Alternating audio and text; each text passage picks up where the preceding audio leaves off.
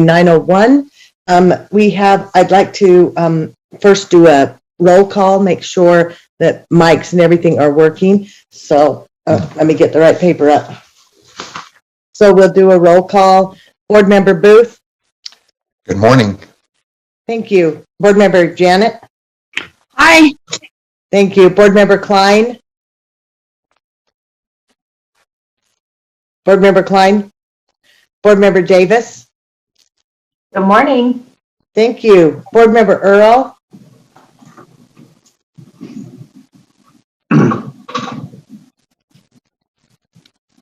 Board Member Earl.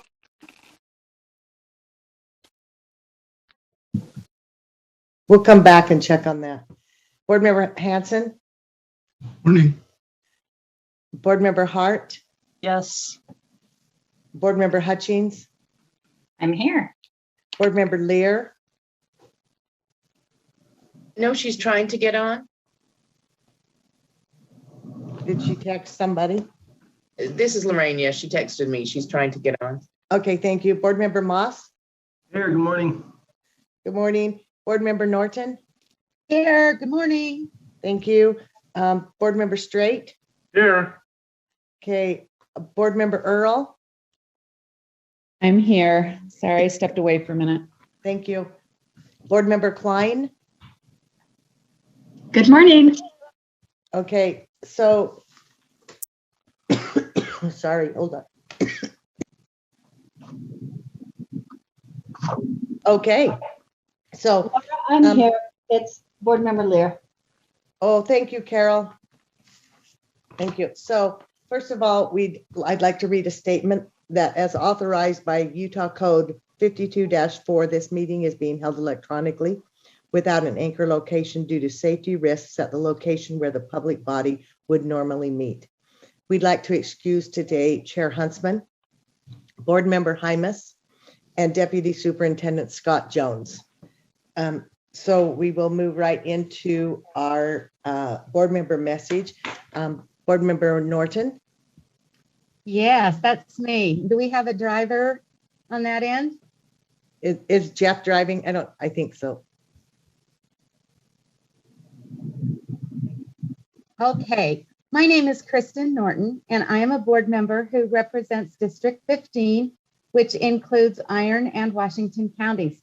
I'm a classroom teacher in St. George, where I teach 5th grade. Today, I want to share a portion of one of my favorite books that is also a book that my students found very entertaining. I have used this book to teach both language arts and visual arts. The title of this book is appropriately Zoom, and it was illustrated by Istvan Banye. Next slide, please.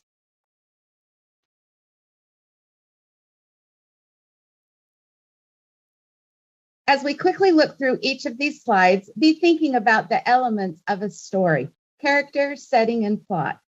This first page is a clue to one of those elements. Next slide, please. As a reader, would you think that this rooster is a character or part of the setting? Do you have a better idea of the setting? Next slide, please. Maybe these are the main characters, or is it still about the rooster? Next slide, please. Next slide, please.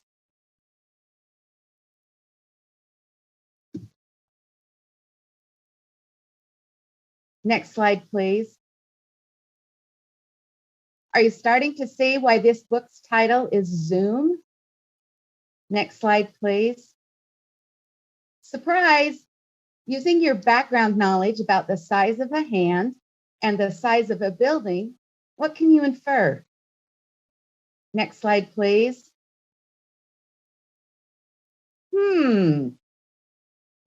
Next slide, please. Oh, what do we notice at the top right corner? Could that be foreshadowing another surprise? Next slide, please. Looks like it. Next slide, please. Have your thoughts changed about the setting, characters, and plot of this story? Next slide, next slide, please. We're going to stop here. There are many more pages of twists and turns that will surely delight you, but I want to talk for just a minute about the illustrator's use of perspective. With each turn of the page, our view changed. We gained new insight and we were able to see a broader view. I grew up surrounded by athletics. As a byproduct of that culture, I'm very familiar with ESPN. Next slide, please. The other day, I was driving to work and I was listening to Mike Greenberg. Greenie, as he is best known to sports fans, was talking about growing up in New York. He did well in school, was a happy kid, and loved pretty much every part of his life, except he had one thing he really, really, really hated. It was his nemesis, something he found despicable, his number one arch enemy. It was, next slide, please, the Boston Celtics. He hated the Celtics. Next slide, please.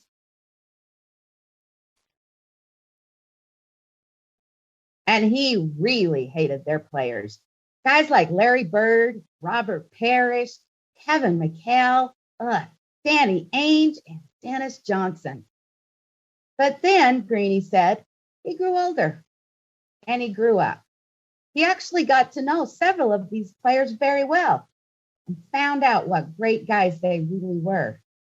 He had opened up his view, allowed new information in, and it changed his perspective. Next slide, please.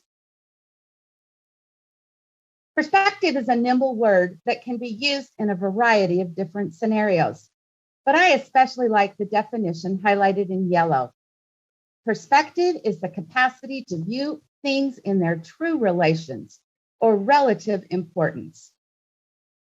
As many of you know, the election cycle can be very tough, but there were many silver linings to the dark, cloudy days.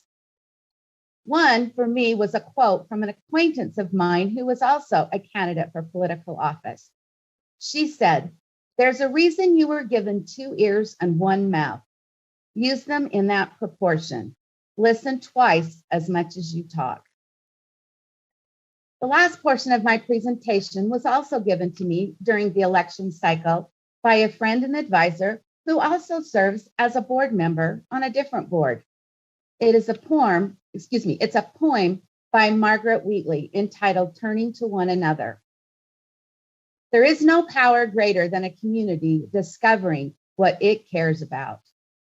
Ask what's possible, not what's wrong. Keep asking. Notice what you care about.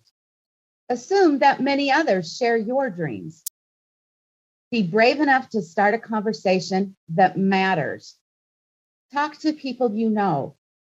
Talk to people you don't know. Talk to people you never talk to. Be intrigued by the differences you hear. Expect to be surprised. Treasure curiosity more than certainty. Invite in everybody who cares to work on what's possible. Acknowledge that everyone is an expert about something. Know that creative solutions come from new connections. Remember, you don't fear people whose story you know. Real listening always brings people closer together. Trust that meaningful conversations can change your world. Rely on human goodness and stay together. As we close out this Zoom period of our board history and come together later this month, it is my hope that we can truly listen to one another. We can value the different perspectives that we all bring to this table, that we can learn about one another and the extreme diversity that shapes our hearts and minds, that this diversity can be the catalyst to create an even better educational system for the state of Utah and for our children. Thank you for giving me the opportunity to share this message, and I look forward to meeting all of you in person. Thank you. Thank you. If we could applaud loudly, we would. Thank you so much. And thank you for taking the time. I love that Zoom. That was actually very fun. I haven't seen that book. It's a great book. Thank you so much, Board Member Norton. Okay, we will move on to our education highlight. Jeff, are you going to introduce this? And before Jeff does, just a reminder, board members, this is just a presentation and it's not a question answer time for the board. It's a presentation. Thank you. Great, thank you. Jeff Van Holten, Director of Public Affairs here for the State Board of Education. Excited to be here today on this beautiful June morning and excited to introduce you to Joe Backman, who's here. And he's going to share with you some exciting things that are happening in Alpine School District with math. I'm always excited when we can get excited about math. So I'm going to toss it over to Joe, and Jerry, if you could give Joe Backman screen sharing rights, he has a PowerPoint. Good morning. Thank you so much, Jeff, and each of you, thank you so much for having us. We're really honored to be here. Okay, here we go. Share my screen. I first want to just recognize our district math team that's also on this Zoom with us, and our district leadership and their incredible support, as well as Shannon Olson, the math team, and the STEM Action Center, who've been a huge support to us in our mathematics here in Alpine. I also just want to thank each of you board members. My grandpa, LeGrand Pollard Backman, was the board president in Utah for 20 years at the state. And I am grateful for each of you and the incredible work and sacrifice that you do to lead and serve education here in Utah. I want to start, I want to start with a video about math. And want you to reflect maybe on your own experience with math as you were growing up, and also of a child, your child, a grandchild, a neighbor, anyone who you love as you watch this video. How do you feel about math? I'm not good at math. I just don't get it. It makes me kind of feel uncomfortable. When I get called on in math class, I feel scared because I'm afraid I'm going to mess up the problem. My brain just doesn't think anymore. It doesn't think straight. And I just go like, okay, what do I do? I have no idea what to do. Math makes me feel stupid. Scared that I would answer wrong or get laughed at. I'll never be able to do this. Scene 16, take 1, marker. I'm still learning who I am, but I'm good at forming my idea of my own potential. And if I think I can't be good at math, I won't be. But math is everywhere. Math is a basic life skill. Without math, I could get left behind. So help me know that limits don't exist. That math isn't beyond my reach. And my potential can take me anywhere. That with hard work and the right mindset, I can grow. Because math esteem is self-esteem. With math, I can be a fashion designer, a doctor, a computer programmer, a wildlife biologist, a teacher. With math, I can be anything. And find out how you can implement growth mindset strategies to improve your students' math esteem. So I can have a fighting chance to become who I want to be.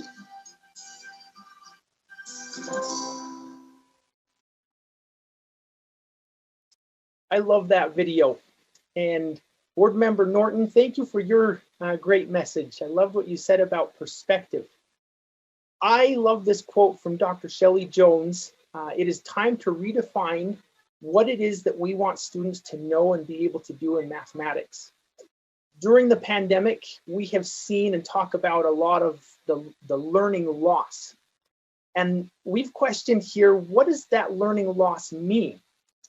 And this is a perfect time to redefine and have a different perspective of what math and what learning really is.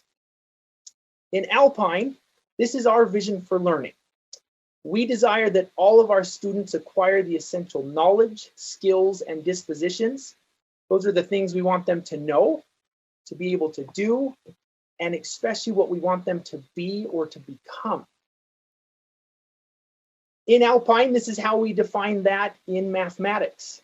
This is our vision for learning mathematics, helping students to truly feel empowered to learn mathematics, that they have the knowledge, deep content knowledge, but also that they have these skills and these practices, that they can make sense of problems, that they can reason, that they can productively struggle and persevere through whatever problems come their way, as well as their math identity.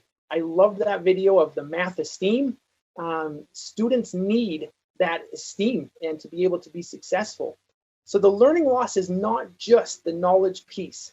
Absolutely, we know we need to do things there, but let's take this opportunity to redefine, to even disrupt what's happened with traditional math and really look at how we can help students to have that deep math esteem and their practices and their work. Our work really is focused on having more productive beliefs as it comes to mathematics. The unproductive beliefs are much more around the line of a teacher is the authority, they disseminate knowledge, students be quiet, memorize, just do the algorithm, probably what you experienced as you grew up, that traditional approach. Whereas this productive beliefs is much more focused on the students, helping them to think, to empower them to be problem solvers, to reason, that they are collaborating, they're thinking. And if they do that, they'll learn instead of just being told what they need to learn there.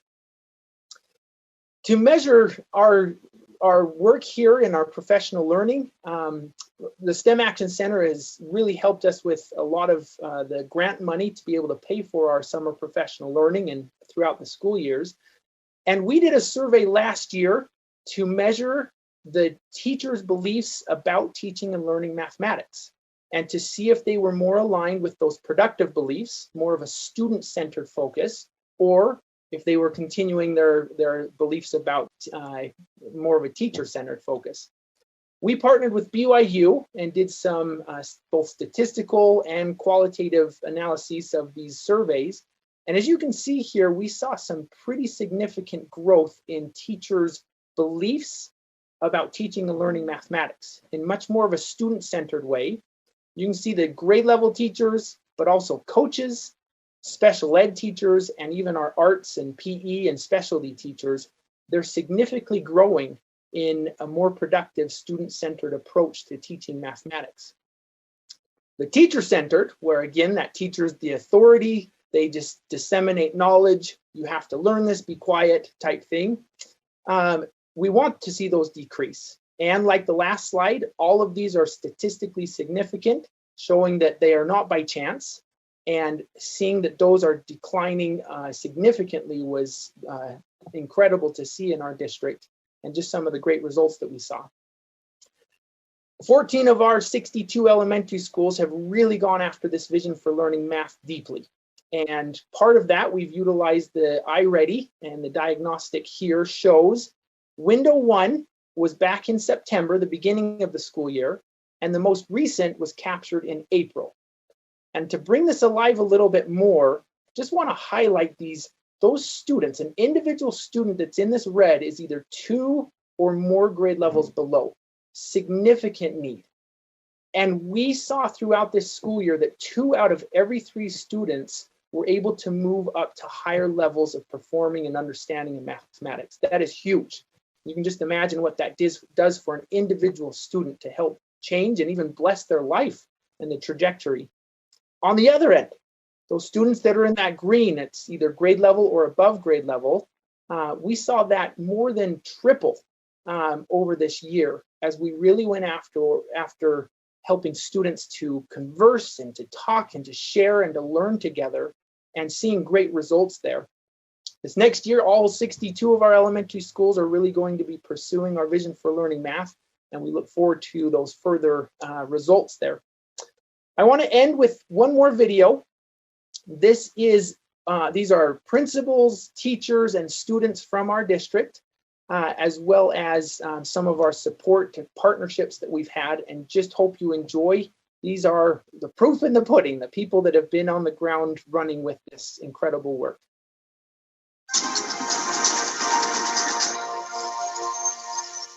When you're collaborating, you hear everyone's ideas, and if you didn't have a great idea, or you thought yours was great, but then you can add something on from someone else's idea, and it will make it better.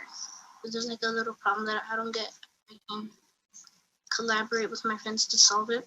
We started to notice a shift in how kids talked about math, not just during math time, but on the playground. And it wasn't just things like, what did you get on the math quiz?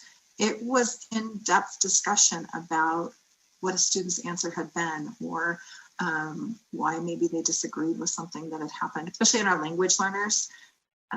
This way of teaching math makes sense, and to kids, it makes sense. And they are getting a deeper level of understanding, and it's improving their academic language. It's improving their ability to perform in other content areas. It's building their confidence. Classrooms are a safe place to make mistakes and to talk about mistakes and to understand why it was a mistake and how to do it differently.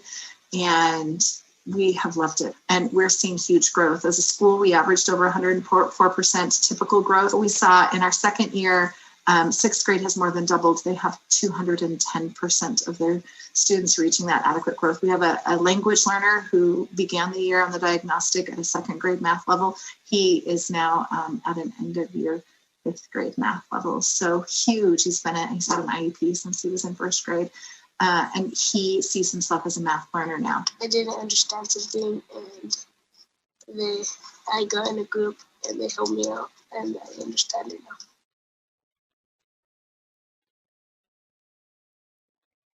I've been very impressed with the work going on in Alpine and the comprehensive nature of your vision for learning mathematics. In fact, I've already shared it with a couple other districts that I've been working with as really an exemplary model of thinking about how to frame the work of a district around mathematics.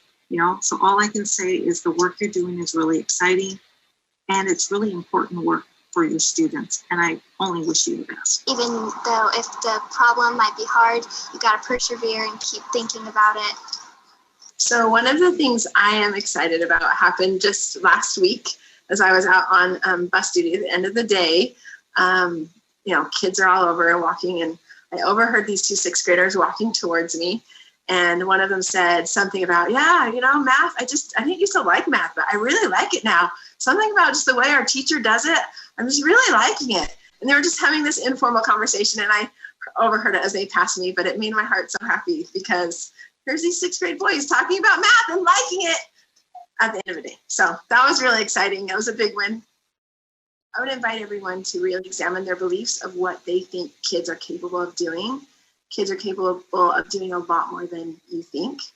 Give them the chance to show that they're mathematical thinkers, and they will surprise you. Are you a mathematician? Yes. My teacher asked me to do a problem. I do it, and if I fail, I try to get the right answer after. We can do team stuff together. So if I don't get the right answer, they can help me get the right answer.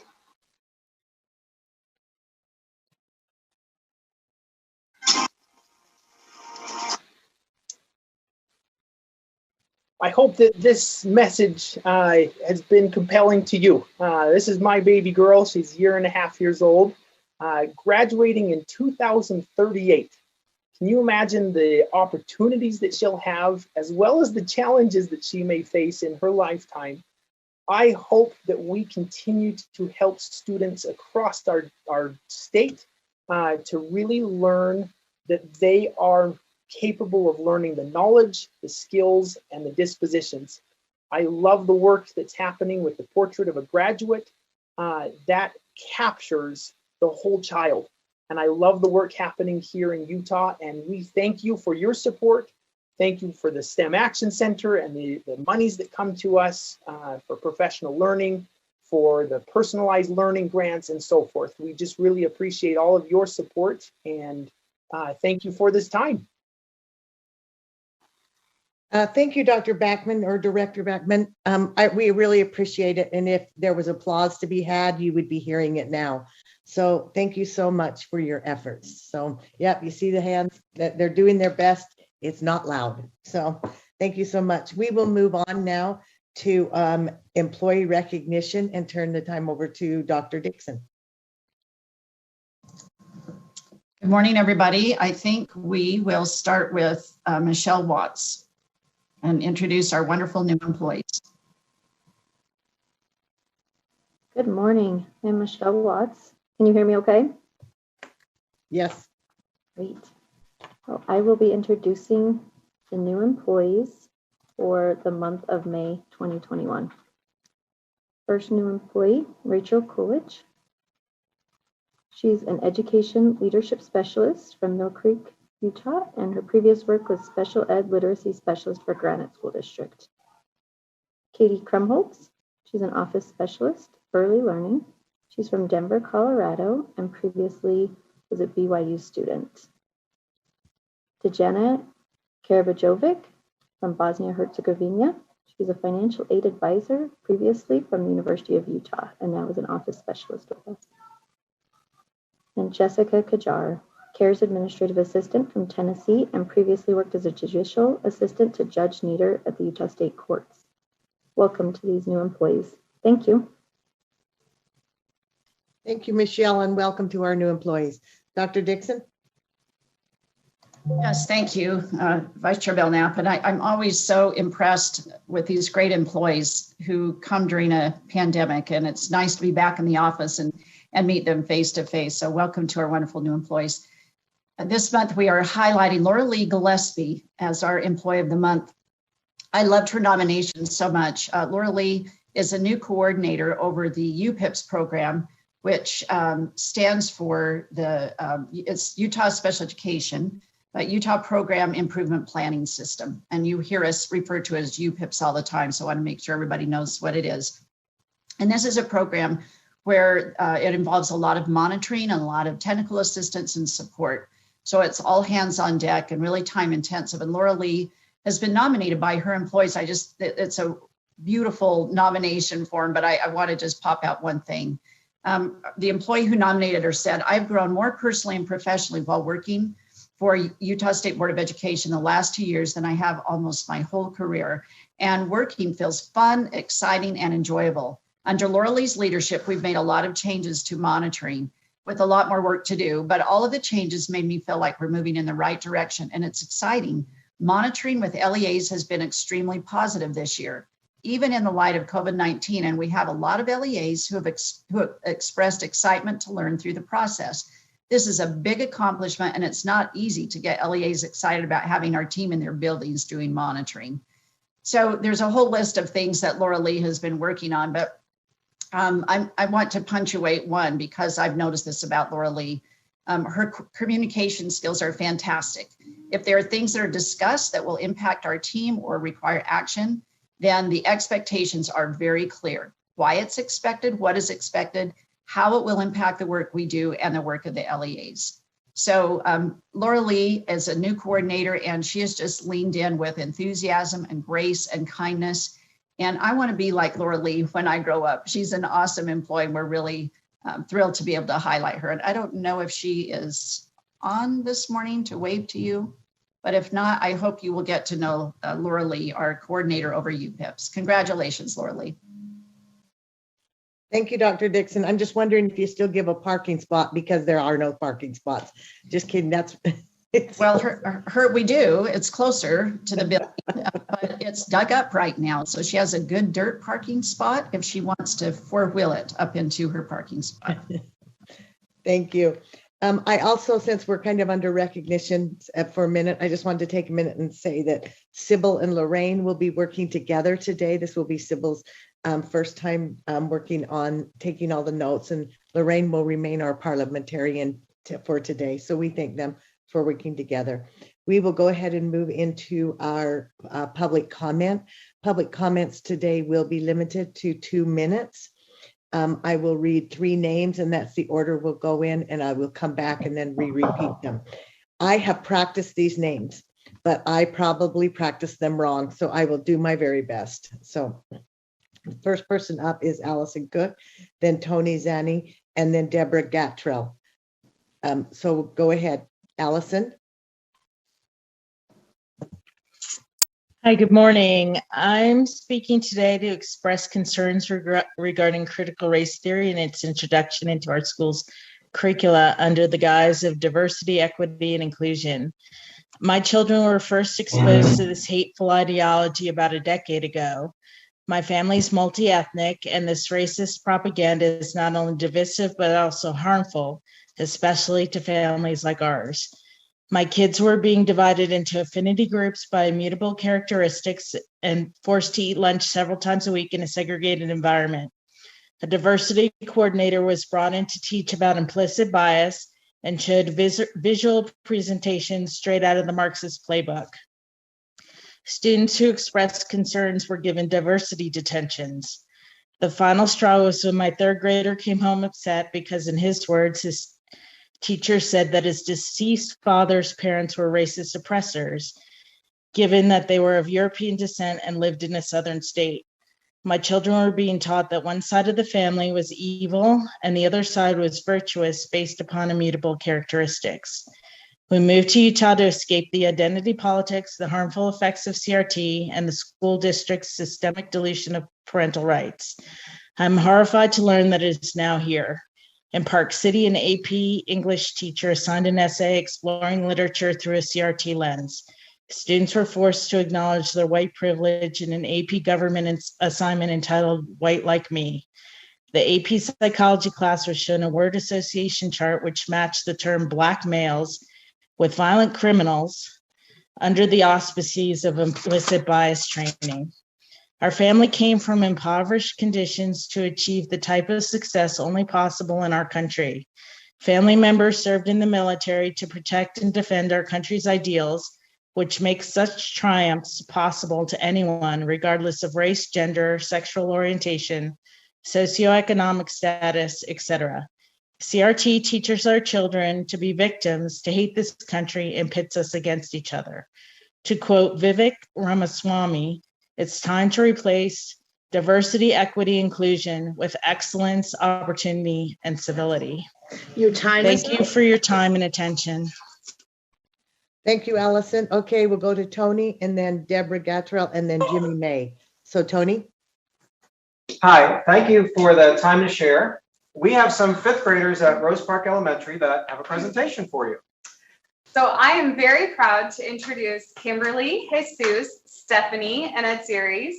And I'd like to turn the time over to them to present their ideas about discussing racism in schools. Why we should talk about racism? I think we should talk about racism in school because if kids learn about racism, they may learn that it's not okay. Also, people should confront their bias and schools can help you with that. Another thing is schools should help spread around anti-racism. I believe Black Lives Matter. I think we should talk about racism in schools because if kids never learn what's right and wrong, it will continue for years and years. You have to confront your biases. Just because you aren't used to people with different races apart from you doesn't mean you need to treat them differently. If we talk about racism in school, children will understand that racism is wrong. I believe Asian lives matter. I think we should talk about racism in schools because if children don't learn about it, they would not know that racism is not to people that are different colors like Hispanic, Muslims, and more. But if children don't get taught this, they would more likely not know about it. And if they don't learn about it, it will most likely affect higher rates of racism. I believe the Hispanic lives matter. I think we should talk about it because 1 year ago, 2020, there was a lot of Black people getting killed by cops, random people, more like them. So that's why we have to stop it. And schools can help us learn what's going on in the world. And plus, a lot of people are getting bullied about their skin color. Schools can help us stop racism. We hope you'll continue having public comment on Zoom. This gives a voice to students and educators who are usually busy teaching and learning while the state board is meeting. But our students and our educators deserve to have a voice, but we can't always go over in person. So when you go back in person, We hope you'll continue giving us this opportunity, and thank you for letting our fifth graders present their ideas to you. Thank you. Thank you. Thank you. Thank you, Rose Park Elementary and Tony for that. Deborah Gatrell, Jimmy May, and then Katie Johnson. Deborah? Good morning, board members, assistant superintendents, and Superintendent District Dixon. My name is actually Deborah Gatrell. It's like a gate to a trail. And I am a board certified teacher, a UTIER Teacher Fellow, alumna, and a social studies teacher out at Hunter High School in West Valley City. First thing I'd like to speak with you about today is National Board Certification. This is the highest credential that a classroom teacher can earn, and it's run through a professional organization that defines and maintains professional standards by teachers for teachers, much like board certification through the American Medical Association is by doctors for doctors, and the work that bar associations do in the legal profession. The process of becoming board certified is incredibly rigorous. Teachers are required to know and demonstrate that they know their students, their content, and their pedagogy of how students learn. And they're masters at managing that and then reflecting on the teaching and learning process with evidence. We have to create portfolios showcasing student learning based on teacher work and teaching through student written work, and then also video evidence of our teaching practice. And it says a lot that the new performance assessment tools we're developing for our new teachers entering the profession are based on that same framework, and it establishes an expectation early on in the profession for continuous reflection and improvement. I'm extremely grateful for USBE support of that program, both through financial stipends. Apologies for the announcement. And his round to check off rooms. He's currently in the elective hallways in that hall. You'll continue to welcome to school around. Where interruptions are a given. I hope that doesn't Thank count you. against my time, but if it does, I'll be brief. Grateful for support of the program through financial stipends for board certified teachers, recognizing that additional work and professionalism, and also financial assistance in the certification process, as well as additional leadership opportunities such as the UTIER Teacher Fellowship, where your teacher leaders in the classroom and in the schools have an opportunity to inform policy and improvement at every level, because if we're not including teacher voices in those policy discussions, we're missing a crucial piece and really shooting in the dark, which is guaranteed to miss the mark, which is where I go to my second topic, just touching on diversity, equity, and inclusion training. I grew up in a military family, and I serve in the military myself. And so I've always had a wide exposure to diverse lifestyles and values. And I have to say that different is just difference. It's not bad. Sometimes that's scary to people. But the fact is, I've learned that many of my students have a very different life experience than my own. And if I don't understand that and have training in how to best meet their needs, I'm just guessing, and I'll figure it out eventually. But there's a lot of kids that get left behind in that process if I'm guessing and have to figure it out on my own. And so That's time. It's vital for us to be trained in best practice, and I ask you to keep that in mind as you debate this topic. Thank you. Thank you, Deborah, and thank you for the correction on your name, Gatrell. Jimmy May, Katie Johnson, and then Rosanna Benali Skagg. Jimmy?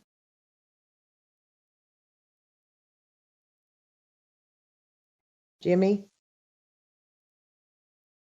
Do you see him on there, Lorraine? I don't, and we did start a little early. He was on earlier. Hi, I had to unmute. Oh, there he Yeah, is. here I am. Thank I you. had to unmute. I'm sorry, I had to unmute on two different devices. My apologies. Before thank my you. time starts, I would just like to say that I really enjoyed the Zoom and especially the math clips presented earlier in the meeting. Very compelling and very encouraging. That having been said, I'm ready to start. Board members, thank you very much for the opportunity to speak today against critical race theory. My name is Jimmy May. I am a Utah resident. Last night, I emailed a presentation to you provided by a whistleblower. On August 19th, 2020, it was the basis for mandatory training delivered to all teachers at one of our schools. Recently, USBE Director of Equity, Diversity, and Inclusion, Casey Dupart, presented to this board and separately to other groups around the state a presentation so extremist that it shocked some of you and likewise shocked many of us here in the community. Yet the mandatory teacher training provided by the whistleblower that I sent you last night contains content that is even more extreme. The following was written by teachers in our district. I am reading it on their behalf, owing to fear of retaliation and the need they feel for anonymity. Quote, "We have been teaching for decades and are well liked by students and parents. We have received commendations and promotions throughout our careers. Some of us have taught in some of the most underprivileged school districts in the country. Yet now we are told that our teaching is deficient owing to the color of our skin. Last summer, under the guise of professional development, we were required to attend 8 hours of, quote, anti-racist training. We need effective strategies for helping our students shine, not strategies for dealing with manufactured biases. Contrary to the trainer's explicit statements, we are neither oppressors nor are we racists. As teachers and human beings, we found this training offensive. It was ideological gobbledygook. We as educators need to spend time teaching, not focusing on one group's opinion of what is wrong with America or society. Our job is to teach children to excel at reading, writing, math, and critical thinking skills, not how to become social justice warriors.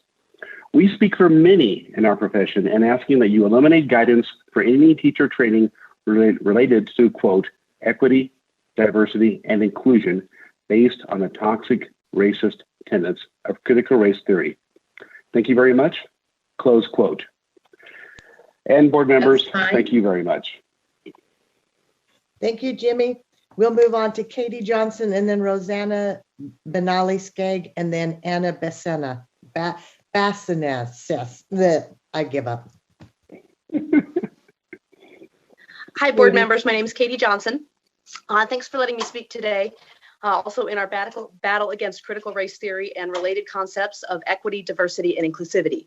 They're very familiar words whose meanings have been changed and weaponized to lull us into passivity.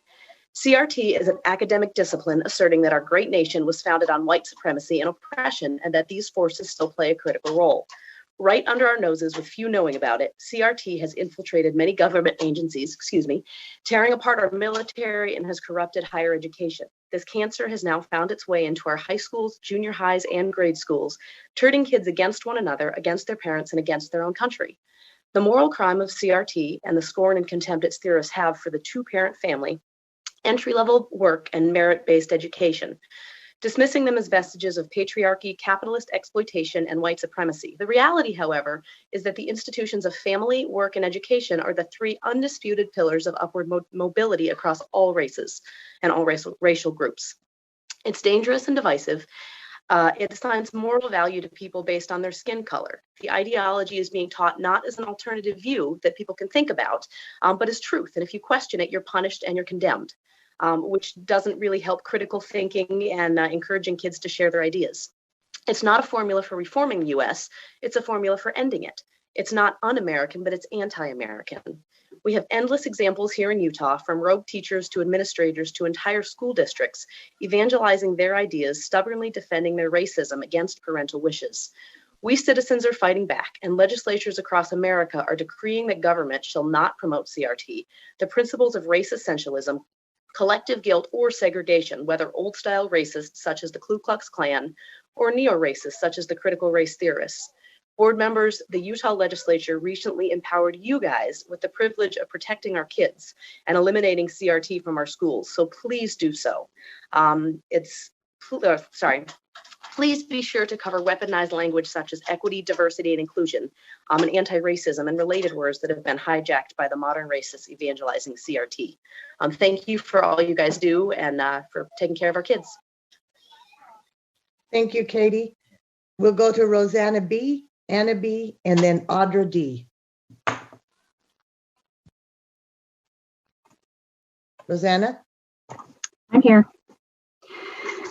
Yat A. Bene, good morning, Utah State Board of Education members and members of the public.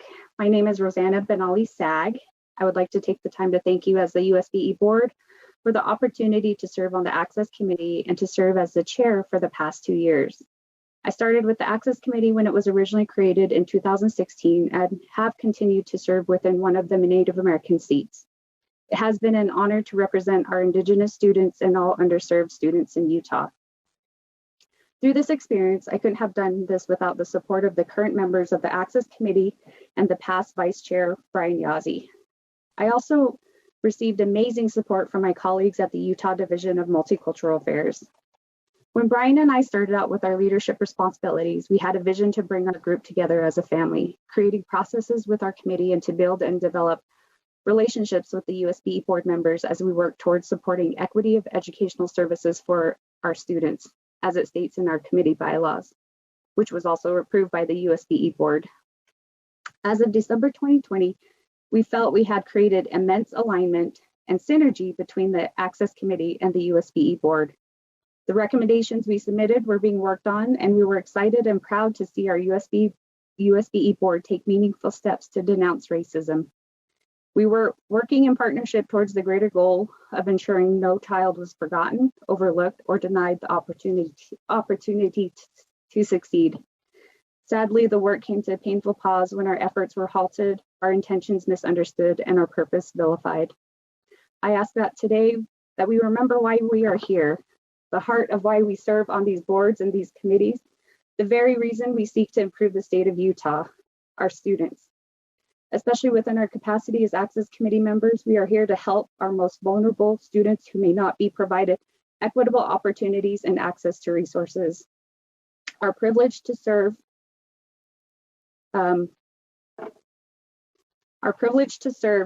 our students is one that we should take into great honor and privilege, and we should also make sure we understand why we are here.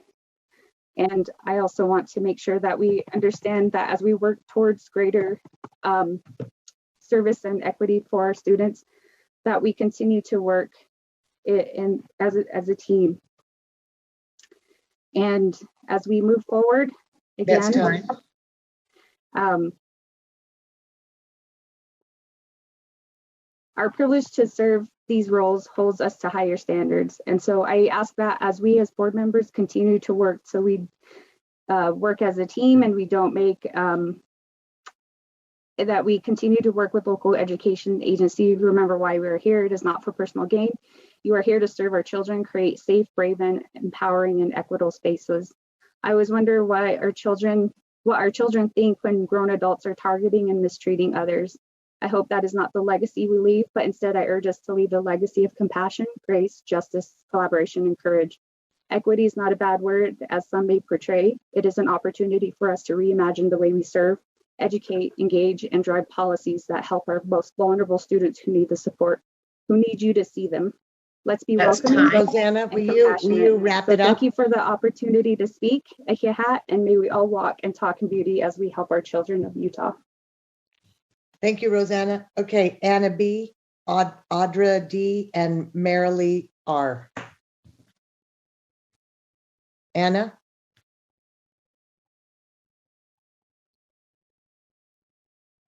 Anna?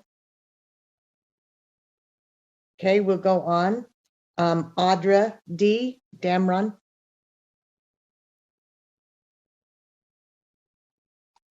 Hello. So good to be on here today. Hello, board members. Thank you so much for the opportunity to share how the National Board certification process has improved and transformed my teaching. I'm currently a special education teacher at Cottonwood High School in Granite School District. I started the National Board process when I taught middle school at Centennial in Provo. We love our Utah teachers. I first heard about National Board at a national conference in California. As a teacher from Utah, I had never heard about National Board certification, but so many teachers shared how they were aspiring to become certified. I could see that national boards created community and alliance on a national level. So often we teachers get caught up in our own little schools and our own little districts, but meeting teachers from across the country who are striving for excellence inspired me greatly. I knew if I was going to elevate my teaching to the next level, I had to get certified. I spent a grueling year working towards certification, but missed it by a few points. I reworked a component while working for an inner city school district in St. Louis, Missouri. As I video recorded myself teaching a group of minority high school students with autism, I was reminded why the certification process is so important. The teaching community is desperate for reflective teachers. The past year and a half of a pandemic teaching has pushed teachers to the brink.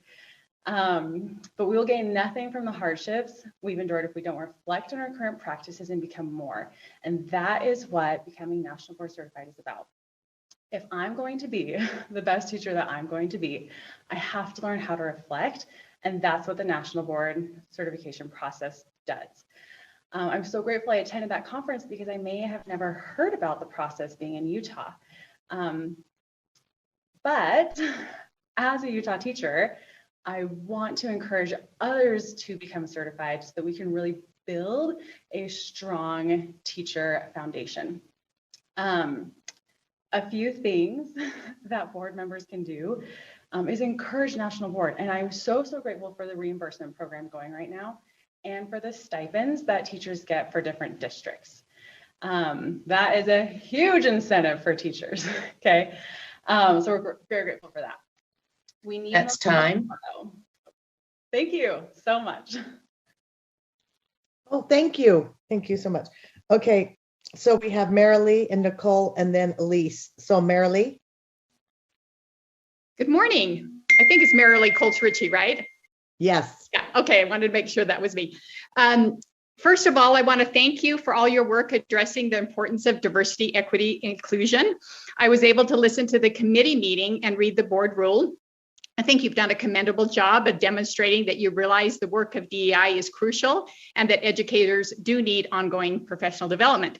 I come to you as a 30 plus years in education. I was a former public school teacher of both elementary and secondary students, with most of my experience working with English learners. I'm a parent of children that attend public schools, and I'm a teacher educator who prepares students for the K-12 setting. I sent each of you an image, and I'm guessing that most of you have seen the equality versus equity image before. I'm just wondering if you have seen the reality and justice frames. Not everyone listening to this sees this, but all the board members have a copy of that. Based on your value system, what image resonates with you and why? How does it align with your values? What educational systems and/or practices align with each? I'm here today because I want to contribute to creating not only a more equitable school system for all children, but a just one that reconciles the way that Black and Indigenous and people of color have been made to stand where they can't see and where they don't have access. In Utah, data shows that Black, Indigenous, people of color have not fared well as the white students in areas of graduation, AP courses, unfair discipline practices, college enrollment, etc. It's interesting that critical race theory has been so controversial, as my experience working with pre-service and in-service teachers and from what my children tell me is that it is rarely, if ever, taught in public schools. But remarkably, what using CRT lens does is it illuminates that fence so we can see what systemic barriers are in place that impede access for those who haven't had it. It exposes how racism is embedded in systems, policies, and laws that goes beyond individual prejudice. It helps us realize if we understand the systems, we can work to change the systems. This empowers all of us. It doesn't victimize us. I want my children to learn from teachers with this understanding, and I want teachers to get the professional development they need to dig deep. Thank you all for promoting ongoing DEI. I know that when I learn DEI, I continue to be expanded, especially when I engage with humility instead of defensiveness. Thank you. Thank you, Marilee. We'll go on to Nicole S., Elise A., and then Haley A. Nicole? Good morning. My name is Nicole Wilson Steffes, she, her, hers, and I'm a teacher, a PhD student, and adjunct professor. Thank you for providing an opportunity to comment and address the board. There has been much confusion in public discourse and amongst board members about critical race theory and equity efforts in education. As a scholar, I must clarify some necessary points. CRT is a framework that is used to help us understand why racially minoritized inequities exist in our society and how to eradicate them. This academic and legal framework examines how systems, policies, and the law continue to perpetuate systemic racism. One way this frame is useful in education is to examine the unconscious biases that cause white teachers to punish children of color more frequently and severely. This is particularly evident in our state as students of color are disproportionately suspended and expelled. In addition, CRT is used to reevaluate the predominance of curriculum that excludes the history and lived experiences of Americans of color and imposes a white dominant narrative of history. There are no euphemisms for CRT. It is not in replacement of or the same thing as diversity, equity, and inclusion trainings, professional development, or education. Banning CRT and/or utilizing language that prohibits this is violent. Please do not fear CRT because of misconceptions perpetuated by biased media outlets and violent language by some elected officials, some of which are on this call. Racism is something that white people have the privilege of learning about, while Black, Indigenous, and other people of color experience this every day of their lives. Students must be seen, heard, valued, and celebrated. They deserve to see themselves in the curriculum and be supported by teachers that value their insights and honor their culture, race, ethnicity, language, sexuality, and gender. If we decide to add more policies, laws, and rules that limit how we center students, they will continue to be harmed by a system in which they could heal, learn, and grow. Thank you, and Black Lives Matter. Thank you, Nicole. We'll go on to Elise A, Haley A, and then Kara G. Elise.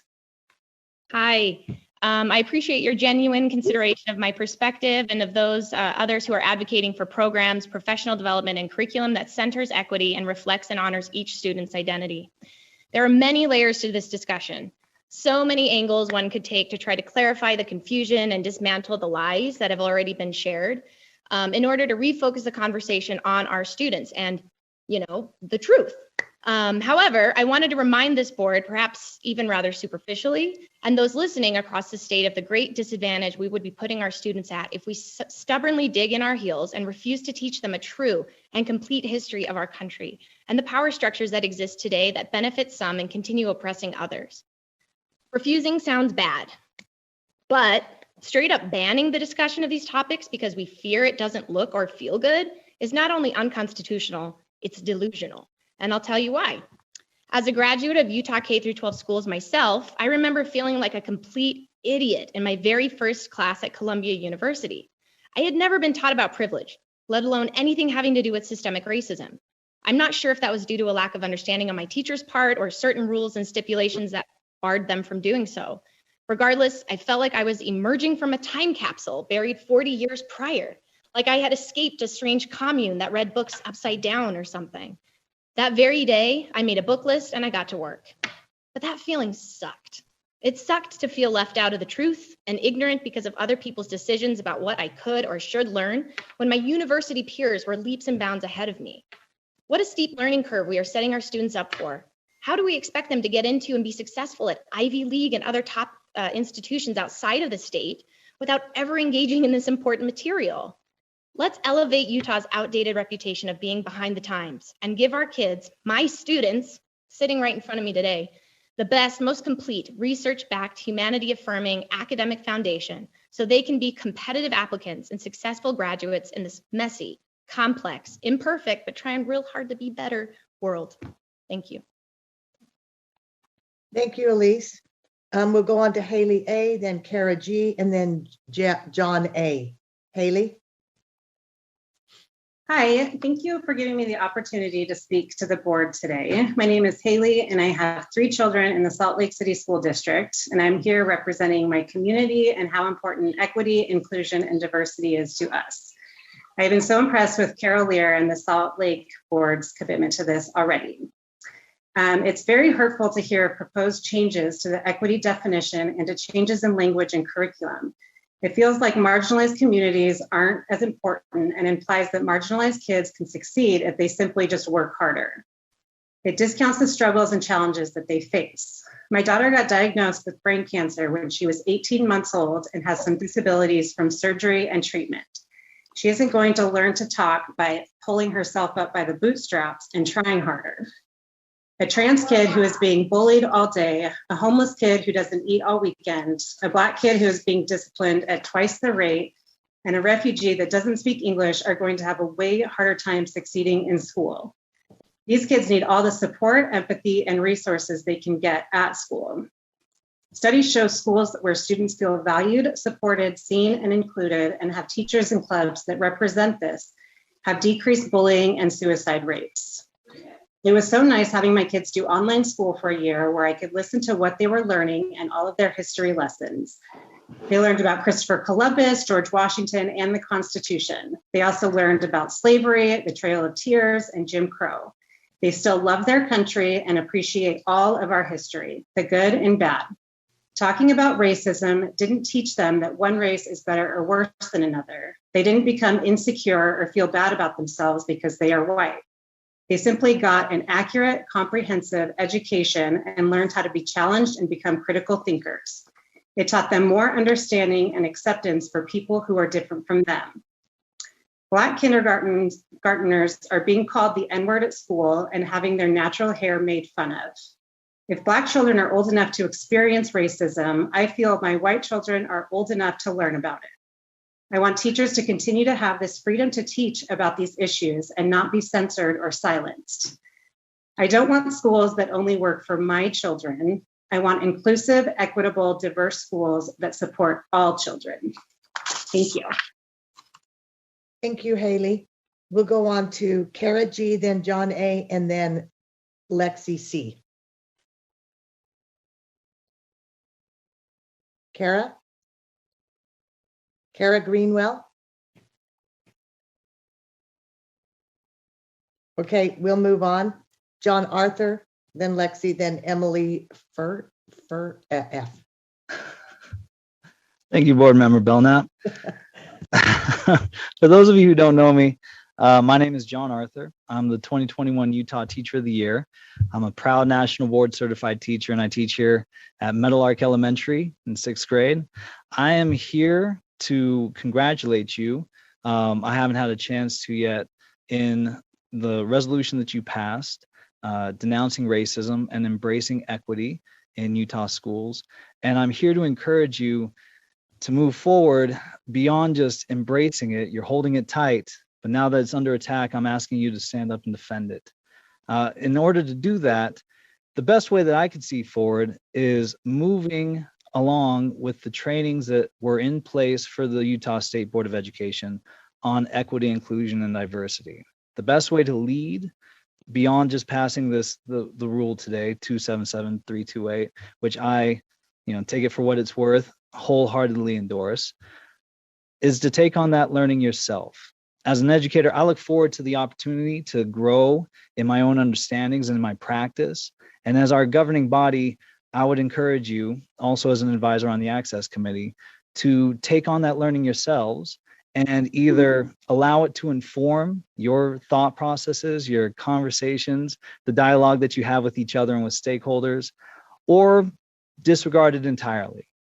But just allow yourselves the opportunity to experience it, to hear what the other sides have to say, to maybe take on a perspective that you're not familiar with, that you haven't been exposed to, and then also allow us as educators to have that same experience, because those perspectives that you're going to see in that training are there in our classrooms. When I look out at my students, I see the faces of the kids that also show up in these presentations, and I understand better both why I need to support them, how I need to support them, and the things that they're up against as they're growing up in our society.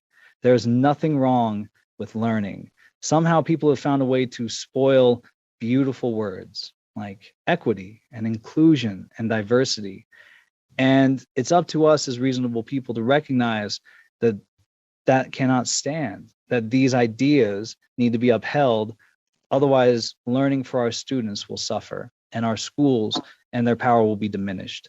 I thank you again for the work that you've done, and I look forward to the work that you're going to do today. Appreciate the time. Thank you. Thank you, John. We'll go on to Lexi C, Emily F, and Katie N. Lexi? Good morning, Utah State Board of Education members and USBE leadership. The Utah Schools Superintendents Association believes in advocating for all children in public education. We always welcome the opportunity to work collaboratively with the Utah State Board of Education and know that by working together, we can provide meaningful experiences for students and teachers. You have been reviewing standards for curriculum that addresses educational equity. We would like to be a part of this process and partner with you as you create rules and procedures that have a direct impact on our schools and districts. In reviewing R277328 Educational Equity in Schools, LEAs and local boards of education may be tasked with several things, and we are concerned that we have not been involved in any discussion about the new requirements. We ask that before adopting R277328 Educational Equity in Schools, you work with a variety of stakeholders. We also ask for an opportunity to work with USBE staff and members of the board. USSA understands that you have a monumental task in front of you in creating a new rule that addresses educational equity in schools. We also understand that you cannot please all stakeholders. We want to be a part of this discussion and process. We want to partner with you on this, not be excluded from the process and then required to implement the rule. Please know that we are ready to work with you and assist you in the work that you are doing. Thank you for your leadership and your service to the students and schools of Utah. Thank you, Lexi. We'll go on to Emily F., Katie N., and then Heidi M. Emily? Hello, can you see me? Yes. Okay, very good. Good morning, my name is Emily, and I have been an educator in Utah for 15 years. I have worked in many schools from Willard to North Salt Lake, and I would like to share today for just a minute about the importance of equity in our schools. Every year, I get 25 to 30 bright new faces. And as I begin testing and getting to know my students, I start the process of trying to figure out what each child in my classroom needs. Maybe Sally needs a small reading group so I can get her caught up in reading. Jack might need some help in math. And Matt needs a little extra love and attention from me. It is my job to figure out what each child needs. The individual attention that I give to Sally and Matt and Jack, it doesn't take away from the rest of my class. It raises my class. Everyone in the class is raised when each child is raised. Another thing, this is equity. When we are looking at all of our students and all of the needs that our students have. Another thing that I would like to address is to urge the board to please emphasize the importance of diversity, inclusion, and equity trainings for teachers. These trainings give teachers the skills and understanding to teach all of our students skills that they deeply need: empathy, perspective, respect, kindness. As a teacher and a mother of children in Utah schools, please continue working on equity in education. Thank you so much for your time today. Thank you, Emily. We'll go to Katie N., Heidi M., and then I believe it's going to be Tracy H. So, Katie? Good morning. Good morning. I'm not mad, I'm disappointed. As an educator, I know I'm not alone. I chuckled a little when I read Dr. Irene Yoon's recent opinion in the Salt Lake Tribune, where she more sympathetically captured what I have been feeling about Utah's current moves around educational equity in our state, because she somehow still has the patience after this brutal year to feel her disappointment kindly and with love. Perhaps it is because Dr. Yoon has experienced this past year at the university level, while I have had the privilege of living out the pandemic in the secondary school setting alongside teachers, students, and families who have already endured enough asinine, uninformed, and frankly idiotic input from our state legislature in regards to public education. While I wholeheartedly agree with Dr. Yoon's reasons for disappointment, USBE's draft of R277328 does sound oh so similar to the wrong-headed language from HR 901 that grossly misrepresents critical race theory, and shows zero knowledge of our Utah core standards. I somehow can't mimic her generous sentiment because my disappointment is exhausted and exasperated. If we were all able to be honest and we were not playing politics with the lives and well-being of our students, I'd actually guess that you all are disappointed too.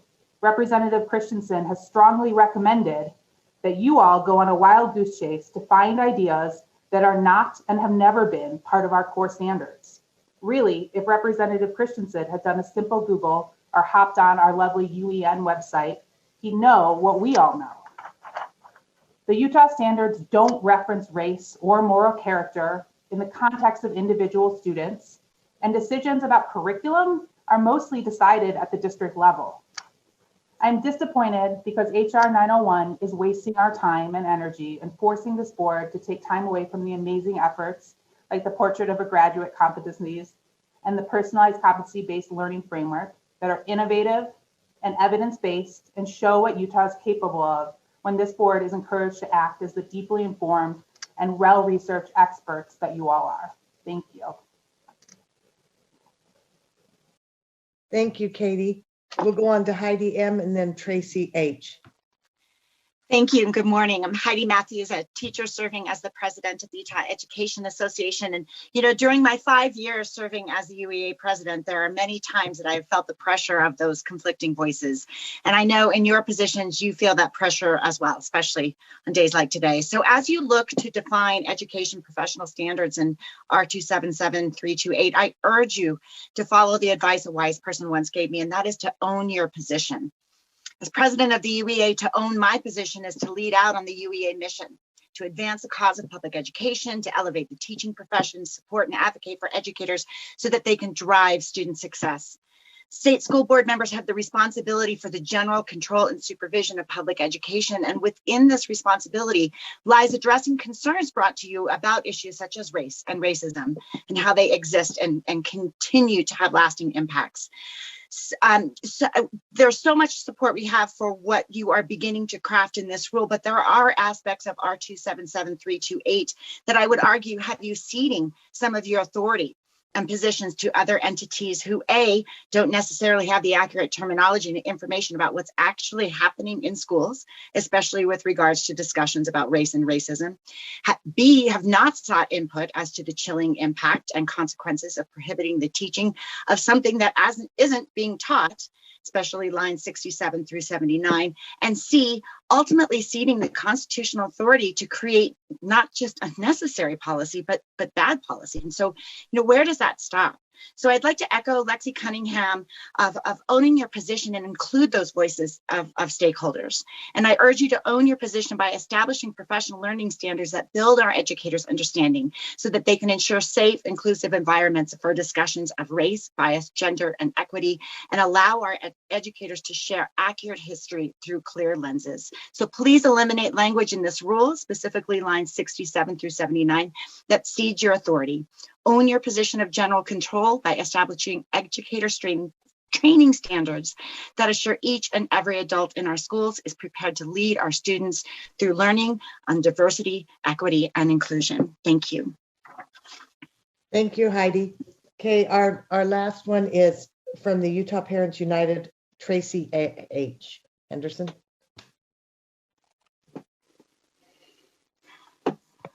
Tracy? Okay, I'm just going to go back to the two that we missed, just in case we started before they were here. Anna B. I'm speaking. I'm Tracy. I'm Steve Henderson. Oh, thank you, Steve. Yes. Go ahead. I'm sorry. Okay. Yeah. Thank you. Yeah. My name's Steve Henderson. I'm a parent. I'm speaking and working with Utah Parents United on issues of equity and equality. And I'm a U.S. history teacher. I've taught high school and middle school English, and I've been a school leader. I have a master's degree in school leadership as well, and really enjoying and engage in this discussion today and about the work to define the word equity. And as you know, from Utah Parents United, there are hundreds of letters and emails and statements you have from parents that are expressing their concern, their feeling that something isn't right. And you've heard some of that today. And I think it has to do with the difference between equity and equality in those definitions. And so, in the discussion, we had something about, we were talking about diversity, and I realized I read here in the dollar bill, it says e pluribus unum. So, out of many, we have one people. And that's a founding idea for the United States of America. And that's reflected in our founding vision document, the Declaration of Independence, as you know, where people are seen as individuals endowed by, given by God, natural rights that come directly from God, life, liberty, and the pursuit of happiness. I think that where parents are concerned is that in the definition of equity, it's a different governing philosophy, a different organizing philosophy. Equity, we teach, we want to see ourselves as members of groups. And when we see ourselves in those groups, we can understand that some groups are oppressed and some groups, or one group is an oppressor.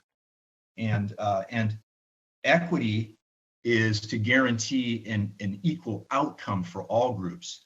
So you see, it's a different kind of an organizing philosophy. One is individuals, where people have rights from God that, and our system is to defend individual rights and protect those, or you're part of a group, and that group needs to work together to make sure we have equal outcomes. I think that ultimately the problem is that for families is that in order to address that, there's systemic racism, a systemic problem that's keeping certain groups down, and people feel like there's an overemphasis on wanting to correct and fix the system, and we're going to throw the baby out with the bathwater. We feel like the story of America is one of improving the systems and not one of that the system itself is racist. So it's a lot to consider. You have a lot of work, and I appreciate you considering the words of the parents, the Utah Parents United. Thank you, Steve. Do we have Anna B. or Kara Greenwell here? Okay, that ends our public comment period. We're going to go on to our authorization of the USDB summer facility projects. Joel, we do have a time certain at 10:30 after this, so I believe you're going to present on this. Superintendent Coleman? Is he on here? He is on, he's just trying to unmute. Hi, can you hear me now? Oh, yes, we can. Oh, good. Thank you. Sorry about that. That's okay. Brief technical difficulty. Thank you, board members. Yeah, this is a brief item, but we just need sort of a blanket approval to allow us to spend more than $100,000 on things during the summer, because we have to move on some things like moving the portable building to St. George and the reconfiguration of some of those rooms, and it still might not be ready in time for school to start. And there's bids coming in for some renovation work inside the small gym area at the JMS building on our Salt Lake campus. With construction costs and everything else, we're fairly certain some of those 2 or 3 projects will probably go over $100,000. And in order to do it or get some of these things moving along, we're not going to be able to wait until the next board meeting you have, which is in August. If you recall, we had to get this permission for the demolition of the Mill Creek building as well earlier this year, and it was postponed 2 weeks, which is going to put that project past the starting day of school. And so the board has a policy. I don't think it's a rule, but it's a board policy that we always try to honor, which is that any expenditure over $100,000, we get the board's permission on that, even if it's an appropriation already from the legislature. And we like those controls. We like the board to be involved and knowledgeable about everything that's going on. And so anyway, in this case, just because summer is such a short season and it's very difficult to get everything done, we just need your permission to do that for some of these larger projects that are already in the works, and we're getting RFPs. Even in the next week. Some of them are closing and we'll be getting bids on those, but we won't have another chance to get them approved. And we can't really wait until August to start some of them. Okay, thank you for that. I would be seeking a motion on this.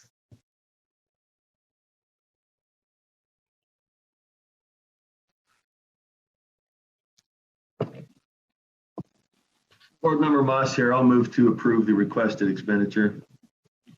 Okay, so Board Member Straight. thank you, Booth. I got Board Member Booth as a second. So Board Member Moss, would this be okay that the board approve USDB's 2 summer projects that may exceed $100,000? Is that correct, Joel? At least there may be a third. Okay, so Board Member Moss, may I repeat this to you? That the board approves summer projects that may exceed $100,000. Is that an acceptable motion, Board Member Moss? So moved. Board Member Booth, are you okay with that motion in clarity? Yes, ma'am. Thank you. Okay, do we have any, Board Member Moss, do you have discussion to your motion? No, thanks. Okay, we do have some questions and discussion. Board Member Lear? Thank you. I may have been a lazy listener, Superintendent Coleman, so I apologize. But did you say that that the money was appropriated, and it's just that the sort of formality of coming to the board, even though it's even though you have money available and it's already been funded? Is that an accurate? Yes, it's funded and it's already been approved by the board as part of the overall budget, but we also get approval when it's time to execute each project in addition as an additional control. And for the 2 portables and the little gym project, we're just asking if we can forego that final vote of the board.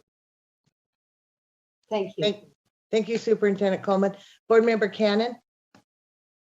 I think you just answered my question, Joel. I was just wondering if you could enumerate the projects so we aren't voting blind. Yes. Superintendent Coleman, you want to respond to those 3? Yes, one is the Mill Creek portable, where we're demolishing the existing portable and replacing it with a new one that was funded by the legislature already, and it's in our budget. Second one is the portable that was given to us by the state recently, and we're moving it to St. George and reconfiguring it to provide 4 additional classrooms. And the third is the small gym at the JMS building in Mill Creek, or Mill Creek City, but it's on our Salt Lake campus, to renovate that, to make more classroom space out of the gym and to make it flexible. So we can still use it as a gym, but we can use it for some secondary classes too. Thank you, Joel. Thank you, Board Member Cannon. Board Member Hanson? Thank you, Chair. Some of my questions have been answered. I just didn't see anything in backup for this, and I'm at a little bit of a disadvantage today because I'm having problems with the board view of Civic Clerk, but I didn't see that any backup had been prepared. I also didn't see a not to exceed number or anything like that. I'm really uncomfortable. Just, I mean, if we're going to vote, it ought to mean something. So I'm uncomfortable without some information on this. Is there a not to exceed that we're looking at here, or we're just giving you carte blanche to go over $100,000? Yeah, you're just allowing us to do that. It's not to exceed our budget, which obviously if the costs are too big, we won't be able to do other things. So we still live within the financial parameters. This is just a threshold that the board has set, that right before we execute a project, you get one final vote on that. So there's not and the backup documents are not here because these RFPs are still out, so we don't have the contract yet. We can always not execute them if we don't have the budget money to do it.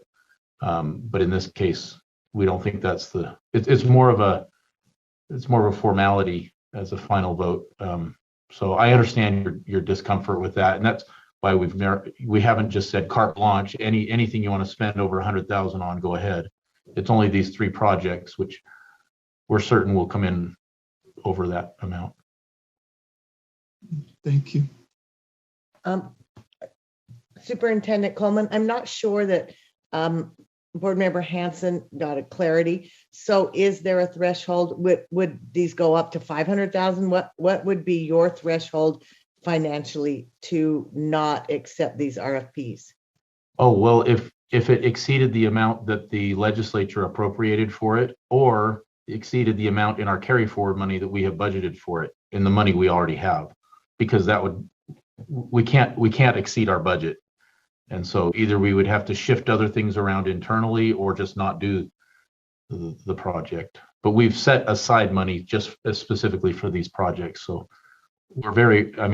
we just can't exceed our budget. That's the main control right there.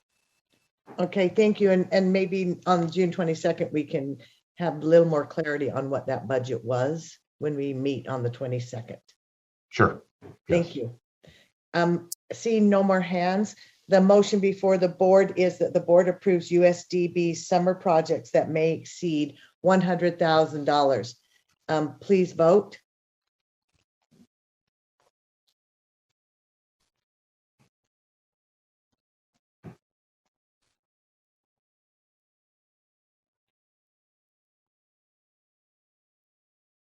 Board Member Straight.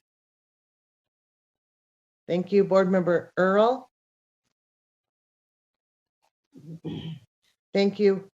The voting is 1 no vote by Board Member Hanson, and the rest are yes votes. Is that good, Sybil? Yes, thank you. Okay, thank you.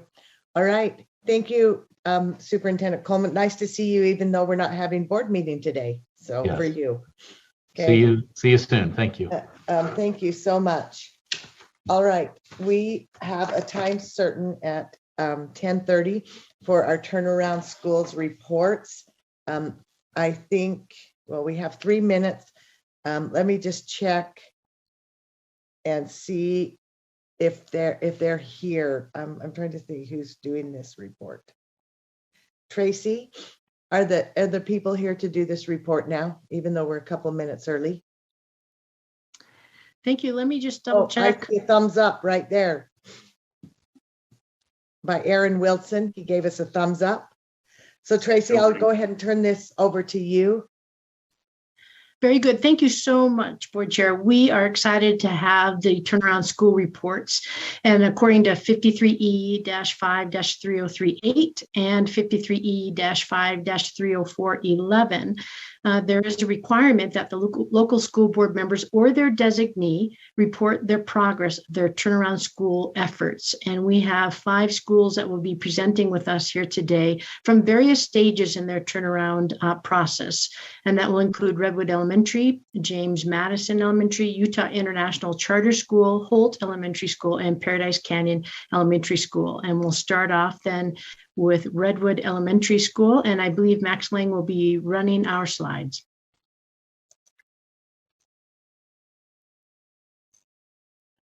Thank you, Tracy. Before we get those up, just a reminder, we have 5 minutes for presentation and then about 8 minutes for board members if you have questions on each one.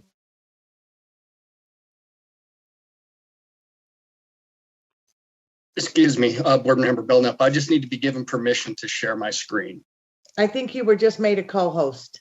Okay, good deal. Thank you.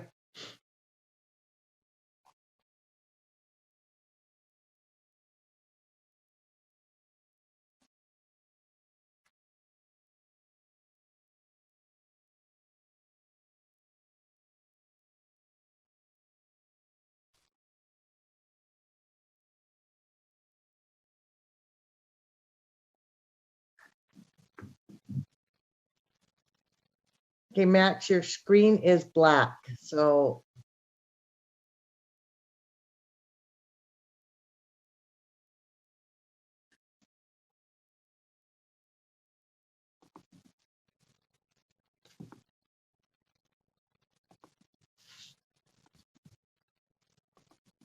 Jerry, do you have any help here? Not unless I can see his screen.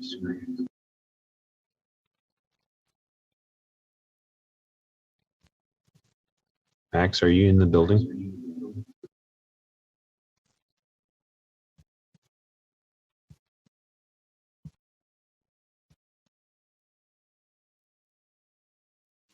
I wonder if he has lost connection. We still have his picture up.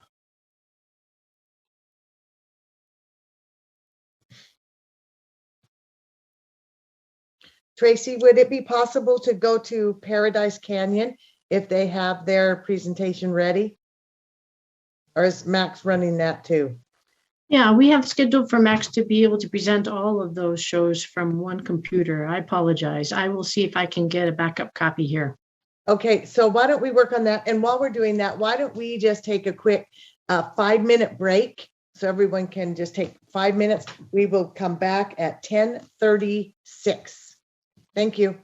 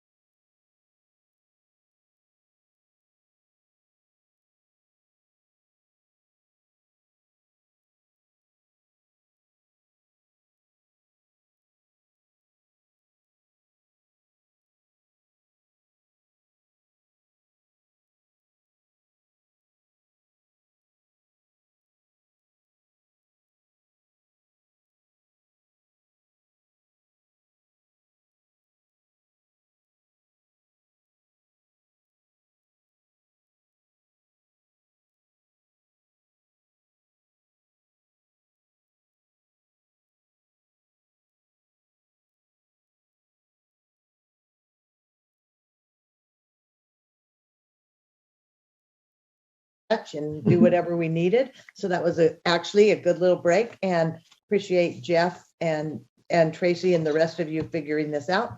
So Tracy, we'll go back to you and we'll start there with the presentations.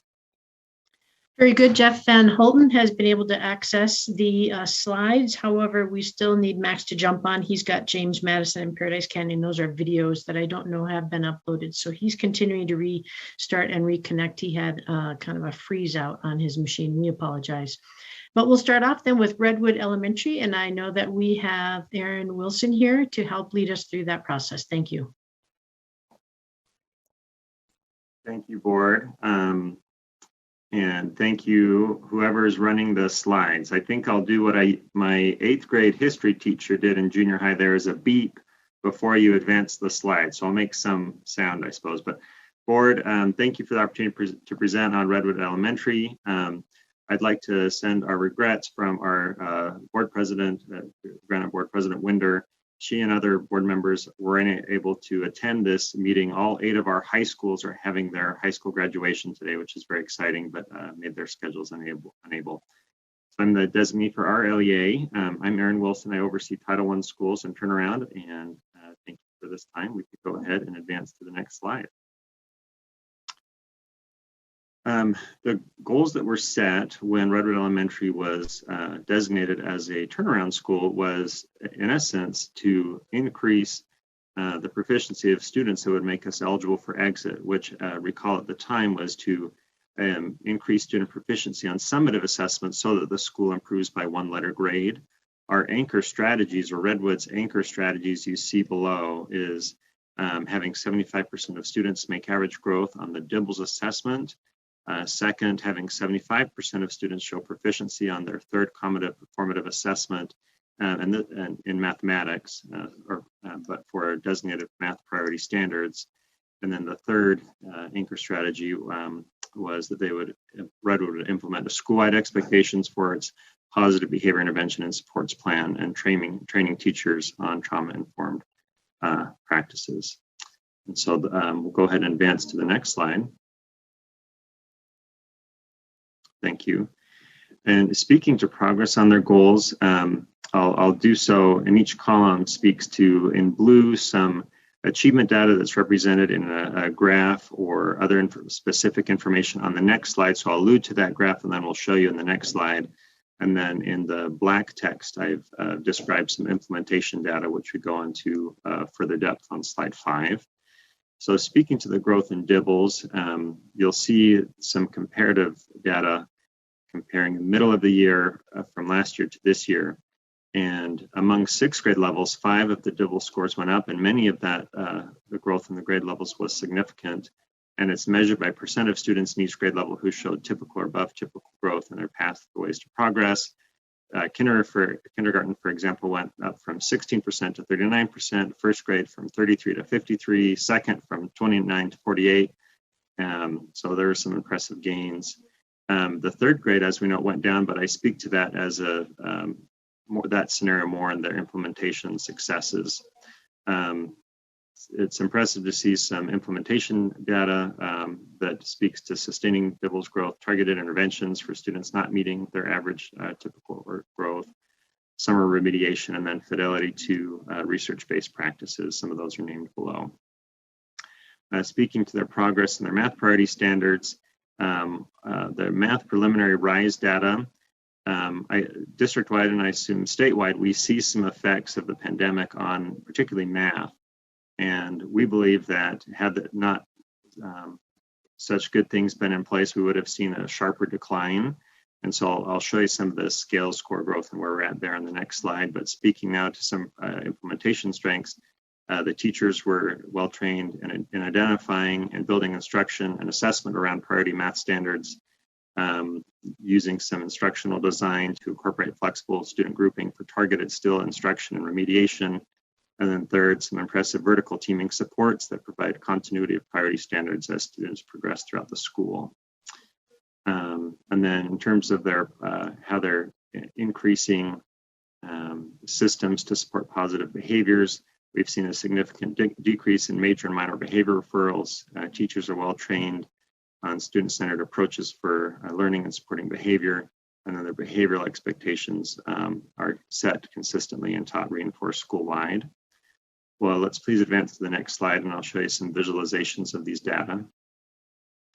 Here we see in the top left some of the DIBELS growth, and again, this is comparing middle of the year growth from last year to this year.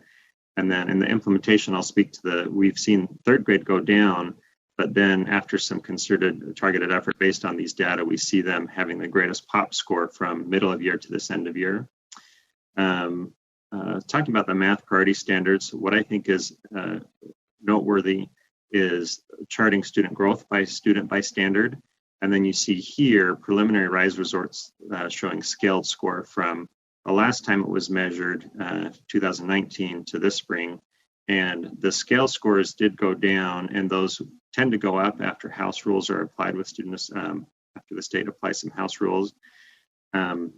And so we wanted to note that in the 2 years and the pandemic in between, the scale scores did go down slightly, but I believe strong implementation data show that we'll rebound soon.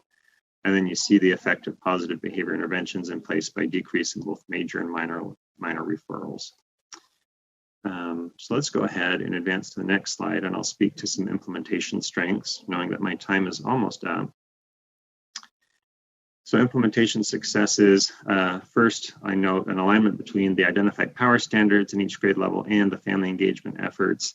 That strong tie-in and vertical alignment has led to parent engagement activities, building parents' capacity in assisting their children's learning, honing in on these power standards written in parent-friendly language.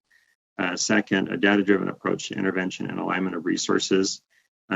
Recall that we found that third grade team, their middle of the year DIBELS growth was lower than all other grade levels. And so because there's a data-driven approach, the leadership team recognized that we really needed to galvanize support around this grade level.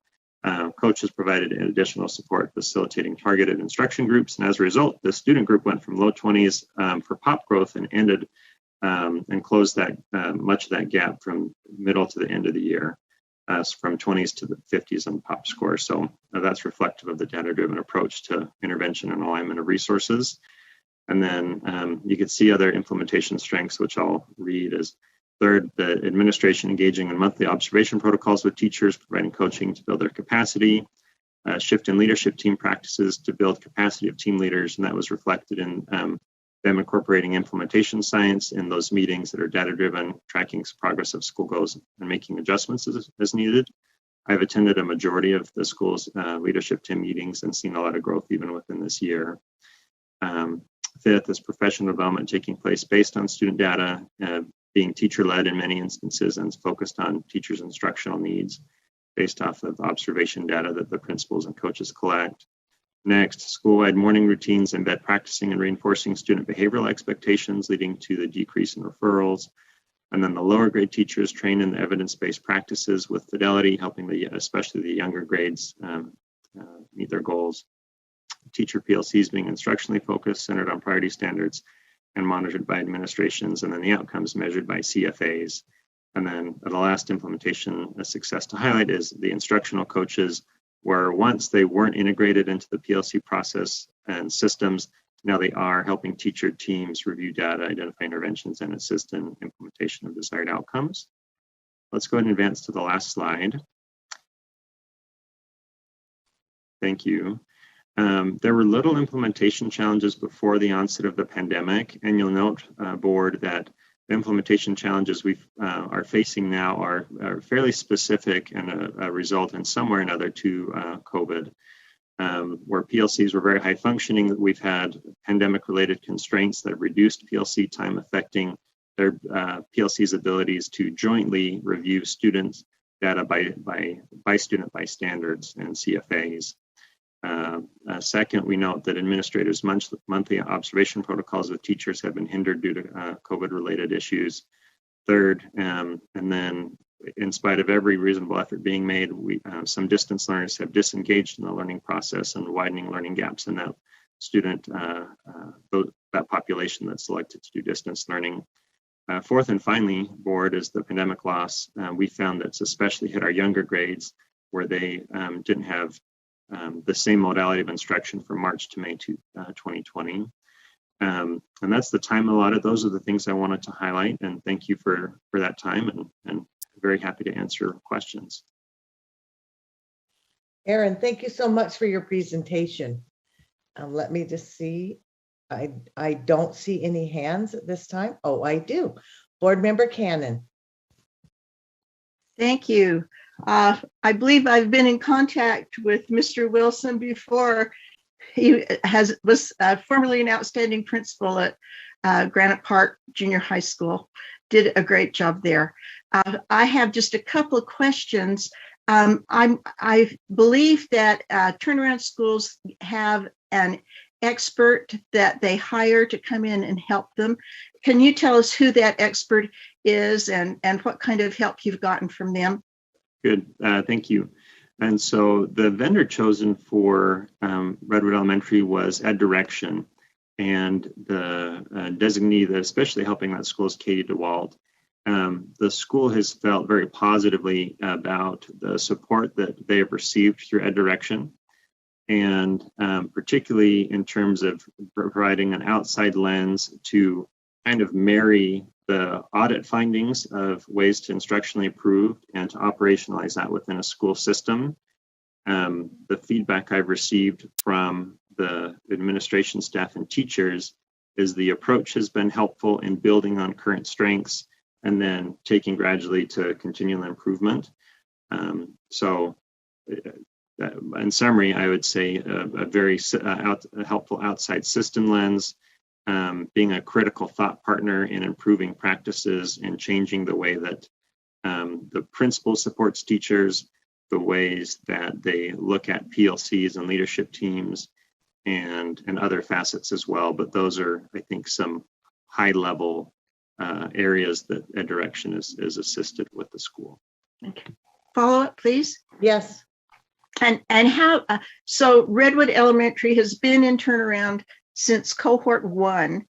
And so that's a few years. How long has Ed Direction been working with you? They were an original vendor. Yeah. Okay, thank you. Thank you, Board Member Cannon. I don't see any other questions, Mr. Wilson. Thank you so much for your presentation today. And so we'll go on to the next presentation. Tracy? That brings us to James Madison, and I'm just checking in with Jeff Van Holten if he has that queued or if it'd be best if I show the presentation. And there he goes. Thank you so much, Mr. Van Holten. And who's presenting today? Julie Nielsen will be the principal, and I'm actually not sure the board member. Let me get that information. Thank you. So Julie, are you on and ready? It looks like we have. I sure am. Oh, that will be great. So if you want to introduce who's here with you, then we'll move on. Yes, so I have our wonderful board director, that's not the right word, board president with us, Jennifer Zendel. That's right. I also have Superintendent Nye, Assistant Superintendent Chad Carpenter, and I also have Executive Director of Equity and Access, that's a mouthful, JM, with me as well. And I also have some UEPC representatives too. So Corey, I saw her on here, and I saw Janet. So a whole team of people. It's great. Thank you. You may go ahead.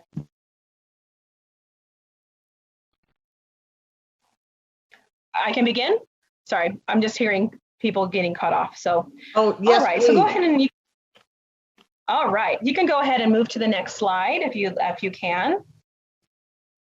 So Julie Nielsen, the principal of James Madison Elementary School. If we go to the next slide, is that me who does that, or is somebody turning for me? They're moving it. Just for clarification. They are moving the screen for you. Okay, perfect. So you can go, oh, perfect. We have 4 foundational standards for school turnaround. So if you kind of scroll up, the 4 of them that we've been working on this year is high expectations for students, analyzing and disaggregating our data, working on having really solid evidence-based instruction, and of course, differentiated professional development. So if you go to the next slide, I'm going to then talk about each one briefly. Our first goal of having high expectations for students this year, we've really been working towards having strong depth of knowledge levels of questioning. We use COSTAS levels this year for our students. Integrated with that is also helping our students use academic language appropriately and also being able to explain their thinking. So I actually have a real video here of about 10 seconds long of a student who is explaining his thinking, doing exactly what we were working to do. So if you can play that, that'd be great.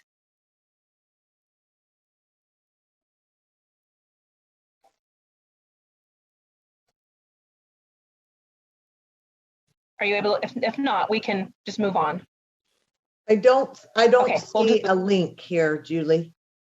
Okay, no worries, no worries. Okay. I'll just tell you what he said. So pretty much the little guy, he just said, well, why is 10 not a digit? His answer was, well, 10 has 2 numbers in it, and digits are 9/8.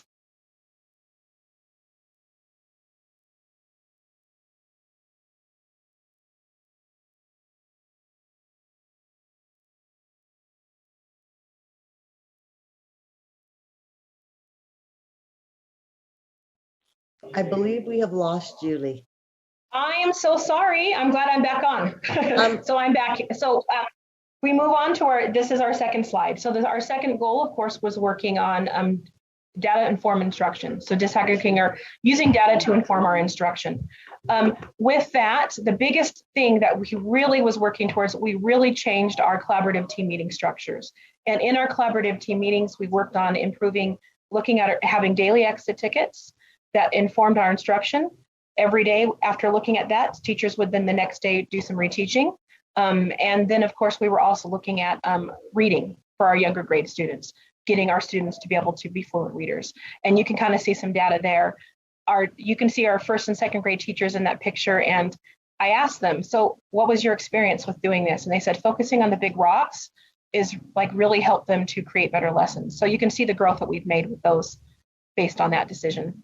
Our next goal, so if we can scroll to the next slide.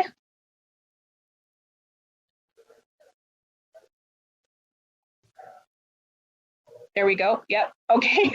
Our next goal, if we can keep scrolling all the way down, is having evidence-based instruction. So working on really having strong instruction there. What the pictures I wanted to show you is we wanted students to be able to explain their thinking. And we have 2 students here who were working on the same exact problem, but doing it their own way. And they both got the right answer, but that's the biggest goal is, can students explain their thinking and can they tell you how they got there? The implementation of this, you can see, is 85% of our teachers have been able to implement academic language and getting kids to explain their thinking in the classrooms. Next goal, we scroll down, is professional learning. So that's differentiated. We actually have, if you keep going down, we can see the whole picture there. I have 2 instructional coaches. This has been quite a gift. I used turnaround funds this last few years to have an additional instructional coach. Her name is Trish Rogers. She is specifically at our school to work with multilingual learners, which is so important because 50% of my population is English language learners. And having her there, in addition to having a regular instructional coach, has been huge. And you can kind of see our numbers there and what impact she's made. So I have had 300, I would say, coaching sessions this year with teachers, in addition to my own walkthroughs, but in addition to 189 hours of multilingual learning, coaching from the coach, and our literacy coach, who's our instructional coach. That was a little tricky this year because we got to share her with other schools due to COVID and due to doing some online learning, but we made the most of it and we got a lot of instructional teaching from her.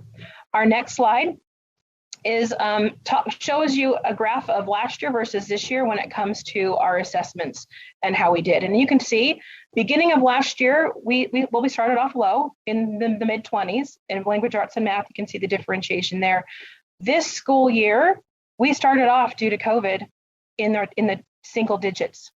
It really affected us, but due to course corrections along the way, we've been able to improve that. If you move on to the next slide. I kind of already touched on a little bit of this. Our implementation challenges has been COVID and the fact that we had site-based learning dismissal in March. It really affected our kids. Our Title I students did not do well with dismissal learning. They need to be in school physically to learn and do their best. And with that this school year, we have been back. Ogden has been given us quite the blessing for that. But even with that, you can see there how many days of school that we've missed. It's a lot of days to miss school due to COVID. But if we go to the next slide, you can see of all of our action steps to reach our goal, we have successfully been able, despite all of the challenges, been able to stay on track and complete 18 goals, 18 of our action steps. And finally, and want to end on a good note, are some of the positive things that this year are, we received an award at the beginning of the year from the state for our EL students. And our learning and the growth that we've made with them. And that's one of the many things that we're proud of. Any questions from you? I'm turning the time back over to you guys. Thank you, Julie. I'm glad we were able to get you back and you weren't gone forever. So I do see a hand. Board Member Lear. This is a general question. Are board members going to hear staff recommendations about leaving turnaround or staying in at the end or on each school? And I looked again at the materials, couldn't see those. These are informational. The meeting will come later. These are just informational. Very helpful. Thank you. Thank you so much. Anybody else have questions? Okay, Julie, you just did so great. We didn't have any questions for you today. Thank you, and thank you for all the people who are with you. All right, thank you so much for your time. Thank you so much. Okay, we will go ahead and then move on to Utah International Charter School. I believe the presenter is Kathy Clark, and Angela Rowland will also be there. She's a board member, Kathy is. Good morning. I am Kathy Clark, and I'm the vice chairman of the board at Utah International Charter School.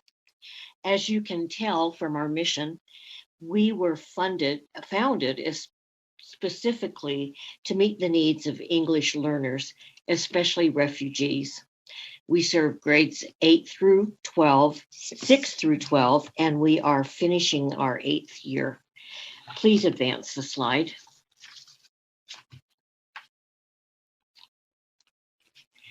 Who are our students? Well, 90% of our students are learning English as a second language. They speak 32 home languages. 96% of our students qualify for free lunch. And they have been in a United States school for an average of 3.5 years. Half of them may not have had consistent schooling in the past. Many of them have been in refugee camps. And our students are motivated to graduate and attend college. Please advance the slide.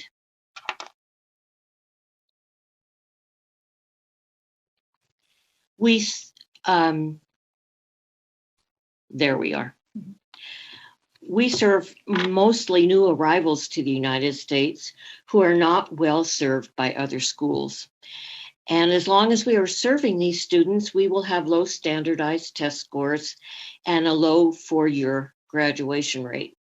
We weren't surprised when we qualified for turnaround, but we reject the term turnaround as implying that we were headed in the wrong direction and needed someone to turn us around.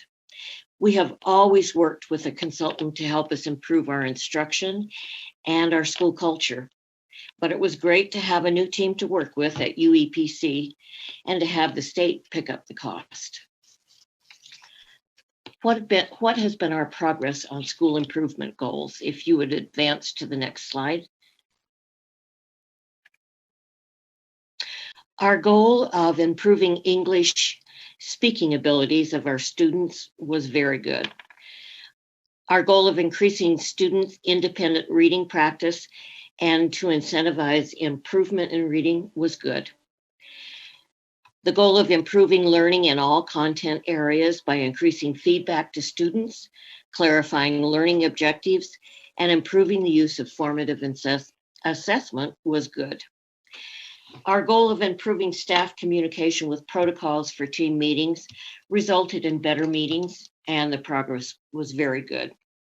Our goal of increasing parent engagement by initiating positive home visits or home phone calls was very good. Our goal to increase the impact of parent-teacher conferences by initiating academic parent nights, we had no progress on, and that was because of the COVID pandemic. We can go on to the next slide, please. What has been the impact of COVID-19 on our school improvement plan? Well, we used a hybrid model with students alternating days of live attendance. And as previously mentioned, we couldn't do academic parent nights at all. Our home visits had to be changed to video calls, but these turned out to be better in most cases. Students didn't do well practicing independent reading on their home day, so the reading program suffered, and we didn't implement one of the reading incentive programs. Our lowest level readers lost reading progress during the closure and made less progress than usual during hybrid learning. Students with functional literacy continued to improve nearly as much as they did in the previous year during the closure and during hybrid learning.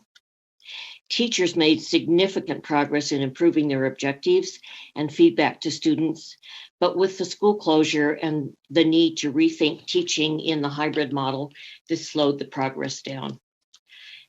Next slide, please. Other impacts of the pandemic on our school was our math growth suffered, especially during the closure. And the school closure increased dropouts somewhat, definitely for the class of 2020, and probably for future classes as well. We do have students that disappeared and others whose attendance is much worse. On the positive side, students' computer skills increased dramatically, and we will keep our one-to-one device program. Reader growth and the other state test outcomes are unknown at this point, but the increase in student computer skills may help a little. Thank you for your attention to our presentation. I would like to introduce you to our Utah International School Principal, Angela Rowland, who is happy to answer any of your questions. Hi, everybody. Thank you, Kathy, and thank you, Angela, for being here. We do have one question right now. It's from Board Member Straight. Yes, I saw lots of qualitative data, but I didn't see much quantitative data.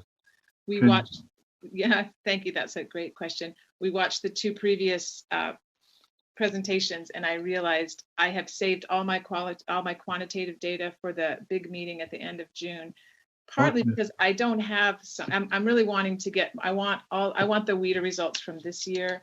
You know, I don't have any data from last year. We've only been in turnaround, this is our second year. And so we don't have I mean, I could have done, there is some data that I could have shown you and I didn't. I was worried about the time. Yes, I was it was a very big overview. I was worried about the time limit. And so I didn't include slides of the reading growth improvement or the math growth decline and things like that. So I apologize for that. Thank you. But I will have that for the 29th. When we meet. All right. So Ms. Rowland, I think it's great because we do want an overarching on our information. And then when you do go to that larger meeting, you'll probably want some of that. So yes, thank you. I have a lot of it. So yeah, no, I love the overarching as well. So that, you know, there's different pieces. Board Member Moss.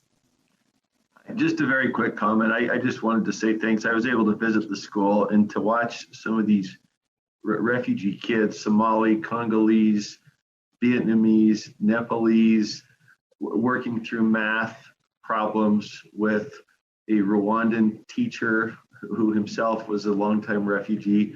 It's just amazing work they're doing with kids that have unique challenges. So I look forward to seeing the additional report next month. Board Member Moss, thank you so much for that insight.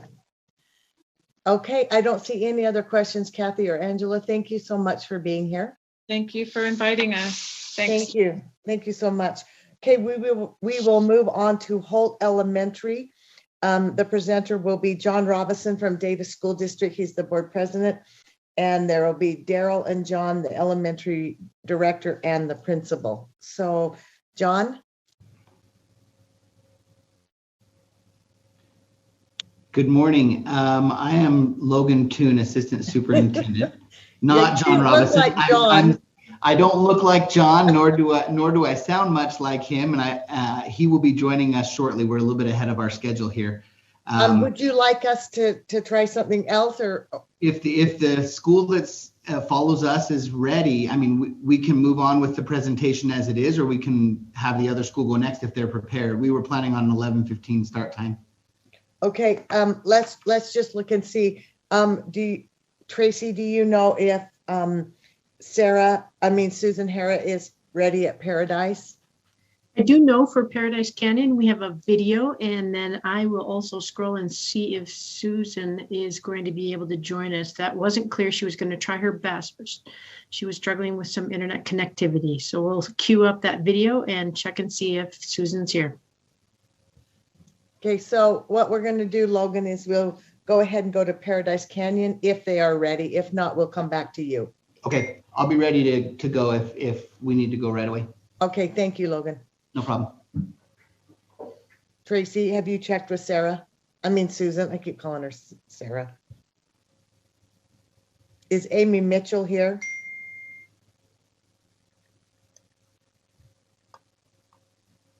I don't see their names yet, and we are early. Okay, then why don't we go back to Davis School District, and we'll go ahead and go back to the Holt Elementary, and we'll go ahead and start with Logan. Great, thank you. With me today, again, I'm Logan Toon, Assistant Superintendent with the Davis School District. With me today is Principal Daryl Flukiger, of Holt Elementary School.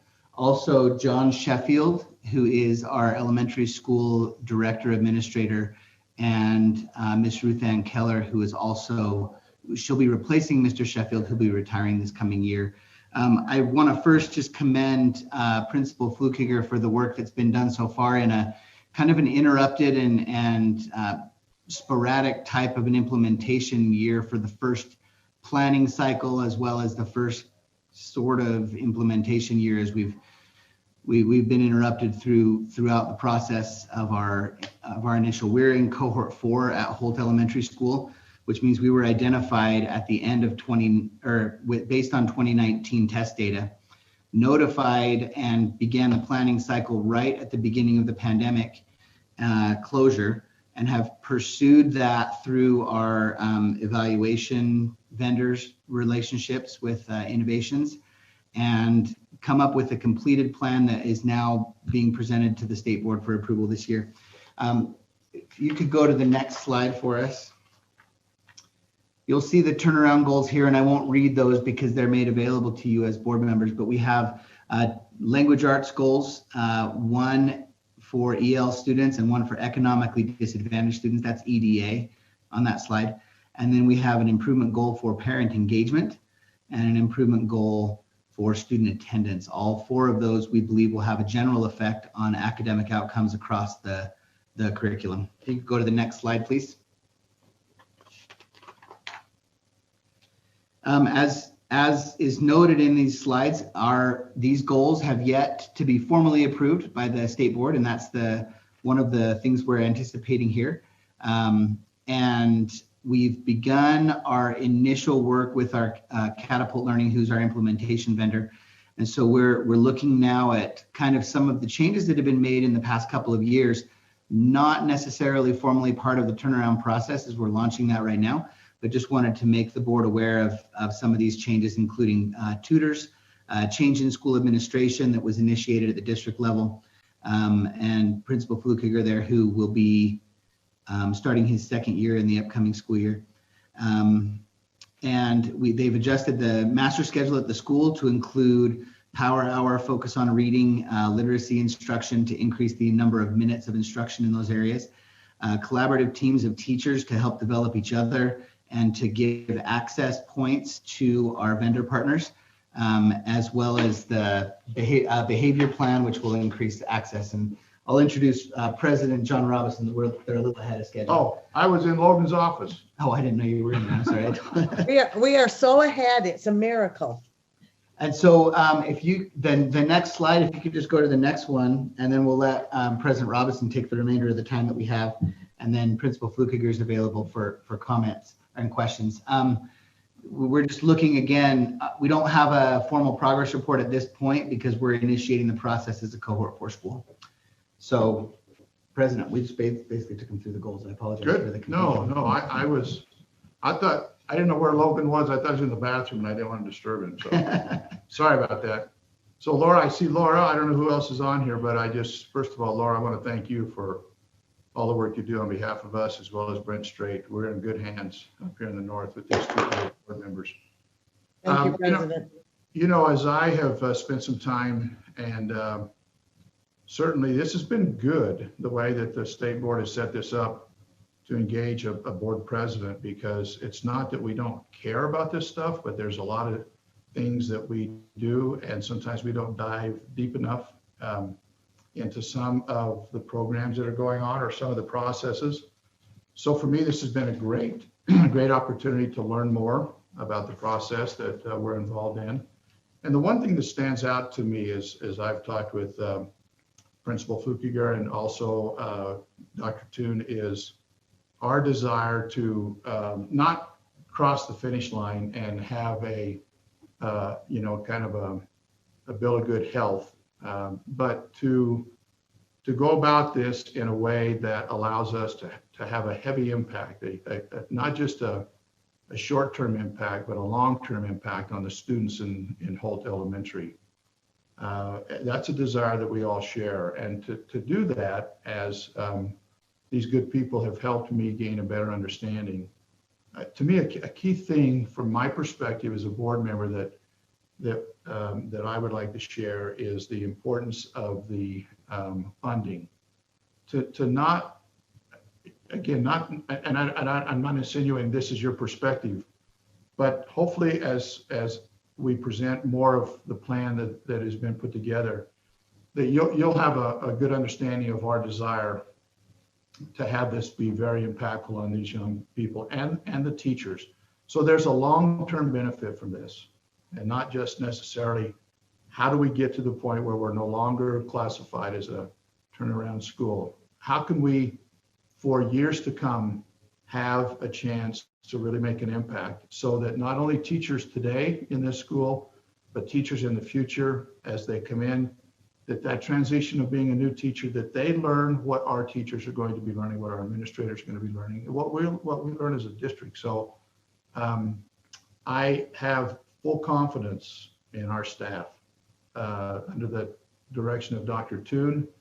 There's never anything that this man does that he's not in 100% and way ahead of where other people might be. As our principal has great experience in a previous school, previous experience in relationship to some opportunities that he has had, and he's proven as an educator, as an administrator, I should say, in our district, he's the right guy in the right place. So my point really, I guess the emphasis of what I'd say is as you look at the goals are approved, we hope, and we move forward. I hope, and I know you will, that you'll keep in mind the desire that we have to make this not a short-term impact, but a long-term impact. I appreciate what you're doing and your support of this. Thank you. Thank you, President. So if you slide into the next display slide there, it'll kind of recap. Let's actually go to the next one. I think we've addressed some of those things. This is one of the things that we're looking toward on the heels of President Robinson's direction and hope there is that as we move forward, this interrupted year of implementation, our hope would be that we'd be able to follow this process with a full third year of funding implementation so that we can lead to a truly sustainable model. So the timelines are a little goofy. We'll work with Dr. Lang and his team to do what we can to make sure that happens. But our hope would be to have the full improvement process despite the COVID interruption. And so that's kind of the formal presentation from from our end. And so we open up for questions and comments, and hopefully involve Principal Flukiger in responding to those questions as well. Thank you, President Robinson, and also Logan. Are there any questions that you have?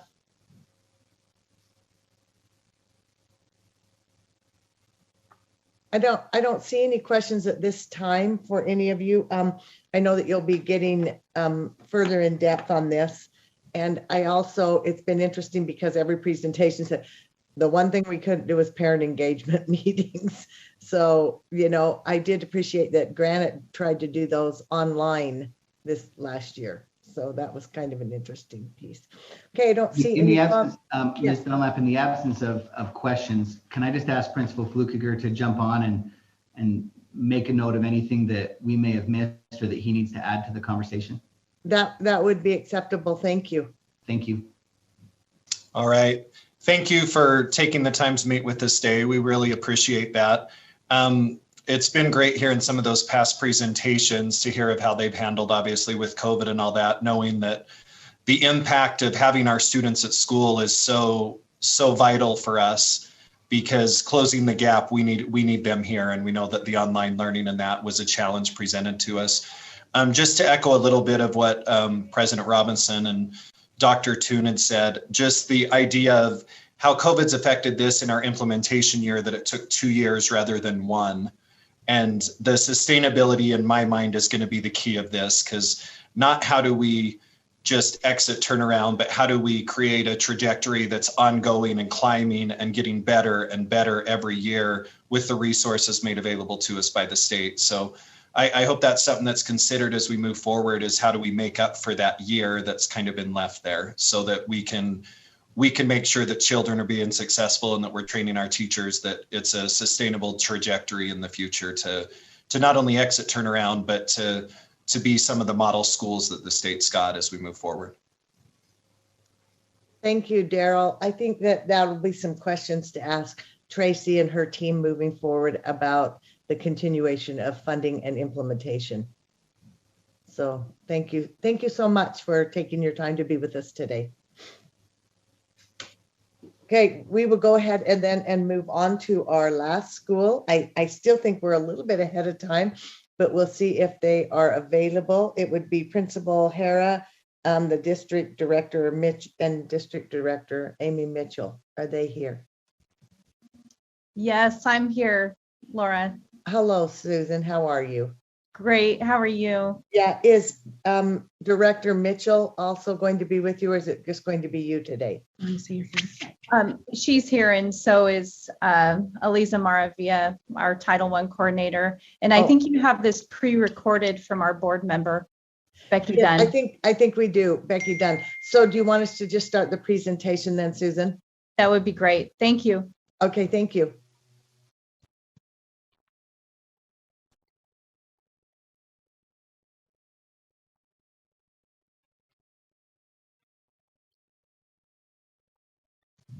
Hi, my name is Becky Dunn, and I'm a board member in the Washington County School District. I first off want to just say thank you for allowing us this time to present to the state board, and I'm excited to present on Paradise Canyon Elementary's turnaround process. So you can see from the chart below our current problem statements, and we will use those to help form our SMART goals for domains 3 and 4 in the upcoming school improvement plan. Just want to quickly point out a couple of things. In number 1, we're going to be focusing on the gap between our MathRise proficiency numbers and the district's MathRise proficiency. On number 3, we're going to be focusing on our historical behavioral challenges. For number 2 and number 4, we've already embedded those in our professional learning plan for next year, and you'll see an example of that on the next slide. So we are currently in the process of collaborating with the Utah Education Policy Center to address those problem statements from the previous slide and set SMART goals. An example of this is the K-5 down below. It says 75% of all students at Paradise Canyon Elementary will make typical or above growth on Acadience measures by the end of the year. Now, Paradise Canyon has had a lot of successes We are excited about Acadians, and it's been very rewarding this month to see the impressive gains in both growth and proficiency in our students. We also are anxiously awaiting our RISE scores and anticipate that we'll see the growth in those areas as well. In January, we were awarded the Utah School of Excellence for teaching English to our English language learners. This is based off of WIDA scores, and that was a great privilege. Now, this last one I'm really excited about. We received the National Dual Immersion School Award from the International Spanish Academy and the Embassy of Spain for being the best dual immersion elementary school in the US and Canada. Now, they only choose one school from both countries, US and Canada, and Paradise Canyon was awarded the best dual immersion elementary school. It's pretty remarkable. Now, Paradise Canyon has had its own challenges. When we began this journey about 2 years ago, we as a board, district administration, and local school administration have spent countless hours together figuring out what the challenges are at the school and trying to make changes to help better the school. We have spent numerous hours in parent meetings with community groups trying to help them understand the changes and things that we were doing to help make the school better. A few of the changes we have made are the following. We changed the school name, we changed the mascot and the school colors. We appointed a new principal, and along with that, new faculty came to the elementary school. We also did a boundary change where we brought in new students from another school to Paradise Canyon. And we worked really hard to help integrate those students into our school and help them feel like they had a place and that they belonged. We recently just finished a remodel of the building, and it looks beautiful. We have and are continuing to set new and rigorous goals.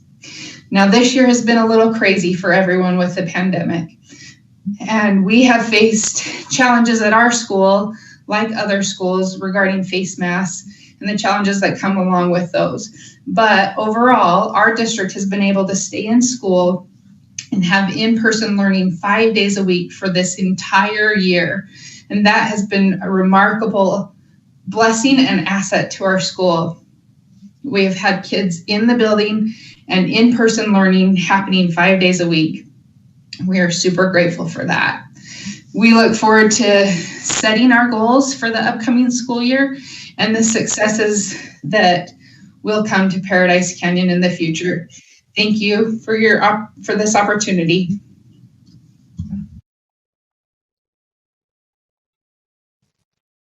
Sarah or Amy, do you have something else other than her presentation for us today? I would just say that it's so far been a wonderful journey. The last year working with innovations and also now the U of U Policy Center, we're already learning so much from them and look forward to the new goals that we're setting. Thank you. Director Mitchell, do you have anything else? Sure. Do you mind muting? Sorry, there's two of us together here. I would like to just say thank you to our wonderful board who is so supportive from the state level as well as our local board and other district administrators. But we really believe it's Principal Hera and her site coordinator, Elisa Maravilla, who's also here, who just have dug in and done the hard work. And we're just grateful for their dedication. Our Principal Hera is one of our principal mentors, our principal leaders, and we feel like this is going to be a model for a turnaround program. We're just really proud of the things that are happening at Paradise Canyon. Thank you so much. Do we have any questions from board members? And her site coordinator, Elisa Maravilla, who's also here, who just done the hard work. And we're just, okay, did you mute it back again? Thank you, Amy. Do we have any questions for Paradise Canyon Elementary representatives?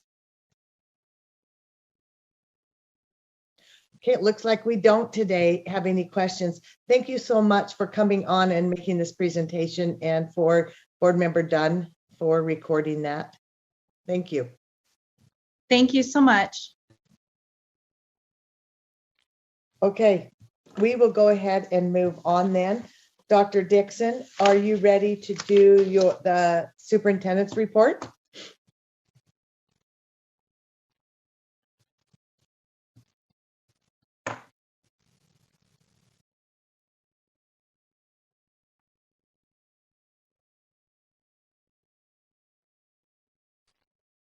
I see a presentation coming. I just don't see Dr. Dixon. Well, you know, I just had technical difficulties right at the moment I was trying to present. Thank you. Thank you, Dr. Dixon. Go ahead. Yeah, it's my pleasure. I am happy to be able to talk about students and some awards to start off my report today. You have likely heard of our presidential scholars. We have this opportunity every year to honor our scholars. I'll give you a little bit of background. There are about 6,000 students across the country who qualified for the 2021 awards, which is quite amazing given the circumstances across the country that students were being educated under. And the qualifications are varied. They look at the SAT scores and ACT scores as sort of a screener, but then also they can be nominated through state chiefs, state superintendents, other partner recognition organizations. The National Young Arts Foundation is one of those. So they look at 3 categories in terms of academics. They look at technical education as well as the arts. And then there is a White House Commission on Presidential Scholars who actually goes through and the applications and selects them. One of the challenging things for the scholars, once they're notified that they qualify, and we get a list every year of all the students that qualify. We send that out to the schools, they notify the students, and then the students can choose to submit a packet. And this piece is a bit arduous. They submit a packet that shows academic success, artistic and technical excellence. They submit an essay. They get letters from school personnel. They send in transcripts. They show evidence of community service and leadership and commitment to high ideals. So there were 161 who were selected across the country, and we have selected, or not we, but the commission has honored 3 of our students. So let's find out who those students are. Next slide. First, we have Dallin Tyler Christensen from Pleasant View, Utah. He attends the Leadership Academy of Utah. One of the parts of this program that I love is that these students get to nominate their teachers. They choose a teacher who's had an influence on them and talk about why they've been such a powerful influence. And they are notified as a Presidential Scholars Program Distinguished Teacher. So Dallin chose Mr. Samuel Martineau as one of his teachers who taught him in debate. Our next scholar, next slide, thank you, is Mahida Tedessa. And she is from East High School in Salt Lake City. And the teacher that she nominated is Mr. Robert Durham, who teaches science at East High School. Our next scholar is Nathan Daniel Ford from Lehigh. He attends Cedar Valley High School. And the teacher who he nominated is Mr. Benjamin Test, who teaches computer science at Westlake High School. So this is a student who has been to 2 high schools during his tenure in high school. And as you likely know, kids went from Westlake to Cedar Valley. And that concludes our 3 presidential scholars. Next, we're going to highlight award winners in cybersecurity. The National Cyber Scholars awardees are sponsored by the National Cyber Scholarship Foundation. And this competition reaches out to see who might be interested. So there were 30,000 students across the country who said, I want to participate. And of those, 5,000 were able to actually advance into the competition. It's a 48-hour competition, which is very rigorous and very strenuous. And there were 600 students across the country who actually completed the task during that 48-hour competition and became scholar awardees. They had to solve computer security problems and or capture and defend computer systems.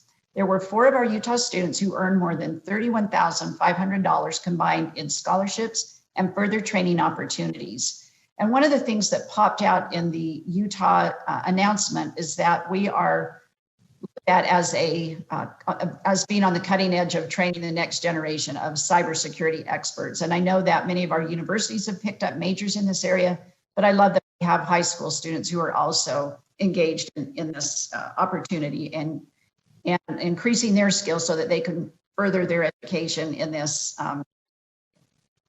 So let's find out who these cyber scholars are. And there were different levels to this. So we had one who was a scholar with honors, and that is Kyle Holland from Canyons Technical Education Center. And our next scholar is Grace Wong, who is from Brighton High School. Our third scholar is Isaiah Stoddard, who has been home educated. And our fourth scholar is Parker Jackson Gardner from Timpanogos High School. So congratulations and a round of applause to these 7 students for their great work and honors. And normally we would have them here in person. So next year, hopefully we will be able to do that, and maybe all these kids back who are in college will be in college and have them wave to us. I've also had the opportunity this month to be in some schools. So if you'll go to the next slide, thank you. I was able to get out and visit several charter schools and a middle school in Salt Lake District in May. And boy, did that do my heart good. I really observed some amazing teaching and learning. And I observed lessons in compassion and service, and I saw a lot of creative thinking and problem solving and teamwork and patience. And it was all done in the core. So I observed science lessons, I observed art, I observed language arts, and I saw these components that were embedded into all of these content areas. So it was just so gratifying to be able to see our Utah portrait of a graduate in action. And I want to give a shout out to the pictures on the screen. Glendale middle teachers I was able to mingle with them, and just the emotion at the end of the year and being recognized and being able to meet with First Lady Biden just did just a world of wonder for them. And I know they're not alone. Every teacher at the end of the year that I've spoken with is just sort of letting out this emotion of joy and that they made it to the end, but also just this pent up feeling of stress and trial. So I'm so appreciative to all of our educators and our educator support personnel who have helped our kids get here. I was able to visit Wasatch Peak Charter and see their students who were so engaged in service as part of their mission of their charter, and to watch them go around and give out positive notes and ask questions and engage in interviews. They're pictured in the center with their school counselor. I was able to go to Cache County and visit the Center for Creativity, Innovation, and Discovery, and learn all about their gardens and learn about their individual projects. Each student has a focus area that they're very interested in, and I just saw some amazing work. The 2 on the left, middle school students who are, this is bottom left, they are working with parents and community members, the city council in their city to try and provide a crosswalk for their students who are tucked up in a beautiful little neighborhood, but the traffic gets very busy and there isn't a stop sign, a stoplight, or a crosswalk. And to watch the process that they've gone through, you can see the timeline on the window. So they were explaining their project that they've been engaged in throughout this last quarter. And then last but not least, being able to go out to one of my favorite places, Cedar Valley High School, and learn more from their students with disabilities who were partnered with many members of the lacrosse team who are partnered up with these students. But you've heard about the wonderful programs in Alpine District who engage in integrated sports for our students, a unified sports team, and to listen to students who have cognitive and physical disabilities talk about how it's made such a difference in their lives, but even more importantly, for students who are able-bodied to what they've learned from their from their peers and how they've learned patience and true friendship. And so, you know, it's not always about scores. We just heard the wonderful work of these turnaround schools who are in turnaround and their leaders. And I so appreciated Board President Robinson talking about how it's an opportunity and it should be looked at as an opportunity for consistent, persistent growth. And that's how I felt about my visits to these schools, the opportunities that our students and families have when they think about the whole child as we've laid out in Utah Portrait of a Graduate. So that's my report to you, Madam Chair, and I'm just so proud of a state that has leaned into a Portrait of a Graduate that looks at so many different aspects of education and how it makes a difference in the life of a child when we focus on things outside of content, but embed those in content and show each individual child that we really care about their success. So thank you for the opportunity to share these things with you. I don't know. Yeah, sorry. My last slide was that I went to a graduation, and that's the highlight of my year, to be able to go to a graduation. And we made it. It's been a hard year, and there's not a student or a teacher or support personnel who won't tell you that it's been one of the hardest years ever. But I'm a little bit embarrassed that I think I cried through the whole graduation, and they were tears of joy, just being able to hand out a diploma to these wonderful new Ames students and see the joy on their faces as they walked across that line, hugged their principal and got their diploma. I'm so appreciative of the opportunity I've had to be in the schools and especially to see it to the finish line. So well done all. For one team for kids, and we're just so proud of everybody. Thank you. Thanks. It almost makes me weepy just when I see the kids graduating.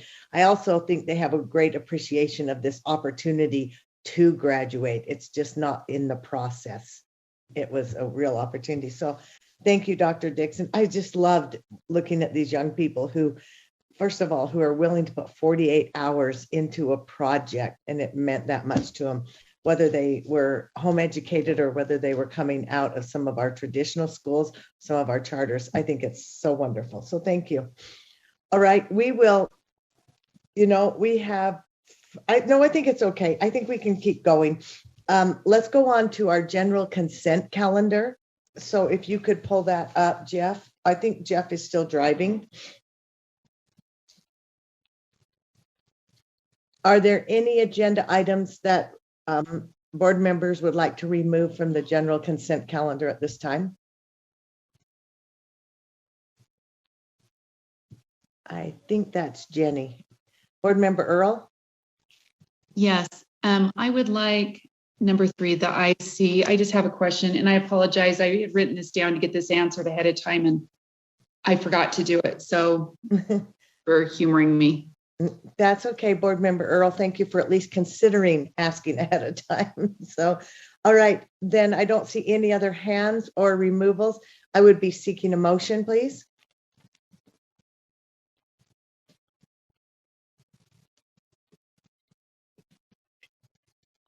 Board Member Cannon?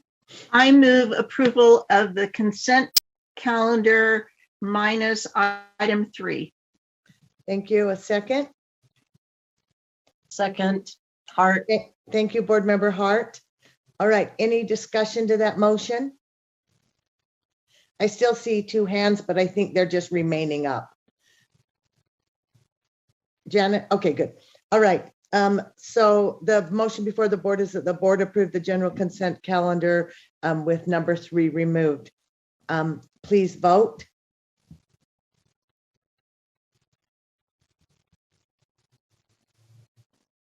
Oh,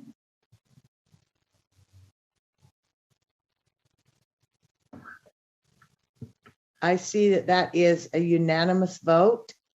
Board Member Straight, did you have a question? no, I was just hitting the wrong buttons. Okay, well, that's okay. That's all right. Thank you so much. So that vote was unanimous. Okay, so we'll go back to the one item that's removed. Board Member Earl? Yeah, my question has to do with opportunities outside of maybe the Salt Lake County area, and the Provo area. In other words, are there opportunities for organizations down in Washington County or up in Cache County to be part of this, this accessibility of resources and funding. I'm just wondering, and we may have had this dialogue before, it seems familiar, but I'm just wondering, I didn't see an expansion of any programs. So maybe if someone has just a minute, they could maybe address that. So I don't know who's on the list, but who can answer Board Member Earl's question, please? Vice Chair Belknap, my name is Melissa Mendenhall, and I'm the Elementary Science and STEM Specialist for USBE. IC falls under my purview, and I can answer that if you would like. Thank you, Melissa. Go ahead. Yes, so Board Rule R277-444 specifically calls out that to be an IC organization, you need to have a plan to visit every public and charter school for your grade level that's selected every 3 years. So every one of those is visited once every 3 years on a rotating basis. So, okay, so when you say visited, like they have the ability to come up to the facility, or the organization goes down to them? Go ahead, Melissa.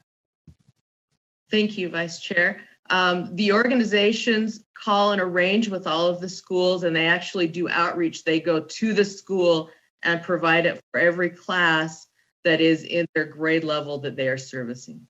Okay, thank you. That helped to clarify that. Like I said, I remembered some dialogue about this, but I couldn't remember the details. I'm wanting to make sure the accessibility for all of our schools around the state. So thank you. Thank you, Board Member Earl. Board Member Norton.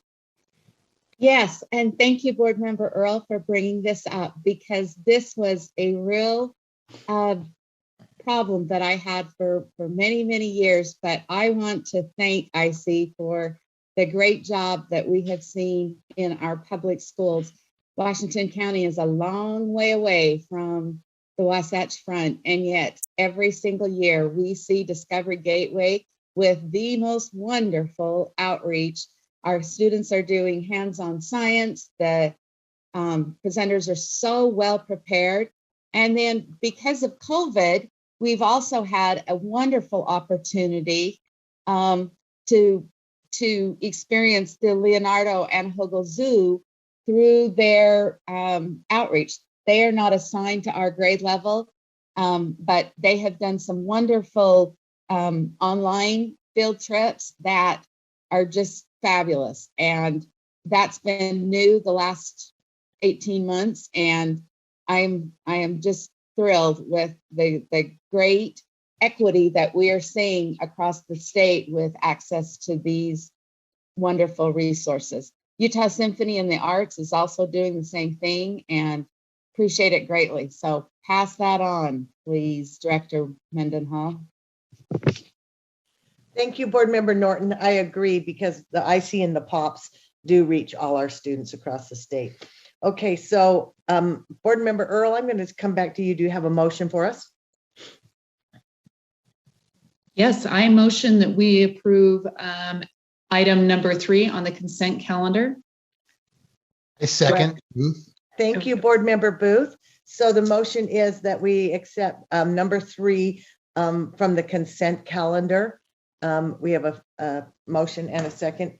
I see no hands raised, so we'll take a vote, please.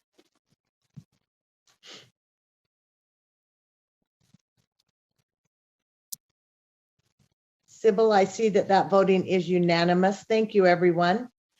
Thank you, Director Mendenhall, as well. All right, we will go on to our monthly budget report, and we will go to 7.1, and Deborah Jacobson will be presenting, our Finance Director. Good morning, board members. This is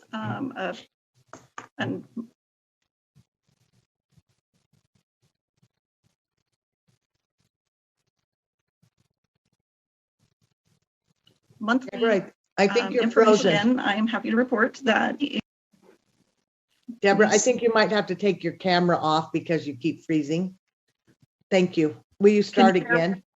Okay. Can you hear me okay now? Yes. Okay. So again, this is an informational item that we're required to report every month. And I'm happy to report that USBE continues to be in good financial standing and has the ability to meet all current and future obligations as they are now. Just as some other informational items, accounting staff is now, all closeout processes are up and running, and we're getting ready to close out FY21. Our next financial report will come in August, more as an update, and typically in September is when we close out or give our final closeout report. So if there are no questions, Chair, we can move on to the discretionary report. Let's see if anyone has any questions on the monthly budget report. I don't see any, so let's go on to 7.2, please. Thank you. So again, this is another informational item each month. This is your carry forward that was coming out of 20, along with all of the projects that have been assigned. So you can see all the way down at the bottom what's actually remaining, when things were approved. We do have one action item here today. And last month, the board had approved or made a motion to reserve the remaining federal mineral lease towards the funding study. And so I believe there is a motion or direction on how to move forward with that funding. Thank you, Deborah. Board Member Norton? Yes, could I make that motion? You may, and then we can come back for discussion. Yes. Okay, I move that the board use the reserved federal mineral lease funds to direct staff to amend the contract with WestEd for the funding study, to engage with Utah local education leaders regarding implementation of the at-will WPU add-on, including opportunities and challenges of student-based budgeting, and to prepare a brief with findings and recommendations to be delivered no later than the October 2021 board meeting. Do I have a second to that motion? Second, Board Member Cannon. Thank you, Board Member Cannon. So we have a motion on the table and a second. Board Member Norton, would you like to speak to your motion? Yes, this is money that has been specifically set aside for research, and this study will help enable the board to be more proactive in shaping our conversations about the prioritization and implementation of the at-risk WPU add-on. And it will also help us to understand how to ensure the funds actually get into the classroom and improve the outcomes for students. Thank you, Board Member Norton. Do we have any discussion to this motion? Board Member Earl? Yes, just in general, the motion, and it was not listed in our documents, and so this is the first time I'm hearing it or considering it. Was, unless I missed it, I've looked under this, the recommended motion here is that the board use the reserved federal mineral lease funds, and then so on, et cetera. I'm just wondering, I don't feel like I can vote on this without looking at that closer.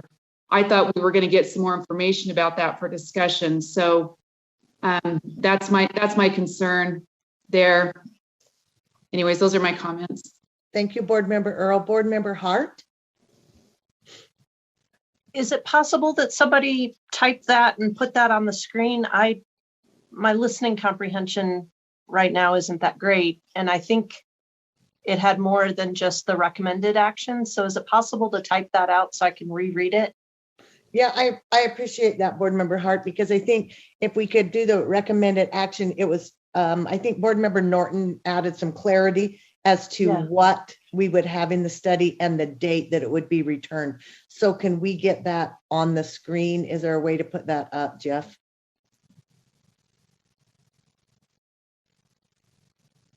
Tiffany, do you have anything available for him? Jeff, I sent you a shared doc that has the motion.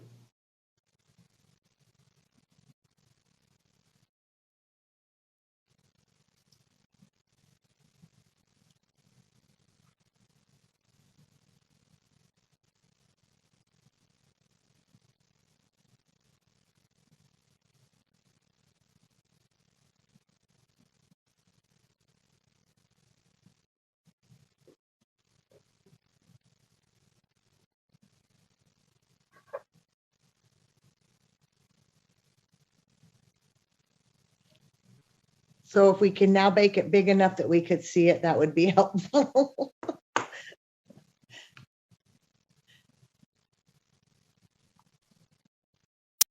Great.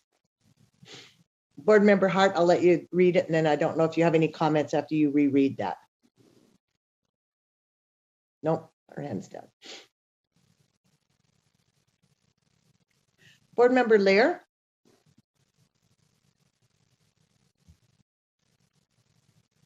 Sorry, just unmuting.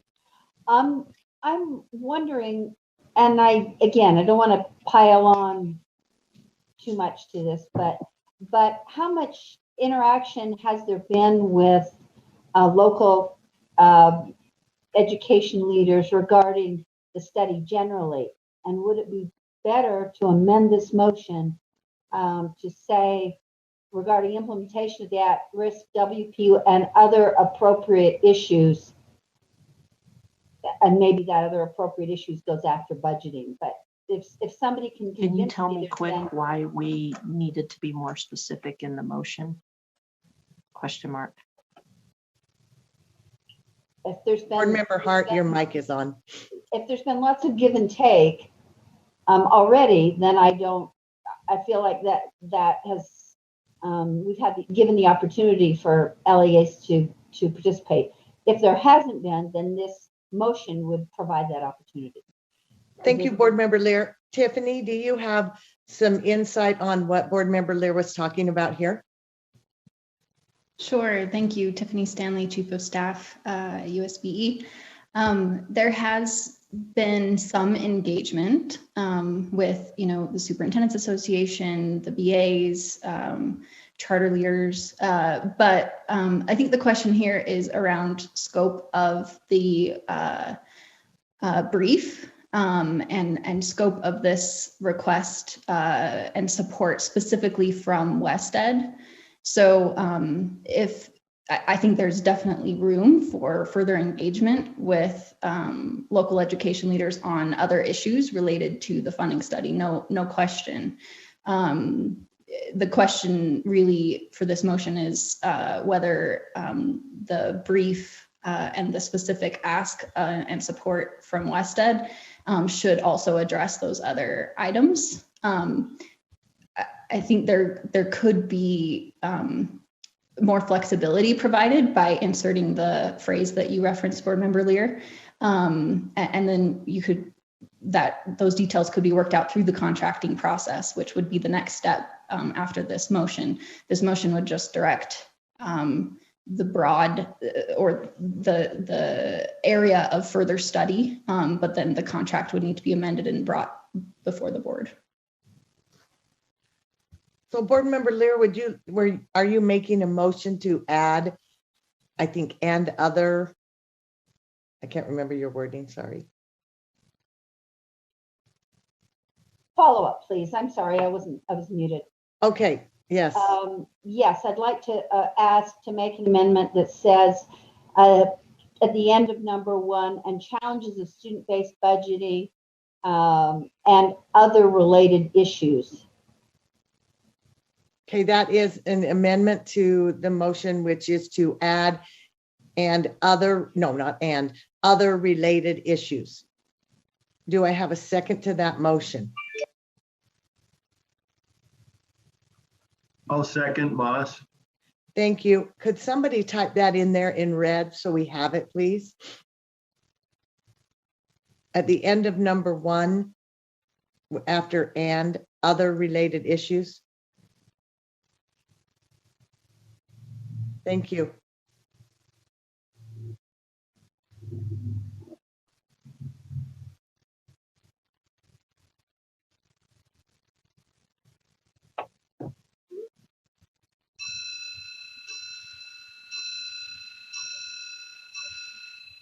Thank you. So we know that is the amendment to the motion. Do we have any discussion to this amendment? Board Member Earl? Can I speak to my amendment first? Oh, yes, I'm so sorry, Board Member Lear. Go ahead. No problem. Just very briefly.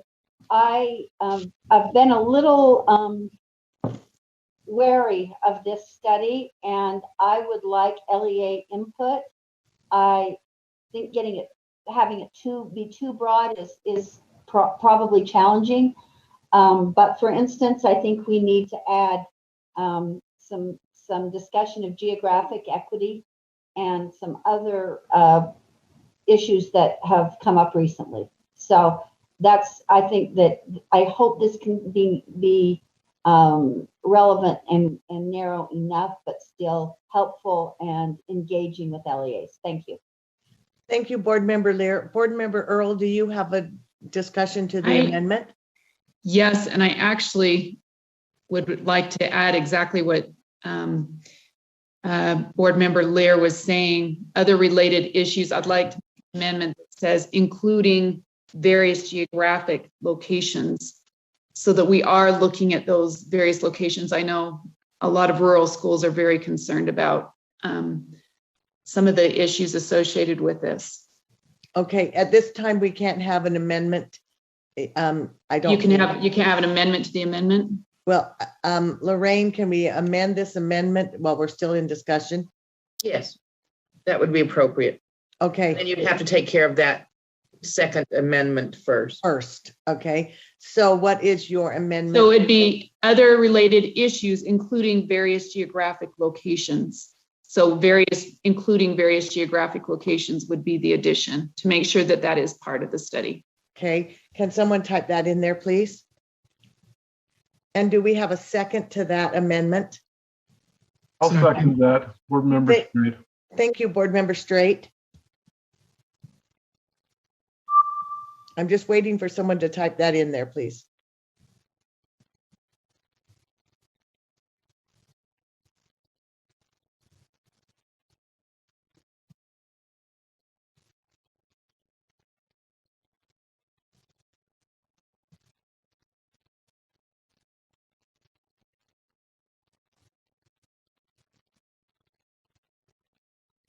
Okay, so the amendment is to add including various geographic locations. No. Do we, what?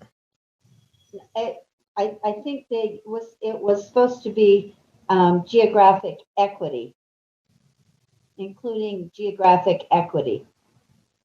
I don't know if that's what she said. Board Member Lee. I put locations. Oh, So, I'm so sorry. Okay. Yeah, that's okay. I apologize. Thank you. I appreciate finding clarity. So any discussion to this amendment? Board Member Straight? Yes, I support the direction of this. And in fact, I believe it was last board meeting that actually brought up something similar to this, and this will suffice. So thank you. Thank you, Board Member Straight. Vice Chair Davis? Yeah, I want to speak for the amendment to the amendment. I think that it will be good to look at geographic locations, and there's one line in the proposed legislation that discusses that anyway, and it would be good to have that data. And I'm assuming with the word locations, we're talking about funding equity, really differentiated funding per geographic locations. And then I'm going to break the rules and speak for the amendment and for the main motion, and then I won't have to later, and I'm done. Thank you. Stop breaking the rules. Okay, so the amendment that we have on the table right now is including various geographic locations to be added to this this motion. I don't see any other hands. Let's please vote on the second amendment.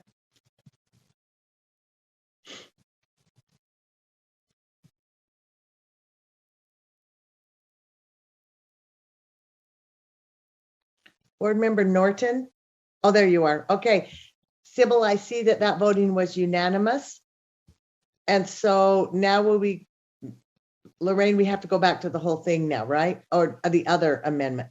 To the So- amendment as amended. Okay, now the amendment as amended would be other related issues, including various geographic locations.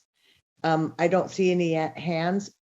Please vote on the amended amendment.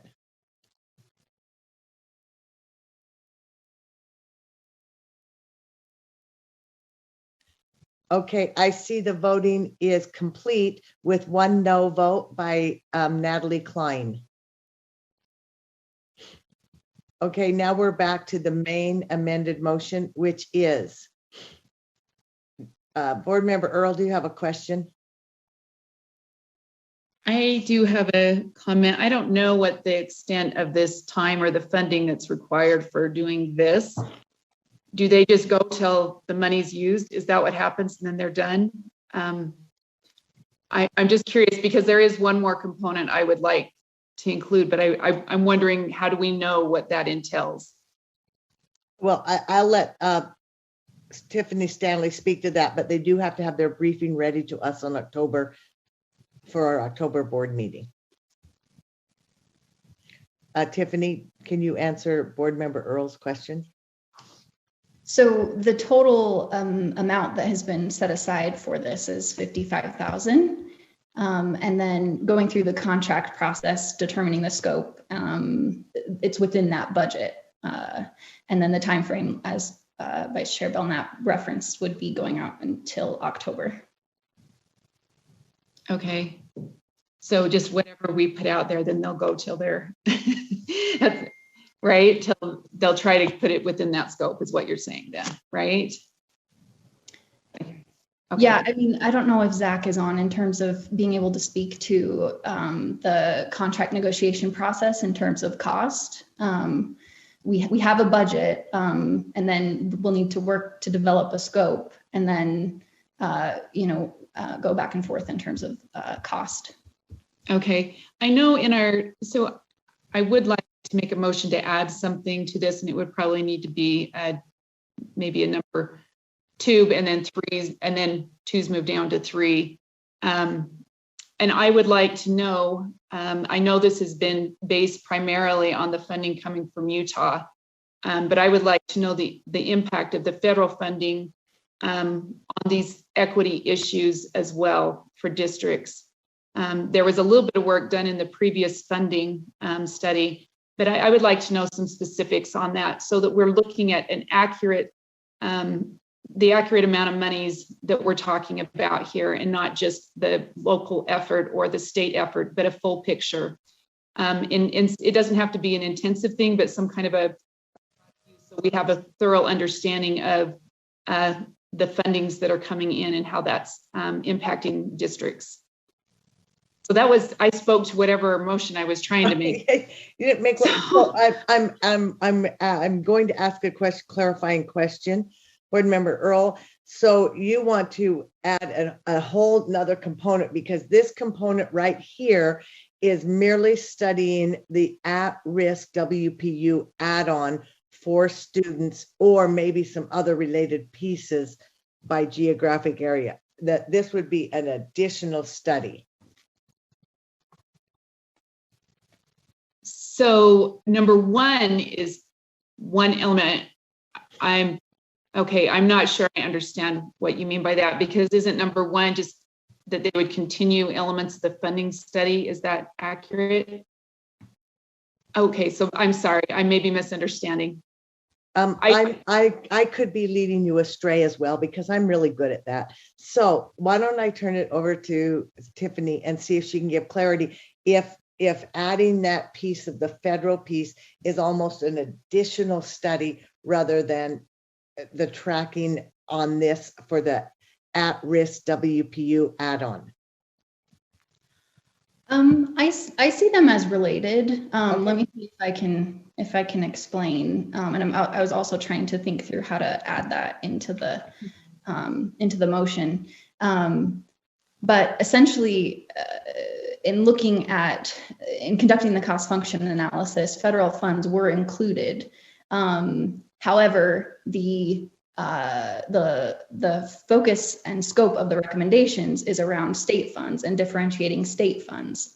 And so there may be an opportunity, if I'm understanding Board Member Earl, to examine what it might look like with federal funds included in that picture. And so they actually conducted a little bit of an analysis on the side as part of the initial funding study that I don't think was fully fleshed out in the report that I think could be expanded and shed more light in terms of what Board Member Earl is asking, if I understand correctly. And I think that's accurate. Sorry. Thank you for correcting me. And I always appreciate that. So would you be able to support Board Member Earl in a motion here that would go along those lines, Tiffany? Yeah, I'm trying to think it through. Just a second. And others can feel free. I'm trying to think, like, examine the impact of federal funds on. Well, it would be for the equity issue so that we're looking at the disbursement.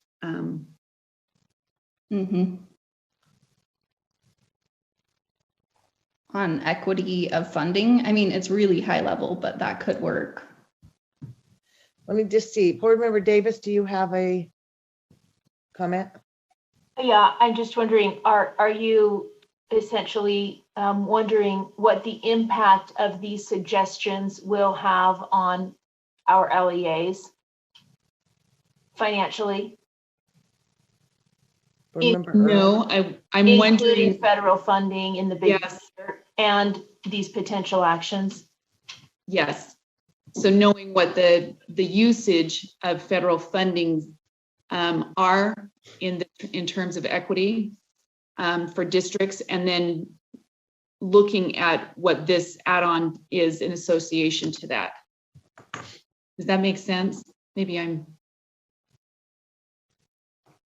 No, I don't know if Angie can help Tiffany, or if Tiffany, you have something to at least put up so that. Sorry, like I said, I didn't realize that we had a specific motion related, or I could have worked through that. So I do apologize, because that was a question I had previously.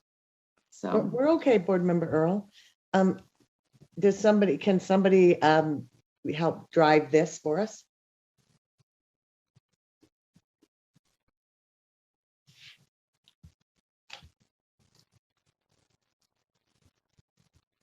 Where did Tiffany go? She was here. There you go. I don't have access to that Google Doc. Does somebody want to type in what I mentioned, and then we can go from there? It would be a number 2.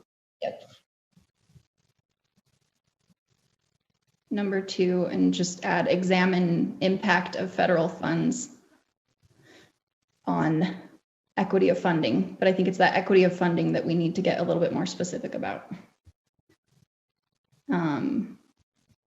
You could say examine implications of federal funds on recommendations related to the at-risk WPU add-on.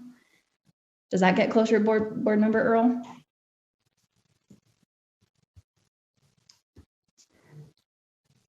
So possibly, is that, I'm trying to think if that, if the federal funds aren't actually related to the add-on, but it would be in relation to the equity amount at the district, or the amount the students are getting, right? Yep.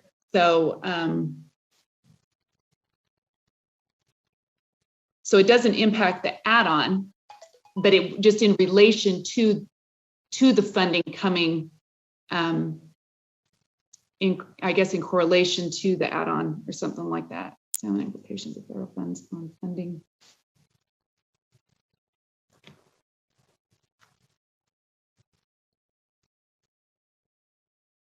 Okay, so examine.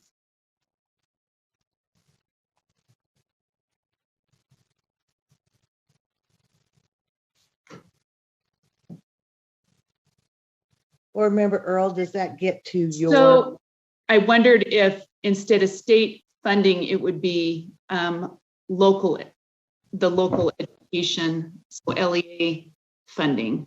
Does that make sense, or does that examine implications of federal funds on local, and well, it could be local and state funds to support equity?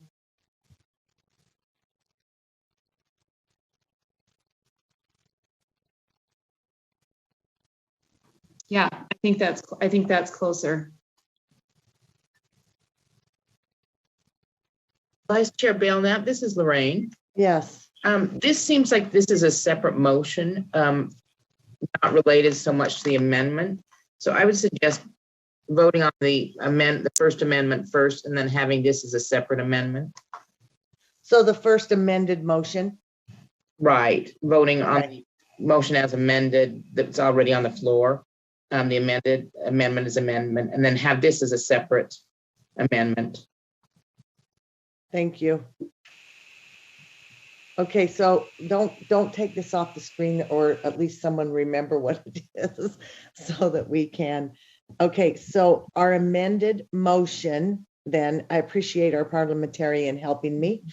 Our amended motion is that the board use the reserve federal mineral lease funds to direct staff to amend the contract with West Ed for the funding study to engage, number one, to engage with Utah local education leaders regarding implementation of the at-risk WPU add-on, including opportunities and challenges of students-based budgeting and other related issues, including various geographic locations.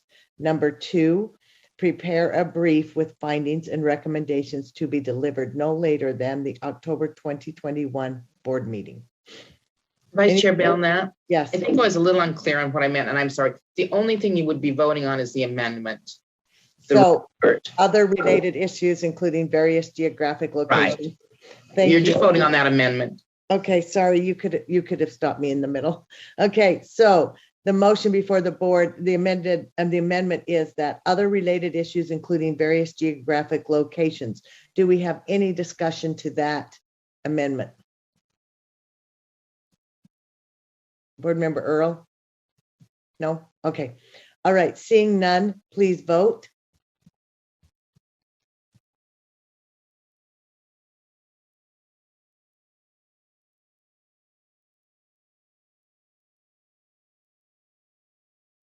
Thank you. The voting is unanimous.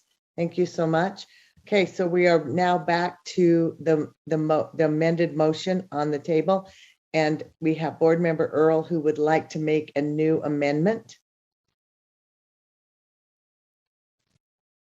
Yes, can you slide that up just a little bit? There you go.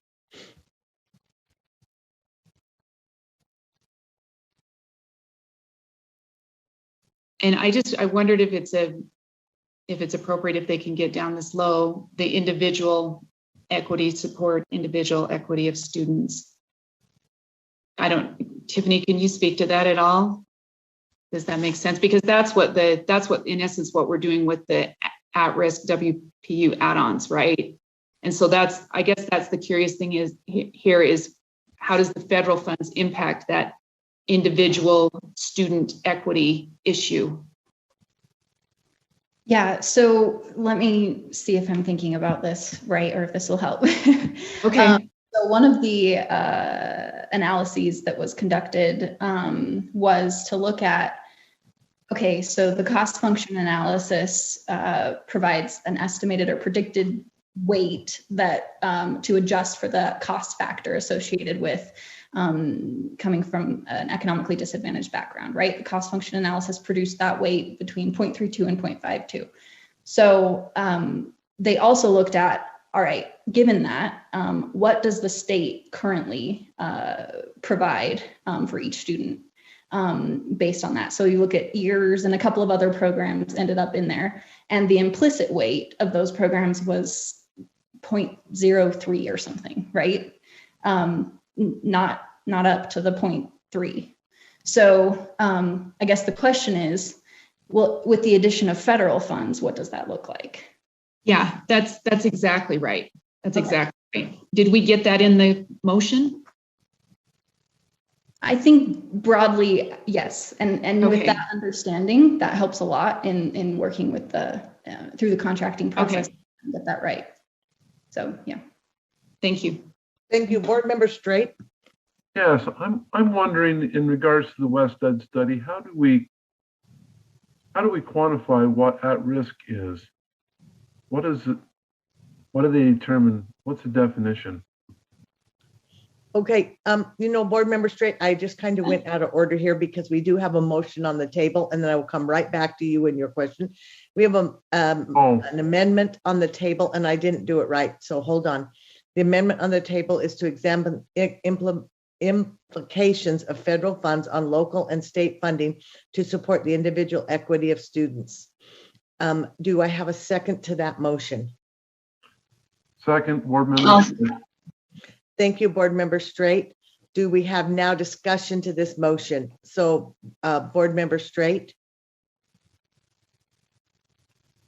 So in relationship to this, how do we define at risk under the West Ed study? Tiffany, do you have a response to that, please? The cost factor that was examined was economically disadvantaged, as well as English learner. Those were included within the cost function analysis as factors. In terms of the way that the legislation defined at risk and the way that these funds can actually be used is broader than that, right? It can be as the LEA defines it and include many other characteristics and factors. Board Member Straight, are you good with that? Well, I'm not certain. I think we need a more broad definition of at risk that potentially includes students from all. Well, I don't know. I guess I'm not quite certain, but I think the definition needs to be more broad. Maybe someone else will speak to that. Thank you, Board Member Straight. Board Member Lear. Sorry, my question's completely different, Member Straight. I've not been a huge fan of this study. It felt like it's more guarded than I hoped it would be, less candid. And so what I want is to know from Chief of Staff Stanley is if this piece can be added with a promise that you won't come back to the board for more funding on the study.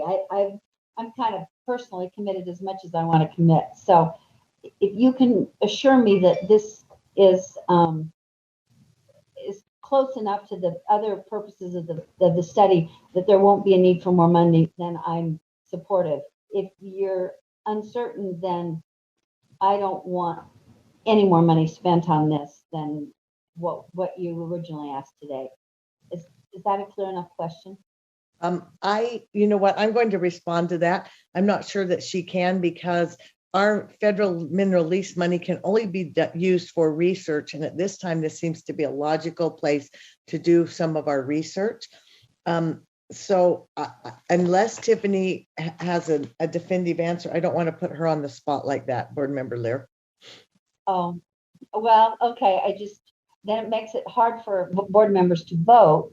And I'm sorry, I should have asked to follow up. Makes it hard for us to vote because I don't want this to cost more money. And if it's too far afield, then, and I guess I don't have a problem with putting a staff member on the spot to answer a question that is her area of expertise. So. Okay, but for clarity, are you talking about for what we're asking here, or are you talking about maybe future study? No, I'm just saying if we add this component. Got it. Do you feel like it is within the scope of what we've already committed for West Ed so that it won't keep growing and we won't be asked to commit next year's mineral lease funds? Okay, Board Member Lear, that's much more clear. So Chief of Staff Stanley, can you answer that? If we add this scope to this number 2 on here, are we going to be able to say within the budget that we have given, or or is this adding too much and we won't be able to get the number one that we've asked for? Yeah, thank you. I really appreciate the question and opportunity to clarify. The motion is around that reserve 55,000. So that is the budget. We would need to go through that contracting process, but in my mind, based on the way that I just framed it with this second piece, this wouldn't be too intensive. So I wouldn't imagine it pushing us way over or over at all. So I think we're in pretty good territory. Thank you. Appreciate that straight answer. Thank you, Board Member Lear. Board Member Cannon. Thank you. As I recall the West Ed study, the idea was to look at how the state of Utah funds public education and to recommend ways to adjust that funding so that it better serves all students in the state. So when we talk about examining implications of federal funds, to me, it just muddies the waters of the entire study. And so I guess I'm just not in favor of that as I understand the West Ed study. Maybe if I'm incorrect at what the purpose and the intent of the study was, if someone would let me know that I'm out on a limb here, I'd appreciate it. Maybe Tiffany could comment on the purpose of the study.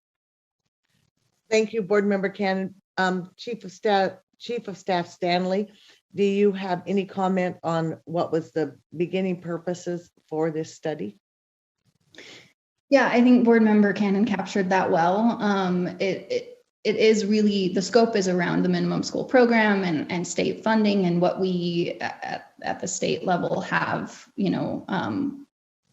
control over. That being said, I can see benefits in exploring these implications because it's just part of that broader picture and that broader understanding. And I could see that informing the conversation moving forward in productive ways. I don't mean to speak to it too, I'm meaning to be as objective as possible. I just, I can see value and I don't see it necessarily being contradictory to the purpose. It's just that it wouldn't lead to as actionable as recommendations, given that, the federal funds are what they are, but it could inform the conversation. Thank you. Vice Chair Davis.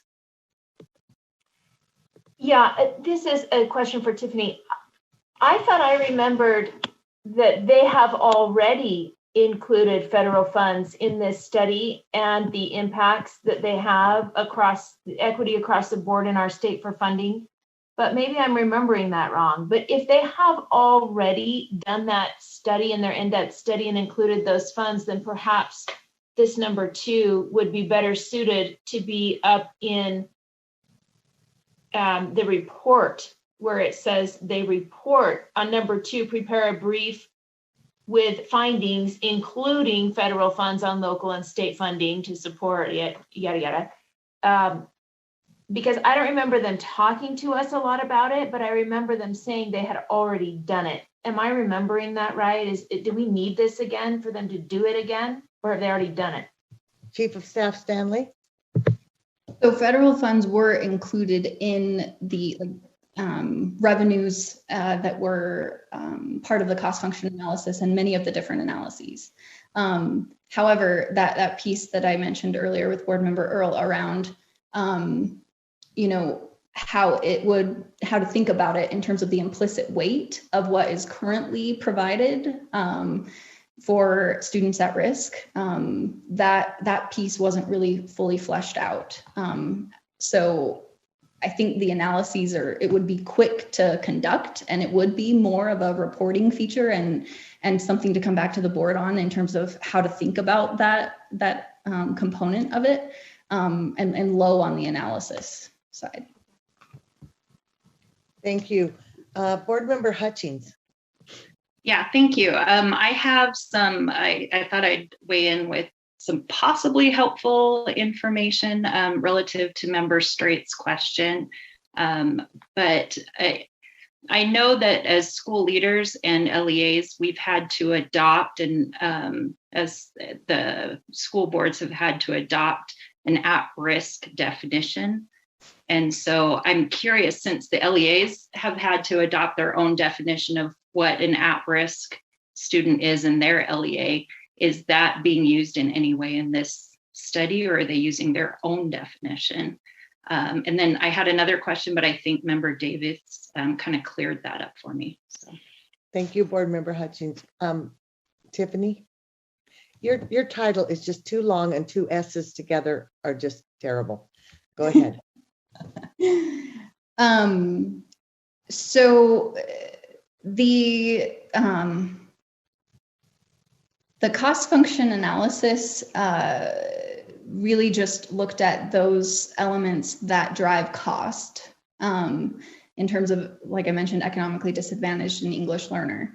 And those form the basis of what the researchers ended up recommending around what would drive the how the funds are generated, if that makes sense. But how the funds are used was a policy decision outlined in SB 142 that aligned with what you just mentioned, Board Member Hutchings, where it can be what an LEA, how an LEA defines it in terms of how the funds are used.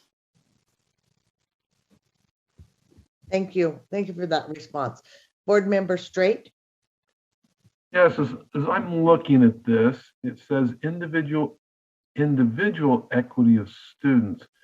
And I thought about that. And when you use the word individual, that means that we are going to examine every student as to whether they're receiving the equity in regards to these funds.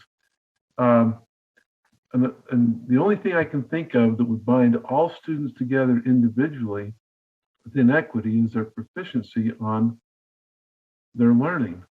And so I'm not sure, I'll have to have Board Member Earl talk about this, but is that what is meant by individual equity of students? Because I would definitely be in support of that.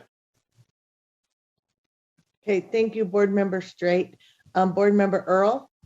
Yeah, I don't think that all funding is tied to outcomes of student outcomes. In other words, there's other criteria that federal funding is tied to. And so that's what I think we're looking at here is that broader scope. We've got kids in special education, we've got students in other areas. And so I think it's a broad look at that, and then tying it down to where, directing that to where that funding is actually being used and for which students, because we can find that, I'm sure. We have to, we're bringing the funding in for it. So to say we can't narrow that down unless we have test scores, I'm not sure that's accurate. Tiffany, I'm just wondering if it's an accurate reading that we can get down to that individual level as far as funding of students. Chief Stanley, do you have a comment on that? I don't, sorry. I was actually trying to think of if there was a way to clarify this language. So I was a little bit distracted. Okay, well, that's my thoughts on that. So we are funding students in a variety of areas that are at risk.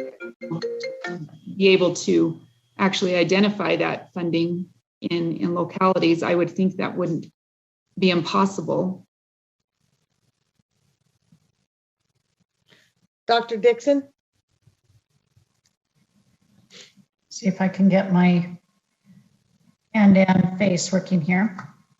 I think it's a really worthy question, Board Member Earl. I don't know the scope of this part of the funding would answer that, but I think others have tried to look at that a little bit. If you want to sit down with us and try to see how that might fit into the scope of work, I think we could try to do something without amending the actual motion, but I think we would just need to spend some time with you on clarity. I think I understand what you're trying to get at. It just seems more extensive than what we are proposing. So let's see how much perhaps we could weave into the scope of work. Would that help? Yeah, that would be great. Okay, I am going to weigh in. I don't think this amendment is necessary, but now we're going to read it. The amendment on the table is to examine implications of federal funds on local and state funding to support the individual equity of students. Please vote.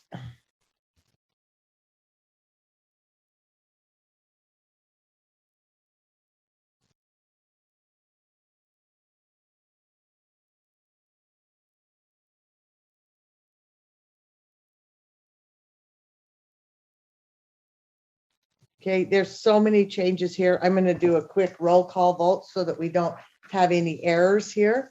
Board Member Booth. Yes. Board Member Cannon. No. Board Member Klein. Yes. Vice Chair Davis. No. Board Member Earl. Yes. Board Member Hanson. No. Board Member Hart.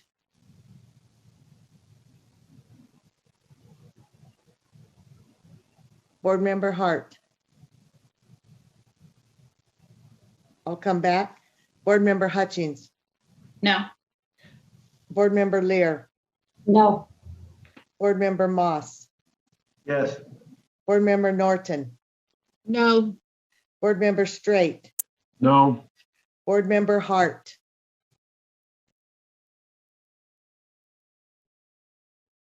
I don't know where Miss Molly went. Okay, so what do you see here, Sybil? And Board Member Belknap, no. I show 7 no's, 4 yeses. Okay, I have 8 no's.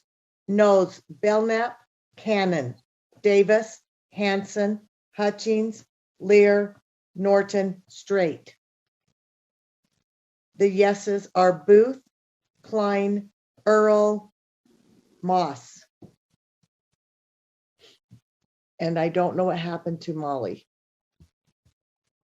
Hey, I'm here. I'm sorry. I got pulled away. There's Okay, so some on- strangers at my house. I have not been able to follow the last 15 minutes. Okay, so I'm not abstaining. gonna, yeah, I need to abstain. I'm so sorry. Thank you. Okay, so that amendment does not pass. So we're back to the amended motion. Do we have any discussion to the amended motion? Seeing none, the amended motion is that the board use the reserve federal mineral lease funds to direct staff to amend the contract with West Ed for the funding study to number 1, engage with Utah local education leaders regarding implementation of the at-risk WPU add-on, including opportunities and challenges of student-based budgeting and other related issues, including various geographic locations, and prepare a brief with findings and recommendations to be delivered no later than the October 2021 board meeting. I don't see any hands. Please vote.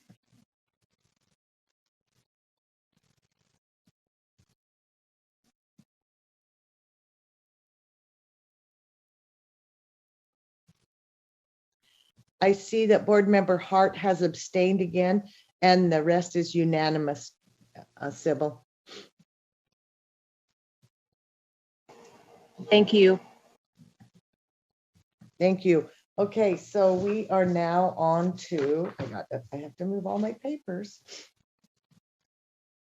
to 7.3, which is relief funding update from Director Sarah Young.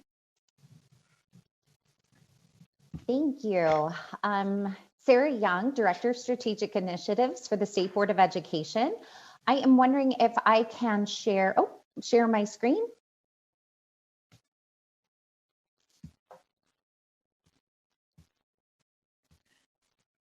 There you go. Excellent. Thank you so much. Okay, so we have a couple of different items related to the COVID-19 relief funding. The first item we're going to address is just the general update related to the finances. Then once we finish that update, we will move into the section about the American Rescue Plan ESSER state plan, for which we will be seeking state board action. And then finally, we do have one specific action item request related to the ESSER state administrative fund in terms of supporting a very small project with the Utah Grants Management System to help reduce some of the reporting burden on LEAs. So that'll kind of be the flow. And so I will just jump right in with our update. So as a friendly reminder, when we talk about COVID-19 relief funding, it does involve multiple awards, 3 main awards that occurred from the U.S. Department of Education, and then 1 award that came through state funds related to the coronavirus relief awards. As far as round 1 for CARES and CRF, as a friendly reminder, these funds were distributed between May and September of last year and must be spent related to these efforts by September 30th, 2022. This slide just provides you an update on the amount that has been reimbursed as of May 19th, 2021, when these slides were prepared for backup. You can see that we continue to make forward progress related to each of the individual award values, coming pretty close to 80 and 90% in terms of reimbursing the total amount that's been awarded to the field. Again, LEAs have for ESSER and GEAR until September 30th, 2022.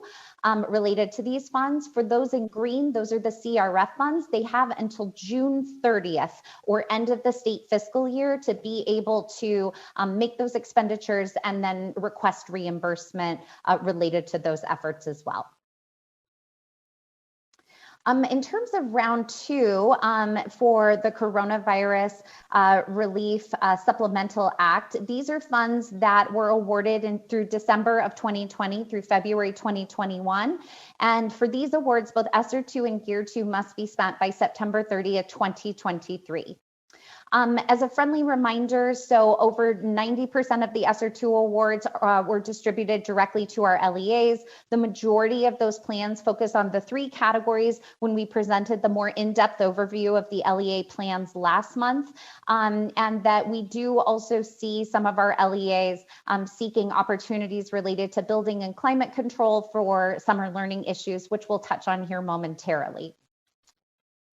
As far as ESSER 1 and ESSER 2, just as a friendly reminder as well, that an LEA is not able to seek reimbursement against ESSER 2 until they have completely exhausted all of their ESSER 1 awarded funds. This is not the case for the ARP ESSER, but it's also kind of a context that's important because as you'll see, our ESSER 2 reimbursement rates are much lower due to the awarding of those plans in a later time frame, and that we still have LEAs that are seeking reimbursement for ESSER 1.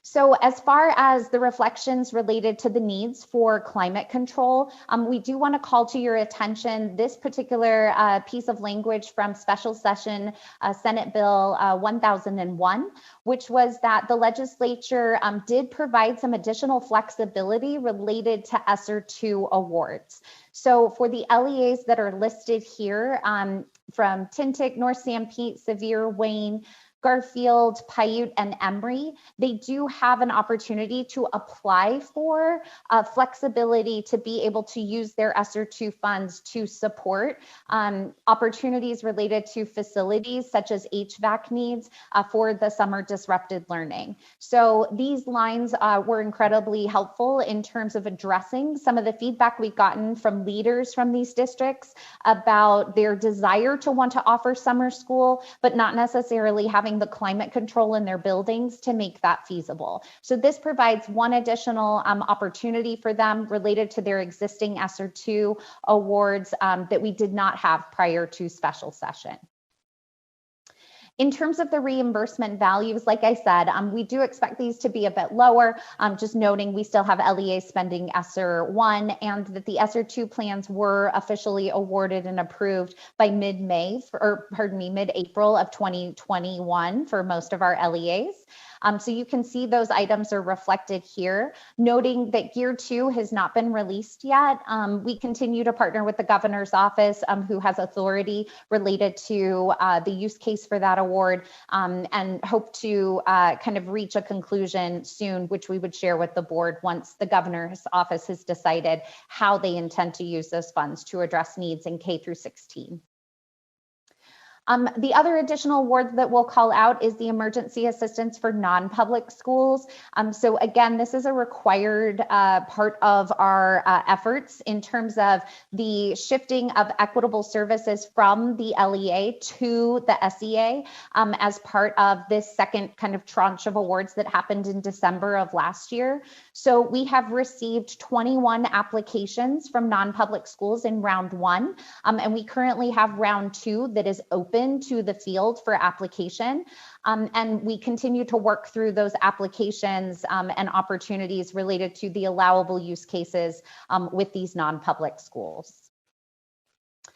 Again, for this particular effort, they do have had until May 28th for the second round. We will be then going through those applications in terms of looking at eligible expenses and getting those finalized, in addition to awarding the values that are eligible against this over $23 million that's available to this program. Last but not least is the ARP Act, or American Rescue Plan Act. We'll be getting into this in more detail here shortly, but just providing the quick reminder that this was awarded to the states in March of 2021. We are currently working through the process of being able to secure the final third of this award for K-12 for the state of Utah, which we'll be addressing with the plan. Ultimately, when these funds are awarded and distributed, each of our LEAs will have until September 30th, 2024, by which to expend these funds and awards. Just as a reminder from last time, this was presented by Chief of Staff Tiffany Stanley. And as far as our state set-aside determinations go, we had been bringing different projects to the board for consideration based on the data and the needs that had been articulated to the community. Moving forward, we are in the period of looking to really gather information, not just from our ARP plans that will be submitted by our local LEAs, but also related to some of the state data sets that we will have available, specifically related to some of the opportunities with RISE and the other different assessments to help inform what those next steps look like.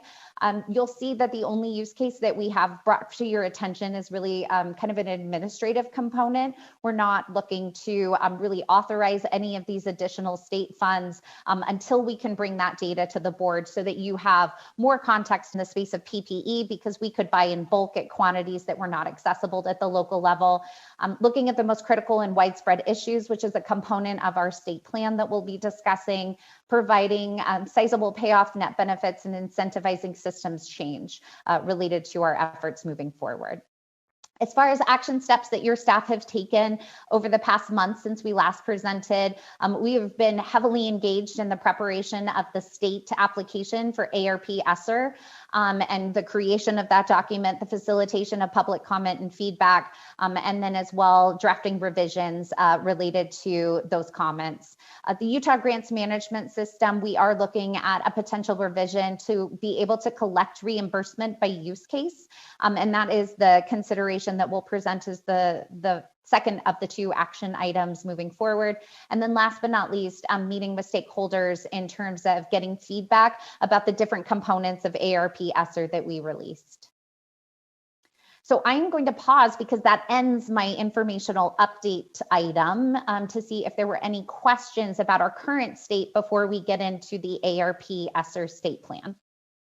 Yes, Sarah, thank you so much. I love that you talk so fast. We have to pay close attention. Board Member Norton.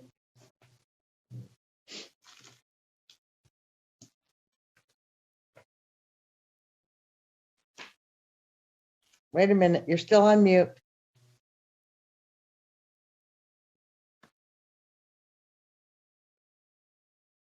It's not coming off. Okay, so I'll go on to Board Member Hanson and we'll come back. Thank you, Chair, and appreciate the update, Sarah. Very informative. I just had a question on the procedures, I guess. I know we have a deadline coming up for some of this funding at the end of this month. Does the money just have to be spent by the end of the month, or does all the paperwork have to be completed and reimbursements filed and all that? How does that work? Go ahead, Sarah. Thank you. So that is definitely an important clarification from the field's perspective. So it's that all expenditures have to have occurred by June 30th. Then through our financial operations team, we have additional deadlines in terms of when our LEAs have to submit their documentation to be able to receive their payments either on the June or July allotment. And so we use those dates really in alignment with all the other state programs in terms of what those due dates are. So it's not that they have to have all of their documentation submitted by June 30th. It's just that's the last day for eligible expenditure. So, Chair, just to follow up. So if they've got receipts, so to say, receipts dated June 30th, then they're still okay as far as that spending. All right. Thank you very much. I appreciate the clarification. Thank you. Board Member Norton, can you get off now? You bet. Oh, there you go.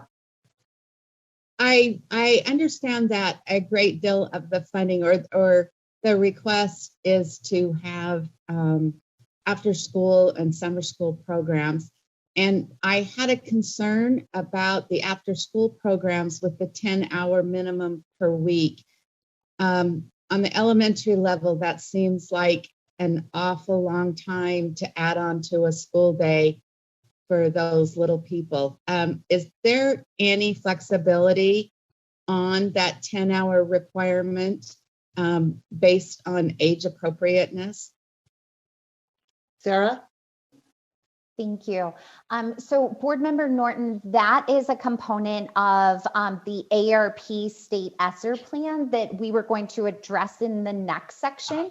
But as far as flexibility and direction go, I know that it was one of the pieces of public comment that we received related to that plan, and that our staff responded specifically kind of citing some of the research base around why that 10 hours is key in terms of services, but I would actually probably defer to one of our staff members, Camille Sheik, who's been our lead in that space, to speak to that particular component. We can do that now, or we could wait for the ARP ESSER state plan component, which is coming right next. Yeah, let's wait and get the full picture first. Thank you. Thank you. Sarah, I don't see any more questions on that. So if we're going to the APR now. Great. Let me just switch my slide deck. All right. So this is going to be a requested action item that we did previously address with the board at the study session last week, but wanted to take an opportunity just for those who need a quick refresh on where we are related to the American Rescue Plan funding. So again, this is over $615 million that has potentially been allocated related to addressing Utah K-12 needs in terms of response to COVID-19. 90% of the award, which is over $550 million, would go directly to our LEAs through the required federal formula. It is a reimbursement grant, as have the previous been as well, and would be administered as such by the State Board of Education. As far as the state reserve goes, a unique component to the American Rescue Plan ESSER is that there are federal guidelines related to how that state reserve needs to go towards meeting specific use cases. So 5% of the total award is expected to address accelerated learning, which is a little over 30 million. An additional 1% of the total award is for evidence-based summer enrichment programs, and then an additional 1% for evidence-based comprehensive after-school programs. So those are directives and components of the plan that we have drafted for your consideration in today's board meeting. Sarah, just point of order, will you discuss accelerated learning, that it's maybe not what we visualize or think? Of course, Vice Chair. Thank you for that opportunity to clarify. So when we say accelerated learning in Utah, we are really referring to some of the students who experienced potentially disrupted learning or had their learning experiences impacted due to COVID-19. That can take place in, a multitude of different ways. Our federal partners have called it learning loss. In the state of Utah, we've chosen not to use that phrase just because, it doesn't really capture what happened with our students in the greater community. But we use those two terms interchangeably. And so that's really what accelerated learning is referring to, is those opportunities to be able to address the learning needs of individual students that have those needs really based in the COVID-19 pandemic. Okay, great. As far as the ESSER award goes, again, a differentiation from our previous ESSER awards in the earlier federal relief packages, this has been designed around being a two-part award. So on March 24th, we received access to 2/3 of the total ARP ESSER funding. In order to utilize that funding, as well as apply for the final third, we as an agency are required to submit a state plan to be able to move forward with the total awarding of the funds from the U.S. Department of Education. As far as our timeline for that goes, because it has been expedited, we do like to call it out in terms of the quick responses and actions that the agency has taken. So the template was released in late April. We did a review of the template and assigned staff to begin working on these efforts at the beginning of May. USBE staff also conducted an internal review of all of the different individual staff submissions, and then compiled a draft document that was released to the field for public comment on May 17th. That allowed us a 14-day public comment period between the 17th and then this previous Monday at midnight. We are now here at the board meeting with an updated draft that has some edits due to that public comment, as well as some feedback that we received from leadership and board members, asking for the opportunity to seek approval to then be able to meet the U.S. Department of Education's deadline of state plans being submitted no later than June 7th of next week. Things that I would highlight in terms of the state plan that we touched on last time in study session is that it does require that LEAs engage in meaningful consultation with their stakeholders in the development of their local plans, and that we have this being demonstrated by having their local plans approved by their local school boards in a public meeting, very similar to the action that we're taking here today. As far as the second item, that USBE is encouraging, although not requiring, LEAs to complete a needs assessment, really to make sure that they're looking at the information they have available to them to make a plan that really meets the needs of their teachers, their students, and their broader community in terms of response to COVID-19. And then last but not least, we are asking LEAs to describe how they will ensure that the interventions are meeting the academic, social, emotional, and mental health needs of students. This is a federal requirement, and so we're asking for our LEAs to be able to include that item in their plans so that we can be consistent with the expectations from the Department of Education. As far as the timeline goes, we shared a timeline that was specific to the plan application. This is a broader timeline related to the implementation of ARP ESSER.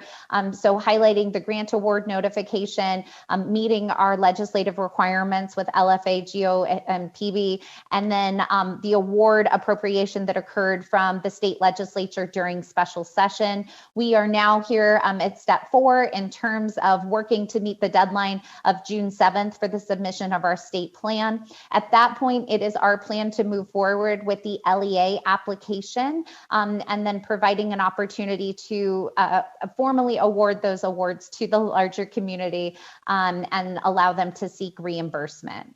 So just for clarity, our current draft timeline around that release is June 15th to be able to have the grant available to our LEAs for application in the Utah Grants Management System.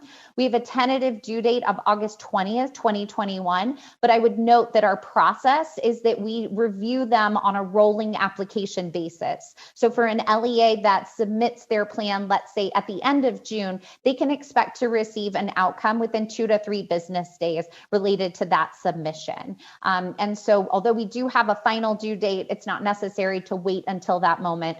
We're prepared to accept them and turn out the awards as quickly as possible.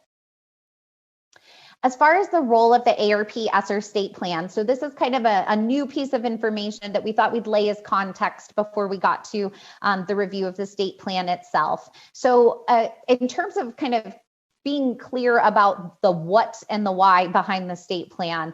The state plan does allow us to meet the U.S. Department of Education requirements. So all of the prompts that you saw listed through the state plan were a part of the required template, and Utah followed that to the letter in terms of the development of our overall plan. The second component is it does provide an update to our actions for ESSER 1 and ESSER 2. So although we do provide other kind of mechanisms for federal reporting, this gives them kind of a more updated state of affairs related to our use cases for those funds so that the U.S. Department of Education is aware of where we are in terms of our actions for those 2 prior awards. Last but not least, and an important context, it does provide a high-level response for plans for ARP ESSER.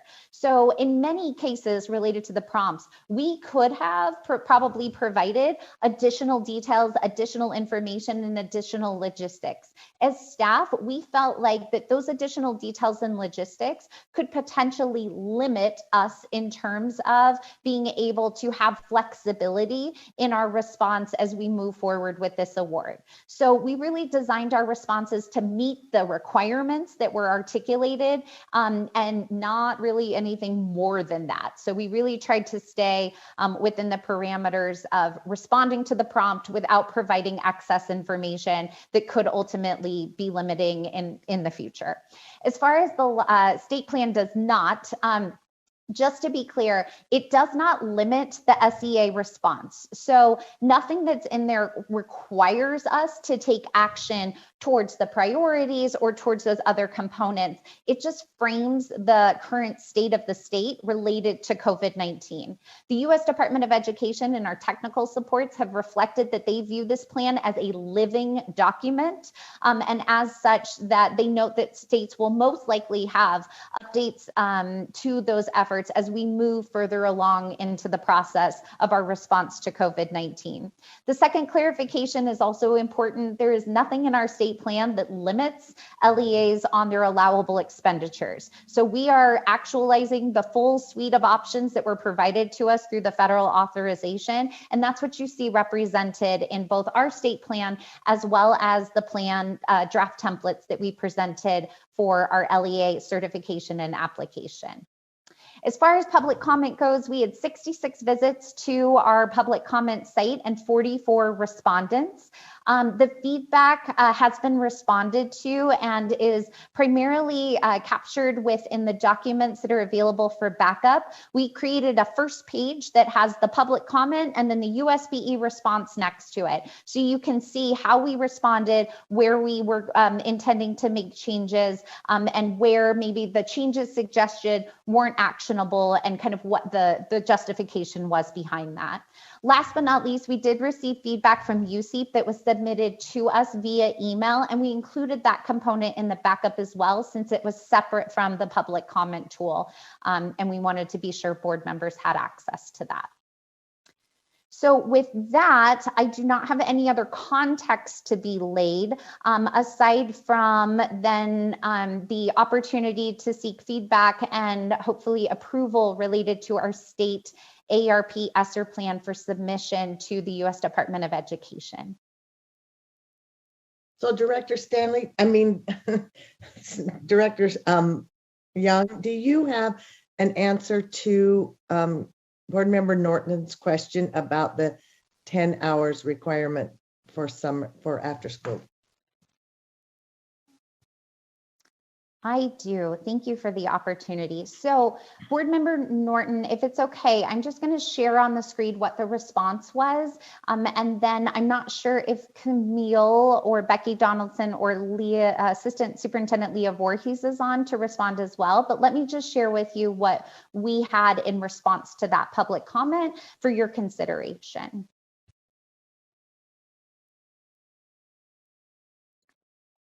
All right, and it looks like Camille is on, so I will share this and then I will turn it over to her for comments. So in terms of the statement, so I will highlight the lower piece here, which is where we received feedback related to the 10-hour-a-week requirement. In the consideration of that, the USBE response was to have a stronger impact on participating students, build quality and consistent programming, and to align with the other USBE funded after school programs, a 10-hour per week minimum during the school year was the requirement. So Chair, if it would be possible to maybe have Camille Sheik speak to that. She was one of our leads in drafting that response. That would be okay, but I do have a follow-up question. Maybe Board Member Norton has the same thing. Where is that requirement? Where did it come from? So we can pass it on to Camille. Thank you. This is Camille Sheik, Education Specialist with the Utah State Board of Education. I oversee some after-school grant funding in our office. And so in response to both of the questions, and thank you for giving me the opportunity to speak, in terms of the requirement, what we see is to have a based on research over the years, is having the option of the program open in terms of, and I know this might sound like an odd word, dosage, having it open, offered to families for at least 10 hours a week so we can build that consistent attendance, build that relationships, but it's always optional. No student is required to attend that. There's no, you have to come, the full 10 hours during the school year, or you're not allowed to come. So it's just intended to build consistency and have it as an option for families. Board Member Norton, do you feel comfortable with that response? You bet I do. That makes me feel so much better. Okay, great. Thank you so much. Thank you, Camille. Any other questions for Sarah at this time? I don't see any. Yes, I do. Yeah. Board Member Hart. Yes, I just want to thank Director Young for answering my questions ahead of time, and the changes that were incorporated really reflect a willingness to listen and find the win-win. And I just really appreciate that. I understand the time frame you're under, and to be able to make changes and adjust so quickly on the fly and still maintain the integrity of a massive federal application is pretty commendable. I do hope that we can think as a board about ways to improve the rate of public comment for things that we're trying to do. I wish there were more comments, and I hope as a board we can consider ways to encourage public comments. So, but great job. I had some questions and got them answered, so I'm prepared to make a motion. Go ahead, please. That's appropriate. Okay. Of course I said that, and I'm not actually prepared. can someone pull the motion up? There it is. That the Okay. board, I move that the board approve the submission of the USBE ESSER ARP plan to the U.S. Department of Education. Do I have a second? Second, Who was that? Scott Hansen. Thank you, Board Member Hanson. Okay, would you like to speak to your motion, Molly? Are you okay? Yeah, no, I did have concerns. I just want to, just highlight one area. I really appreciate dropping the early grades from the literacy. I think that broadens sufficiently, but also maintains, some area of focus. My concern originally was that by focusing on early grades, that we've got a whole bunch of later grade students that, a lot of students that are out there that tried their very best at learning in the COVID area and in the COVID time and weren't as successful as they normally were. And I anticipate teachers discovering gaps in learning that are very different student by student. And I want to make sure, and I think the change to that particular priority gives us direction, but also leaves it broad enough that we're going to be able to support all learners that as we uncover gaps as we go through. We don't know yet, the impact on students quite yet.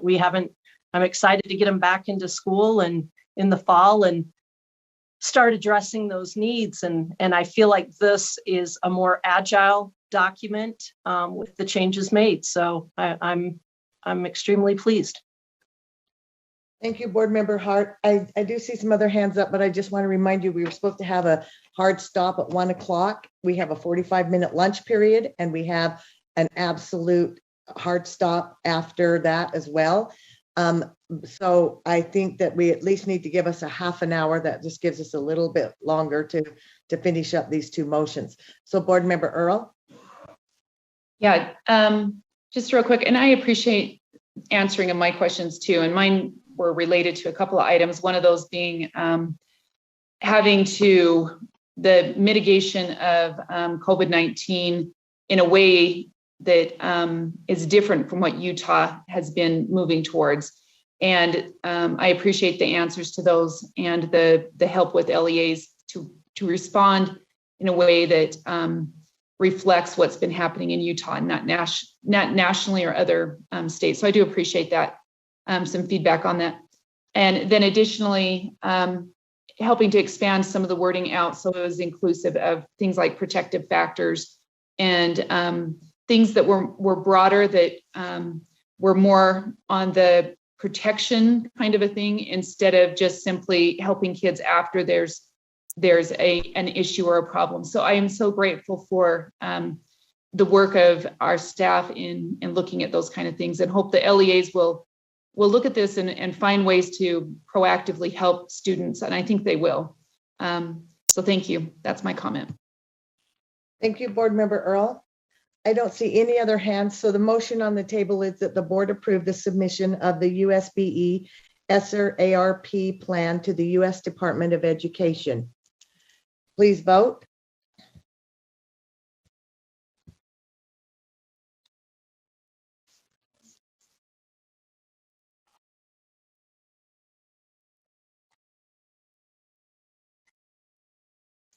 Board Member Klein. Thank you. I see that is a unanimous vote. Thank you so much. So I would then be seeking, Sarah, did you want to discuss this next 7.4.1? Yes, thank you. So I will just put this this motion on the screen quickly. So this item is just seeking approval for $60,000 from the ARP ESSER fund to be able to support an increased flexibility with the Utah Grants Management System. So this is being led by our Director of Finance, Deborah Jacobson, as well as Rebecca Nielsen over in Utah Grants. One of the components that we've been asked for as staff is to be able to do reporting related to how much we've provided in reimbursement by use case. Currently, the grants management system allows us to do reporting by budget categories, such as salaries, supplies, materials, et cetera. But we would need this enhancement to the system to be able to do reporting in that way. The vision is that with this increased ability, that when an LEA submits reimbursement, we will then have that information. So we don't have to return to the LEAs to ask for it when we have our legislative partners or members of the state school board or the public seeking that information. So ultimately reducing the LEA burden for reporting with this particular enhancement. With that, I'm open to any questions and appreciate the consideration. Board Member Norton? I don't have a question. Are you ready for a motion? Yes, we are. Okay. I recommend that the board approve the authorization of $60,000 from the ARP ESSER fund for the revision of the Utah Grants Management System to allow for enhanced tracking of federal COVID-19 relief funding. Second, Board Member Booth. Thank you, Board Member Booth. Thank you. Any, do you want to comment on your motion? Board Member Norton? I think that we have heard some great information, and I think we all like hearing that we are reducing the reporting for the LEAs. So if nothing else, it's great for that. Thank you, Board Member Norton. Board Member Lear? You're on mute. No, I'm not. Okay. No, there you go. I'm thinking I just heard the answer that doing this will lessen the LEA reporting requirements. Yes. Did I hear accurately? That is accurate. Perfect. Thank you. And I would actually probably say that it simplifies it for them. Maybe would you say that, Sarah? Okay. Board Member Hanson? I'm really in favor of anything we can do to streamline this process, and I'm hoping that we can design this system so that it has some utility after these COVID funds are gone, so that we can use that in the future for grants and this same sort of process. So hopefully that can be included. I appreciate that, and I saw Sarah nodding her head, and maybe you didn't while you were speaking. Board Member Earl? Yeah, just mine's a privacy question. What kind is this tracking down to personal type of information, or is this broad still, just the district level broadness? Sarah? Thank you. So this is an internal system that we use to be able to collect reimbursement documentation. So it is really specific to the district submitting those documents. It's mainly financial information because that's what we require related to this effort. Okay, so it's not individual student tracking then? There is no student information that is included in this effort. All right, thank you. Thank you. I see no more hands. The motion is that the board approve the authorization of the $60,000 from the APR ESSER fund for the revision of the Utah Grants Management System to allow for enhancement tracking of the federal COVID-19 relief funding. Please vote.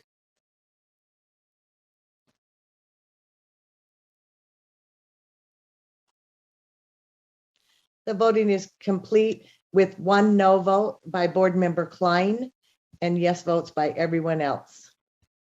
Okay, that gives us about a half an hour for lunch. Just for clarity, we do have a turnaround group coming at 1:45. So if you could be back maybe at 1:44 so we can start on time. Thank you, everyone. Have a good lunch. Thank you.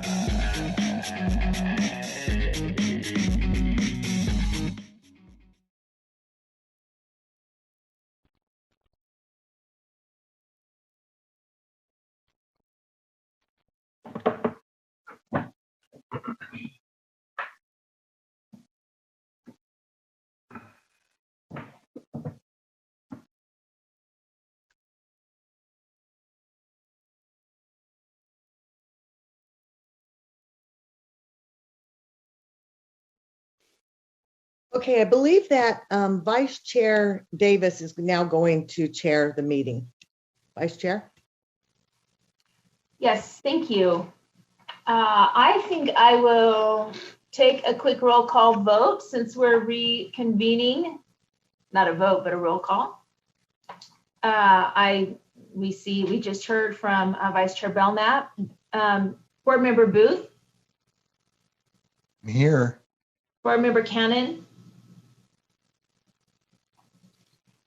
Board Member Klein. Here. Board Member Earl. Yes, I'm here. Board Member Hanson. I'm here. Board Member Hart. You will be on in just a minute. Board Member, okay, he's got Hutchings. I'm here. Board Member Lear. Here. Board Member Moss. Here. Board Member Norton. Good afternoon. Hello, and Board Member Straight. Hello. Hello. Okay. Vice Chair Davis, I am here and accounted for. Wonderful. Thank you. Board Member Cannon is also here. Perfect. I will change that. Thank you. And just to make the members of the public who may be joining us aware, we have excused today Chair Huntsman and Board Member Hymas. So let's go ahead and move into our next agenda item. We have Paradigm High School turnaround recommendations. And it looks like, do we have Tracy Van Deventer or Max Lane to join us to lead us out on this? Absolutely. This is Tracy Van Deventer, Director of the USPE Center for Continuous School Improvement, and I am here to represent the exit panel that heard Paradigm's presentation recently. And to give just a little bit of background, we are asking that the board approve the panel's recommendation that Paradigm High School exit turnaround status for the 21-22 school year. In April of 2020, originally the board waived the exit requirements for R277920. And at that time, cohort 2 schools made a presentation. Paradigm did not exit at that time, continued on through this year. And then in March of 2021, there was a motion that was made and approved to expedite the state exit panel review process for Paradigm moving forward. On May 11th, Paradigm High School presented to the 9 members of the state exit review panel. And at that time, the panel's decision was to recommend Paradigm High for exit to the school board. Great, thank you, board members. I'm here from Board Member Straight. Is there additional presentation or? There's no additional presentation. We have attached the presentation materials that Paradigm High used for their exit panel. And I know that they were planning on being here to be able to answer questions. So I see Director Seminario is available if you have questions directly for the school. Thank you. Board Member Cannon? Well, hold, I wasn't finished. Oh, follow up, Board Member Straight. So I just want to tell Paradigm that in looking over the data they sent to us, that I am extremely pleased with what they presented. We gave them some suggestions, and they came through, and so very pleased. And I would like to make the motion when it's time for that. Okay, we've got two other hands. Let me take the two other hands and then I'll come back to you, Board Member Straight, for the motion. Board Member Cannon. Well, my hand was raised because I wanted to make the motion. But since both Board Member Straight spoke first, I'm happy to second his motion. I will comment that I have gone through all of the background materials, everything that was presented to us. I want to compliment Paradigm for hanging in there and for really turning some things around and presenting some wonderful information. And I applaud their use of formative assessments and how well they're doing in so many areas. Thank you. And seeing no other hands, Board Member Straight, would you make that motion, please? Yes, with much giddiness. I move that the board accept the recommendation of the school turnaround state exit review panel for Paradigm High School to exit school turnaround status for the 2021-22 school year. Second.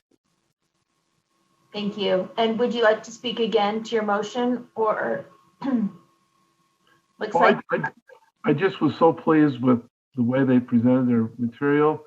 They took the suggestions, they did what they were asked, and I think it was a great experience for everyone involved.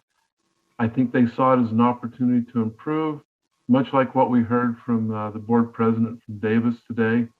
And you know, that's what this is all about, is making that continual improvement for us individually, as well as for the schools that we work for and the people of Utah. So thank you.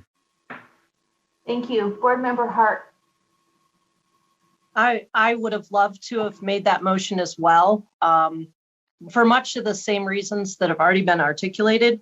I really appreciate how schools can serve unique groups of students and the needs of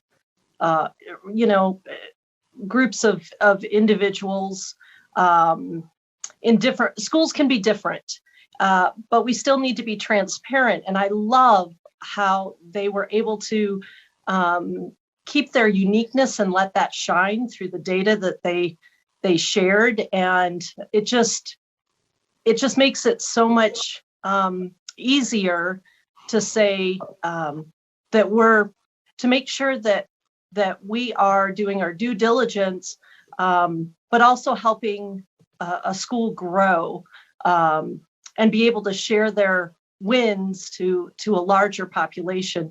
It's what they have is remarkable, and this data certainly paints a more complete picture.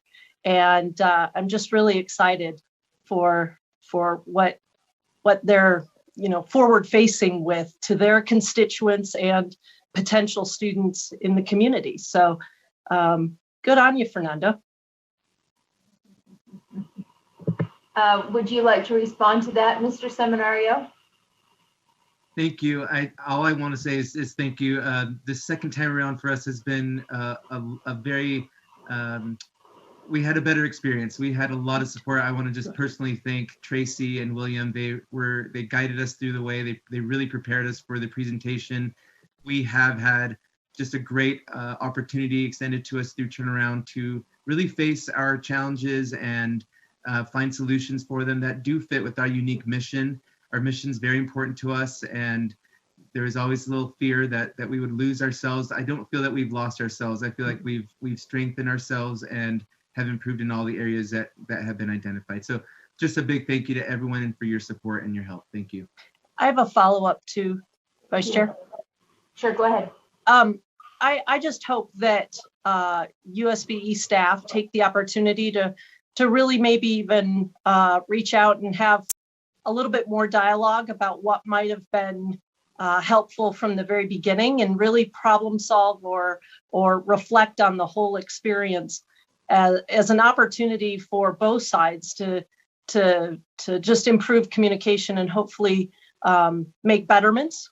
Chair Huntsman isn't here, but make sure that those betterments are being recognized in our turnaround program. So just a suggestion. Thank you. Board Member Earl. I want to maybe replicate the same things that have been said.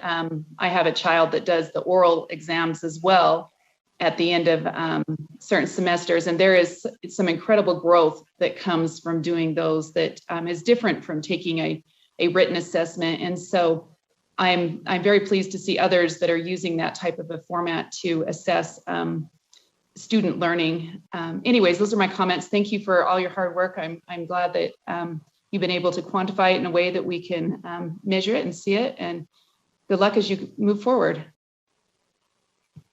Thank you. Seeing no other hands, board members, please go ahead and vote.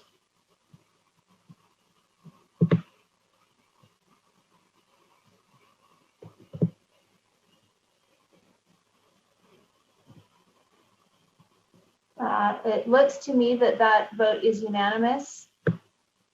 Yes. Thank you. All right. Thank you to all of you who have helped through this process. We are truly appreciative of it's been a journey, and we're grateful for the learning. Let's go ahead and move on to our 2 o'clock item, which is American Preparatory Academy Special Education Corrective Action Plan Appeal. Are you passing that to me, Vice Chair? I thought, are you making a motion? Yes, I am out of the committee. Yes.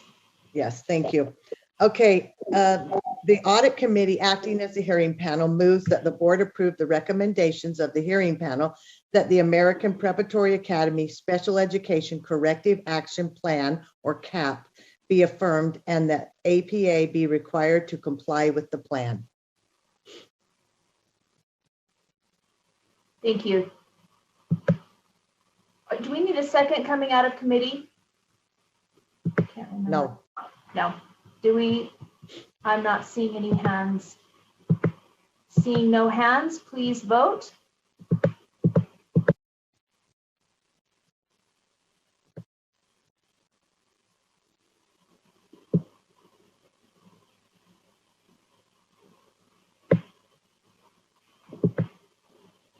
I'm seeing all as a yes, except for board member Klein. Correct. That's what I saw. Thank you. Okay, well, let's continue to move on to the regular audit committee. Chair Belknap, I don't know if you had anything you wanted to say, even though no action is coming out this month. No action. Thank you. Okay, thank you. Let's move on to our Finance Committee report with Vice Chair Jim Moss. Hey, thank you, Vice Chair. Taking some of the fun from Chair Huntsman this month. We've got a couple of quick items. One just conforming to legislation, a couple others just continuation with a slight amendment and update. So first, if I could bring a motion. The committee moves that the board approves R277-607, absenteeism and truancy prevention, draft 2 on second and final reading. Would you like to speak? I'll just say briefly that this updates the rule to conform with changes in HB 81, which defined or added, excused reasons for absence being mental and behavioral health. And so this fleshes out a definition, and staff could speak to the details if there are any questions. Thank you. Board Member.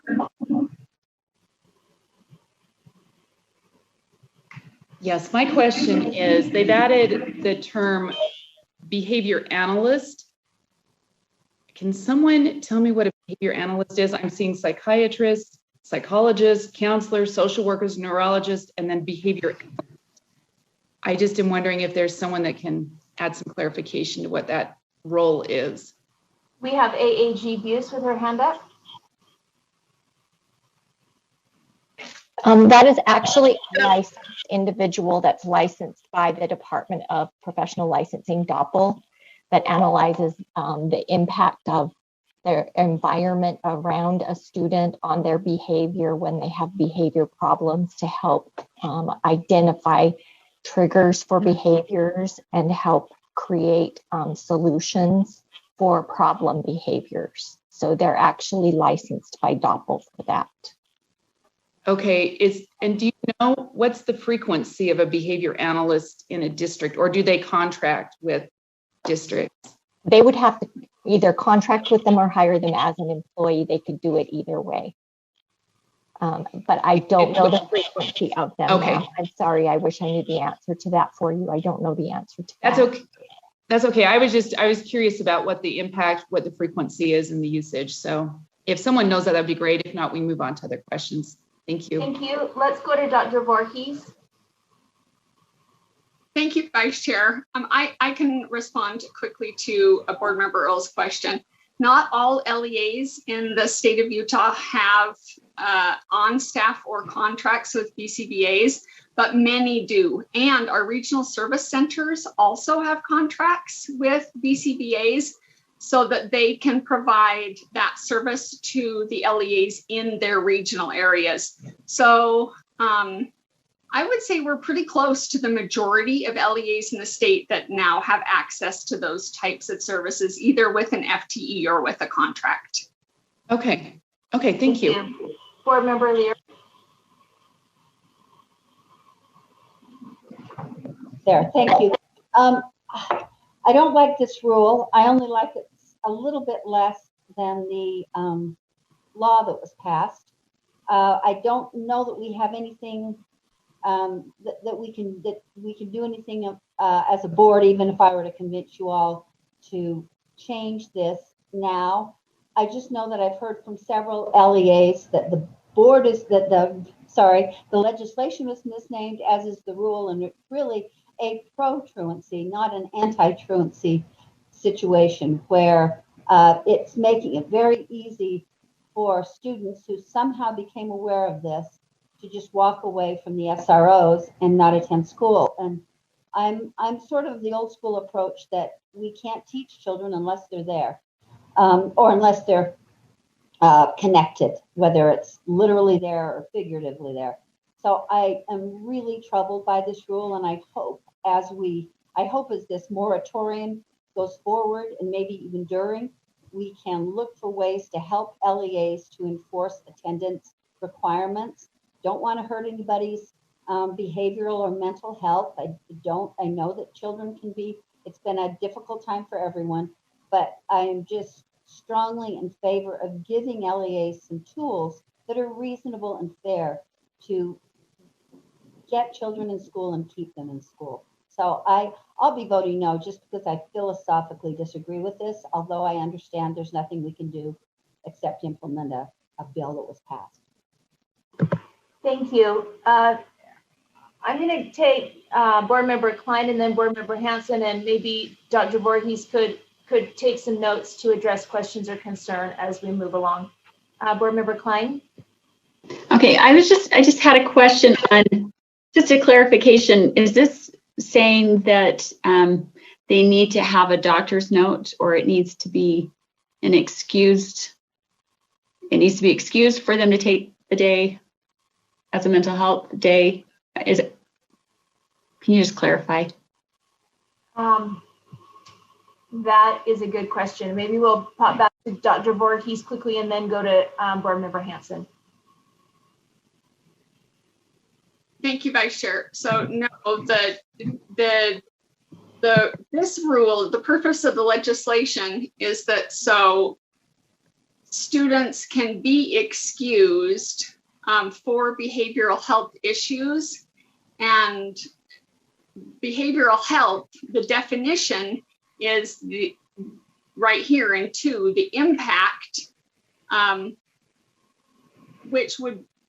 the impact comes from the student's physical, mental health that are conditions that would be seen by or would be considered by, reviewed by, or treated by one of these individuals. But the purpose of the rule is that a student's absence could be excused for a behavioral health issue. Not that they have to have a note from or have seen one of these professionals, but that the definition of behavioral health is parallel to our definition of physical health, which would require, require is not the right word, which if you have a physical health issue, the way you would know that you had a physical health condition is would a medical professional see you for that condition? So this definition parallels that in that a mental health provider could see you for that condition, but the requirement is not that they do see you, simply that we define the term similarly to the way we define a physical health condition. Does that help clarify? Yes, that helps a lot. Thank you so much. Thank you. Thank you, Board Member Hanson. Thanks. And Carol kind of stole my comment. I just really feel that this needs to be looked at further, because with the definition of truancy and without a need for an excuse, this doesn't give our educators a lot of tools to operate with as far as keeping our kids in school. I think that we have an obligation to implement the law with the rule, and so I'll be voting in favor of this, but we really need to encourage the legislature to follow through and take another look at this, I believe, as they are going to, and get something that's much more workable. Thank you. Dr. Voorhees, did you have another comment? Your hand is still up. Oh, sorry, no, taking it down. Okay, seeing no other hands, please vote.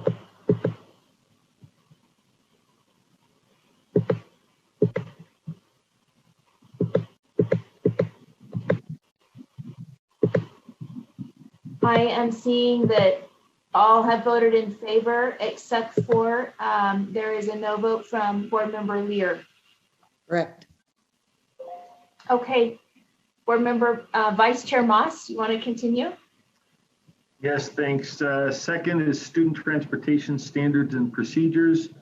This is simply a rule that's up for its 5-year continuation approval, and the committee felt it was appropriate to continue it. So action is the committee moves that the board continues and approves R277-600 student transportation standards and procedures draft 1 on second and final reading. Thank you. Seeing no hands, please vote.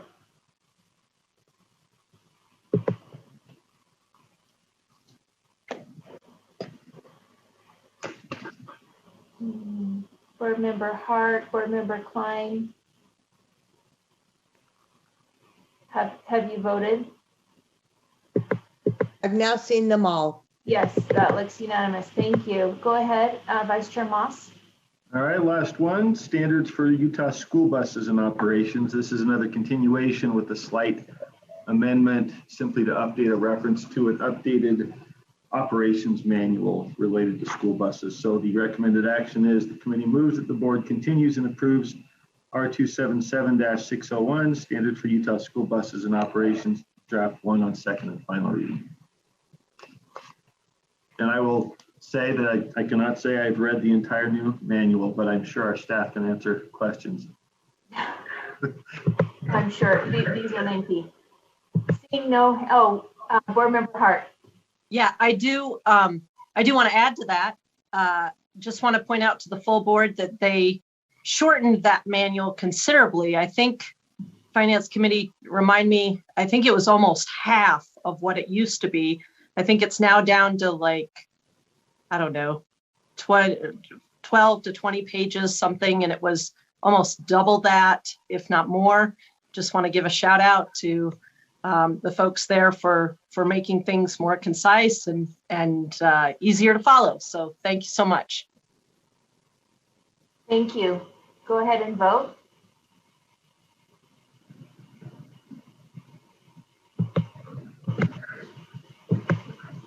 The voting looks unanimous.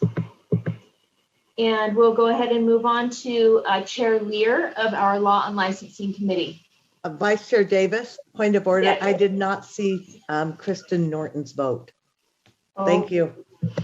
Thank you. She just voted. Thank you. Okay, thank you. Thanks for helping me watch. My machine is not as friendly. Appreciate it. All right, let's move to Chair Lear. Thank you. We're looking first at item 13.2, Utah County Academy of Sciences Board Rule, otherwise known as UCAS, the waiver request, and excuse me, had to do with waiving certain requirements that the students, their students who are mostly college bound and many earn associate's degrees before they leave high school, a waiver request for arts and science credits. And we had a good discussion of that. The motion is that the committee moves that the board renew the waiver, because this is the second round of this. The committee moves the board renew the waiver of certain requirements in R277-419 and R277-700 for Utah County Academy of Sciences as requested. Okay, there is a motion on the table that the committee moves that the board renew the waiver of certain requirements in R277-419 and R27-700 for Utah County Academy of Sciences as requested. Seeing no hands, please vote.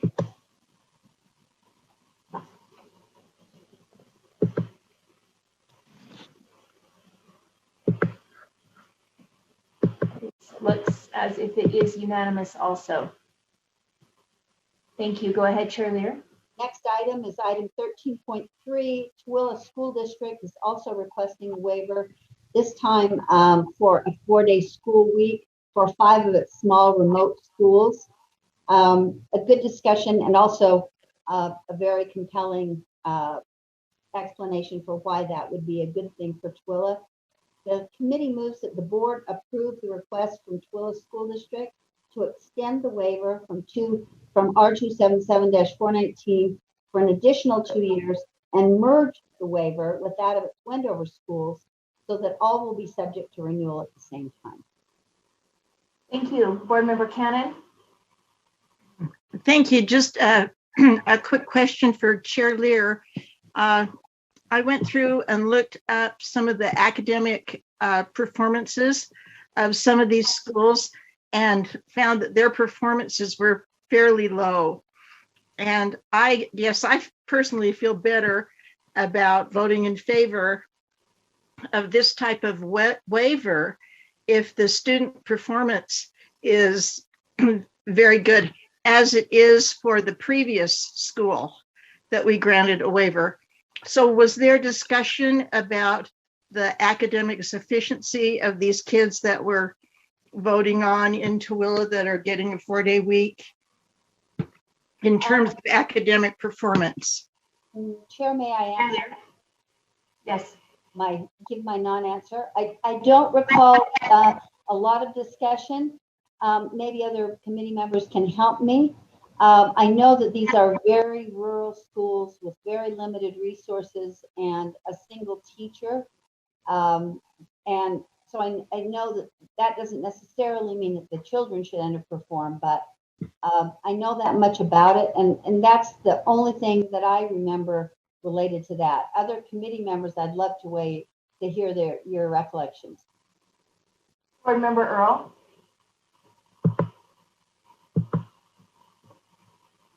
I think what board member Lear is saying is accurate, that there's great distances they have to travel. Teachers have to travel in from other areas. It's right on the border of Wendover. There's all kinds of different things that create barriers. So I don't think it's a matter of we're just trying to shorten the weekday kind of a thing. It's more of the dynamics of where they live, the geographic region, and other things, from what I remember. And I will add that there is also a competition situation with nearby schools that are across the state line that have 4-day weeks. And so it's difficult to get teachers just over the state line without some changes there. AAG Buse?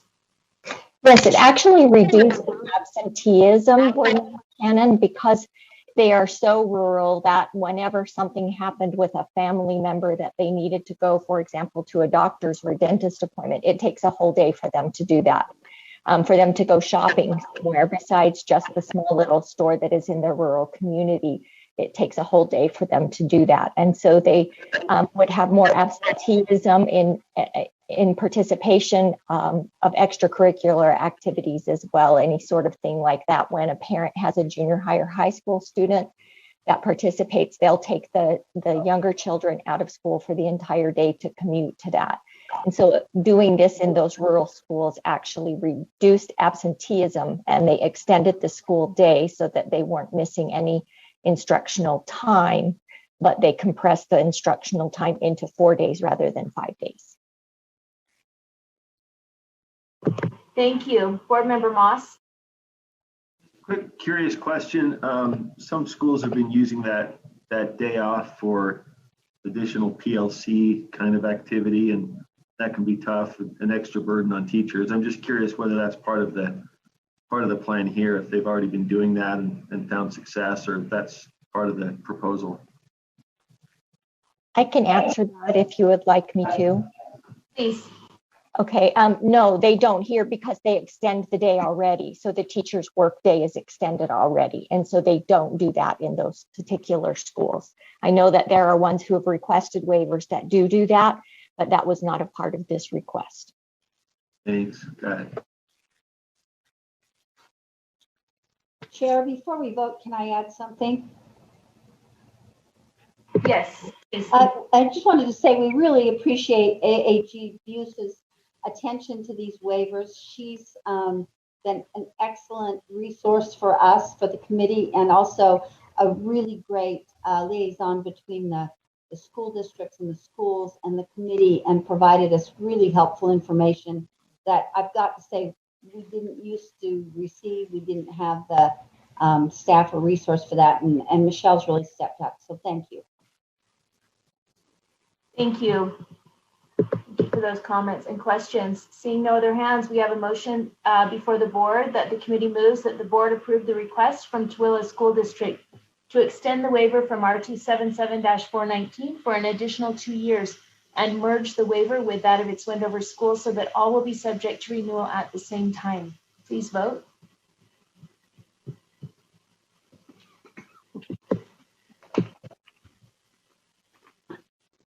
I see a no vote for Board Member Cannon, and everyone else is a yes. Yep. Okay. All right, Chair Lear. Item 13.4.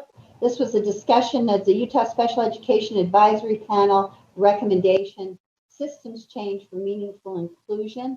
We had a really helpful discussion that included some outside speakers, a discussion that revolved around some recommendations that came from this panel to our committee. So following that discussion, the motion for the board is that the committee moves that the board directs staff to establish a micro-credential and training on inclusionary practices. Secondly, establish administrator inclusionary practices training, materials, and Utah educational leader competencies. And 3, prepare a board rule provision for committee review that would require an LEA to include inclusionary practices into the LEA's local policies. Thank you. We have a motion on the table before the board that the committee moves that the board directs staff to establish a micro-credential and training on inclusionary practices, establish administrator inclusionary practices training, materials, and Utah educational leader competencies, and prepare a board rule provision for committee review that would require an LEA to include inclusionary practices into the LEA's local policies. Seeing board member Hart. Are these required micro-credentials or are these optional micro-credentials? I personally can't remember. I think Leah would be the best person to respond to that. Dr. Voorhees. Dr. Voorhees, are you still available? I am, Vice Chair. Thank you. These would be voluntary. They would not be required. The discussion of the committee was that the State Board of Education would create them so that they would be available. And my team would actually be interested in incentivizing access and completion of them, but the discussion was that they would be voluntary. Thank you. Board Member Earl. Yeah, I'm looking at number 3. So we're going to form a rule that would require an LEA to include inclusionary practices in their LEA. So I guess we're doing the training. I guess my question is this rule, when you, and I know we're always trying to increase what we're doing, right, and increase our capacity. I'm just trying to understand the rule is outside of what law already requires. I'm trying to unbalance it with the law. So maybe if someone can speak to that, if there's something more there that's not happening, that anyways. I'm going to take liberty as a member of the committee just to say that this would be asking local LEAs to define and include their own understanding and policies of inclusion for students with special needs into their written policies so that parents are aware and educators are aware of what the policies are. Okay, are those that does not supersede what's on an IEP. And Dr. Voorhees, I am incorrect. Please correct me. So that's what I'm trying to balance out is how is this different than the law? And wouldn't it have to pretty much resemble the law in order for it to be usable? I'm sure it would. Board Member Hart. My question, I guess I should have asked my first question a little bit more broadly. Is number 2 a required training, or is it, when we establish the training, the materials and the competencies, what does that, what is required versus optional or available? And can I try, Davis, and then I'm sure Leah Voorhees will pick up if I leave things out. I think this is a little different than what we've been talking about in terms of training for other kinds of things. IDEA requires that LEAs serve students. You know that, of course, and I'm sure Jenny knows it also.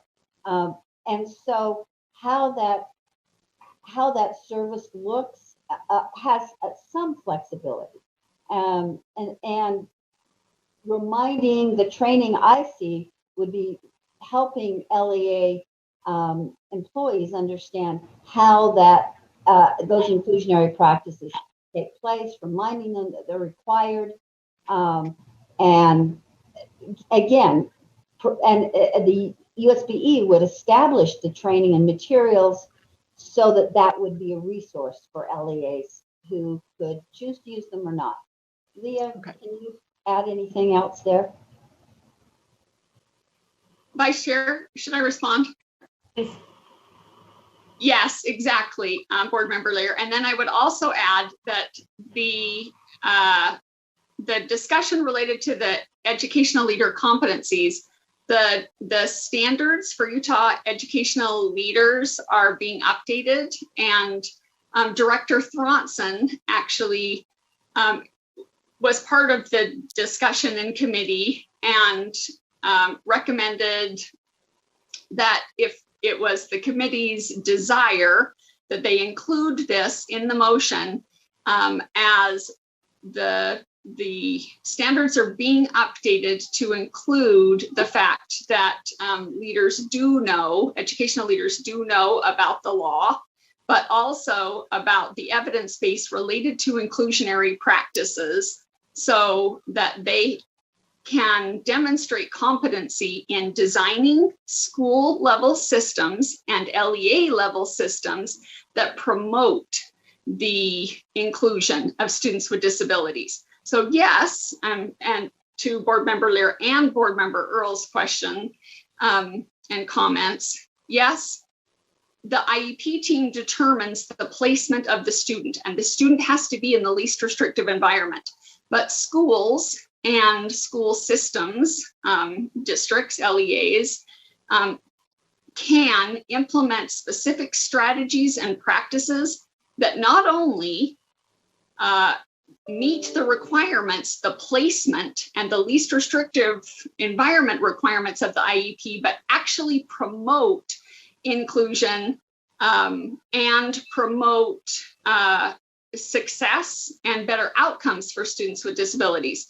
It is possible to simply meet the requirement of the IEP, and it is also possible to create a system that not only meets the requirement of the IEP, but actually gives students with disabilities even more opportunities to access grade appropriate content and make progress in grade appropriate content.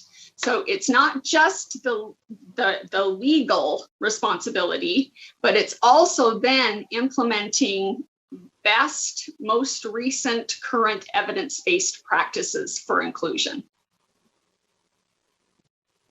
I have a follow-up to that. Follow-up? I understand that completely. Yes, absolutely. I'm more interested in, or I was more concerned about the word establish on number 2 and what that actually meant, whether we were looking at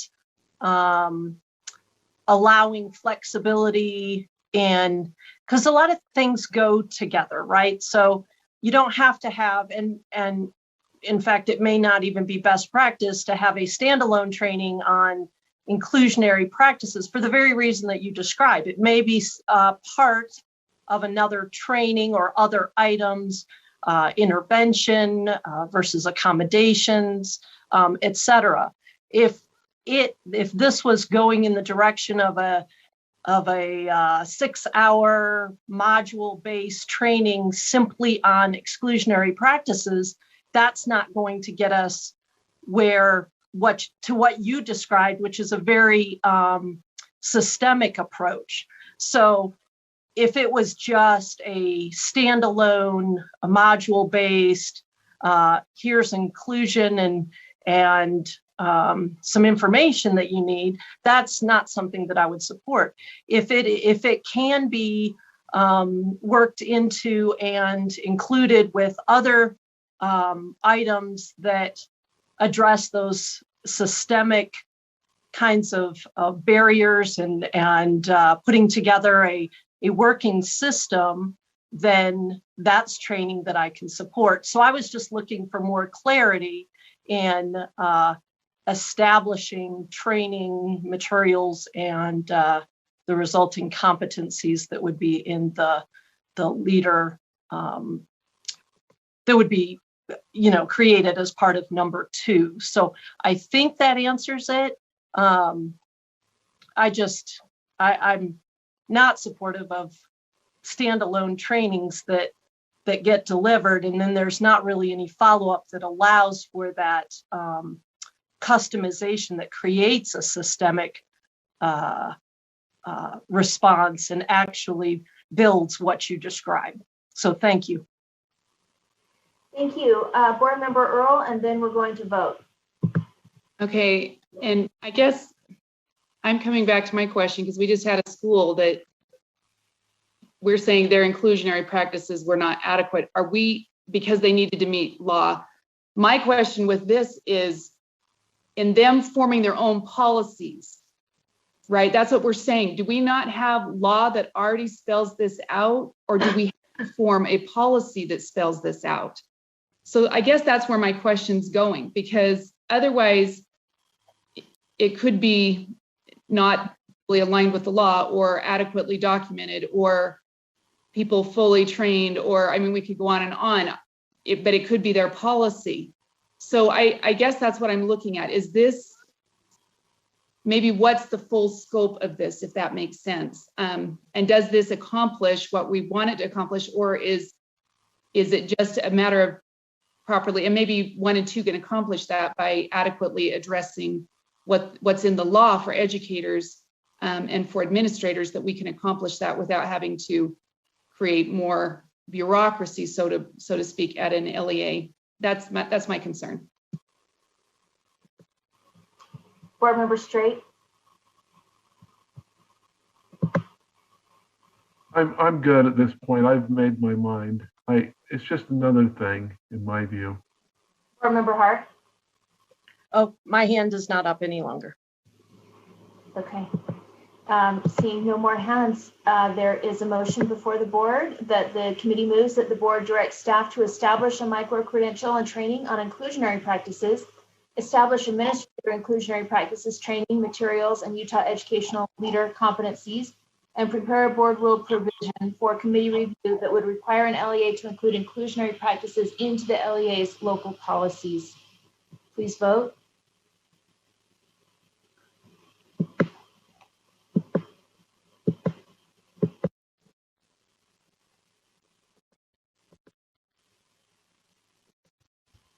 I am seeing a no vote for Board Member Klein and Board Member Moss. Board Member Straight had a no also. And Board Member Straight. And Board Member Hart. And Board Member Earl. And Board Member Earl. I think you probably should do a. I will. I will. Okay.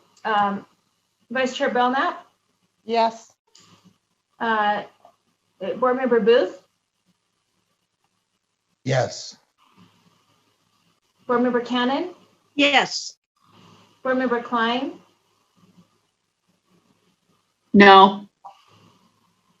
Board Member Earl? No. Board Member Hanson? Yes. Board Member Hart? No. Board Member Hutchings? Yes. Lear? Yes. Board Member Moss? No. Board Member Norton? Yes. Board Member Straight? No. And I'm a yes, the motion passes.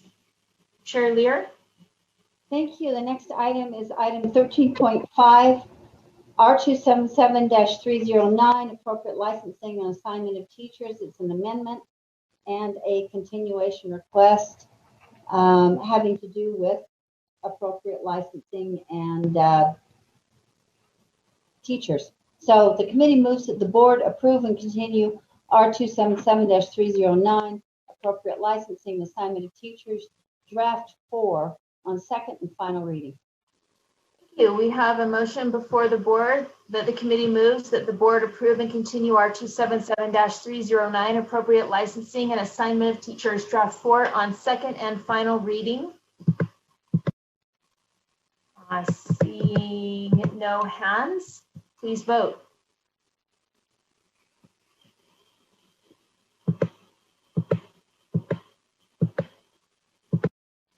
That vote appears unanimous. Item 13.6, R277-530, Utah Effective Educator Standards. It's only a continuation with no changes. The committee moves that the board continue R277-530, Utah Effective Educator Standards on second and final reading. Thank you. The motion before the board is the committee moves that the board continue R277-530 Utah Effective Educator Standards on second and final reading. Board Member Earl. Yeah, this is just a general question.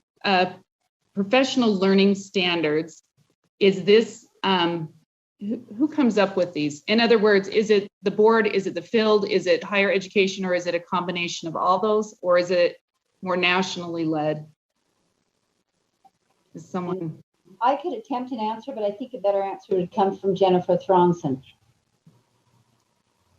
May I respond? Sure, thank you. Sure. So our professional learning standards in Utah are in statute. So they are articulated from there. They were developed through the Learning Forward organization, and then we made our own Utah amendments to those professional learning standards. Okay, thank you. Thank you. Seeing no other hands, we have a motion before the board that the committee moves that the board continue R277-530 Utah Effective Educator Standards on second and final reading. Please vote.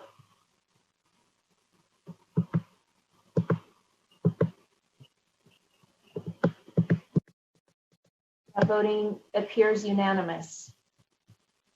Item 13.7, R277-531, Public Educator Evaluation Requirements, and this is another continuation. The committee moves that the board continue R277-531, Public Educator Evaluation Requirements, acronym PEER, on second and final reading. Board Member Belknap. Oh, sorry. There's a motion before the board that the committee moves that the board continue R277-531 Public Educator Evaluation Requirements on second and final reading. Board Member Belknap. Just looking for clarity, is this a requirement in statute? Dr. Thronson? Yes, we are required to have a board rule on educator evaluation.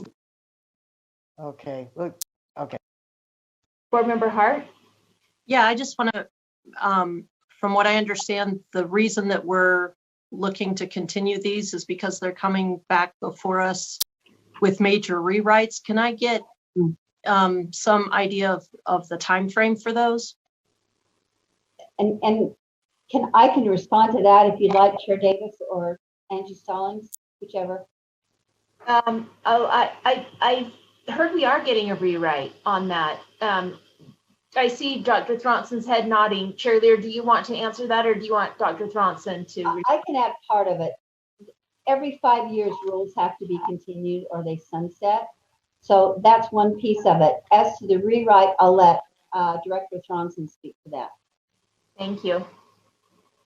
Jennifer Thronson, Director of Teaching and Learning. And yes, we are starting to organize a group this fall to start looking at educator evaluation requirements and to potentially propose changes to either code or rule related to effective practice, current practice, and changes now that we've kind of instituted educator evaluation for a while. When we went to update this rule, we realized it needed more significant revision. Right now, it's very convoluted. It repeats a lot of what's in statute, and the clarity is really hard for our LEAs to understand. And so we are proposing kind of bringing a group together of principals and those that kind of evaluate teachers to think about what are the next steps for educator evaluation, and then come to the board for what that might be, which might be a business case.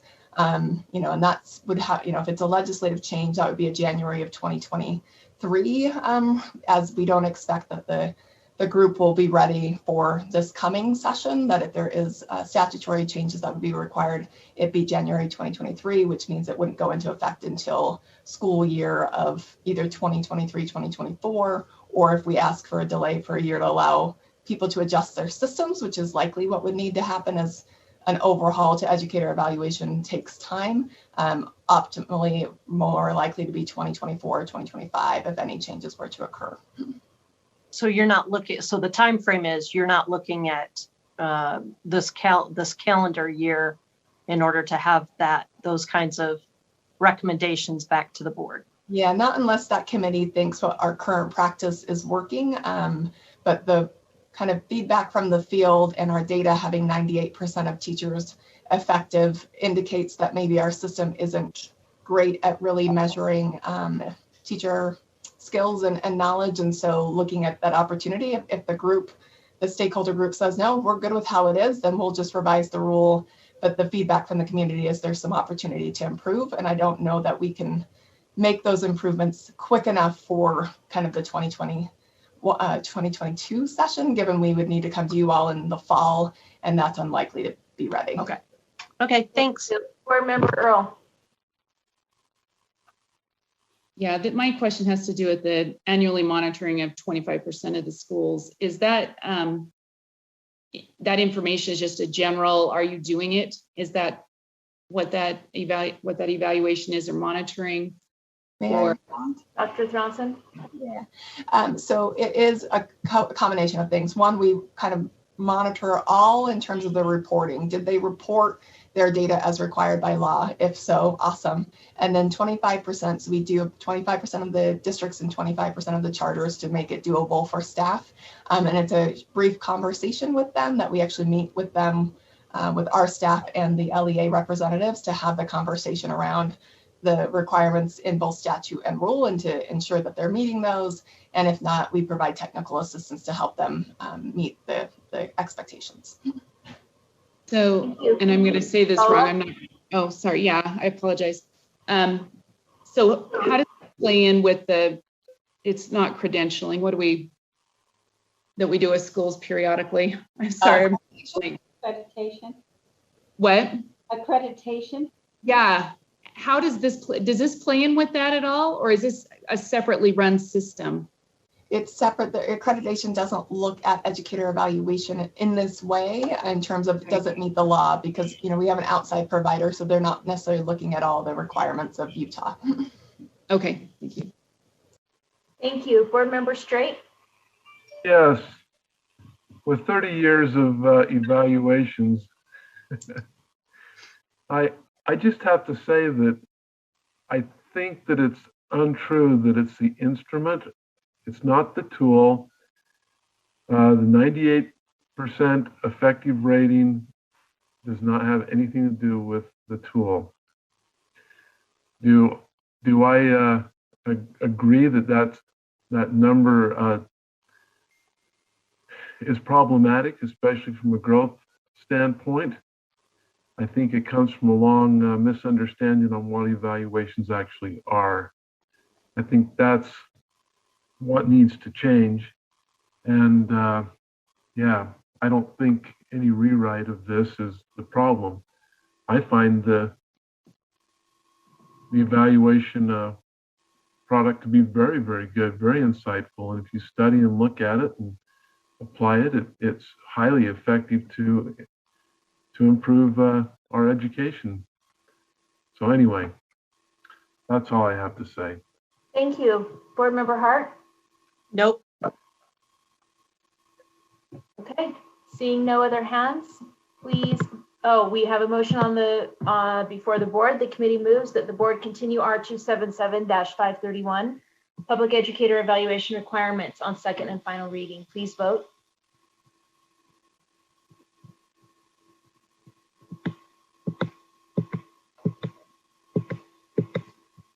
That voting appears unanimous.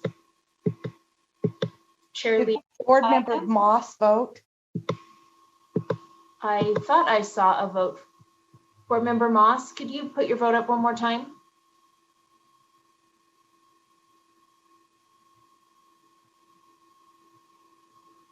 Board Member Moss, his vote. Do we still have you? I think we have lost Board Member Moss. So we probably need to put an abstention there or an absence there. And Chair Lear, go ahead to the next item. Item 13.8, R277-925, Effective Teachers in High Poverty Schools Incentive Program. This was an amendment and a continuation, only a slight amendment of a change of date so that we could get more complete data to help schools have more effective data. The motion is the committee moves that the board approve and continue R277-925, effective teachers in high poverty schools incentive program, draft 1 on second and final reading. Thank you. We have a motion before the board. The committee moves that the board approve and continue R277-925, effective teachers in high poverty schools incentive program, draft 1 on second and final reading. I am seeing no hands. Please vote. Oh, I'm sorry. Board Member Straight. Oh. Yes, I'd like to know how many teachers this actually affects. I couldn't tell you, but I'm sure somebody can. Dr. Thronson, would you be the go-to on this? I wish I were. Erica Horsley would be able to tell you the quantity of teachers, but I don't know that she is on right now. I can definitely follow up with the board and send out unless that's going to hold up this motion. I am here. She's here. Awesome. Erica, go for it. I didn't quite hear the question. Could you repeat it, please? Board Member Straight. How many teachers does this effective teachers in high poverty schools incentive program affect? How many teachers does it affect?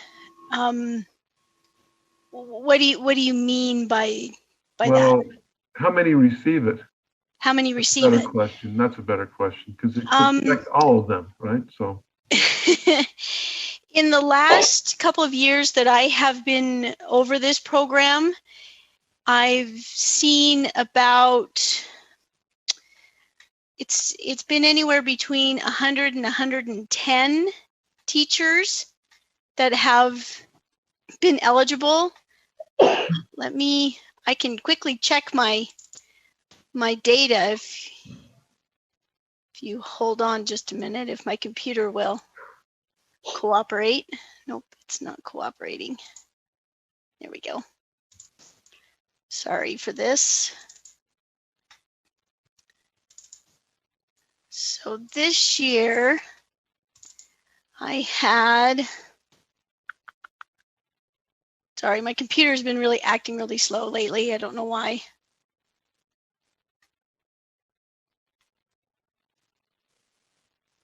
Board Member Straight, do you want to have this data prior to the vote, or would you be comfortable with it being emailed to the board after? Well, I guess where I'm kind of headed with this is, does the teacher have to apply for it? Is there a system where they're just automatically identified? Are there teachers who have no idea this program even exists?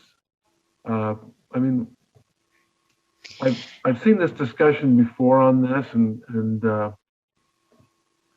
I wasn't quite satisfied that time, and I'm still not. But I don't want to hold up the vote. I know we're moving on, but I am curious as to the effectiveness of this program. I mean, I think it's great. Sure, let's incentivize helping students and teachers in high poverty schools to achieve highly. I think that's a great idea. I just about what it means. It may be based on code, but let's hear from Dr. Thronson and see if she can answer some of those questions. Yes, in respect to the effectiveness, we actually did a report on this one this fall, I believe it was, and I can send that to the board if you want to see the outcomes related to this program. As we were curious, just as you are, as they expanded the program this last session, and looking for the impact of these dollars on keeping retention in these high poverty schools with these effective educators. So I'd be happy to send that out if you're interested. Thank you. Thank you. Board Member Earl, and then we'll circle back to our specialist Horsley and see if she has that data. So this was, it was 117. I looked at this report too because I had those same questions, and it was 63 or something % of those that are in these schools, specific schools that did qualify and receive the funding. So there's about 47% roughly, maybe not quite that if I'm getting my numbers off. Don't add those up, right? Because that doesn't work. That's like 110%. But anyways, and I'd asked Jennifer Thronson exactly why didn't they apply, or what was, and there's a number of barriers, and one of those is that a district has to pay part of the supplement.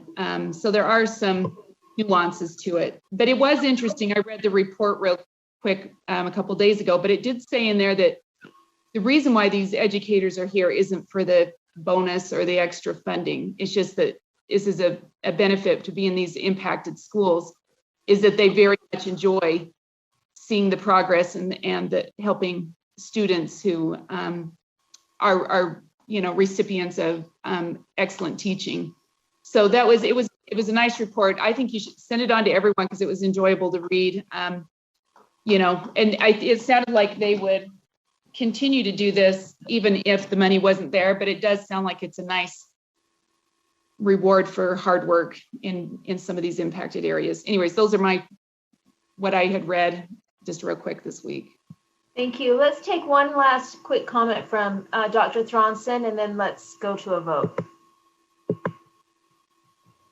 Yeah, just to reaffirm what Board Member Earl shared around the funding, it does take a local match. So some of our LEAs have chosen to participate and some have not, even if they have eligible schools and teachers, because it does require them to also invest in that stipend that the teacher receives. So that is one of the barriers as to why we don't have like 100% of people that qualify also applying for the funds. Thank you. We have a motion before the board. It is the committee moves that the board approve and continue R277-925 effective teachers in high poverty schools incentive program. Draft 1 on second and final reading. Please vote.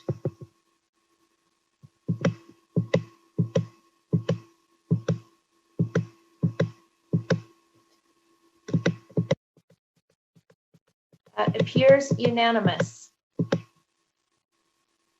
Next item is item 13.9, doctoral candidate whose request LEA level special education counts. And the motion for the board is that the committee moves the board approve the request for Brenda Smith, who's the doctoral candidate, for data. And there may be questions on this, and if so, Leah Voorhees would be the best to answer those. Thank you. There's a motion before the board that the committee move that the board approve the request from Brenda Smith for data. I am not seeing any hands. Seeing no hands, please vote.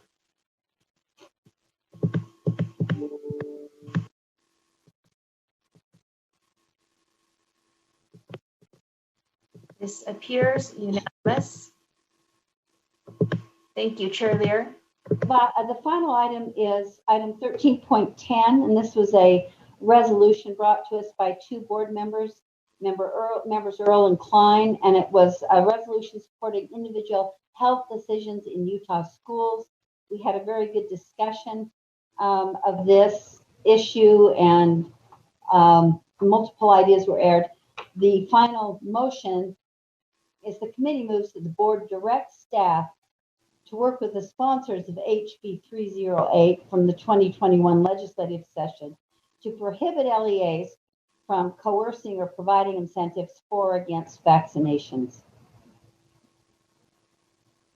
Thank you. There's a motion before the board that the committee moves that the board directs staff to work with sponsors of HB 308 from the 2021 legislative session to prohibit LEAs from coercing or providing incentives for or against vaccinations.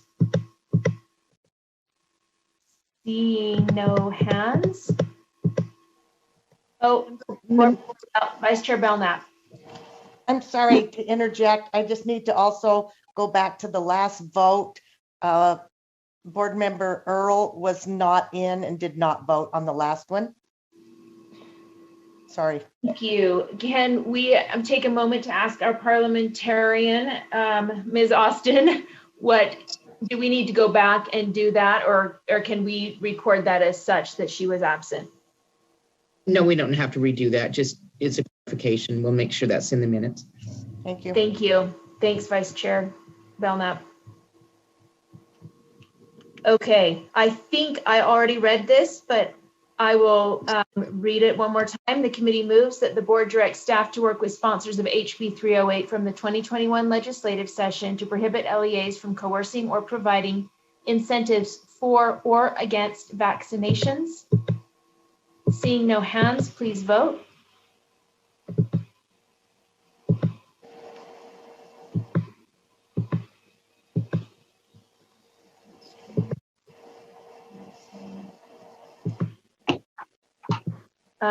Board Member Earl, I don't know what we're voting on. I'm sorry, my power went out here. Okay.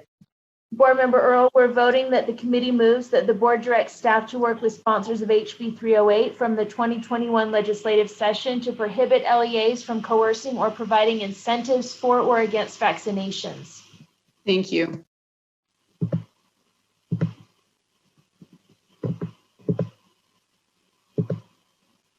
So it looks like that's unanimous. Thank you. That completes our report. Thank you, Chair Hansen. Let's move to Standards and Assessment Committee, and then following Standards and Assessment Committee, we'll take a quick break. Thank you, Vice Chair, and I'll get us to the break quickly. I think we have two items. Both of them are continuations. The first item is item 14.3. That's R277700, Elementary and Secondary School General Core. There was a grammatical amendment and then an amendment to update the rule to bring in civics and character education. And one add by the committee was to change informal assessments to an implementation of formative assessment practices. But the motion for the board is that the committee moves that the board approve and continue R277700, the Elementary and Secondary School General Core Draft 3 on second and final reading. Thank you. We have a motion before the board that the committee moves that the board approve and continue R277-700, the Elementary and Secondary School General Core Draft 3 on second and final reading. Seeing no hands, please vote.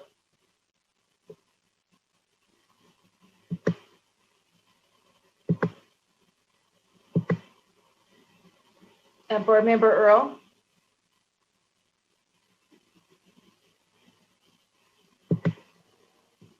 And Vice Chair Belknap, I didn't see yours, sorry.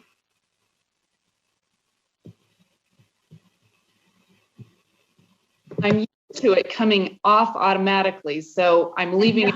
When I hit it, it's turning it off. So sorry about that. That's okay. I think the voting is unanimous.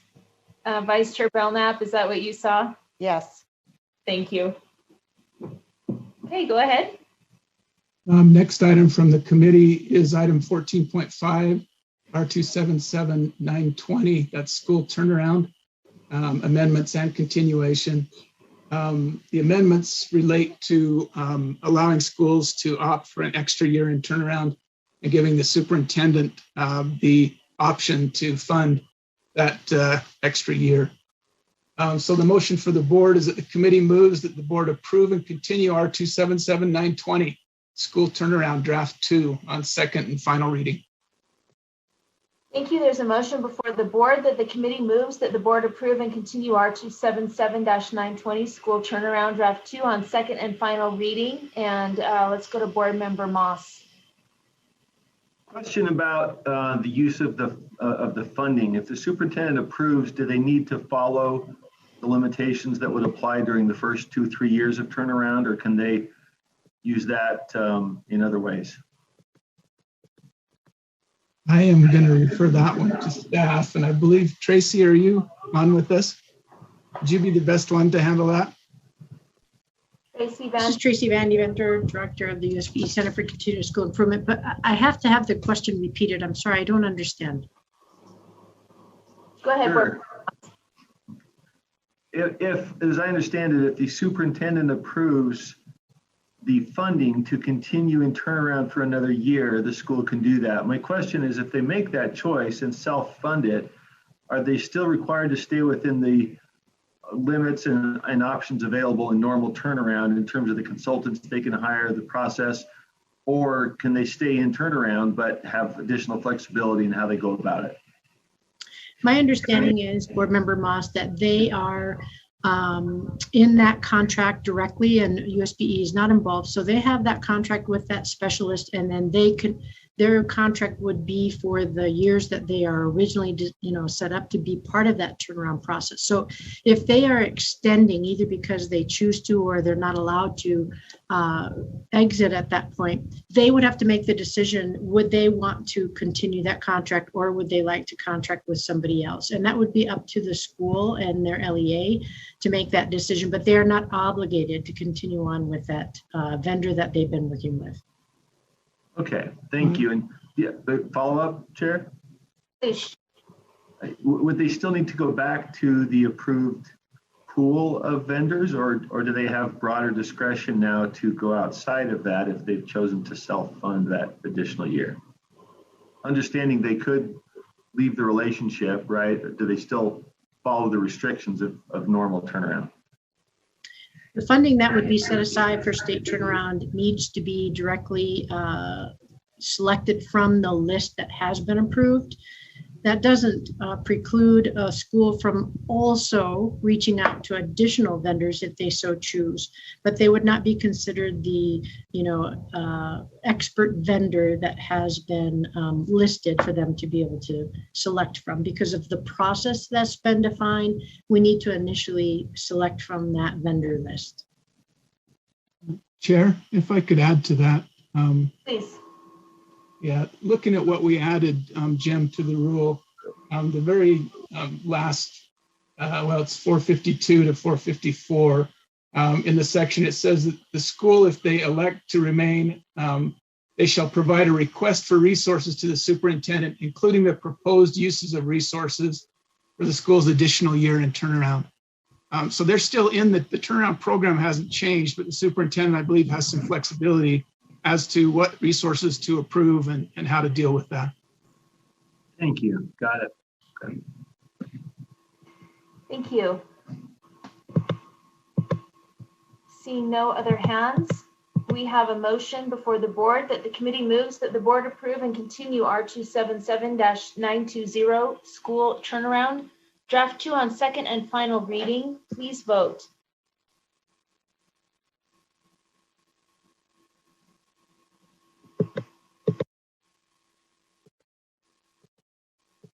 The voting appears unanimous. Go ahead, Chair Hansen. Well, thank you, Vice Chair and Board. I think that takes us to our break. Appreciate it. Fabulous. So we have a 15-minute break. So let's meet back here at 3:17.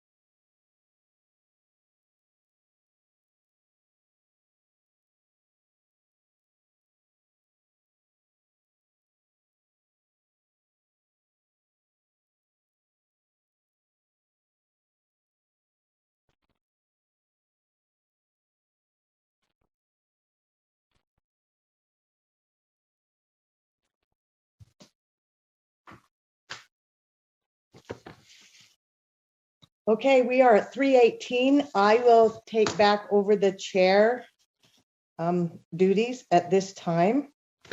So let's see where we are. Okay, we are to Deputy Superintendent Angie Stallings. We are on 16.1. We're going to talk about waivers, board rule waivers. So Angie, Deputy Superintendent Stallings, we'll turn it over to you.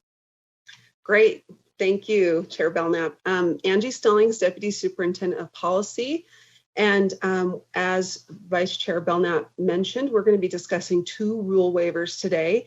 The first one is a waiver of R277496, which is a waiver of the fidelity requirements for the early intervention software program. So in board rule, actually in statute, it talks about the state board withholding licenses in a year after an LEA does not meet the fidelity requirements or the minimum dosage requirements for students to be participating in these programs if after 2 years they don't meet those fidelity requirements. Well, this last year, of course, was a unique year. And not only may have been a unique year for the schools and how their students were participating in the program, but it's also difficult for our third parties to designate a dosage requirement. So for that purpose, or because of all of those issues, the staff requests that the state board waive the requirement in subsection 1, which is in part of section R277496, section 4, that prohibits a school from receiving these software licenses for a year if the school does not meet those minimum dosage requirements. Without this waiver, there would be some schools that would not be able to participate or receive licenses in the 21-22 school year. If you have any questions, Melanie Durfee is also available to answer, and I am as well. Thank you, Angie. Thanks for the clarity. Do we have any questions on this? If not, I'll be seeking a motion. All right, I'll give that motion. Thank you. I move that the board waive the requirement in subsection R277-496-4(1) that prohibits a school from receiving K-3 reading software licenses for 1 year if a school does not use the early interactive reading software licenses in accordance with the technology provider's dosage recommendations, and allows staff to provide all schools across access to early interactive reading software licenses during the 2021-22 school year. Have a second? Second. I'm not sure who was first. Maybe Board Member Norton. Okay, do we have any questions? Board Member Cannon? Thank you. I noticed here that they've spelled out which of these programs are they want to allow, and one of them is Waterford. Is Waterford there used synonymously with the Upstart program, or is this a different program? Angie, do you have a response to that, please? That might be a question for Melanie. Thank you. Upstart program is generally pre-K, so I don't believe it's the same, but Waterford may be a provider, or the same software that's used for Upstart might also be used as part of this, what I believe is a separate program, the early intervention software program. But Melanie would probably be the best to answer that. Melanie, are you available, please?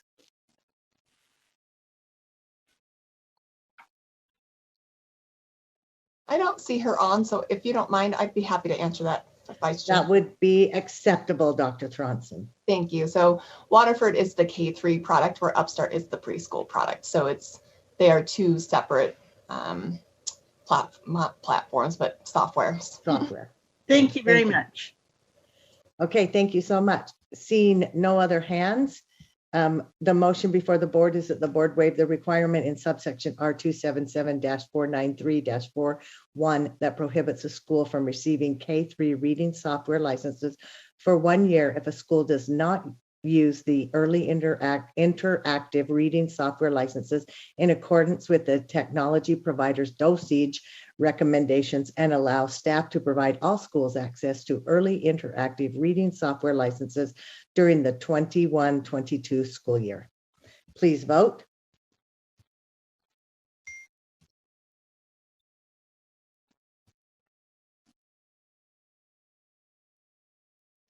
Thank you. It looks unanimous. Thank you. Thank you, Angie. You may continue. Great.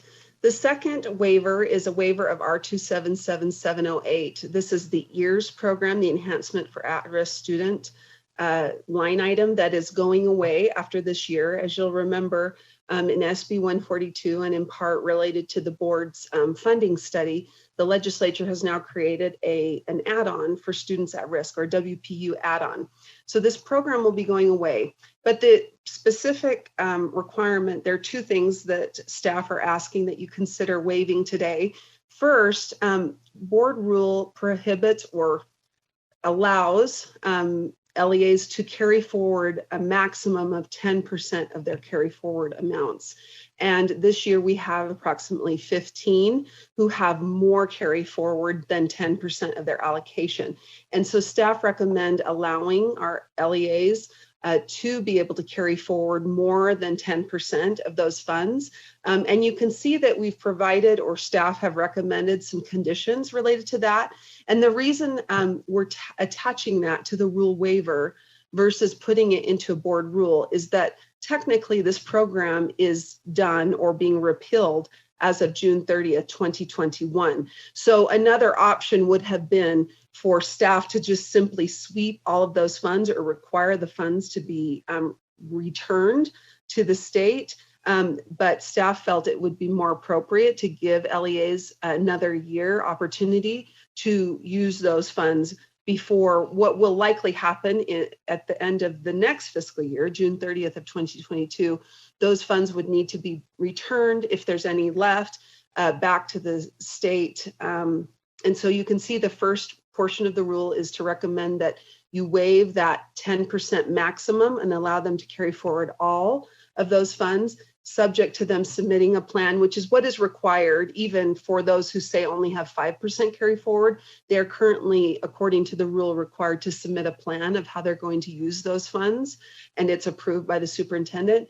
And then second, would require them to return to staff by October 31 of 2022 any remaining EARS carry forward. The second item there, you can see normally the application or the plan for how LEAs are going to use those carry forward funds are submitted into the grants management system along with their application for new funds. Because this program is going away, there is no application for new funds. There are no new funds being distributed to LEAs because it's now an add-on, which is distributed a little differently than a line item such as EARS. So staff again requests that this requirement in rule that requires their spend plan for carry forward to be submitted or uploaded into the grants management system be waived, only because we will not have an application for the 21-22 school year because the program has gone away. So that's the background. I also have Marilee Wendell, who's available if there are questions. And you probably also saw that there's some more information and backup about the 15 schools. Yeah, thank you so much, Deputy Superintendent Stelling. Board Member Earl? My question has to do with the fact that this is at-risk funding, and some of these districts, this is a considerable amount of at-risk funding that didn't get spent. Was there specific reasons, or was it COVID related? I'm just trying to figure out how. It's hard for me to, I guess, understand this, but I'm sure there's good reasons. Is there somewhere those are written down or explained? Thank you, Board Member Earl. I'm just wondering if Marilee has the response to that. Yes, a lot of them, they have issued a plan to us on how they've spent this money. Sorry, this is Marilee Wendell. I am the fiscal monitor for the Enhancement for At-Risk program. They have given us some reasons, but a lot of it was due to COVID when they're spending some of it. I just don't think they could get all of it expended by the end of the time period with all the close downs. Thank you, Marilee. Board Member Earl, did you have a follow-up? Yeah, just with the add-on funding. So I guess there's a plan moving forward, or however they're going to go about doing that. I don't know. I guess there's so much money in the system now. I'm trying to figure out how this all works. They've got the add-on. We've got additional funding coming from the federal government. It just seems maybe a little interesting, I guess, to say the least, to be in that situation. So they'll submit these to staff, and then staff will approve them, or they'll come before us. Are you talking about plans? They won't. The plans, yep, the plans. I don't believe they're creating a new plan. Well, don't they have to submit a plan for how they're going to spend down, how they're going to spend down? Yes. Yeah. Angie? Currently, though, the board rule allows the superintendent to approve those plans. So they do not require board approval. They're just approved by the superintendent. Okay. Thank you. Okay, thank you. Board Member Lear? I just have a simple question. Angie mentioned that the money would be swept. And she said by the state. Is it swept by the state, literally like the legislature, or is it swept by the USBE? It would be swept, or it would be a request for return of any unused funds to USBE. And then I believe those funds would then be deposited into the education fund to be redistributed for other programs. And Deborah Jacobson could answer that as well, but it would be us, meaning USBE state. Yeah, if I can follow up, if that's okay. Yes. Laura, I was wanting to,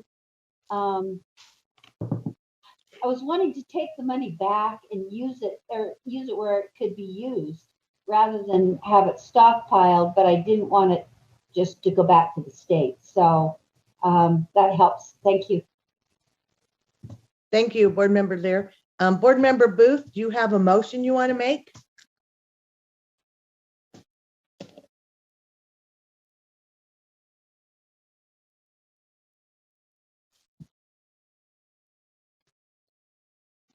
Board Member Booth? No, I don't believe so. Oh, well, I was hoping you'd make it.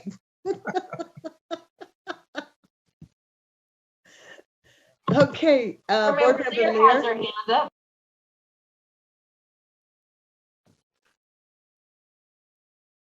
I know you're talking, but you're on mute. No, asked and answered. Sorry. Okay, I'm seeking a motion, please. Board Member Hutchins. I'll do it.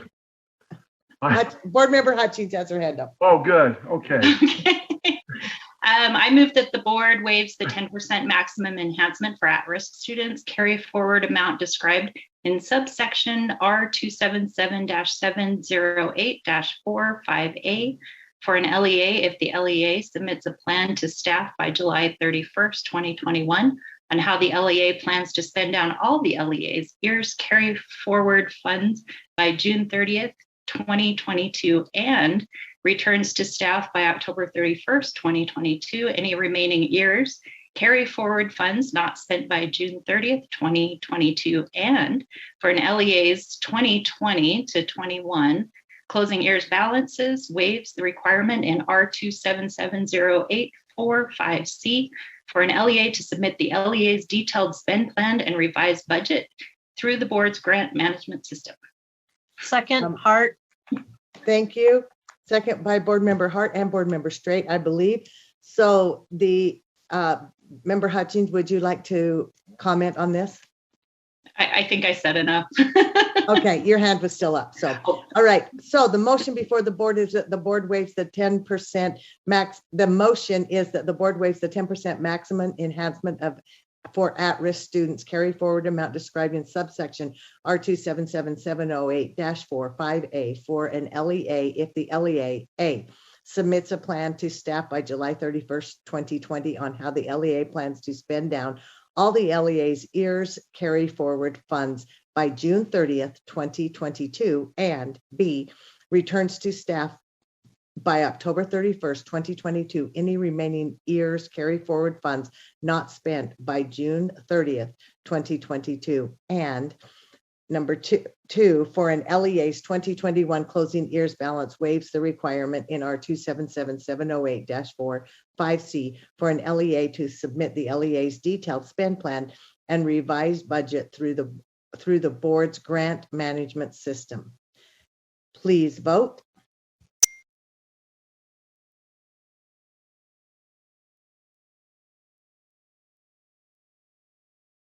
It looks like that's unanimous. Thank you, everyone. Thank you, Angie. Member Belknap? Yes. I'm sorry, I did not see Molly Hart vote. It's a yes. Board Member Hart's a yes. Thank you. I think she just left hers up and you couldn't see it again. Okay, Angie, do you have another one, or are we going on to legislative sunset review? Yes, legislative sunset review. Okay, number 17, we're going to legislative sunset recommendations. Deputy Superintendent Stallings, please. Yes, thank you. So you may have noticed in the background, there was a document that was attached, stated sunset reviews for the 2021 interim. Just as a short background, the Education Interim Committee will be reviewing 5 sunset reviews over this next interim. Specifically, they'll likely be reviewing those in their June and their September meetings. They asked the board to provide recommendations on all 5 of those. We as staff brought 1 to the full board today. The other 4 will be assigned to different committees. 1 is in the Law and Licensing Committee tomorrow, and then the other 3 will be reviewed by committees in August. This one we felt was pretty straightforward, and the staff recommendation is pretty straightforward. I believe most of you are aware of the Standards Review Committee. That's a committee that is legislatively required every time the board updates or enacts new standards. And the committee is made up of 7 subject matter experts, so to speak, with expertise in the core standards, and then 10 parents of public education students. 5 of those are appointed by the Speaker of the House and 5 by the President of the Senate. And so the question is whether this review committee, the Standards Review Committee, should continue in statute or be sunset. If it's going to be sunset, that means it would be repealed.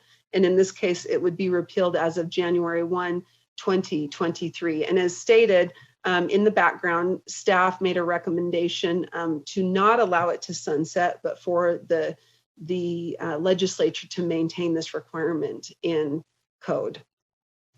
And Jennifer Thronson is also available if there are additional questions. Thank you, Deputy Superintendent Stallings.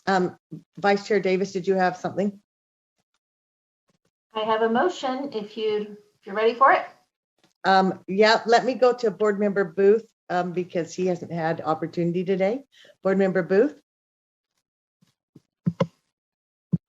Oh, you're on mute. I also had a motion, but I'm happy to defer to Cindy. Well, let's have you make the motion. Go for it. Right. I move that the board recommends the legislature maintain the Standards Review Committee in Utah Code and not allow the committee to sunset. Do I have a second? Second, Board Member Cannon. Okay, I'll take Board Member Cannon's. I heard Davis as well. Do you have any discussion to your motion, Board Member Booth? I think it makes sense to go with the recommendation of staff, and this committee has been serving well and is an important has an important function. I recommend that we go right ahead with it as they've recommended. Thank you, Board Member Booth. Board Member Cannon? Just a quick question. As I remember, the parents on these committees are selected by USBE, I believe, and then the Senate and the House. And at some point in time, we did something because we were having something to help facilitate appointment of parents by those in the House and from the House and the Senate. Could you remind me of that and tell me if there's a way we have streamlined that process so that it's easier to get interested parents to serve on these committees? Yes. Angie, do you want to go to you or Dr. Thronson? Which one? I can go ahead, and then if Dr. Thronson wants to add, she can. So yes, this last session, you may remember, we requested the legislature amend that process a bit, and there was a bill that passed that states that that we would give notice to the speaker and president 45 days before a committee is to be formed. And if within 30 days they do not make the appointment, then the board chair of the state board would make those appointments.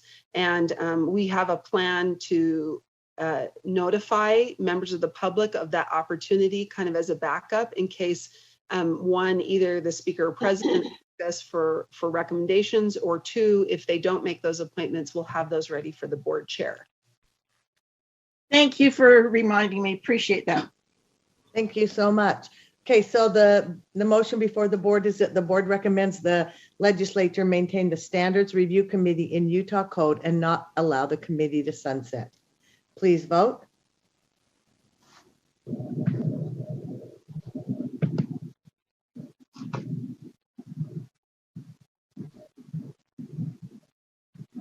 Thank you. I see that voting is unanimous. And board member Lear, your mic is on just for your information. Okay.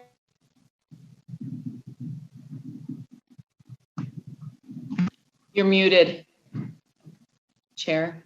Well, I'm just thinking here, trying to think out loud. So, but thank you. Okay, Angie, I think that's all you have for us today, yes? That is correct. Thank you. Thank you so much. I just wanted to remind board members that you do have opportunity if there's things that you want to work with the legislature on, that you can work with leadership and also Angie, and they would be brought back to the full board for discussion. So that door is open. Okay, we're going to go on to number 18, and we're going to have Vice Chair Davis. She will be chairing this section.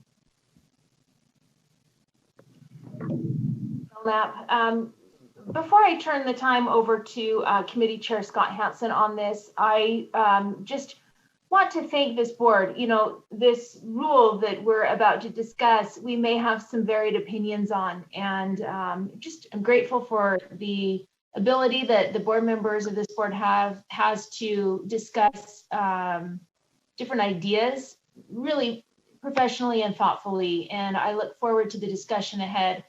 Also, I learned something new when I was working on bylaws. I learned something new from our great parliamentarian, Ms. Lorraine Austin, and she indicated that ideally in parliamentary procedure, once a motion is made, that each member would speak once and then a vote would happen. So we have a lot of amendments coming up on Rule 328. And our Chair Huntsman is so gracious. He always allows everyone a lot of time for multiple times to speak. And we'll try to do that, but I'd also say maybe we could also try to make your concise comments one time per amendment, and then we may be able to get through all of these as we move forward. If you're really burning to say something else, of course, I'll circle back to you, but maybe it's something that we could consider trying. So having said that, Committee Chair Scott Hansen, I know you and your committee have done hours and hours and hours of work, and we are on draft 5 now, and so I'm going to go ahead and turn the time to you. And thank you, Vice Chair. If I understand, you'd like me just to give an introduction, let you know how we got here. Is that correct? And then you'll handle the motions. Is that the way we're proceeding? You can start with you can tell us how you got here, and you can make the motion, and then we can amend away. Okay, sounds good. I think the history on this rule is important for all of us to look at. The board started our work in this area quite some time ago. We adopted a portrait of a graduate. That's been a couple of years ago. We did a lot of work on a bullying rule, which encompassed some of this. Our access committee was kind enough to provide us with a recommendation letter that prompted us to dig into some of these areas and look at them. We, as a board, unanimously passed a resolution denouncing racism and embracing equity. And we've also adopted a definition of educational equity. As we worked on this rule, one of the things we tried to do as a committee was to draw on that language that the board had already adopted, and where we had already spoken on something, not to plow new ground, I guess, so to say. But the board's consistently focused on serving each child and has adopted really an expansive view of diversity rather than focusing just on race. We have parents who've been worried about kids being indoctrinated with controversial concepts. We've had a few incidents that have been pointed out by parents or various groups of things that people see as not being proper. We've also had parents that are worried that we're not doing enough to make their kids feel safe and welcome at school. And this became enough of a media uproar that the legislature spoke on this and gave us some guidance and also a pretty clear indication that they would take action if we don't make some moves quicker maybe than we were moving on this process. I do need to say, though, that this rule was in work before the legislature ever spoke on this. And we've been moving forward in this area.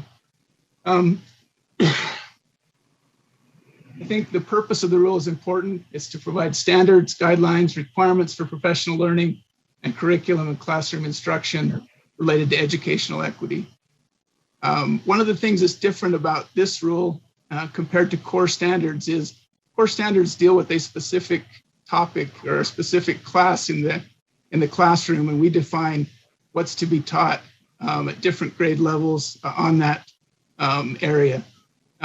Equity spreads across all areas of our school experience for our kids. And so we can't deal with this in the same way that we deal with a core standard. This rule is just a rule. It's not the only rule, maybe not even the most important rule. So I think that we, as we move forward, we had to look as a committee and try to include everything that we could on this topic in the rule. We tried to pare it down to the essentials and do what was necessary to meet our goals. I think that that's probably enough introduction, and I can add some more if there are questions as we go through. But the motion for the board is, just one moment.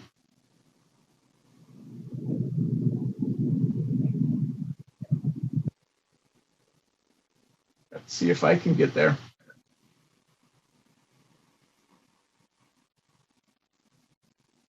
And I'm having some problems again accessing Civic Clerk if we have that. It's right on your screen. We'll do it from here. So the Standards and Assessment Committee move that the board approve R277328 Educational Equities in Schools, Equity in Schools, Draft 5 on a second and final reading. I'm just impressed that you could read that before he made the screen larger. We have a motion on before the board. The Standards and Assessment Committee moves that the board approve R277-328 Educational Equity in Schools, Draft 5 on second and final reading. We have discussion to the motion. Actually, maybe I'll say this. I think what we'll do is take section by section. So let's go ahead and start. If there is anyone who has discussion or amendments to section 1. Member Klein? Just a moment, yes. Vice Chair Davis. Are we working off draft 5? So we know the line numbers and such?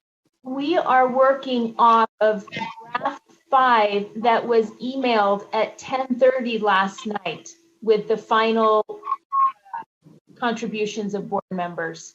Okay, thank you very much. That helps. On the screen. It will also be on the screen. Okay, board member, go ahead. Okay, I just want to make a motion to add to section 1D at the end, the words consistent with 53E-6-1031B, which refers to the primary responsibility of parents, or parents as the primary educators and authority in their children's lives, with state being assistive or supportive of. Do I have a second? It's there.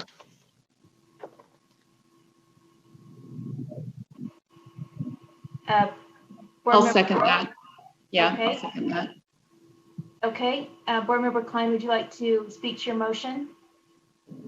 We have the other statutes referenced there, but they didn't include the specific part that B is referring to. I think this addition more specifically addresses this last part on improving interaction with parents and promoting greater parental involvement in public schools.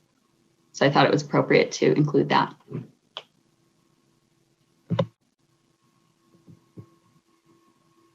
Thank you. Seeing no other hands. Board Member Lear? Would you be, and this is to the maker of the motion, if that's okay, Chair? Yes. Would you be just as satisfied as if it were listed in the list of subsections above, so that it would just be three? There would be three listed, or you could even do it by just putting 103, 1 and 2. Would that satisfy you as well? If we put all three of the references together, that's fine. It doesn't have to be at the end. Okay, thanks. Is that a friendly amendment? It's a change? friendly suggestion, yes. If Board Member Klein, is that a friendly placement change that you agree to? That's just fine. If I think Jeff put it where he did, I just asked that it be referenced. Okay.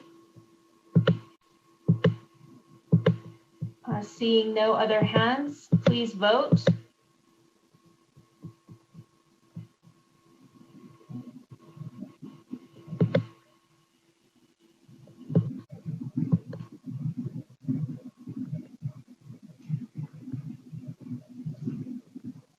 I'm going to ask Board Member Belknap, Vice Chair Belknap, to help me with this, but I think that was unanimous. I think they finally came on. Board Member Moss. There, got it. Okay. Yes, there we go. Sorry. We got a hand. But... Thank you. It was a yes. Okay. All right, moving on. Anything else for section 1 people would like to bring forward?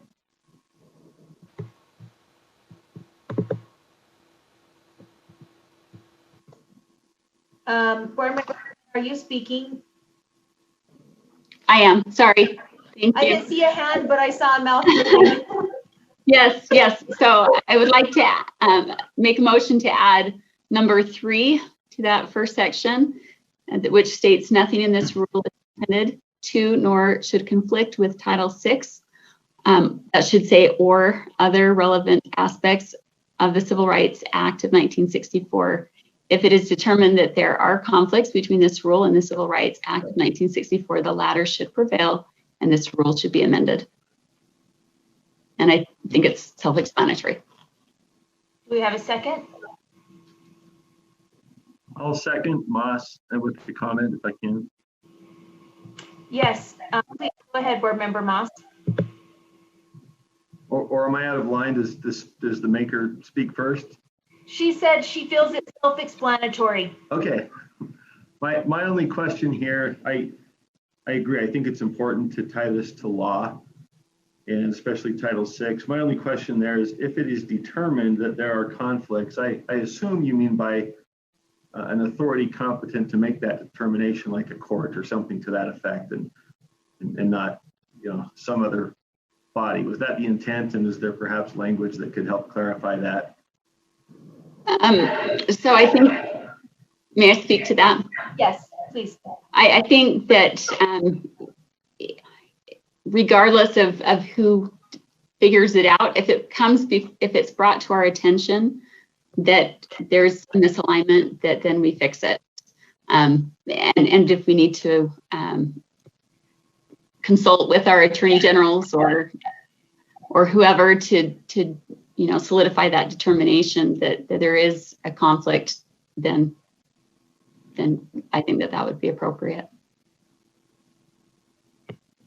Board. It may be a parent that brings it forward to our attention, and whoever brings it forward, as long as we can look at it and then make that determination. Thank you. Board Member Lear. I'm going to have a similar question for many of these amendments. And I'd like to ask this to the maker of the motion, if that's okay. Cindy? Go ahead. I just wonder if somebody came to you, Member Klein, and asked if had some uncertainty about Title VI. Wondered if Title VI applied. If that's why you put this in there, because the person wondered if that particular title was not included in the other times that it said complies with federal and state law. Was there a particular question from someone about Title VI? No, not from anybody specifically. This was, Title VI seems to be the number, like the law that is most in opposition to some of the things that have been being taught. Those things that fall under the critical race umbrella or the critical race theory umbrella directly are opposed or in violation of the Title VI civil rights law. So I thought it was important, if we're trying to protect against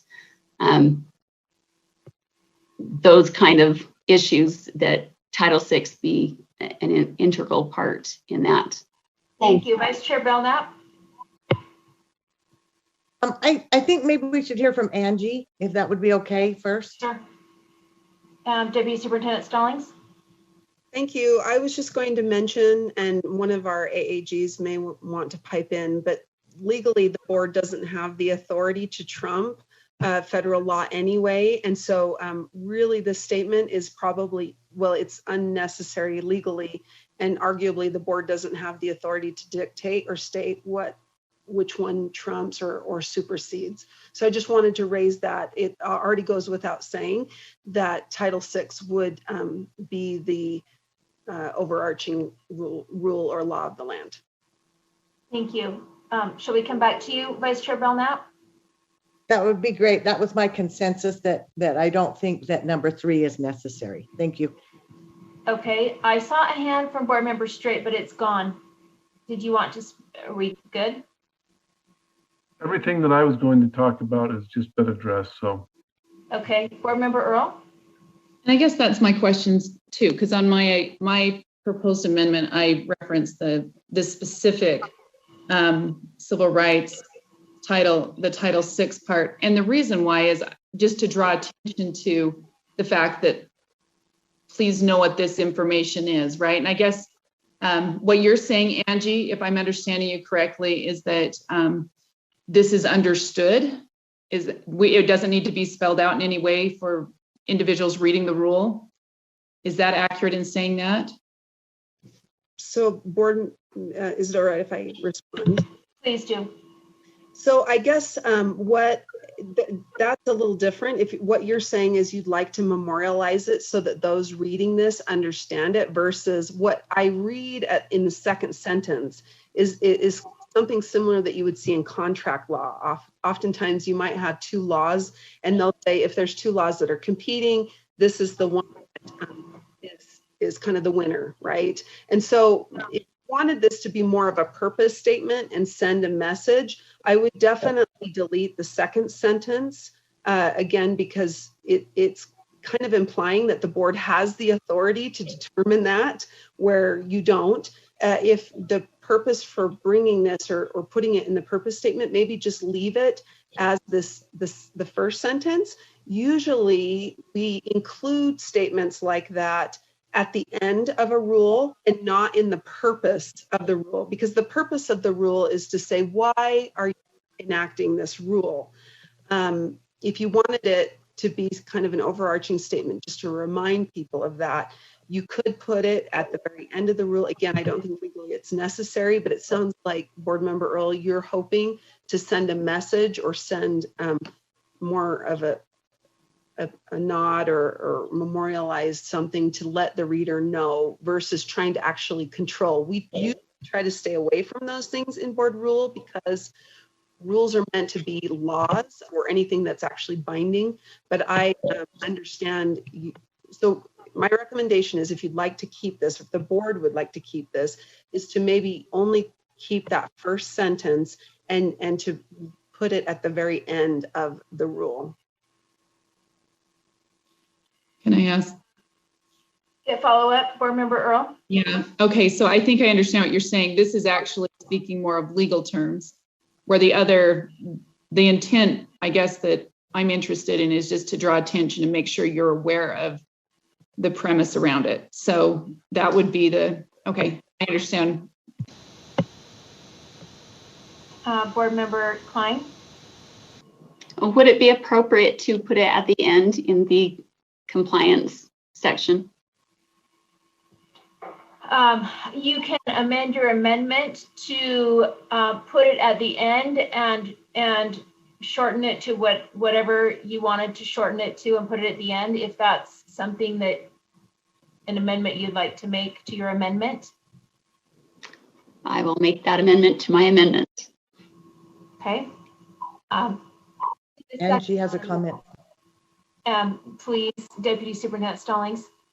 Thank you. The last thing I would just mention, Board Member Klein, when you make that amendment, and Jeff just moved the screen, but I wouldn't keep in the language, nor should it conflict. If there's something that conflicts, we just shouldn't put it in the rule. So Jeff, could you scroll back up to Board Member Klein's amendment? I apologize. I would keep that sentence, but take out the nor should it conflict, and just leave that. It is not intended to conflict. Okay. Board Member Klein, would you like to make an amendment to your amendment then? I will make an amendment to my amendment to move my motion to the end and to amend it like Angie suggested, taking out the last part, or the nor should it conflict. Okay. So first we will vote on the amendment to the amendment, which is to move the sentence to the end and shorten it. And then we will vote if it should be there at all, because it was the original amendment. So Vice Chair Davis? Yes. Could we just make it really clear what's meant by shorten it, what's being struck? Yes, I will. There is a motion on the floor to move the words, nothing in this rule is intended to nor should conflict with Title 9, or that's Title 11, right? Title 6. Title 6. Yes, Title 6. Sorry, I know my Roman numerals. Or other relevant aspects of the Civil Rights Act of 1964. And move it to the end of the section. This is Lorraine. I have another clarification. Sorry. Please, no, please. Are the words nor should conflict going to remain in, or was that part of the amendment to remove those? So I think we need to just take out so that we need it to read, nothing in this rule is intended to conflict with Title 6. So we need to take out conflict. Or well, there you go. You got it.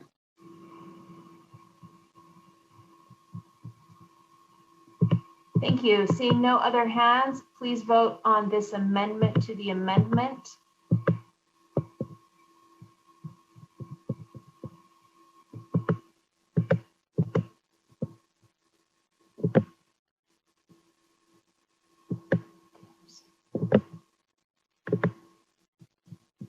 Okay, so I see Board Member Cannon is a no.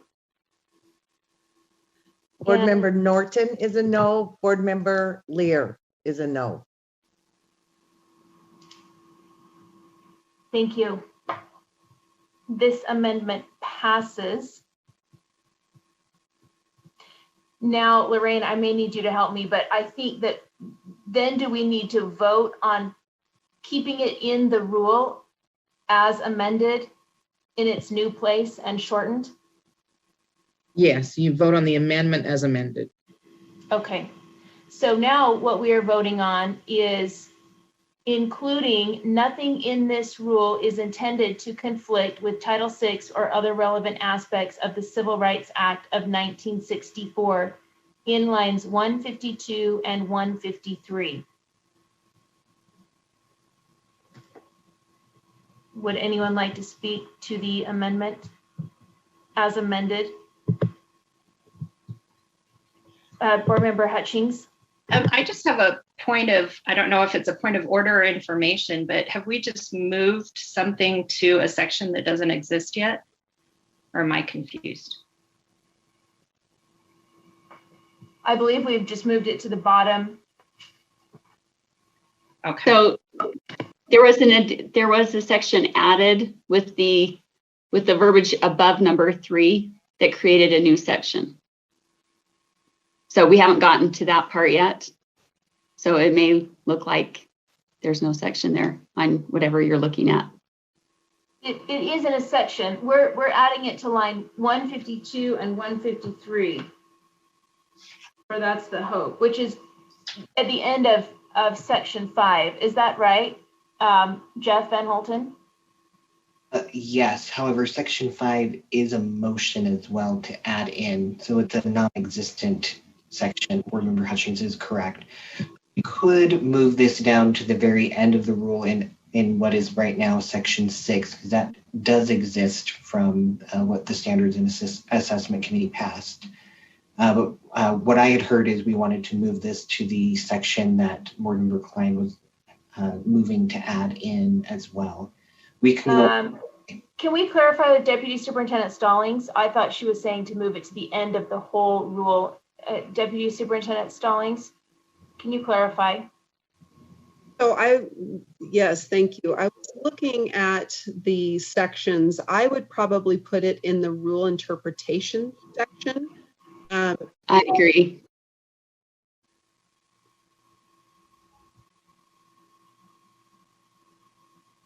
But again, it is just stating something that's already the fact. And I don't know that it substantively will do anything other than remind the reader of something. So we have a motion before the board to insert in lines 172 and 173. Nothing in this rule is intended to conflict with Title VI or other relevant aspects of the Civil Rights Act of 1964. Board Member Straight. Yes, I'd like to ask this question of Board Member Klein. You've referenced this many times since you've been on the board, Title VI, and often you've referred to it as, you've questioned, for example, some of the data we collect on different groups or subgroups, and stated that the Title VI makes this racist. Is there an intent in your mind that this will serve as an argument to say that everything we've done within equity and inclusion and diversity, that makes that racist? I'm trying to understand the purpose of this because this is already the law, but I've also heard what you stated it to mean to you. What is your intent with this? So my intent is only that to help us stay within the law, because there have been breaches of Title VI in some instances.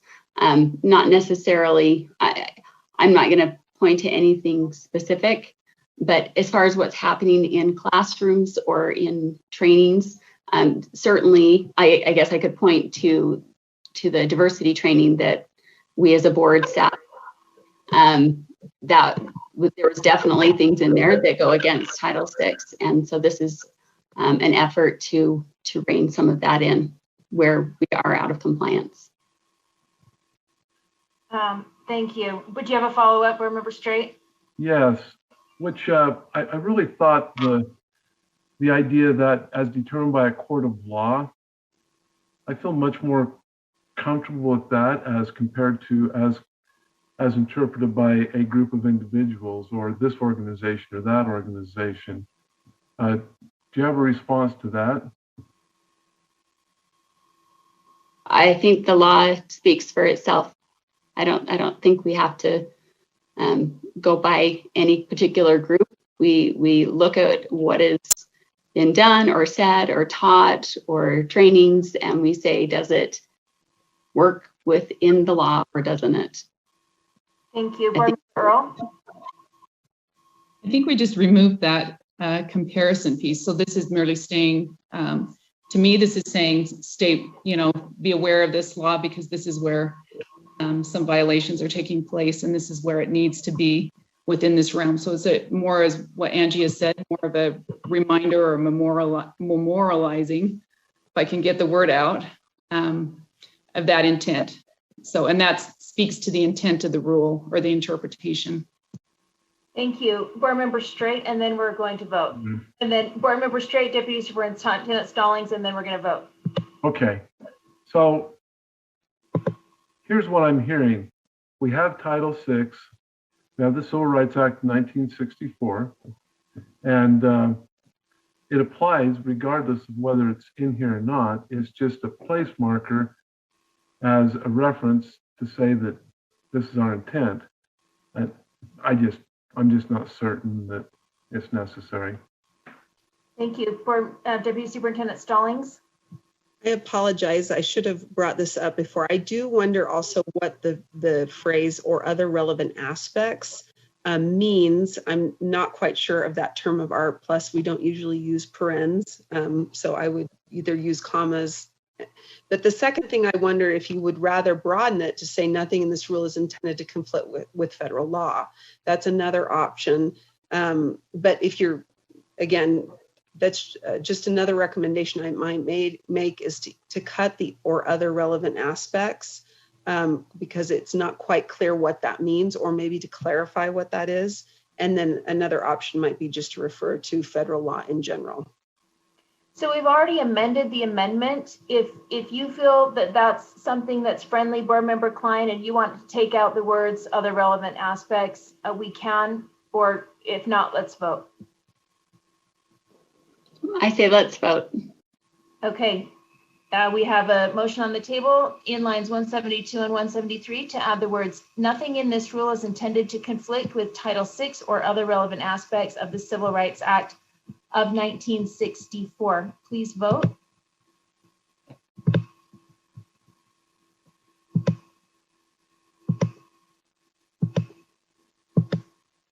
I see 3 yes votes with Board Member Klein, Board Member Earl, and Board Member Moss, and the rest are no votes. Is that what you see? Board Member? I did, except I did not see Molly Hart. Board Member Hart, could you throw your vote up one more time?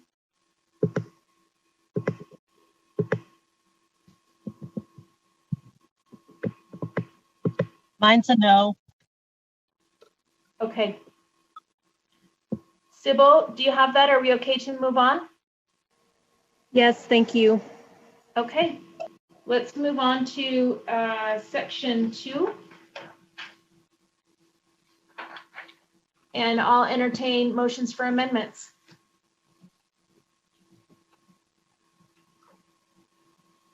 Vice Chair Davis. Yes. I would move that we re-include diversity, a definition of diversity, in as much as we have spoken to educational equity and inclusion, and that we just reinstate what was in the rule in draft 1.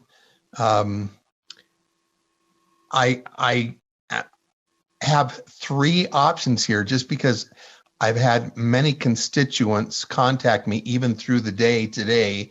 While we've been having the meeting, I've been getting emails. The actual statement that came from draft 1, you see right there after number 3, diversity or diverse means differences that each student or educator brings through unique experiences, strengths, and ideas into a classroom, including dimensions of race, sexual orientation, gender, socioeconomic status, age, ability, religious or political beliefs, or other different ideologies. Someone contacted me this afternoon saying that they think it would be stronger if it just ended after classroom. And then another one said, so that's what I've put below, where just diversity or diverse means differences that each student or educator brings through unique experiences, strengths, and ideas into a classroom. And You could, board member Booth, make 2 different motions. I mean, you could make a motion, you choose your amendment that you want to put forward, and if it passes, it stays. If it fails, you can make another motion to do something alternate, and then board members, of course, have the opportunity to amend those amendments. So how would you like us to start? Which would you like us to start with? well, I'm generally for as concise as possible, so I would probably lean towards the bottom one first. Diversity or diverse means differences that each student or educator brings through unique experiences, strengths, and ideas into a classroom. Okay, so are you making that a motion? I'll make that a motion. Thank you. Okay, we have a motion on the floor to add to lines 31 and 32, diversity or diverse means differences that each student or educator brings through unique experiences, strengths, and ideas into a classroom. I'll second that. Okay, we have a second. We have anyone would like to speak to the motion?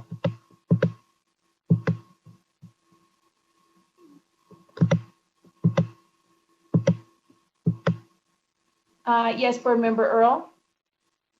Yes, I do like the shortening of this, and especially focusing on the uniqueness of the individual and strengths of both our students and our educators. So I do appreciate that.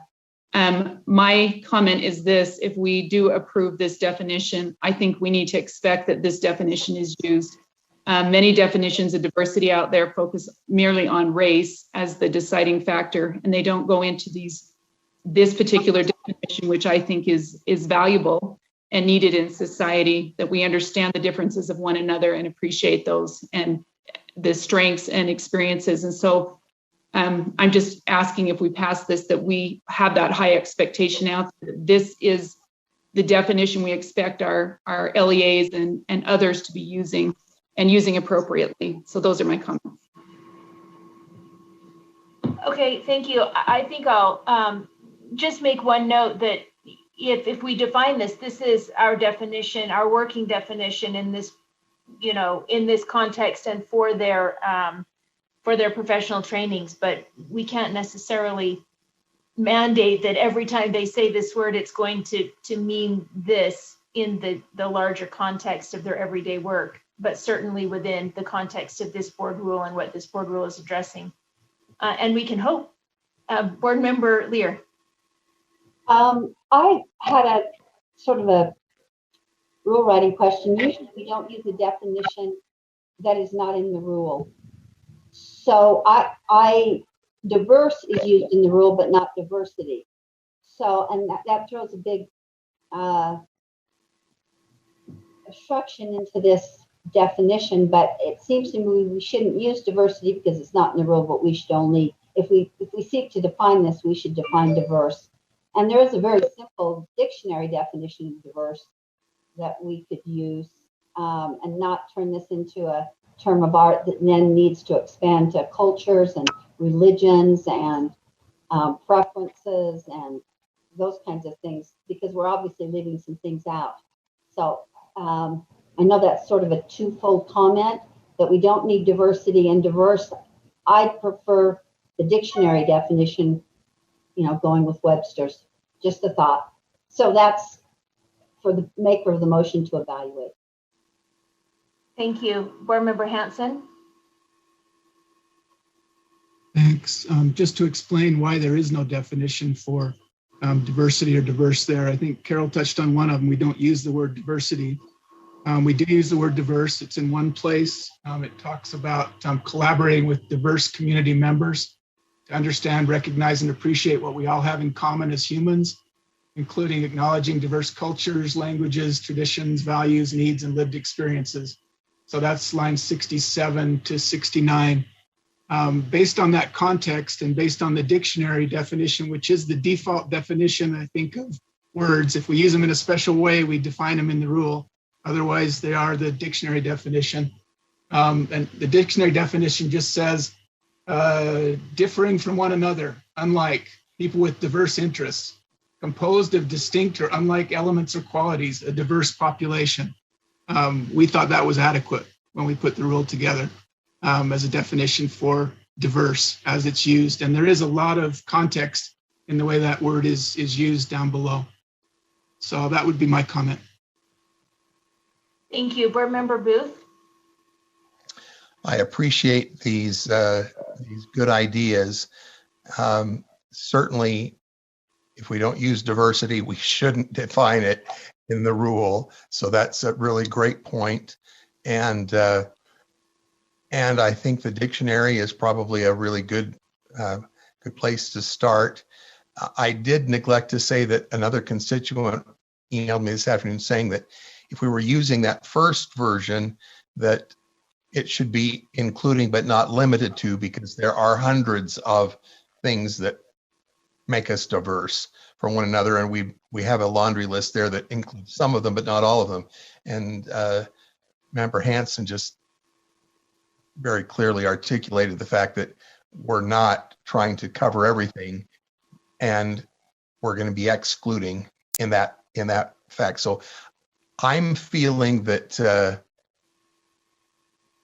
if I don't retract my motion, that we've got to just do diverse means and the dictionary definition, but in the body of the rule, Member Hanson indicated that this is what diverse is, and there was quite an explanation there. So I'm feeling that maybe it's time for me to retract my motion. Okay. He can't take its motion away. It belongs to the body. Your motion belongs to the body, but you could amend it to say diverse and then use the dictionary definition if that's what you are agreeing with, and then we would define diverse there. Or we can vote on it and vote it down. Yeah. Vice Chair Davis, there is another option. If the body is okay with the motion being withdrawn, you could just say without objection, motion is withdrawn. If there's no objections by any members of the board. Is there any objection to Board Member Booth withdrawing his motion? I personally would like to see a definition there, because I think we have some definitions going around that are all different. But I will support the will of the board also, and know that really it is being defined later in the section, and that's the definition really that we're using as we move forward. Let's continue on then.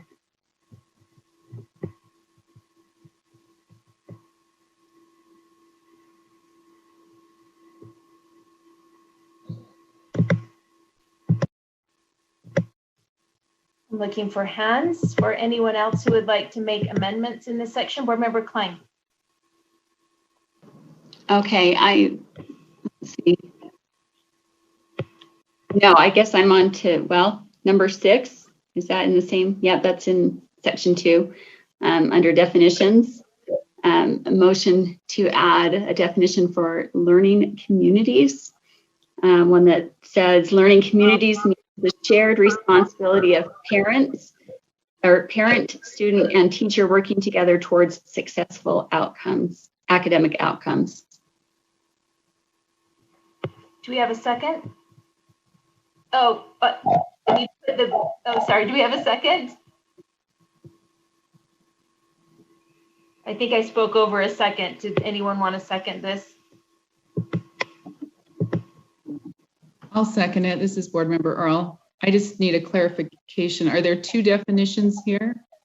I'm sorry, I'm trying to. Let me put the motion before the board and then we'll take some questions. We have a motion before the board to add into lines 37 to 41. Learning communities means the shared responsibilities of parent, student, and teacher working together towards successful academic outcomes.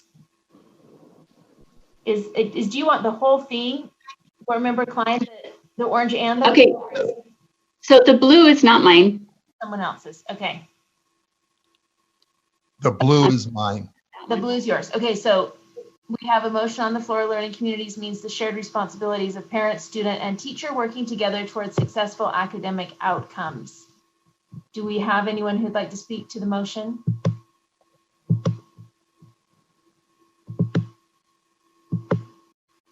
I can speak. Okay, Board Member Klein, you can speak to your motion and then we'll go to Board Member Hanson. Okay, so you'll notice that down in the next section under C, it talks about establishing learning communities that are committed to continuous improvement. We've had a lot of discussion about personal responsibility, or, is it the student's responsibility or the teacher's responsibility for these outcomes? And truly, there's a shared responsibility between parent, student, and teacher, that's the ultimate learning community. I didn't know how to find it. Was kind of a vague term to me, the way it was in the rule. I felt like this is an important opportunity to clarify that fundamental learning community and that shared responsibility, that those are the three key people in any student's success. And I think that that's important to bring it back home to that, so that the public recognizes that we recognize the important role that all three of those play in the successful outcome of a student. Thank you. We'll have Board Member Hanson, then Superintendent Dixon, then Board Member Straight. Thank you.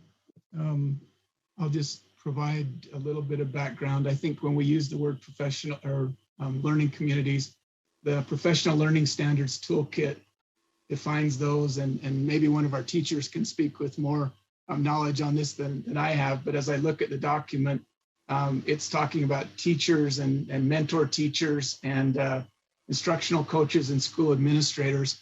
And I believe that's the term of art as far as learning communities.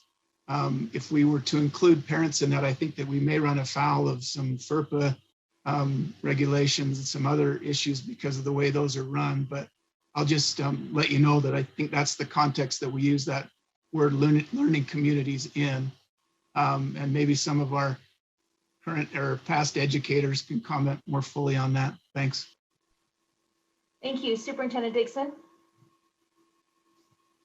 Thank you. Thank you, Madam Chair.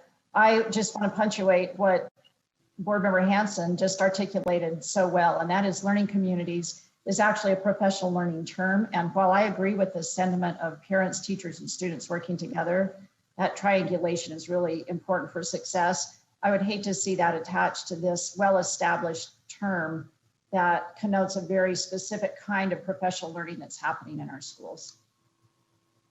Thank you. Board Member Straight. Yes, I'll just third that.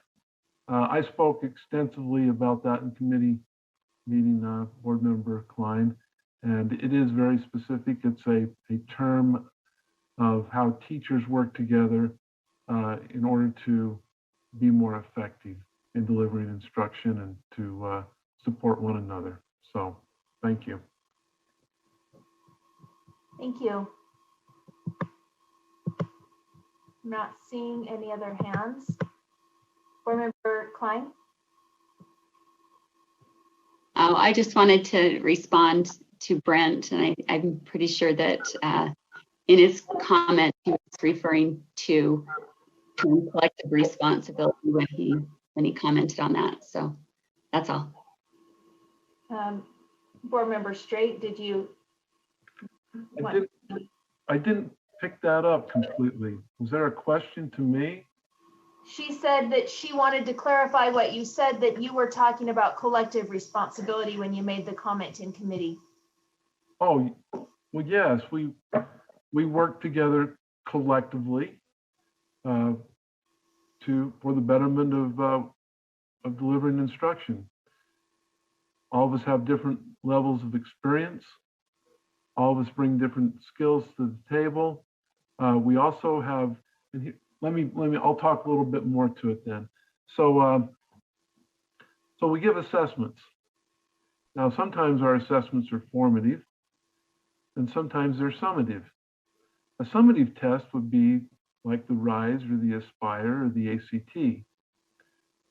These assessments give us information. Acting upon that information is what a professional learning community would do to increase and to improve instruction. That may include evidence-based instructional strategies. These are strategies where, as educators, we are informed or learn or look into and then implement effective strategies that improve student learning. And oftentimes the data from either formative assessments or summative assessments are used. A formative assessment is something you do every single day as a teacher.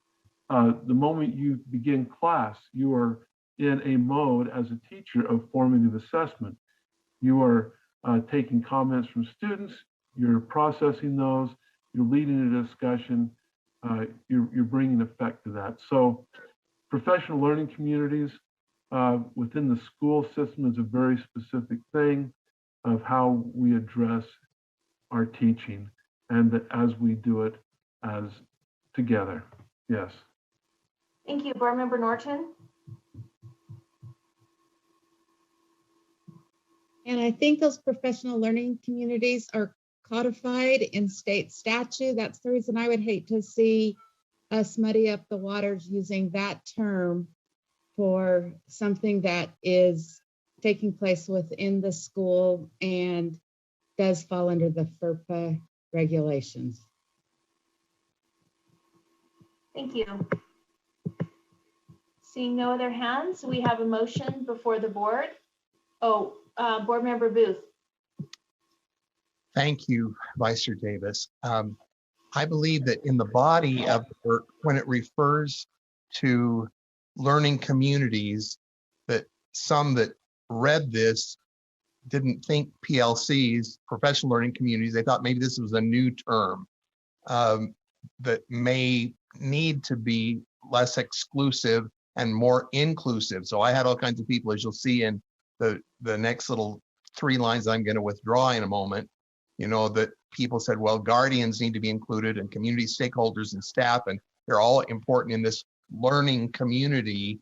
But I mean, of course, we know all about PLCs, but that didn't seem to be that's not what first came to mind. So perhaps we want to look at that in the body of the rule and say professional learning communities so that we know what we're talking about. And then we won't get this reaction from parents or even 16-year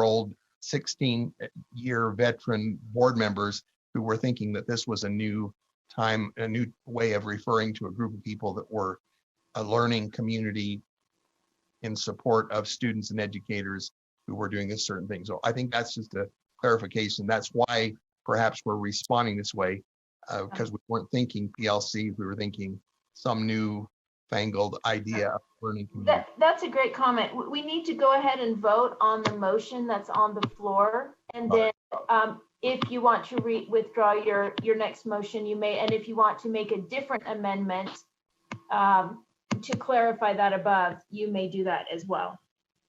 So we have a motion. I don't think I see any other hands. I'll check really quickly, but we have a motion on the floor that is to add in lines 37 and 38. Learning communities means the shared responsibilities of parent, student, and teacher working together towards successful academic outcomes. Please vote.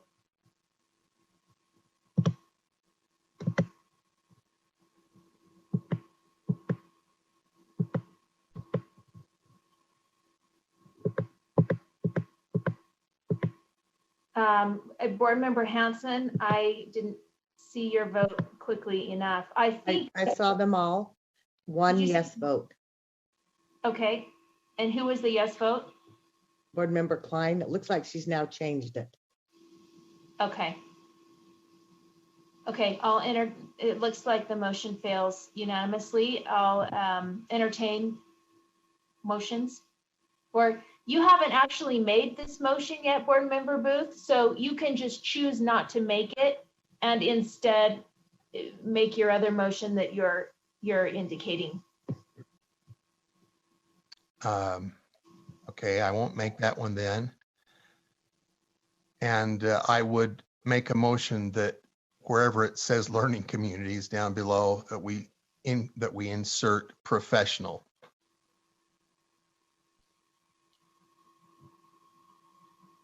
And that's my motion. Okay, there's a motion on the floor to insert the word professional in line 51. We have, oh, I didn't get a second. Do we have a second to that motion? I'll second that. This is Member Hutching.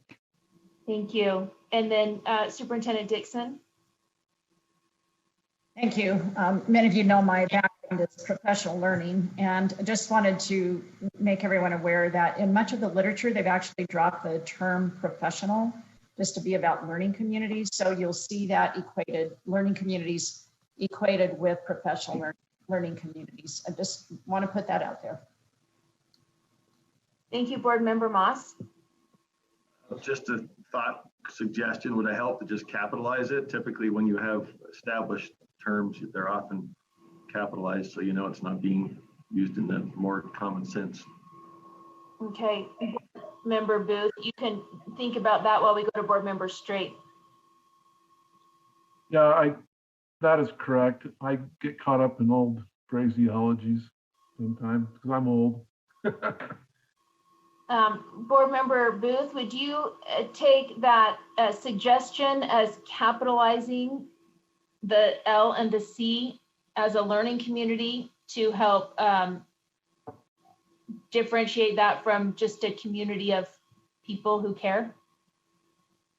I would be fine with that, but if the terminology has changed in the profession and we're not using professional anymore, as a state school board, we certainly should be up to speed on that, and I hadn't known that, so I appreciate that input from Superintendent Dixon.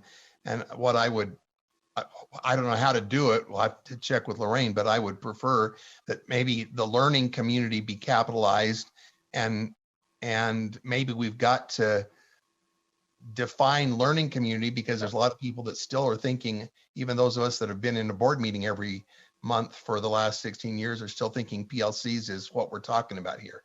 So if that is a new thing, we ought to be on top of it. And I appreciate well, a lot of people do still say PLCs. Superintendent Dixon? Nobody should feel badly using PLCs. You'll still find it out there. I think my point is just that you'll see them used simultaneously. And I want to harken back to, I think, what both board members Booth and Klein were trying to accomplish. And that's just painting a picture of how important it is to have parents as part of the process when decisions are made or ideas are created. So I think we're trying to solve a problem that maybe doesn't exist by capitalizing or changing words. I think we just need to understand that learning communities throughout the education family is considered to be part of professional learning, and not worry if it says professional learning community capitalized, not capitalized, just maybe thinking differently when it comes to involving parents, how we talk about inclusive procedures with all stakeholders, including and calling out parents, and just not try to fix a problem that doesn't exist in using learning communities. Okay. So Remember, we board quickly member, back out of whatever we're in right now so we can move on. well, let's hear from board member Earl, because I do think it'd be helpful to have at least some, so we don't continue to have this question by people who are unfamiliar with terms. Board member Earl? I guess that is the question, right? And that's why when I initially read this and I'm looking at individual and collective responsibility, I'm looking back at learning communities thinking, what is this, right? And making sure that we understand what that, whatever that is, we know, so that there isn't that idea of ambiguity when it comes to these other terms or how it's going to be used or who's using it or who's doing the responsibility part. So whatever we use, we need to be clear that it means something and what it means. And maybe just the fact it's under professional development does that, but that's why there was a question last week, was because of that reference. Thank you. Board member Hart? What is the exact language in the professional standards rule? And if we just mirror what that language is, then wouldn't that provide clarity? I believe board member Hanson has gone back and studied that. So board member Hanson, could you address that? Yeah, so I'm looking, thank you. I'm looking at the Utah Professional Learning Standards Toolkit. Well, this isn't referring to the rule, but in that toolkit, it talks about one of the standards is learning communities. And then down below where it talks about that in detail, it says examples of learning communities. And then it says under teachers, professional learning communities, PLC teams who work together. And then it has other things, a group of teachers, district leaders, mentors, and teachers, instructional coaches, and school administrators. So we're using both of those terms in the toolkit, at least. And maybe staff has something from rule or code that defines that better, but both of those are laid out in the toolkit. Member Davis? Yes, board member Earl? In the law, 53G 11303, it says professional learning standards, and then it says professional learning occurs, professional learning requires. So that's listed all through the law with professional, even if the current terminology is learning communities. I just wonder if we stick a little closer to law unless that's changed. Board member Straight? Oh, I just want to remind everyone, if you go down to the two words underperforming students, I really like the way this is constructed because the end goal is to support underperforming students. Nothing about race. What we're doing here is not just about race, it's about all students. And we're specifically identifying underperforming students and how we as professional learning communities, which could include the principal, like it said, or district officials, it can include many different individuals that directly influence teaching. And so, yeah, I like the construction of this, and it's something that we do together. Professional learning communities, it is a collective action. Thank you. Board member Hanson, or Chair Hanson? I'm sorry. I think that we could add the word professional there without any problem. But I believe understood with the caps as well. So we're in a place where both of those are being used in the literature, at least. Teachers may have a different understanding than others. I think adding the caps or adding the professional would accomplish our goal right here, but we should get a motion in front of the board and move forward with this one. Board member Booth? I would move that we insert professional, capital professional on line 51 and capitalize L in learning and C in communities. That's my motion. Thank you. We have a motion before the board to insert the words professional and capitalize the learning and capitalize communities on line 51. Second, Board Member Cannon. Thank you. We have already had quite a bit of discussion, and seeing no hands, let's vote. Oh, sorry, Superintendent Dixon. Is it too late, Lorraine?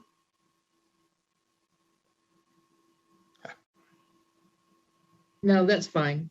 Go ahead, Superintendent Dixon, before we vote. You're muted if you're speaking. Yeah, it's not a big deal. I just looked up code. I think it's already been stated that we have it in both places. 5311 3032A uses learning communities. 277302 uses professional learning communities. So it'll work either way. I don't want anybody to get hung up on the terms. Okay, Board Member Lear. I just had a point of clarification. All we're voting on right now is the capitalization of professional learning communities and the addition, not the rest of that. Correct. And adding the word professional. Okay. Because I don't want to vote on the rest of it and be done with it. Okay, thank you. Right. There is a motion before the board now to add the word professional and capitalize learning and capitalize communities on line 51, made by Board Member Booth and seconded by Board Member Cannon. Please vote.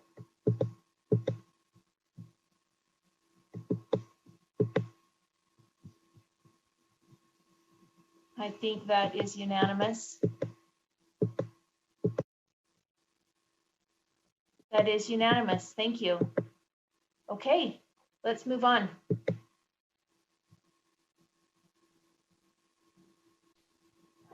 Do we have more amendment suggestions that you would like to bring forward in this section?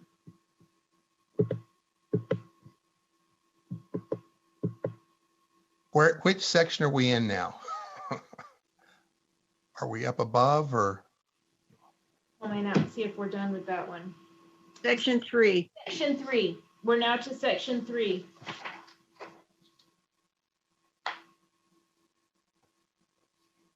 Would anyone like to bring forward any amendments in section 3? Let's see.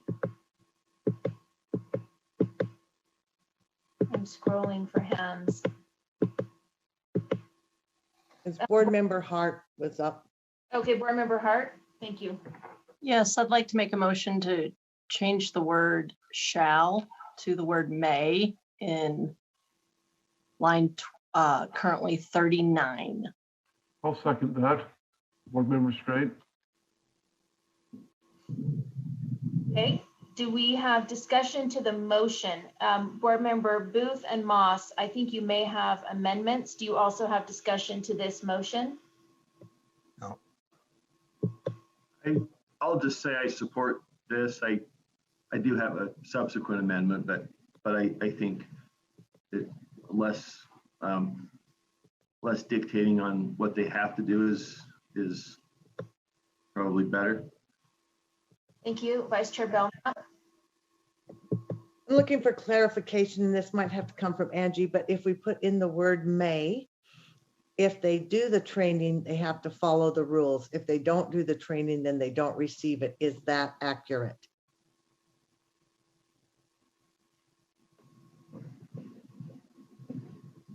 Deputy Superintendent Stallings.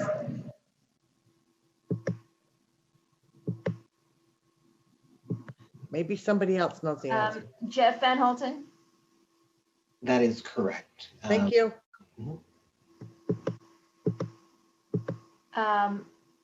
Board Member Hart, did you want to speak to your motion? I just believe that our LEAs are in the best position to decide what they need to do for the students and the teachers, and that's something that they need to figure out. I think they're in different places and different spaces with equity. Their students are different, their communities are different, and I appreciate Vice Chair Belknap's question, because that was my assumption. I'm glad that that is confirmed. If they choose to do this, these are the parameters, but that's a decision that's best left to local communities where families have the biggest impact on being participative in the process. Thank you. Chair Hansen?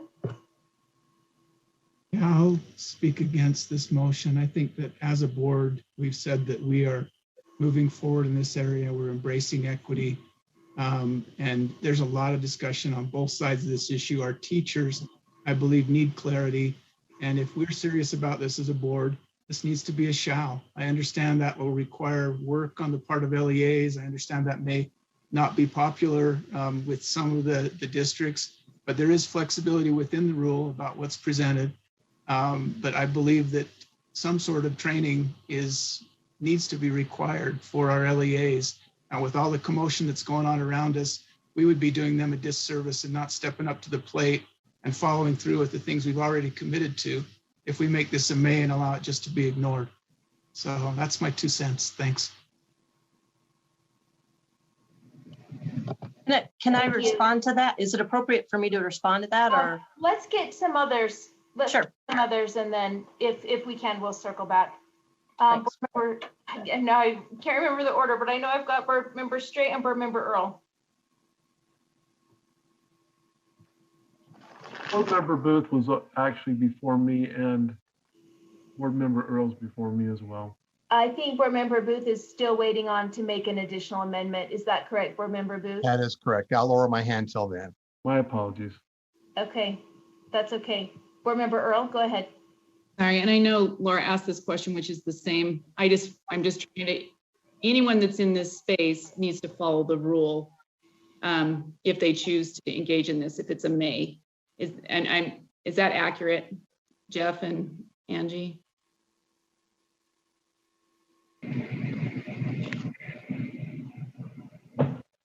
Could you say that one more time, please?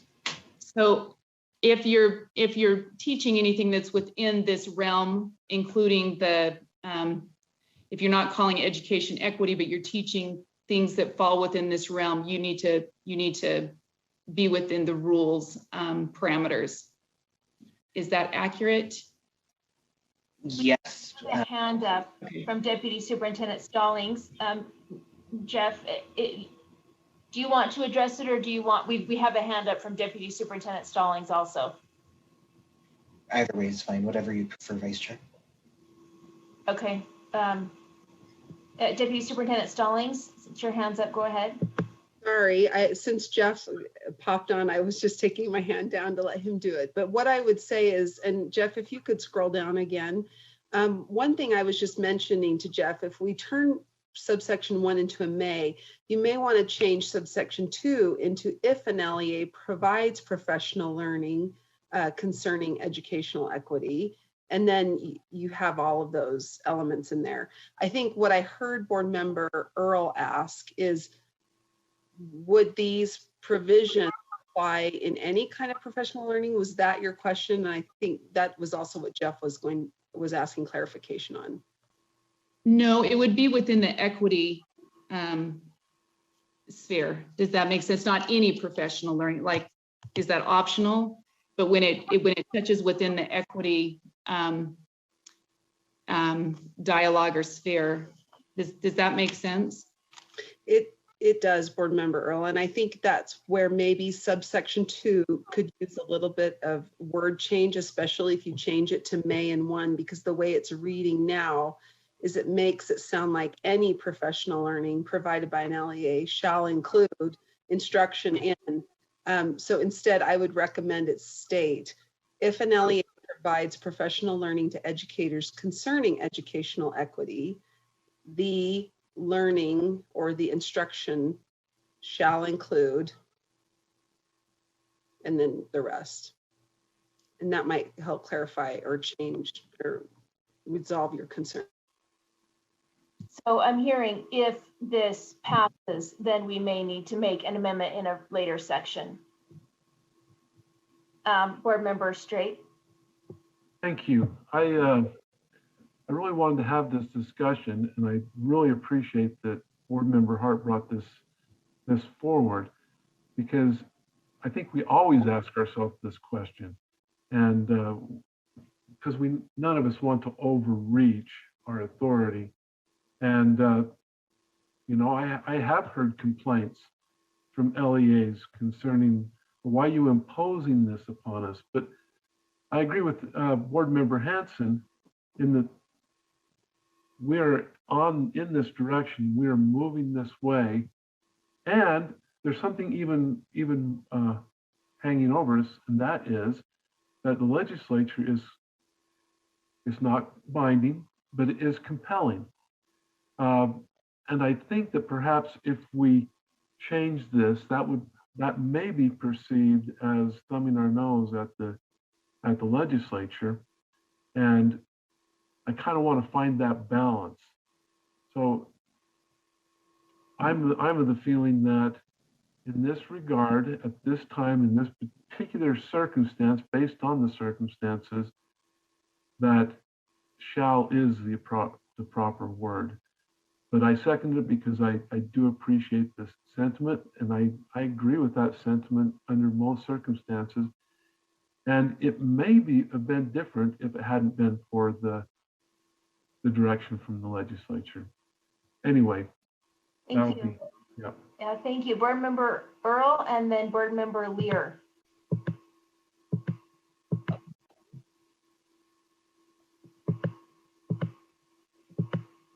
Board Member Earl. Go ahead, Board Member Lear. I didn't take my hand down. Oh, I'm a little conflicted about this. I am loath to add more requirements to LEAs. I very much hear what Member Hart is saying. On the other hand, equity is inherent, or not inherent, but it's integral to our portrait of graduate. It's integral to many of the other discussions we have. And I also was conflicted in hearing what UEA had to say and USBA had to say this morning. And I'm not referring to people individually, but the groups. But on the one hand, I know they support equity. They've said it over and over. They support diversity. They support protecting the most vulnerable students. And unfortunately, that comes with some work, and I'm not assuming that every teacher doesn't support equity or doesn't know how to be equitable or fair to their students. But I'm also saying in a district, you need to have a common understanding about how we'll work with students and react to students. And I don't think this is a huge burden to impose on LEAs who say they absolutely support diversity and equity for students. And I feel like we're not using our responsibility appropriately unless we say this has to be done. We're not telling you how long it has to be. We're not telling you if it can be virtual or if it can be in person. We're not saying it has to include a PowerPoint. We're just saying there shall be professional learning on this. And I think it's the responsible thing to do.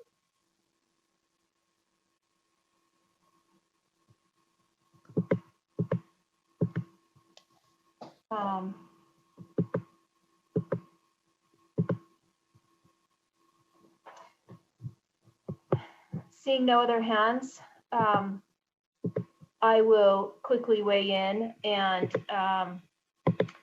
say in this case, I think a lot of LEAs right now, they don't know if they can, if they can't, if some are afraid, some are canceling, some are engaging, and I think this will help clarify, and I really appreciate Board Member Lear's comments that this is not saying it has to be an hour.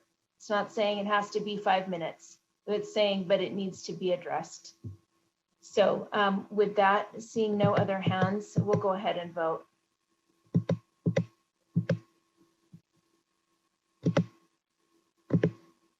And I didn't restate the motion. The motion is to add may instead of shall on line 39. And LEA may provide professional learning to educators concerning educational equity.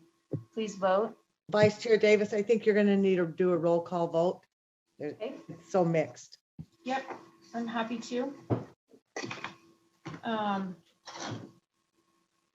Okay, so again, we are voting to change the shall provide professional learning to educators concerning educational equity to may. Vice Chair Belknap, No. Board Member Booth, No. Board Member Cannon, No. Board Member Klein, Yes. Board Member Earl, Yes. Board Member Hanson, No. Board Member Hart, Yes. Board Member Hutchings, No. Board Member Lear, No. Board Member Moss, Yes. Board Member Norton, No. Board Member Straight, No.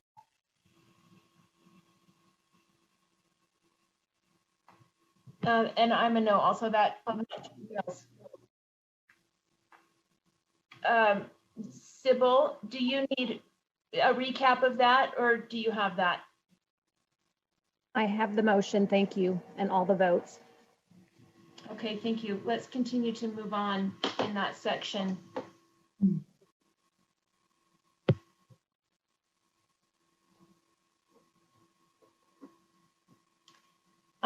Let's see, I'm looking for hands. Would like to make additional amendments in this section. Board Member Moss. Oh, I can't remember who was first, but I know Board Member, was it Booth? Board Member Booth, go ahead. Okay. I would make a motion that we move what is on the screen right now. It used to be not A, it was down low, or maybe it was C or something. And I would like to move that up to the very top, because I really believe that psychological safety is the trumps everything. If you start with a safe environment for educators, they're safe to express themselves, they're safe, then everything else can follow suit. But until they feel safe, we're not going to, and until an educator is proficient in creating that safe environment and knows how to do it, we may have difficulty teaching and learning anything.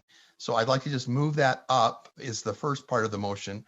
And the second part is I would like to insert the word safe. It said fostering, before it said fostering a workplace and learning environment that is respectful, but I would like to just insert safe. So the two parts of my motion are that we move this particular item up to A under number 2 and insert the word safe. That's it. Thank you. We have a motion before the board that, do we have a second? I'll second that. Thank you. We have a motion before the board to move the following subsection C to be the new subsection A to R277-328-32 and insert safe after fostering. I'm going to restate that. I was reading what Jeff wrote. I'm going to restate it a little bit differently. We have a motion before the board to move the words fostering a safe workplace and learning environment that is respectful of all educators and students, including prevention of discrimination or harassment in violation of state or federal law, from below up to line 42.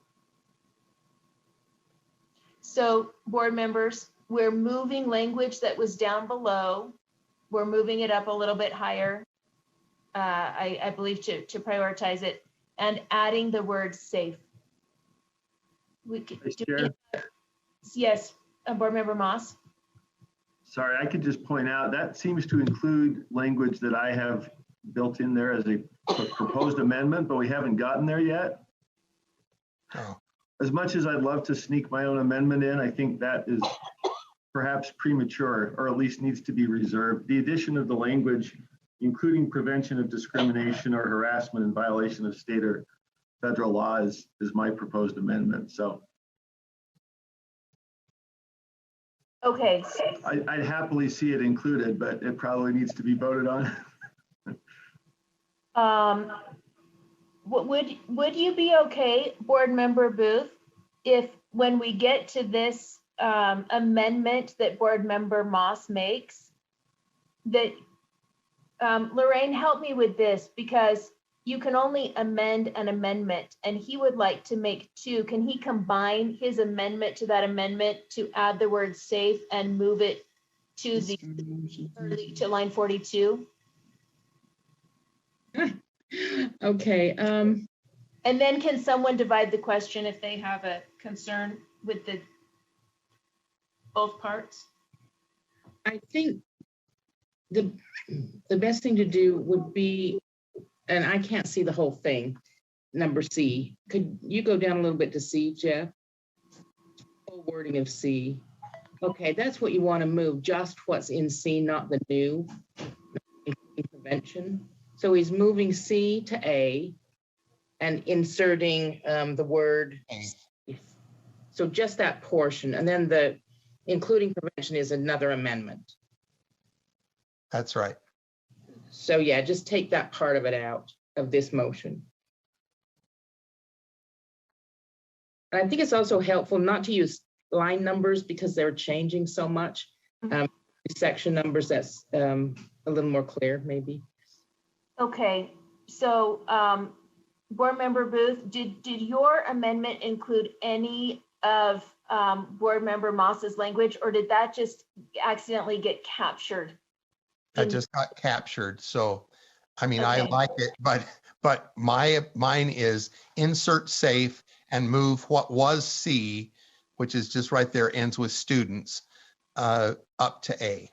Okay, so we have a motion on the floor. We have a motion on the floor to add the word safe before workplace and to move the whole sentence, fostering a safe workplace and learning environment that is respectful of all educators and students, up to section 2A.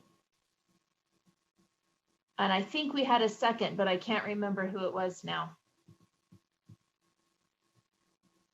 Do you remember who our second was? Chair, could I just, I don't know if this is a point of order, but just a sentence structure Yes. question for the maker of the motion. Yes. Would it be more proper to have safe after the word is, so that is safe and respectful, so that it applies, it's clear that it applies to both workplace and learning environment? I think here it might look like safe workplace and a learning environment that is respectful. Is that a friendly change, Board Member Booth? Awesome. He Great. said that's awesome, and if we do that, then we need to change the word is to are. Yes. And I have, Thank you. shoot. And I think I seconded it. Yeah. Board Member Straight seconded that. And, right? Are safe and respectful of all. Yes. Is that good? Yes.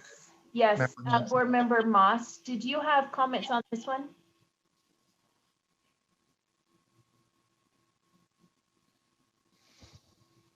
Board Member, oh, you took your hand I'm down. sorry, I just took my hand down. Yeah, sorry. That's all right, no problem. Okay, we have a motion on the floor. Board Member Lear. Board Member Lear, please. I have a similar thought. I just like to put learning environment first and workplace second, and then also educators second and students first. No offense to educators, but schools are about children first. Is this a friendly change to you, Board Member Booth? I think it's great. I love it. Okay. Let's quickly make that change and then we're going to vote.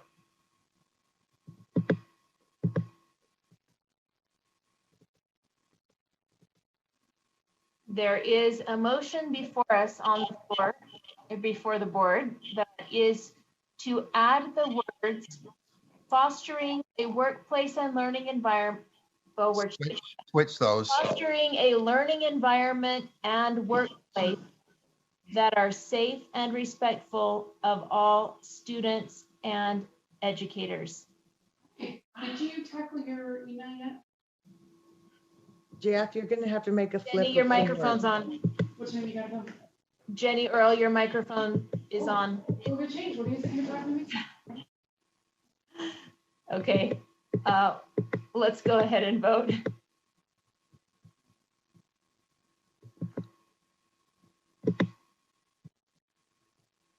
Chair, I think what's shown on the screen though doesn't reflect what I think learning environment and workplace, we're going to be swapped with the students Yes, and educators. need to switch those two.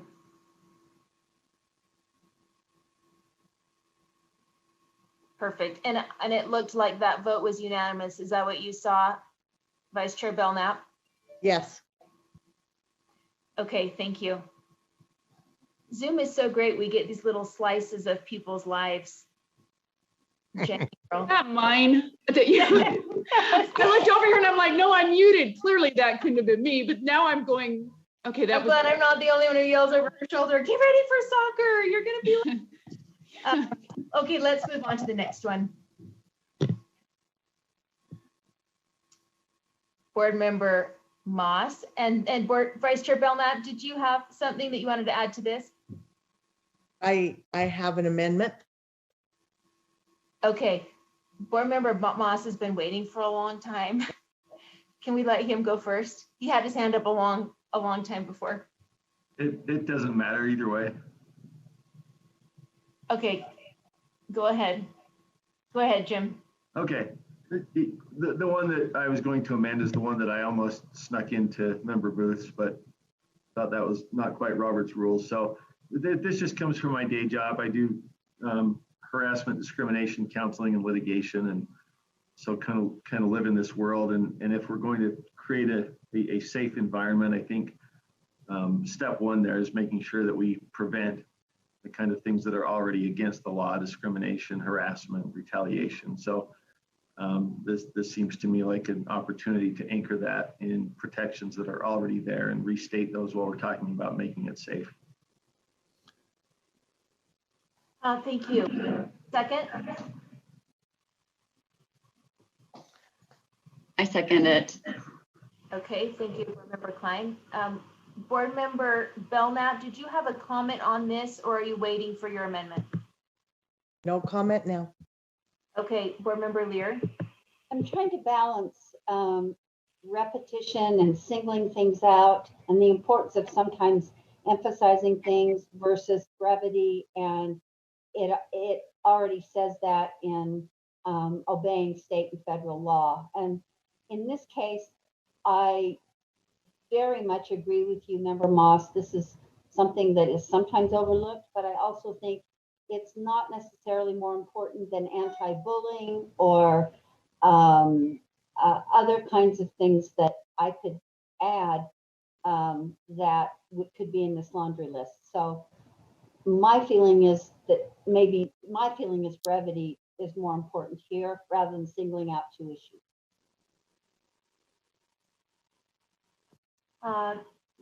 Thank you. Do we have Board Member Moss? If I could just respond, I agree on brevity. I think the terms here are unique legal terms that encompass a lot of things within them. Discrimination is a decision that goes on the basis of race. Harassment is well defined, and there's a laundry list that I use when I give training on harassment, and bullying is certainly part of that. But these are touchstone legal terms that I think would be, without over duplicating, a reminder that these are the three areas where, the two areas, discrimination, harassment, that would not only be harmful, but unlawful in the context of trying to keep students safe. But I certainly appreciate the interest of brevity. I tried to do that in this amendment. Thank you, Chair. Yeah, thank you. And these are very important concepts, but we're talking about professional learning, about equity right now. And I know that there's training already established for discrimination, harassment, retaliation, and that sort of thing.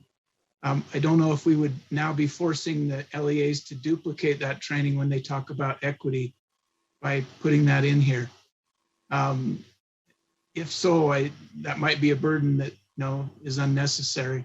And maybe someone else would have better knowledge than me, but I think those things are already pretty firmly entrenched in the training that goes on in professional learning. Can we get a comment on that with maybe from Deputy Superintendent Stallings or someone that you refer us to?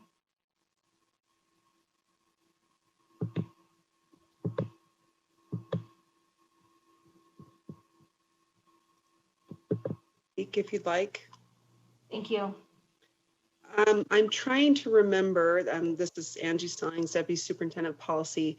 I do believe there are separate trainings regarding requirements, that is, regarding the prevention of discrimination and harassment. And so I was just trying to see if I could find that in our board rule quickly to make sure that we aren't, I think there's a valid point there that on one hand, we're talking about educational equity versus another training on discrimination in general. So I think it's really a call of the board, and I don't necessarily want to impose my preference. I think that the points have been made by the board well. If you'd like, I can take a look at what we have in our board rule about training on the prevention of discrimination. A lot of that does go hand in hand with our bullying prevention training as well. So thank you. Board Member Hutchings. You're muted. Thank you. Just wanted to add to that yes, we already are required to offer extensive discrimination and harassment training. In fact, we're required to have staff sign that they've received that training each year. Thank you. Board Member Klein.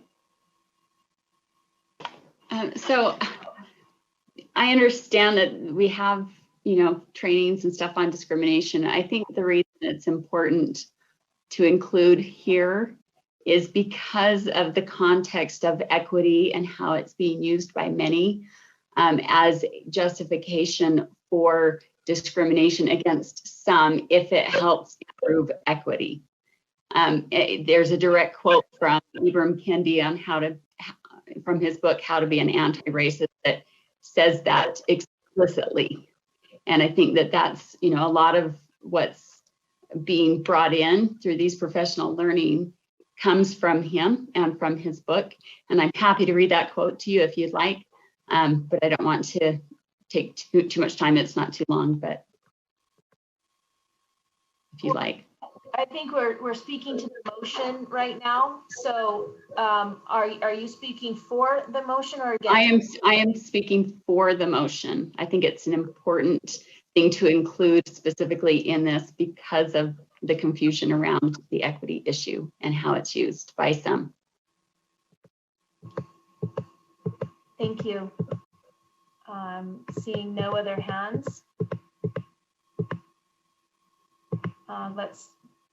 We have a motion before the board to add the words to line 43 and 44, including prevention of discrimination or harassment in violation of state or federal law. Please vote.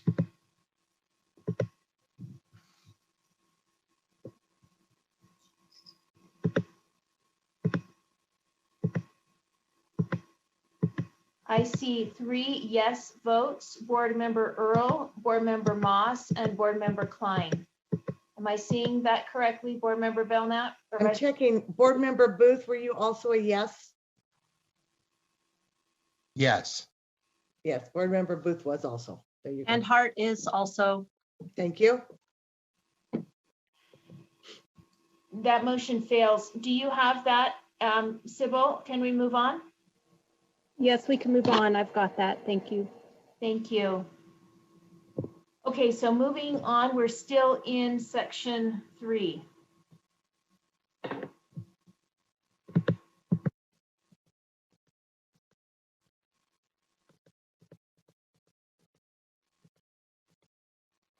Board Member or Vice Chair Belknap, I didn't see this time, so I'll go with you this time. Thank you. I'm still back Scrolling up in that. I'm still back up in that other section, please.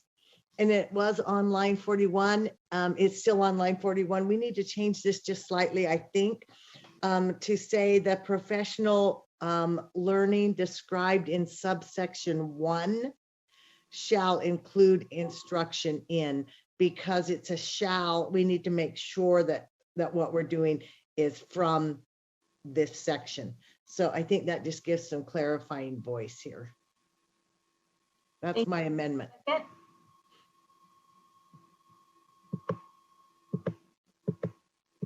Do we have a second? Second, Member Booth. Thank you.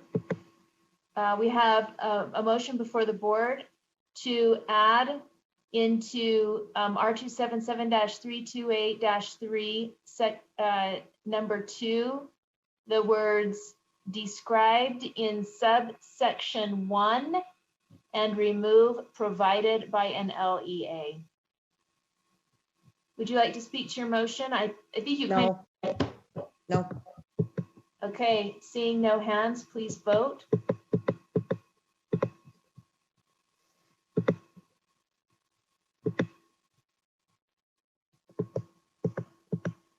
This voting looks unanimous. Chair, without objection, can we remove the capital professional? Yes. Okay, let's move on. Any more amendments in this section? Board Member Klein. Yes, so I move to change the wording in C to establishing learning communities committed to continuous improvement by identifying and providing necessary supports for underperforming students. Okay, do I have a second?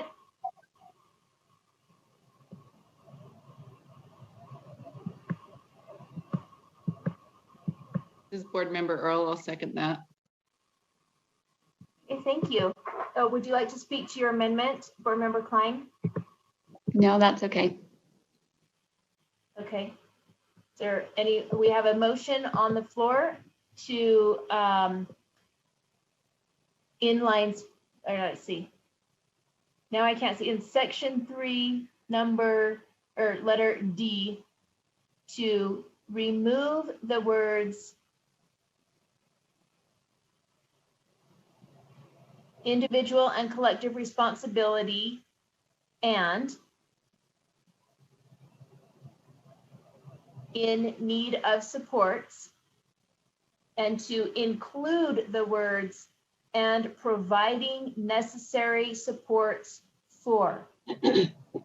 So the whole line would read as amended: establishing professional learning communities committed to continuous improvement, identifying underperforming students. By identifying Underperforming students. Thank you. Discussion to the motion. Chair, I'm not sure that was read exactly right. Okay, shall I try it again? Yeah, because I think and providing necessary supports was supposed to still be there. Yes. Oh, it is. Okay, I'll rephrase. So the whole sentence would read, establishing professional learning communities committed to continuous improvement by identifying and providing necessary supports for underperforming students. Discussion to the motion. Board Member Lear. Board Member Lear. I'd just like to ask the motion maker a question. Go ahead. I wondered what you don't like, Member Klein, about individual and collective responsibility. So I actually, this motion went along with my previous motion for the definition of learning communities. And so I thought about how that changed it since that didn't pass. And I still like the brevity of this, and it's more focused on, instead of, the ambiguity of collective responsibility or who specifically that includes, or individual for that matter, it just gets to the heart of what it is these learning communities are doing. It just goes straight to the action, that is by identifying and providing necessary support. So I thought the simplicity was, and the clarity was better. Thanks, Betty. Superintendent Dixon. Thank you, Madam Chair. I just need a little clarification on, and maybe I'm just not reading this correctly, so I apologize, Board Member Klein. I'm looking back to the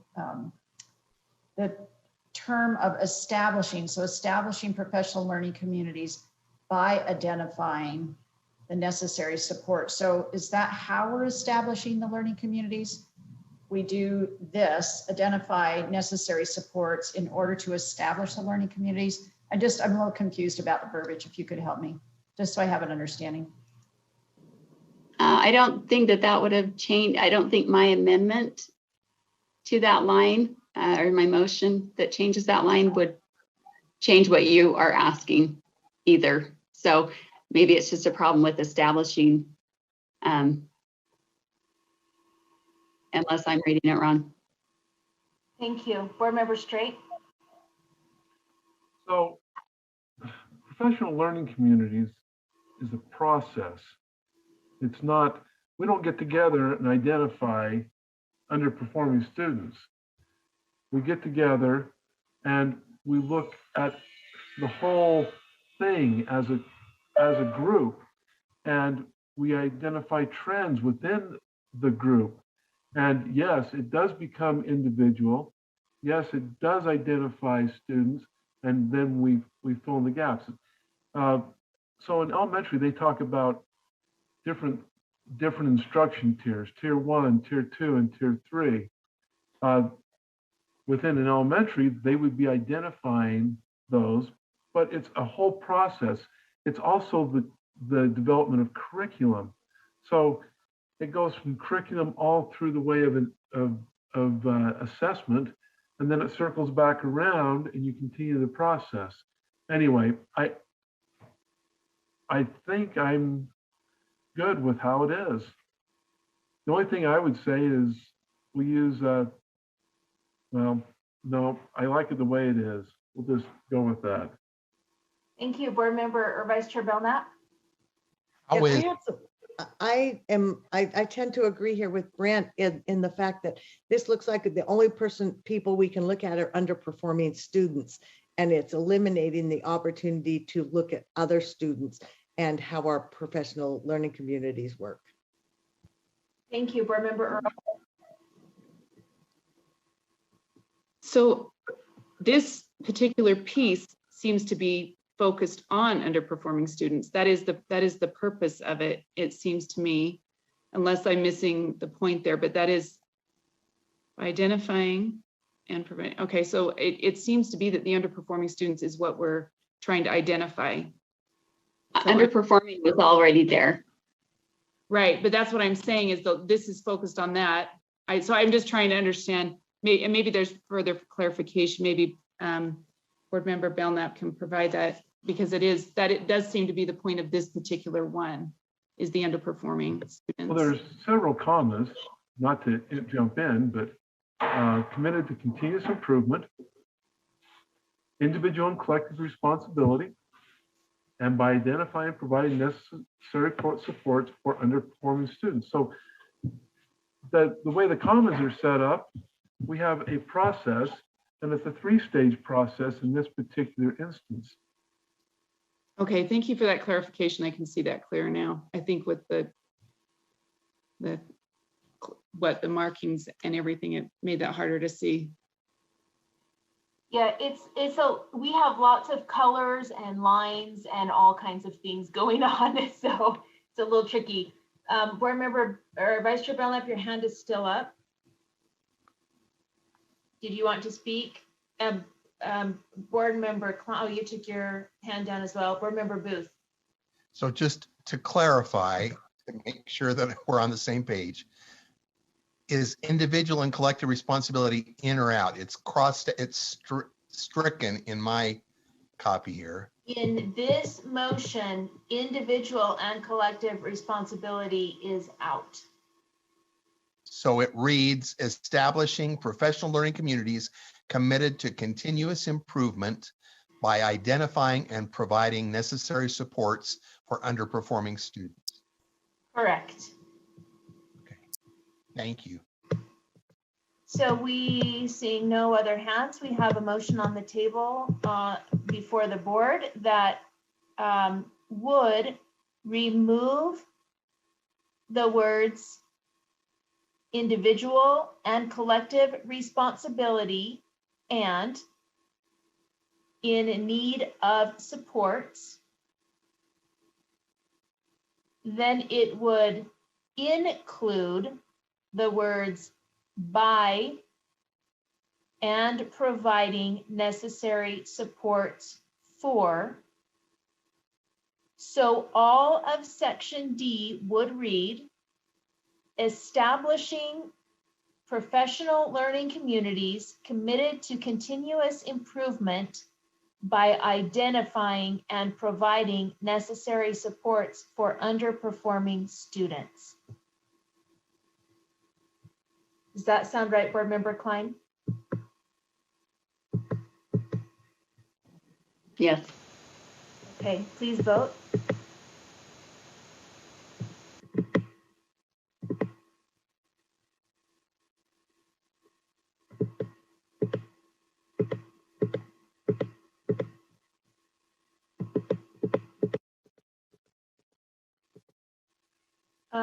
Board Member Belknap, am I only seeing one yes? 2 yeses, Board Member Booth, Board Member Klein, and I didn't see Board Member Moss's vote. I voted no. Thank you. Okay. Are we good, Sybil? Board Member Booth and Board Member Klein are yes? We're good, thank you. Board Member Belknap, you have a vote up. And Board Member Moss? I just have another amendment that might be up next. If nobody else does, I have that one in the middle there. Well, I've called on you, so go for it. Thank you, Vice Chair. So this again just comes experience with best practices in training. I think we've all been hearing from a lot of people. I had some good conversations with immigrant and refugee parents that expressed that these are the areas in which they're often harassed or bullied.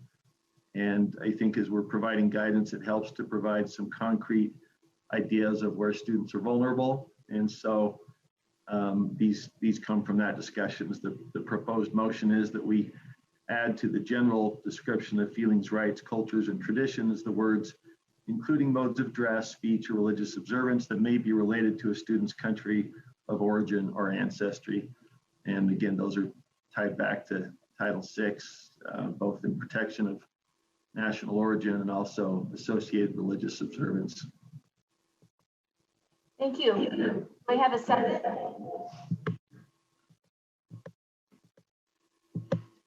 I'll second that. Okay, Board Member Earl is a second. We have a motion on the floor to add the words, including modes of dress, speech, or religious observance that may be related to a student's country of origin or ancestry, to section E of R277-328. It's actually section 3E. Board Member Lear. And a question for the motion maker. Go ahead. Would you also want to add to that list at the end, ethnicity and religion, and possibly, I mean, sometimes there's a lack of religion or no religion at all that is a motivator for the way students speak or dress or have religious preferences. So I'm just wondering why you chose only those few things. Can I respond? Yes, please. I think it's the same balance we've been talking about with trying to give concrete examples that flesh it out combined with brevity. So I'm certainly open to additional terms. It was just an effort to get what I was hearing as kind of those crunch points where it often comes up. And so certainly there are others, and I'd be open to a friendly addition. And can I follow up quickly to that? Yes, follow up. Yeah, it's interesting because when I read this, I thought having taught a class for administrators at USU for 20 years on this, on these kinds of issues, the ones that teachers seemed to get were the dress, speech, religious observance kinds of issues. They didn't get the more subtle biases or subtle actions that were disturbing to some students. So I'm not saying that I think all of them are important. I just think that it's I feel like this is something teachers are more savvy about, but we could find a teacher in each school that's good at some things and not good at other things. So just my experience compared to yours, Member Moss. Thank you. I have a question for Chair Huntsman, seeing no other hands. This came from Portrait of a Graduate. Is this come from Portrait of a Graduate, and was it specific to a country of origin or ancestry or religion? Could you help us? I think you're trying to give me a promotion. Chair Huntsman. Yeah, Hanson here, and I'm Don't tell Chair Huntsman. Just on the committee, not the big kahuna. So Sorry, Chair Huntsman. I think, as I said kind of in the intro, we tried to pull language that the board had already adopted. And this language on 53 and 54 is directly from Portrait of a Graduate. Jeff can help with that. If I'm misspeaking, let me know, but I believe he pulled this right from that.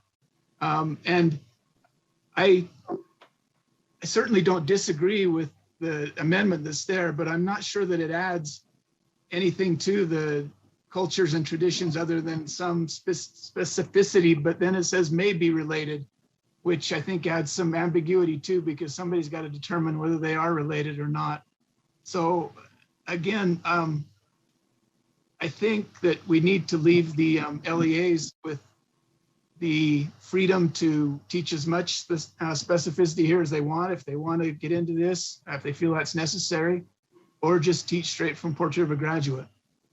So that would be my comment. Thank you, Chair. For that clarification. Looking for hands. Seeing no other hands, we have a motion before the board to add the words including modes of dress, speech, or religious observance that may be related to a student's country of origin or ancestry to R277-328 section 3E. Please vote.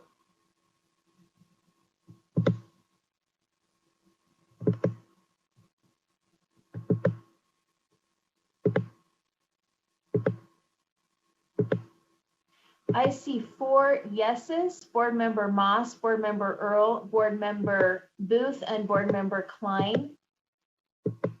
I see the rest no's. Is that what you see, Vice Chair Belknap? Yes, it is. That motion fails. Thank you. We'll now entertain additional motions. I think Board Member Klein has a point of order. Board Member Klein? Yes, point of order. May we take a short break? Well, we just aren't robots, I guess. Let's take a little break. It's 5:36. Let's meet back here at 5:41. 5-minute break. Ready to go.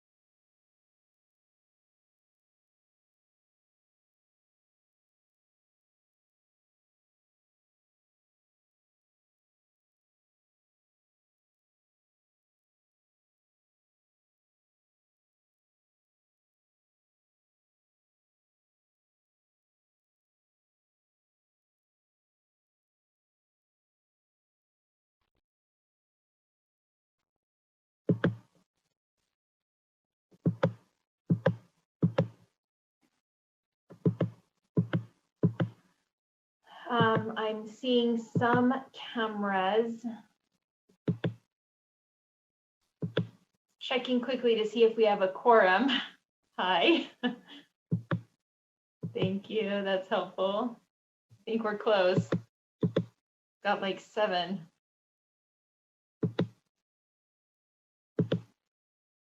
All right, we're at a quorum now. Hello, everyone. Welcome back. Thank you, Board Member Klein. That was a great reminder and well-timed.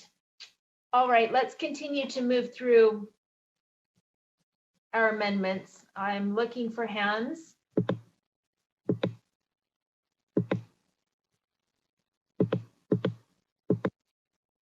Board Member Booth. Vice Chair Davis, I have in G, section G, a couple of I'd like to bring to the attention of the board. A number of constituents, and some, I'm not sure how they, I'm not sure where they got this verbiage. It may be from something that the board has already articulated somewhere, but they felt very strongly that we should include not just principles of inclusion, but strategies, so that there's some action that is included in the training. Here are the principles, and here are some things that you could do to be more inclusive in the classroom. And then they added the section that's in blue on 60, 61, and 62. And I feeling certainly, as we all do, that we want to speak for the needs of those that can't speak for themselves. I said I would carry it forward for your consideration. So my motion is that I would insert "and strategies of" on line 58, and that I would insert clause beginning after backgrounds on 60 through 62, including those with exceptional needs and those who are vulnerable to marginalization and exclusion, those who have traditionally have been left out or excluded from appropriate educational learning opportunities. Okay, thank you. So the motion on the floor is to, oh, I need a second. Do you have a second? Maybe not.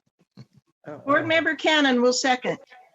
Board Member Cannon is our second. Thank you. We have a motion on the floor to include the words "and strategies of," including those with exceptional needs and those who are vulnerable to marginalization and exclusion, and those who traditionally have been left out or excluded from appropriate educational learning opportunities, to R277-328, Section 3G. So the whole thing would read, implementing principles and strategies of inclusion as they pertain to students and educators with varying diverse abilities and backgrounds, including those with exceptional needs and those who are vulnerable to marginalization and exclusion, and those who traditionally have been left out or excluded from appropriate educational learning opportunities. Discussion to the motion.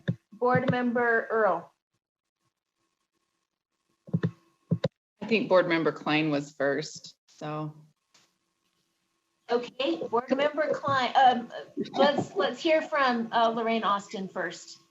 Sorry, I'm just looking at the motion that's to the side, and there's the word varying is crossed out and diverse is added. But I know Member Booth did not mention that, and when you read it, you read both words. So I guess we just need a clarification on that. I'm sorry, I missed that entirely. I did want to include in the motion striking varying and inserting diverse. Okay, thank you. I'm sorry. Thank you, Lorraine. Boy, you're sharp this time of day. He is. The motion stands corrected, and when we're done discussing, I'll repeat the whole thing accurately. Thank you. Board Member Klein. Okay, so I'm looking at strategies of inclusion, and my first question was, what does that entail?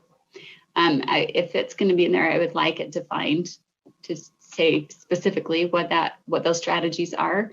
And then also I prefer keeping varying, just because it's, even though the words pretty much mean the same, one is more charged in this current climate.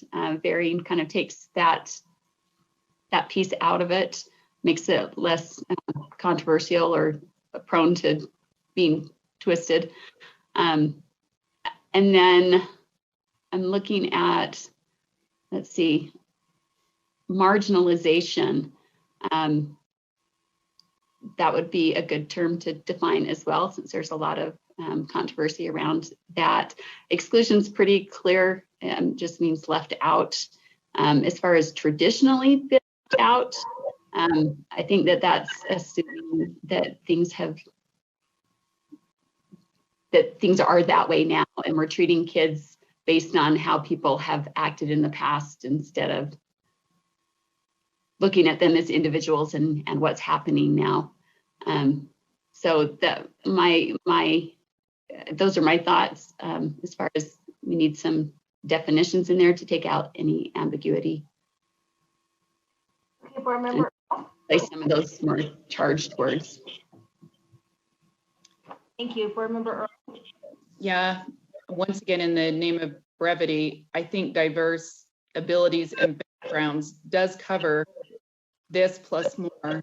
And I would almost like to divide the motion.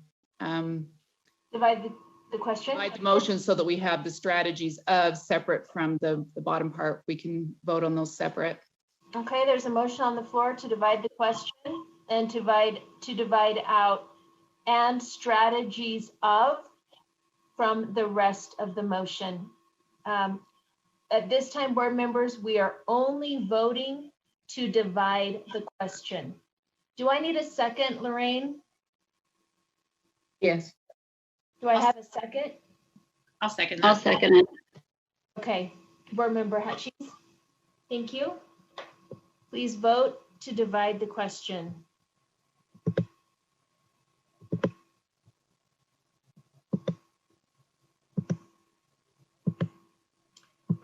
It looks unanimous to me. Vice Chair Lear, you see that? I voted, didn't I?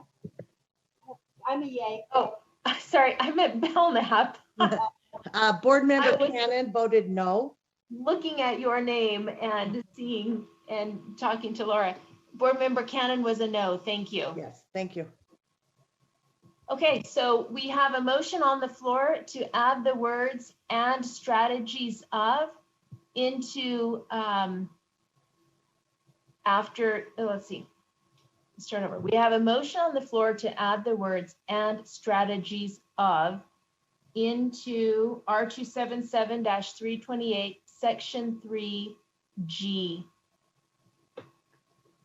Discussion to the motion?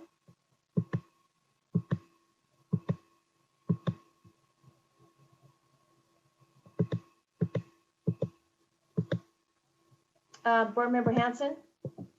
Yeah, I'm fairly neutral on this one, but just so you understand the thought process, implementing principles was to provide that action part. So the word implement, when we're implementing those principles, I think that would mean that there would need to be those strategies in place, but I don't know that adding strategies takes away from that at all. Just the intent was not just talking about principles, but actually implementing them, putting them to work. Thank you. Seeing no other hands, please vote.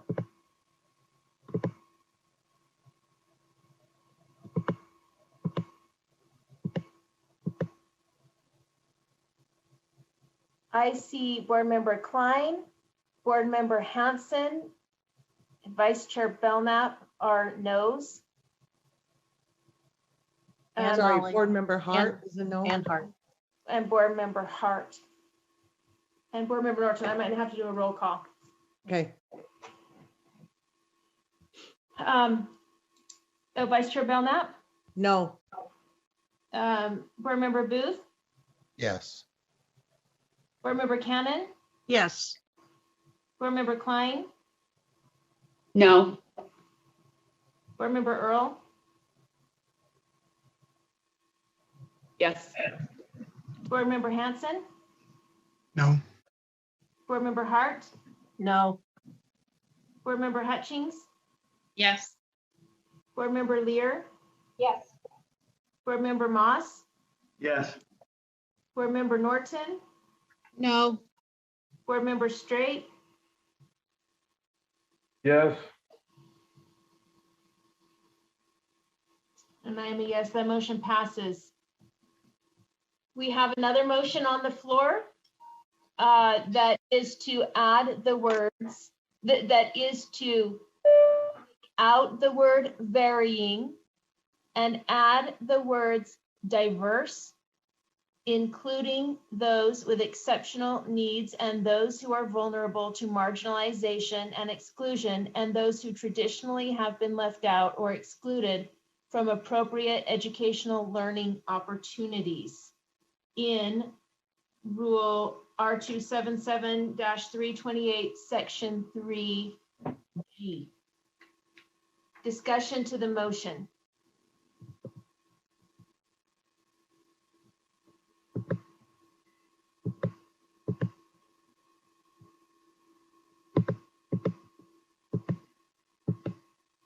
Board Member Cannon.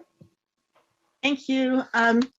I'm just responding to the additional language here as a grandmother of a little child who has Down syndrome, mother as a son who had learning disabilities. And I appreciate that. I think this language kind of speaks to their issues as well as others in need of equity. So I'm in favor of the language.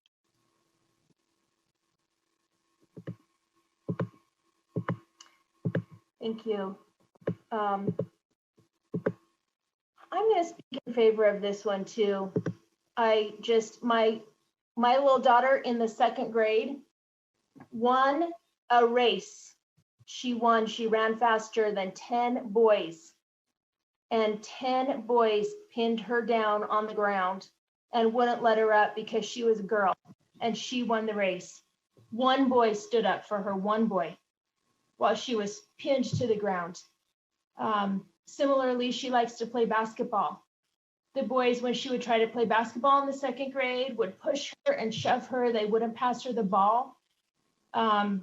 And I've wondered, you know, she's still a great gal. She survived it, but she's 13 now. And I've always wondered, who's teaching our kids? I don't think the parents are teaching at home to do things like that to girls, that somehow girls can't win the race or girls can't play ball. I don't think they're teaching that, but somehow kids are picking it up. So where are we going to teach that that's not okay? I don't think it's okay anywhere, but it certainly shouldn't be happening at schools. Who's teaching about that girls can play too, and all of these other sorts of things? This has been on my mind for 5 years, so I'm going to vote. I'm speaking for this motion. Board Member Earl. So I'm just wondering, does diverse abilities and backgrounds not cover that? When we start getting into this other area, we could keep listing, right? And that's my concern, is that some of these have some very specific things attached to them, and we could consider almost anyone vulnerable. I think that's why we kept it at a simplified language, so it could be encompassing to anyone, including educators of diverse abilities. It doesn't restrict that. So I'm concerned if we start adding this list on, then we've got to add, we don't want to leave anyone out. And that was, I think, the point of the wording in the first place. Chair Hansen, did this wording come from some specific area? Am I okay to respond to that, Vice Chair? Yes, please. I believe that this language was actually, actually came as part of comment from board members after we had introduced the draft of the rule. And I would, as my own comment, I guess I'll add to that. I think that we were very broad with the language that we decided to include. And if you remember back in our resolution on embracing equity and denouncing racism, that we said we wanted to stay away from politically charged words, buzzwords, that sort of thing. And I think that unfortunately, some of these have become that. So I believe that the sentiment here is encompassed in the words that we had already. I believe that the LEAs can build on that. I certainly agree with the sentiment. We want to be we've taken great pains in all the things we've done to be very inclusive of kids with all abilities, kids from all backgrounds, kids from all characteristics. So to avoid getting tied up, I think, in some of the baggage that some of the words come, and then also the subjectivity of, who is vulnerable, what is marginalization, traditionally who's been left out. I'm going to vote against this one. Thank you. Board Member Booth. I can certainly appreciate the sensitivity of Chair Hansen and those that have worked on the committee. I wasn't there and didn't put in all the hours, and I certainly appreciate all of that careful, thoughtful consideration of how to articulate these things. As I mentioned, these ideas were added in respect to some constituents who have children, and though the broad language is inclusive, occasionally parents and children who are hurting or who have been marginalized or who have been excluded, a little nod of 2 or 3 lines can, for thousands of families, be just a little nudge of, we see you, we hear you, and we validate you. And I know it's not all inclusive, so probably just the emotional side of my being reaches out, as I know all of your hearts would, because you're just good people for these people. And maybe we don't need this, but I think it's important in this public setting to express that we are hearing and that we do recognize and that we are committed to those children with exceptional needs and those who are vulnerable and marginal, all the rest.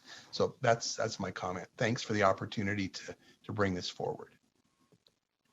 Thank you. Seeing no other hands, we have a motion before the board that is to remove the word varying and add the word diverse, including those with exceptional needs and those who are vulnerable to marginalization and exclusion, and those who traditionally have been left out or excluded from appropriate educational learning opportunities. To R277-328, Section 3G. Please vote.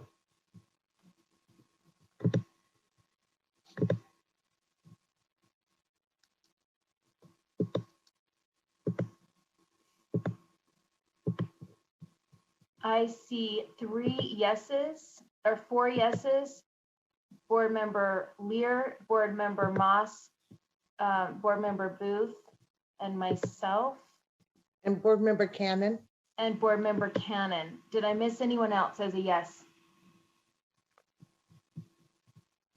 Okay, this motion fails. So we're going to continue on. We've done 8 motions and we have 17 to go, at least ones that we see on the paper. Maybe some of the folks aren't going to bring those forward, but potentially they could. So we're going to start saying, just, you get one time to speak. Make your amendment and speak once, and we'll move right along. Okay, let's move on. Looking for hands for motions.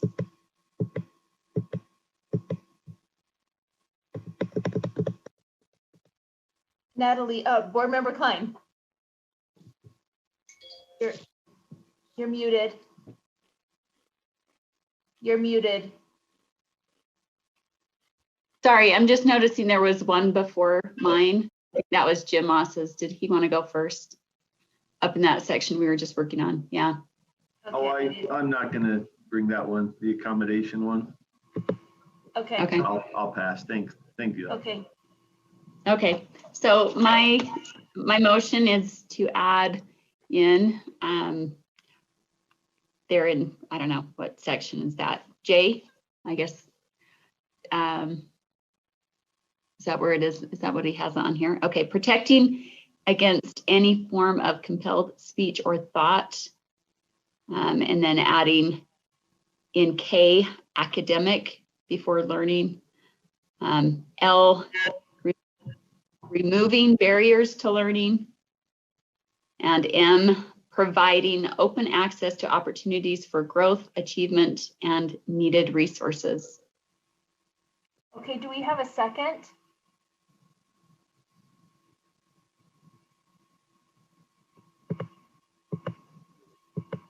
I'll second it. This is Board Member Earl. Board Member Earl, we have a motion before the board to add the words protecting against any form of compelled speech or thought, learning and providing open access to opportunities for academic growth, achievement, and needed resources, and removing the words and allow students to have accessible pathways to resources and opportunities in R277-328, Section 3K. Any discussion to the motion?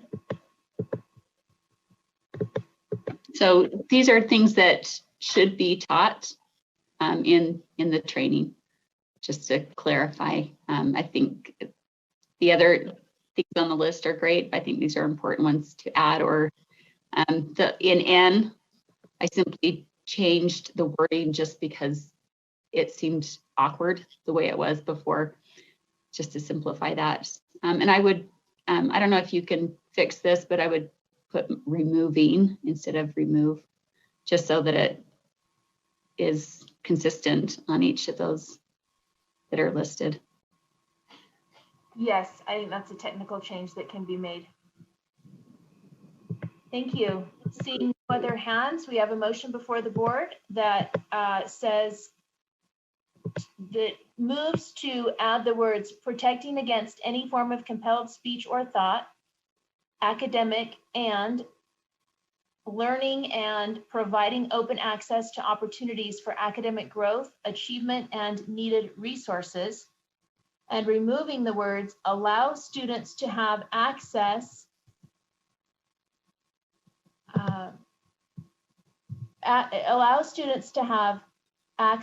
accessible pathways to resources and opportunities. Please vote.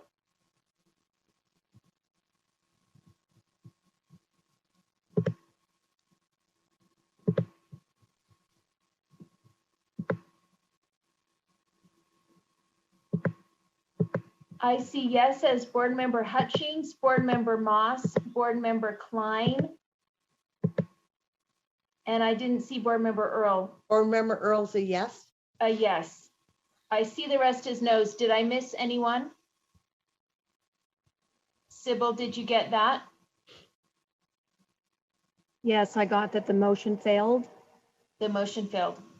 Thank you. So let's move on. Do we have any more motions in section 3?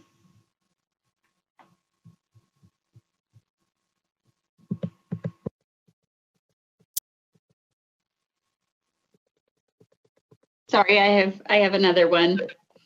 Okay, can I come right back to you, Board Member Klein? Sure. And I'll go to Board Member Moss first and then come back to you. Thank you. Board Member Moss. There we go. Just trying to make sure I'm following the numbers. The one that I had was -3 sub 3. The professional learning provided by an LEA may not.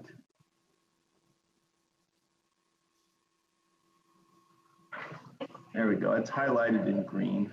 Yes, thank you. We have a motion on the board to, oh, do we have a second? I'll second that.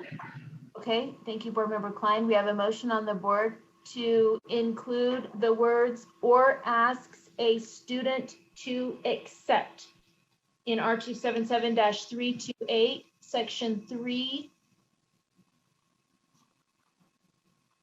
A. Is that right? So can I just say something to help maybe clear up some of the confusion? Because I think both had amendments on the same section, and his was made before that part was crossed out, and it actually makes more sense if that part before it is not stricken. And it probably should be voted on without that being stricken. Yeah, so with the motion, it would read, the professional learning provided by an LEA may not include instruction that promotes or endorses or asks a student to accept that all the following. Accept that. Discussion to the motion? Can I speak to the motion? Please do. So I think what came out of committee is a well-crafted, narrow set of guidelines of things that are harmful and I think probably unlawful if somebody promotes or endorses that somebody's characteristics are inherently superior or inferior, if those characteristics determine the content of their character, if they bear responsibility for past actions or even present actions by others because of those characteristics, that they should be discriminated against. This adds a different type of harm that I think is out there and that we should step in to prevent. And that is when you go from advocating or endorsing something to then asking the student to accept that they are somehow inferior, superior, that they bear responsibility or blame. An example that was brought up to me is that we would never talk about Pearl Harbor and then ask a student of Japanese descent to accept some form of guilt or responsibility or shame. We should not do that to a white student or something that might have been done in the past. We should not ever, I think, ask students to speak, write, stand up, form a line, whatever it is, based on these immutable characteristics, including race, in a way that violates these terms that we've already adopted, or at least I think we have before us from the committee. So it's similar, but I think it's another step that's been taken, unfortunately, by some schools out there. And I don't think we're seeing it everywhere in Utah, but it's harmful enough, and I think crosses a legal line. And it's worth saying that you cannot do that. Thank you, Board Member.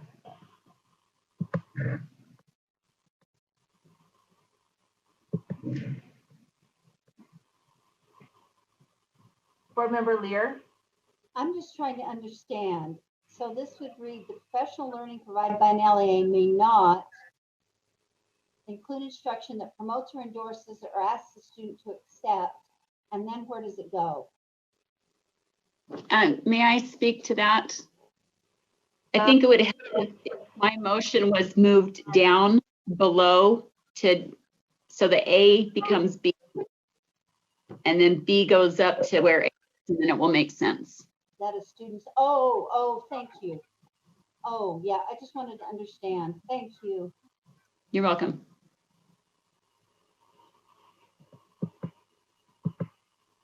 What about, okay, can I follow up with that to a question again?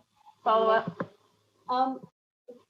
What about a learning experience or example where a teacher says, I'd like this group of students to be, to speak about slavery in the South in the mid 1880s or 1850s, or I even forget exactly what decade, and I'd like these students to speak against it, and have a discussion back and forth about the pros and cons age appropriately.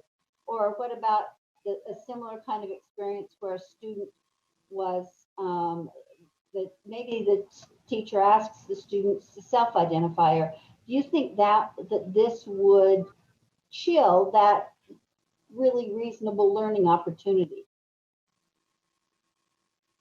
I don't, can I respond? Yes, please. I don't think so. And I think, for the example you brought up, or speak for this or against that, or or again, going to something like Pearl Harbor. Let's discuss that, but that's a different thing than that. It's talking about Pearl Harbor and then asking a Japanese student to wrestle with, you know, the identification of guilt or shame. The things that are listed here, I think already in the rule, are very narrow. So this is not at all, as came out of committee, intended to squelch discussion of difficult subjects. It's intended to not endorse that a student bears responsibility. And I think we should also, in the same vein, not ask a student to talk about whether they bear responsibility, to ask them to identify with any particular act of the past. That should be a theoretical, historical discussion that does not single out individual students in front of their classmates. I think it's a pretty bright line. I guess can I finish? I'm sorry, you want to move on, but I guess last follow-up. Last follow-up. I guess I can, for the right age and type of students, I guess asking them how they feel about reparations or those kinds of things. I guess I don't have a problem with that. I think it could prompt insight and thinking, but I absolutely agree that it would have to be the right level of students and the right kind of class. Thanks. Chair, very quick. Please. This would not prohibit a question about their feelings on reparations. It would prohibit asking them to identify whether they're responsible for the actions that might lead to a call for reparations. It's going to the individual in the terms laid out already in the rule, as opposed to discussions about policy or even their beliefs about policy. It's just a very tight avoidance of asking the student to identify themselves based on their characteristics with the subjects that are being discussed. That's different than, I think, discussing those subjects and having an opinion about it. Thank you. Chair Hansen and then Board Member Straight. Just briefly, I don't think that you can get to asking a student to accept without promoting or in.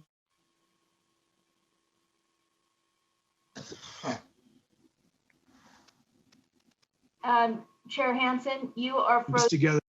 I wasn't worried about them getting to that. Oh, my Zoom just crashed.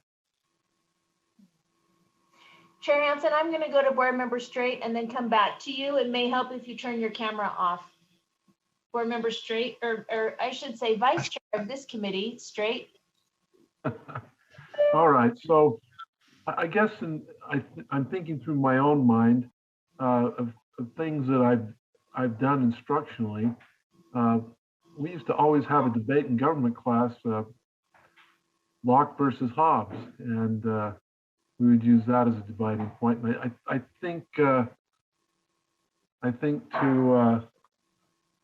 the point of Board Member Moss, I think he understands that wouldn't be a problem, and I think he presents it very well.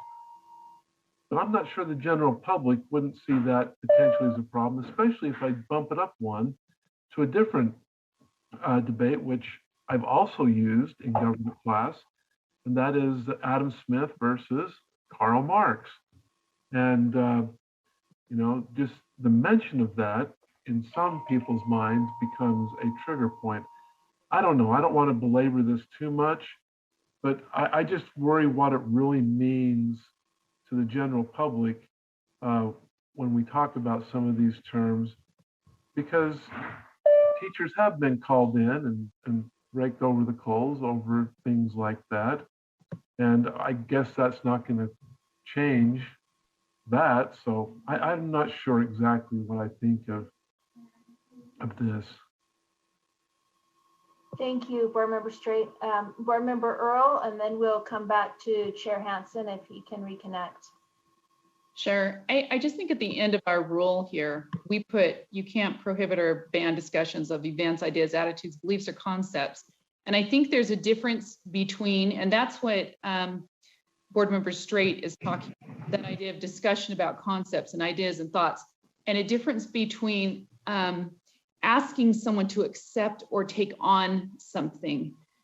I think there's a clear difference there, and we are seeing this. And I just think it's a precautionary element to include that. So those are just my thoughts, and I think we allow that dialogue to take place that is so critical that both Board Member Lear and Straight addressed. Thank you. Chair Hansen, are you? Thanks. I think I'm back up and running. My Zoom just froze, so I had to go out and come back in. Thank you. And I, frankly, when I thought about about endorse or promote, if teachers aren't doing those two things, I don't think they ever get to asking a student to accept. So I don't think they get to that area. I do appreciate the recognition that this really is not, I don't think we're in the business of banning ideas. I think it's important that students age appropriately can have discussions about all these ideas, but they need to be appropriate discussions, and the teacher needs to be acting in an appropriate role. And I think that's what the training is designed to do. Thank you. Seeing other hands, we have a motion before the board to include the words "or asks a student to" in R277-328-3. So I think we've numbered that wrong. Anyway, we'll fix that. Please vote.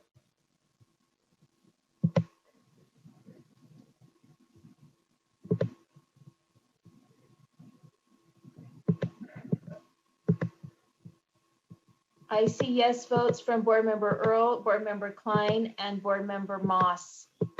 Did I miss anyone? Vice Chair Belknap? Board Member Hutchings. And I don't know if I missed anyone else either. Board Member Booth. Hart. Board Member Hart.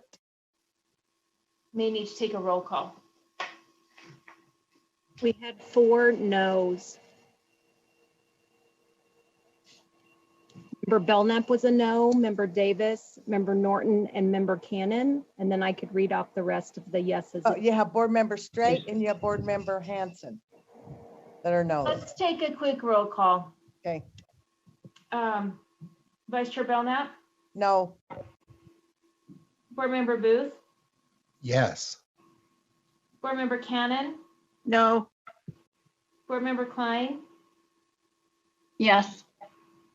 Board Member Earl? Yes. Board Member Hansen, Chair Hansen? No. Board Member Hart? Yes. Board Member Hutchings? Yes. Board Member Lear? Board Member Lear? No. Board Member Moss? Yes. Board Member Norton? No. Board Member Straight? No. I am a no. This motion passes.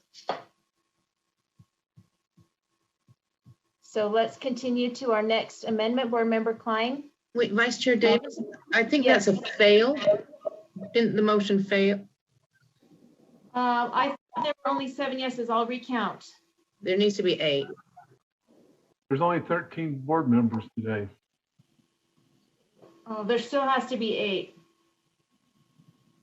Really? You're, No. no, let's see, 1, 2, 3, 4, 5, 6. I have 7 no's, so that motion fails. Doesn't it just have to be the majority of a quorum? My fault. I apologize. It has to be the majority of the board. Even if you only had 9 people attending the meeting, you'd still have to have 8 votes to pass. Okay, let's move to the next amendment, please. Okay, that would be mine.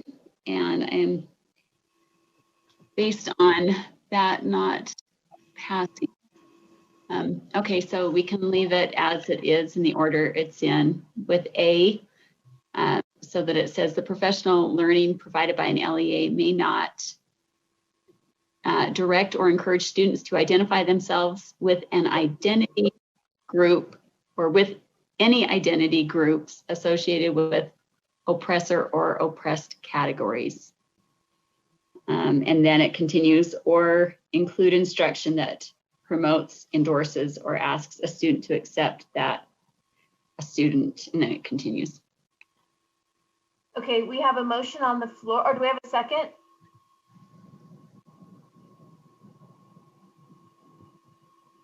I'll second it, Board Member Earl. Board Member Earl, we have a motion on the floor that moves to take out the words include instruction that promotes or endorses.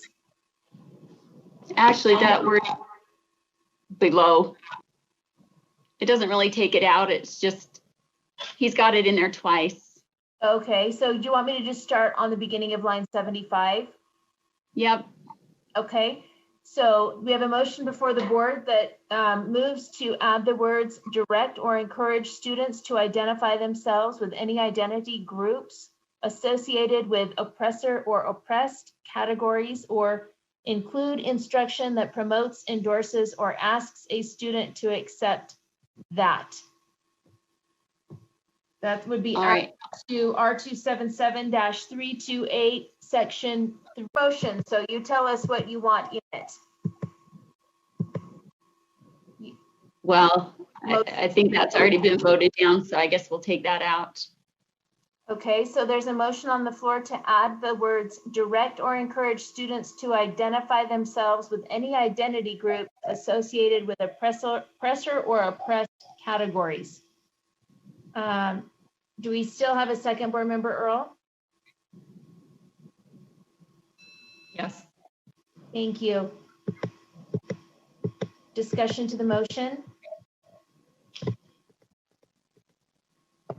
Seeing none, please vote. Oh, Board Member Moss. I think this may, be a difficult motion, but I think we're ignoring some of the problems that we're seeing out there, and we're ignoring some of the input from communities that are having their students shamed and being asked to identify themselves as oppressors or people who bear guilt for something in the past. And I think that's a mistake. I think we need to pay more attention to that concern. And I think much of our rule does that, but this particular problem of asking students to identify in front of their classmates is, I think, a harmful thing and frankly unlawful under Title VI. So I support this motion. Thank you. Board Member Straight. So the legislature specifically gave us 3 concepts that covered very broadly, I believe, even this. The very first one in regards to, and I can't see it here, but basically to that one race is superior to another. Oppressor, oppressed, that includes that. And so in the sake of brevity and sake of making sure we cover all our bases, I think it was absolutely important that we included what the legislature asked. And as I look at those, I think it covers all of those areas in regards to that. So I'm satisfied with the language as we currently have it. I think it protects. Board Member Klein, a quick follow-up. Actually, this is a response to that. If you look at the hierarchy chart or the intersectionality chart that has been included in the Access Committee's documents and the training the diversity training that we sat through, it had that chart in it. There are many other categories besides race on there that are being categorized as oppressed versus oppressor. And so this covers much more broadly than just the race issue. And based on that chart that has been taught, I believe this needs to be included in there because this is how kids are being asked to deconstruct their identity or join certain groups instead of being looked at as an individual. Thank you. Board Member Straight, quick follow-up. Unfortunately, what started as an effort by the state board to help all students with equity, every single student in the state of Utah is now broken down into a focus on race. And race is an important element. We're not excluding it. In fact, we've dedicated some very precise language to that. And that's my response. Thank you. Let's, Board Chair Hansen, we haven't heard from you yet, and then let's vote, please. Just wanted to say that we did take what came from the legislature. We also added, and I believe the superiority part of it plays directly to this problem that is trying to be addressed. But also we added one about responsibility for past acts of a group that a student might belong to. Between the two of those, I think that this one is covered, and I think that we could continue to add things to this list. But the basics are there. If you look at all the legislation that's out there regarding this, I think that we've covered the things that our legislature was concerned about, and also the vast majority of what's out there in other legislation. So I will vote against this one. Thank you. We have a motion before the board to delete the word, or sorry, we have a motion before the board to add the words direct or encourage students to identify themselves with any identity groups associated with oppressor or oppressed categories, or include instruction that promotes, endorses, or asks a student to accept. Please vote.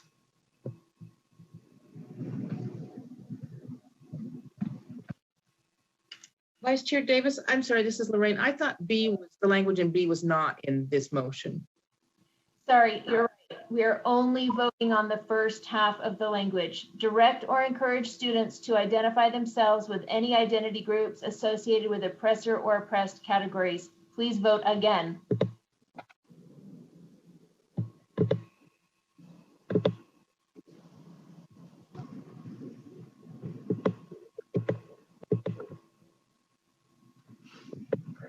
I see Board Member Klein and Board Member Moss.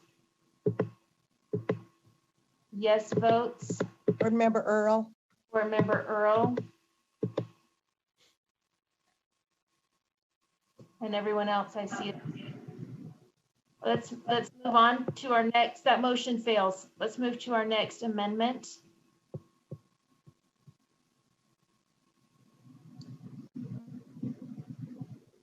Board Member Klein. Okay, this is a short, quick one down in section D, where it says a student or educator should be discriminated against, shamed, or adverse treatment, just adding shamed. Okay, before the board, do we have a second?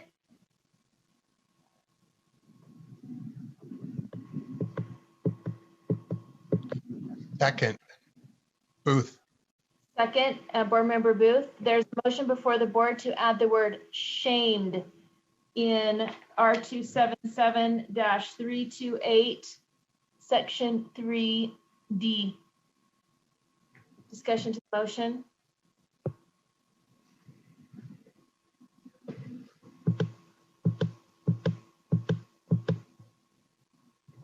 Seeing none, please vote. Chair Hansen. Oh, Chair Hansen, sorry, Chair Hansen. Question for the maker of the motion. Who would decide whether someone is shamed or not? I think if a student feels shamed, I think they're the ones that, I think the individual is probably best to be able to determine whether they're being shamed. But I think it's something that, you know, any reasonable person could tell if they were shaming someone. And if we're, you know, if teachers are trained not to shame others, I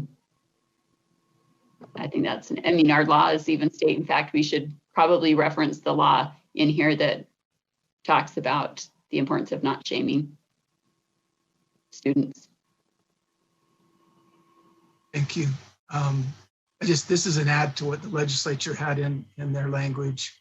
And I'll speak against it.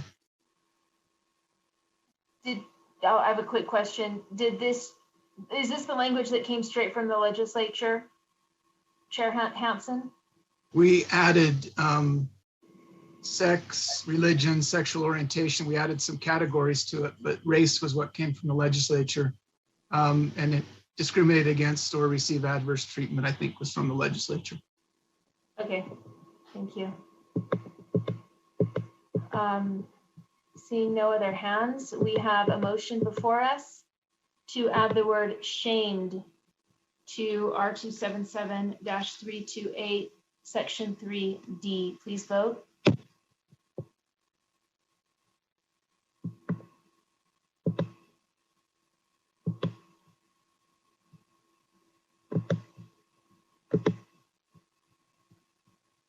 Vice Chair Belknap. I missed some of those, but I have a yes for Board Member Moss, Board Member Booth, Board Member Klein, Board Member Earl, Hart, and Belknap.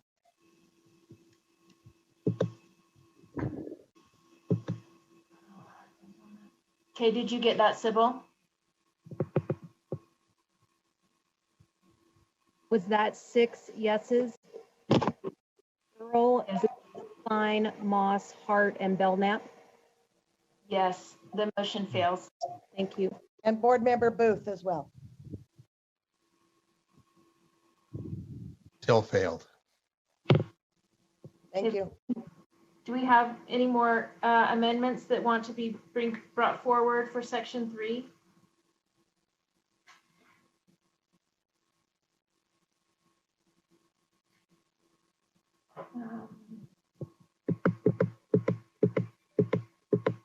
Board Member Earl?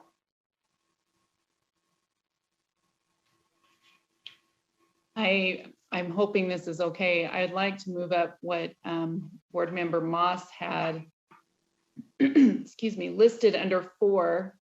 So it's line 137, or at least that's what it was. So Section 5.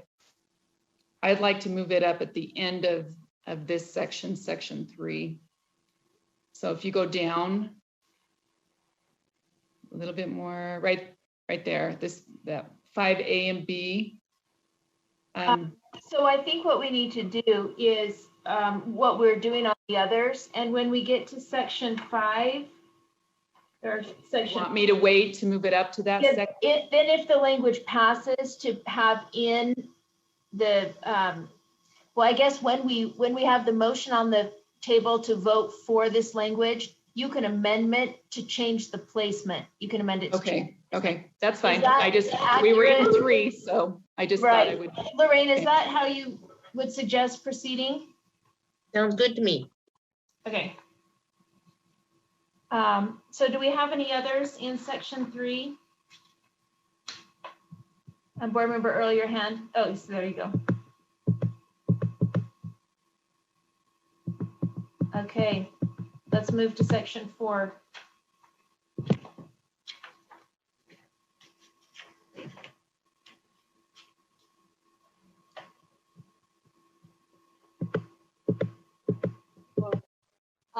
Decided not to bail on their amendments. Board Member Earl. You're muted. Molly, do you have one you want to touch base on there before I go to 4? Chair, can I respond? Sure, if you want to do yours first, that's fine. No, I'm actually going to withdraw that. I am exceedingly concerned about the direction that this training is going.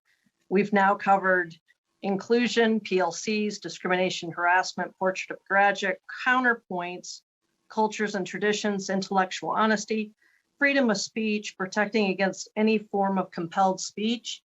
I am extremely concerned that this is an impossible training to put together, and we're just hanging our LEAs out there. We're hanging our trainers out there, our educators out there. So, and we don't care if it's an hour, or if it's 12 hours, or if it's whatever. So I'm not going to say that we're going to provide materials after. I'm going to say that for the protection of LEAs, perhaps we do need to see them ahead of time. But I'm currently working on some sort of wording that that it's not, that it has some sort of guidelines around it. Reasonable amount of time. A training is scheduled for Friday and a parent comes in on Wednesday and says they don't like the training materials. What do? Do you cancel the training? Do you? We are not ready for, this is not ready for prime time. This is, I withdraw the motion. Okay, so you don't want to make a motion in section 4? No, if somebody else wants to, that's fine, but I'm not going to be the one to do it. Okay, board member Earl. Okay, so mine is, if you go down to section 4, and this still seems ambiguous to me, and this is the reason why I'm trying to clear it up in my mind. It's an LEA may, and you can leave only in there because I do think that's key. I have that stricken, but an LEA may only provide curriculum and classroom instruction, and then remove that includes components as described in, oh no, that includes components. Sorry, that's someone else's motion. So it goes from classroom instruction as described in section R2773283-3. So it just removes that includes components as described in. And we've already voted on not having the Title VI of the Civil Rights Act in there. So we can remove that. Okay, do we have a second to? Hold on, I'm not, do you want me to do it? I'll do it in one. Go ahead, you can do the whole thing. Go ahead. Yeah, so at the other, and then you go down to 2, and it's that includes components as, that's removed, described in section 3-3. I think I've debated on going back and forth and just leaving it the whole thing or just that section. I think we better just leave it that section. So if we can remove that, Jeff, the crossing out the 3, don't cross out the Jeff, please don't do that. And I think that's, and then go down a little further. So this is all one motion. It's just, to me, it's a clarification on that. If an LEA provides curriculum as described in section R2773283-3, it shall this and this, and then taking out the classroom instruction portion. So we're addressing the curriculum, we're addressing those key pieces.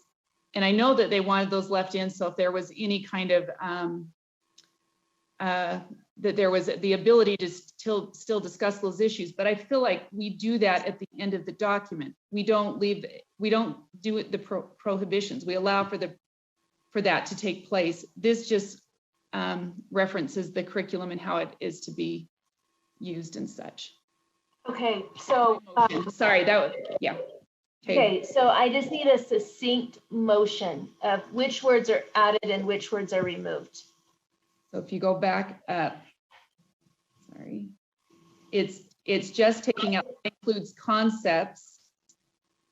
So an LEA may only provide curriculum and classroom instruction as described in section R277328-3, and then it continues down, and in 2 it says if an LEA provides curriculum as described in section R277-3-33, the curriculum shall, and then removing 3. And that's my motion. So yours is everything in pink. Yes. Okay, so we have a motion for the board to remove the words that includes concepts as described in, that includes concepts as, and classroom instruction that includes concepts as described in section, and if there's something below that, in R277-328, section 4.2 and then several. Just say section 4. Discussion to the motion.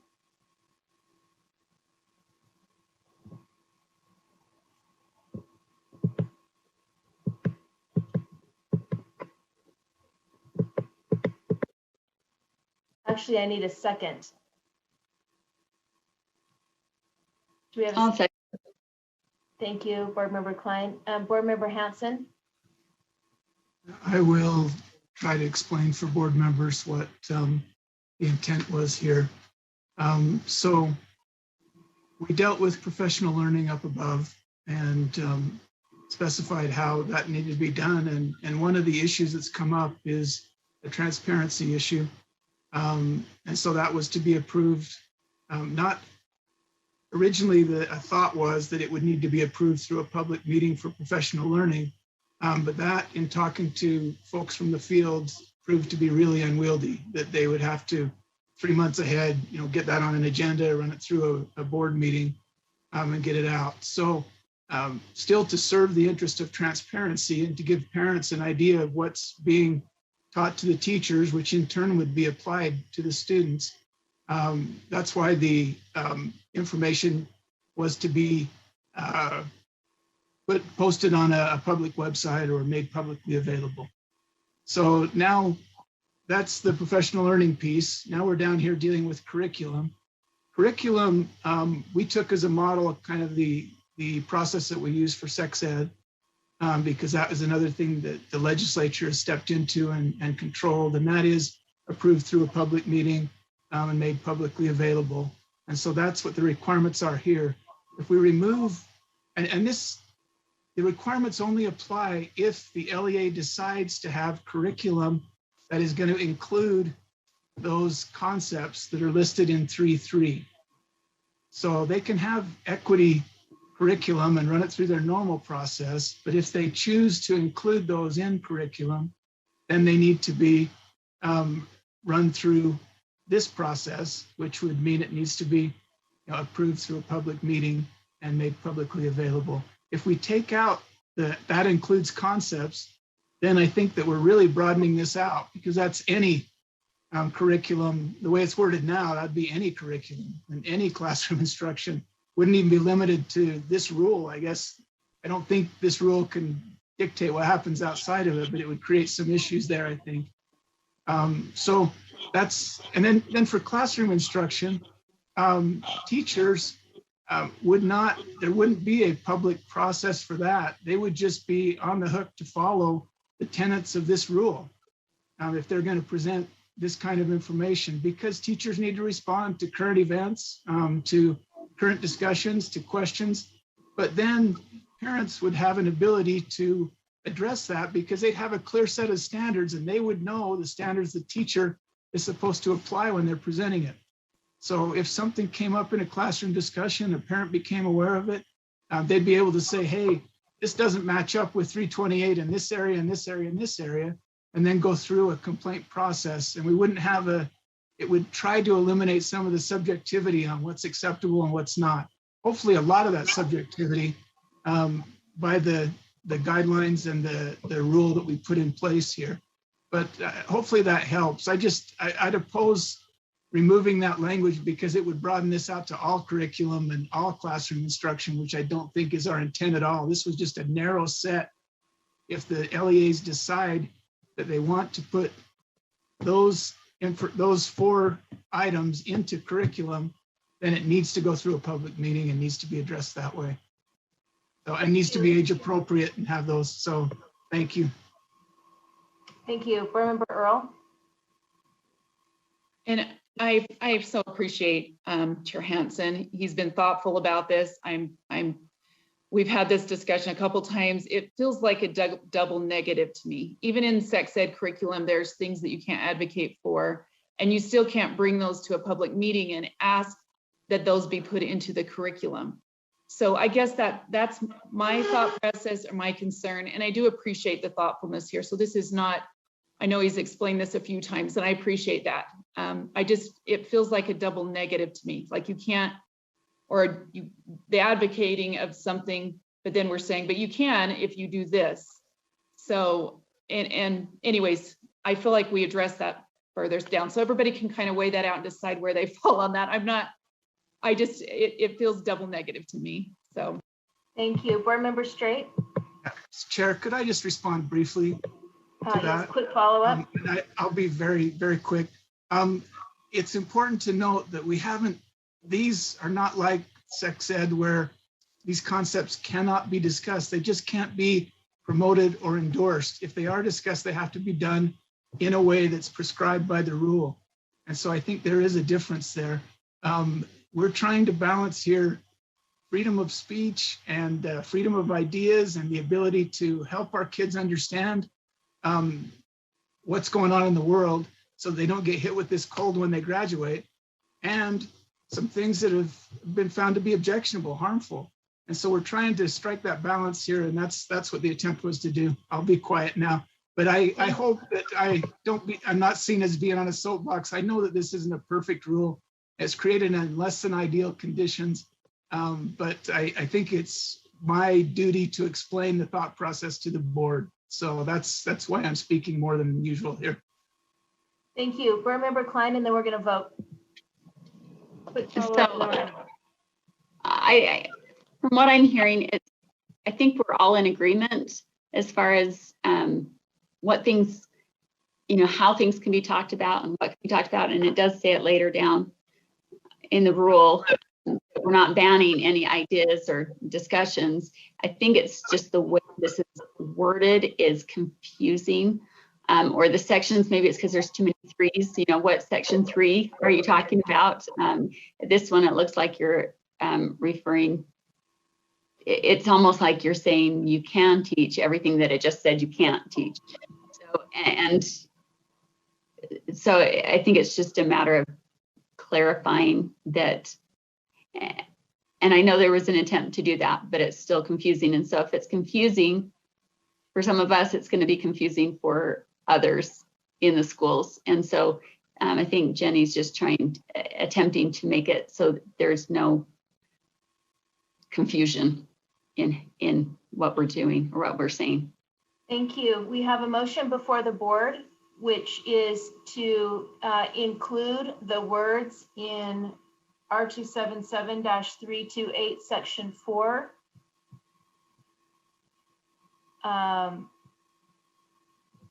Help me get this right, Jeff. To remove the words "that includes concepts as described in." Wait, sorry, that it should be that includes concepts. That includes concepts as described in. That includes concepts as. Then can you scroll down? Well, it would be that includes concepts, so the as is left in there. Okay, that includes concept. Classroom instruction that includes concepts as described in section R277-328-3 shall be in accordance with the professional learning guidelines and requirements established in R277-328-32. We are voting to remove all of these words.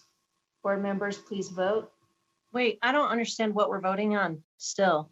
You're voting to remove all the words in pink. Okay, so can somebody scroll down? Okay, so it would read an LEA may only provide curriculum and instruction as described in. So we're not going to put section R. Oh, it is that section. It is that, that section. There's two other, someone else's motion. Another amendment. Yeah. Okay, so it would have that number. As of right now. In addition to A, B, C. Now, are we also voting on D at this point? No. No, that's a different amendment. Someone else. Okay, thank you. Okay, please vote to remove all of that language.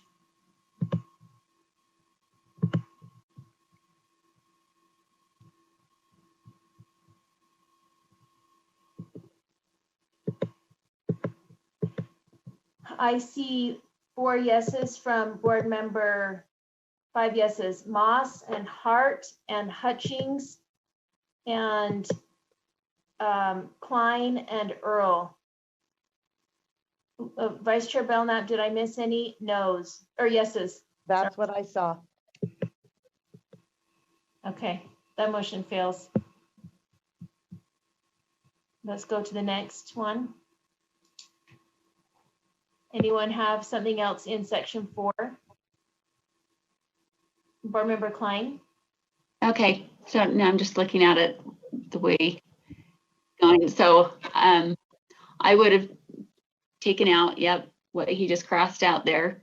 And then adding in on D, it should be, let's see, I think the wording is slightly off there. So contains age appropriate content for the developmental age of the student and is truthful. It needs an is there at the beginning of D. Okay. So it would read, an LEA may only provide curriculum and classroom instruction in accordance with state and federal law, blah, blah, blah, and is truthful, historically accurate, and based on verifiable original source documents and a solid understanding of the original intent of the Constitution. Okay, thank you. Oh, we need a second.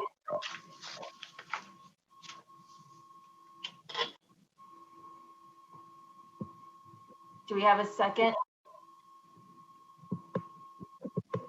Seeing none, let's move to the next amendment. Do we have another amendment that someone wants to bring forward for section 4?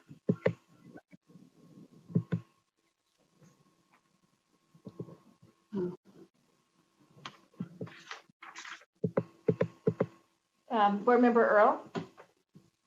This is moving up.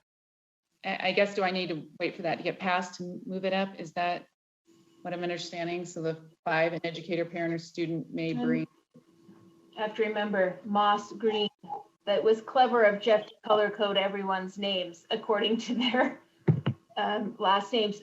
So Lorraine, we talked about this earlier. Do we need to see if Board Member Moss wants to bring this forward? And then if the language passes, then to move it, then she can make a separate motion to move it to a different place? Or does it need to be an amendment to his motion? Amendment.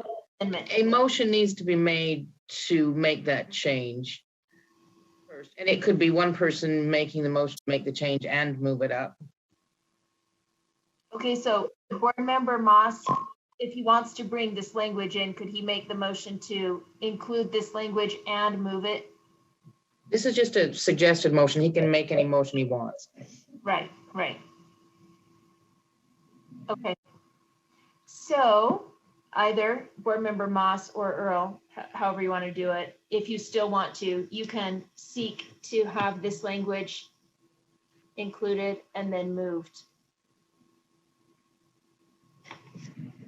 If it's okay, I'll just make the motion for Jim, unless he wants to do it.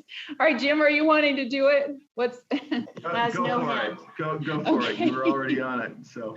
So, and I would include in that to move it up to the section 3. So an educator, parent, or student may bring a violation of this rule to the attention of the board pursuant to subsection 53E 4018, which is already law. It's just drawing attention to that. And no retaliation by any LEA or educator shall be permitted to submit the complaint for violation of R277328. So, and then moved up to the bottom of section 3. Do we have a second? I'll second and have a comment after. Thank you. We have a motion on the floor to add the language, an educator, parent, or student may bring a violation of this rule to the attention of the board pursuant to subsection 53E-401. No retaliation by an LEA or educator shall be permitted for submitting a complaint for violation of this R277-328. And with the motion is a requested placement change. Discussion to the motion, Board Member Lear.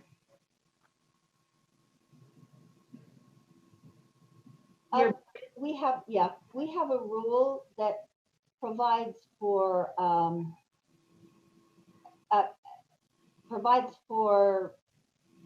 problem that occurs in an LEA, and I believe it's R277-113, and it does need some reworking and beefing up. But I think singling out this one rule and this one issue to come directly to the board especially today, makes my head hurt. But it also, I personally think it is no more important than children who are denied participation in activities because of school fee problems, or schools that persistently do not post required information on their websites, or and it may seem less personal to some of you, but to me, things that further economically disadvantaged children is one of the harshest things that can happen.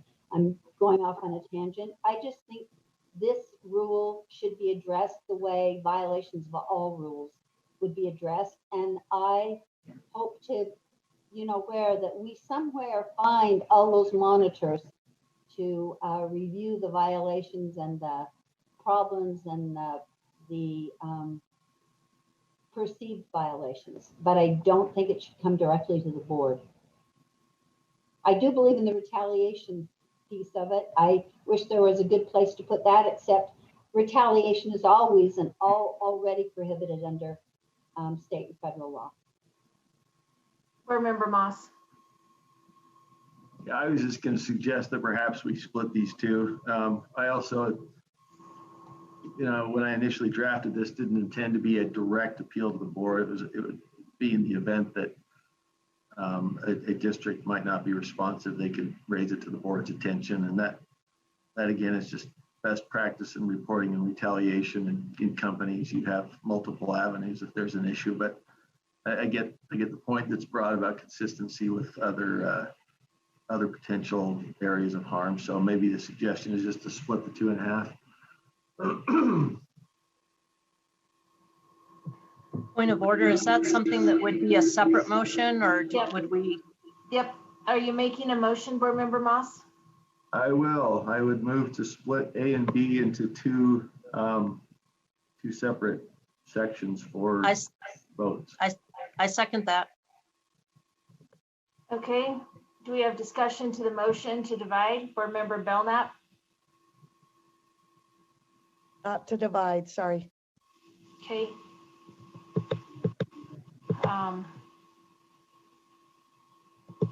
Okay, we are voting to divide. Wait, I have my hand up.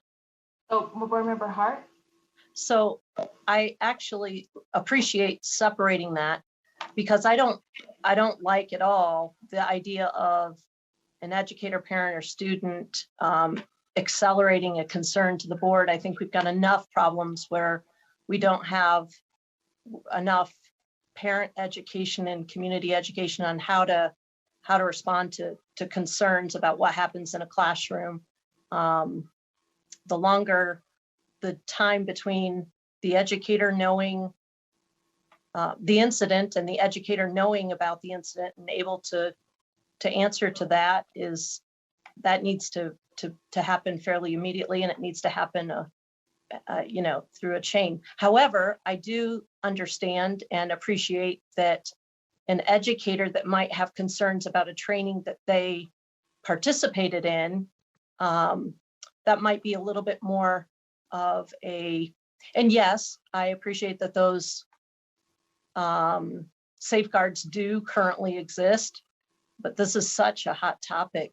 I can see that an educator may want some additional safeguards there, and as they inquire about and they have questions about training that they were compelled to participate in as part of their employment. So I appreciate that it's split, and I think that makes it obvious where my thoughts on the two.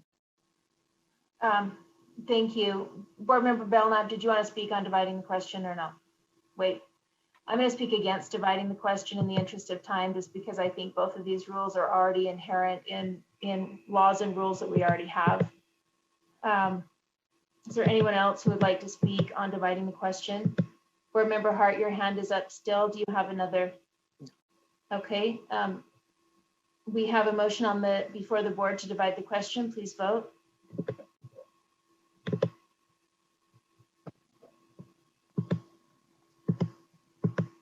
I see yes votes for Board Member Klein, Board Member Earl, Board Member Moss, and Board Member Hart, And Board Member Cannon. and Board Member Cannon. This motion fails. So now we're back to the original motion before the board. Do we have, I'm not going to restate it, but I will at the end. Do we have any other discussion to the content of these motions now?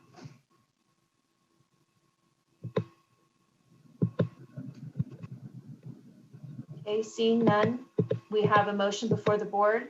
Oh, now Board Member Klein.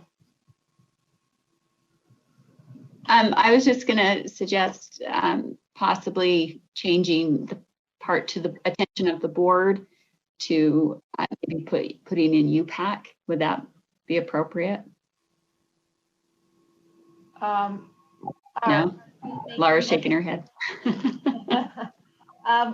We have Debbie Davis with her hand up. Hello, everyone. Debbie Davis, Chief Audit Executive for the board. Just a bit of clarification about the subsection of code that's quoted there, or that's indicated there. That portion of code actually states, so it's 8D, it says an individual may bring a violation of statute or state board rule to the attention of the state board in accordance with a process described in a rule adopted by the state board. We are in process of writing a rule to comply with that section of code, and it will be coming to the audit committee next week. So essentially it would follow the public education hotline process. And of course, with that public education hotline process, we like to start local. So we do refer things back to LEAs to work things out, but there is a process to report violations to the state board, and it is through the public education hotline. Thank you. Board Member Klein, your hand is still up. Did you? Board Member Earl? Yes, I think if I'd known that, I got a text about that too just a minute ago, then but it would have been nice to have split it because they could have removed that part, but we didn't split it, so I guess it leaves it together. So anyways, that's my comment. Okay, thank you. Seeing no other discussion to the amendment, we have an amendment before the board, a motion that would add an educator, parent, or student may bring a violation of this rule to the attention of the board pursuant to subsection 53E-3-4018D. No retaliation by an LEA or educator shall be permitted for submitting a complaint for violation of this R277-328. And it shall be moved to lines 97. Is that the line you want to move it to, Jenny? Which section did you want to move it to? Yes, at the end of 3. So that would to the end of section 3. We'll say it that right. way. Shall be moved to the end of section 3. Please vote.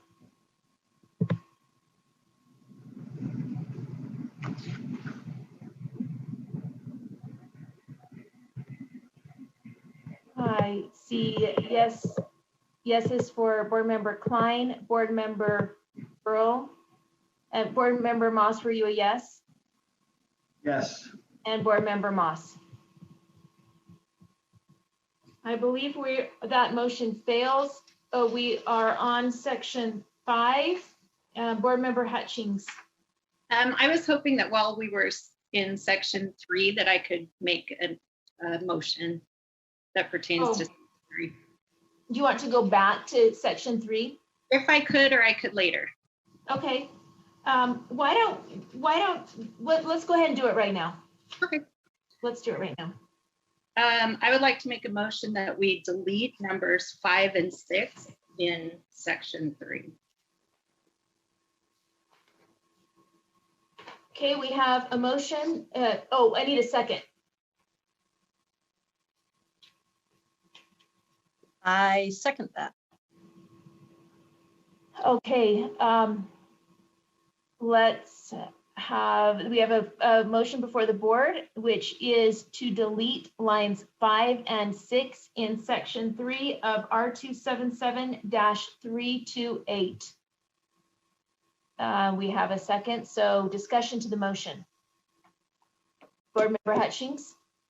Yeah, in looking at this, I'm trying to think of any professional learning that has a requirement of parent review, and I can't think of any, and I'm not sure that's a good precedent to start. I think the LEAs are responsible to their board and to USBE for their professional learning.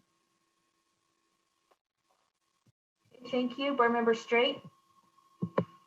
Yes, I'm just thinking out loud to this because, you know, this is an area where it was very difficult for me as well. But I want to read a little bit from the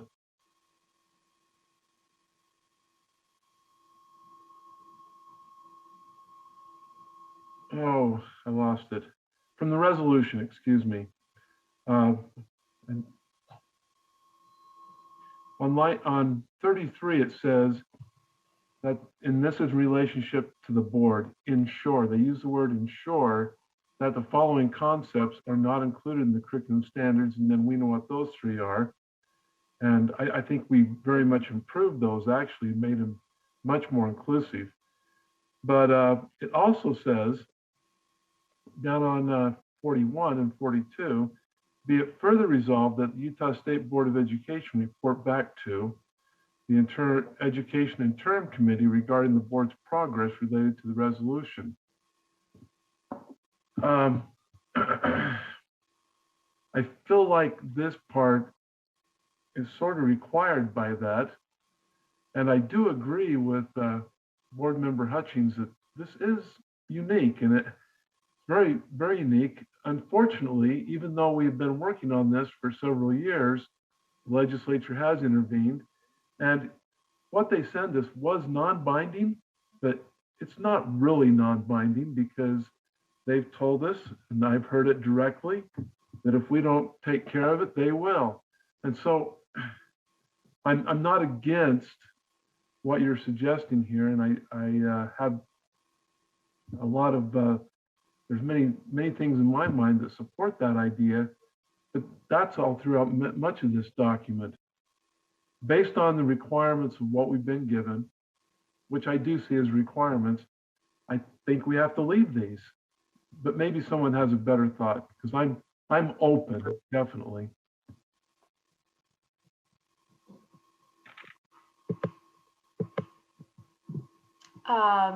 I am not seeing any hands, and not comfortable doing this as a chair, but I'm just going to go do this publicly. This is really atypical, but what about amending this to saying within a reasonable amount of time after being requested? So if a parent wants to request the training materials, a parent can request the training materials, and the LEA has to provide those within a reasonable amount of time. If someone wants to pick up that amendment to help find a middle ground there, great. If not, we'll just move on as the motion stands to take it out.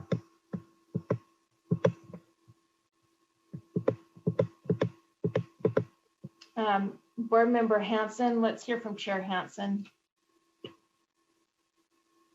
I think Board Member Hart was ahead of me, and I'm happy to wait. Okay, Board Member Hart. As you know, I had a proposed amendment here originally that prior to the training, my concerns are very practically based. What it looks like, how that would actually happen, would the materials be actually available? Many of our LEAs, especially because we've compelled them to do this, are going to turn and feel much safer contracting with a vendor who has much more experience in providing these types of trainings. You've got to get approval. You may not be able to get their materials ahead of time? What happens once we do make those materials available? So they're available. So what? What does that matter? Would our goal be met effectively by changing, making the materials available, to simply opening the trainings to parents in the LEAs? Perhaps a better idea would be to include the materials like this policy as required to be shared with the parent, so that they have some context over the requirements that we've placed on LEAs about training, so that the parent has some understanding about what the materials that they're supposedly getting. There's a lot of assumptions in this rule. It's pretty much assuming that there's going to be slides and a PowerPoint, and it's going to be ready ahead of time. And it, we've outlined so many different things, but yet placed so few guidelines around it that you're asking for a disaster. It's not providing information as much as that makes any sort of sense, because it lacks any context. I don't think it's a good precedent to set. I don't think it's appropriate to share those materials ahead of time, because you're insinuating that that's going to make some sort of sense, and there's going to be something that comes out of sharing that information. I think it's deeply problematic. I don't think it accomplishes anything. If people do want to make the training available and be transparent to the parents, we need to do a heck of a lot more than just state 5 and 6. So I would like to, I support the motion to strike it. And if we need to flesh it out and include it in some sort of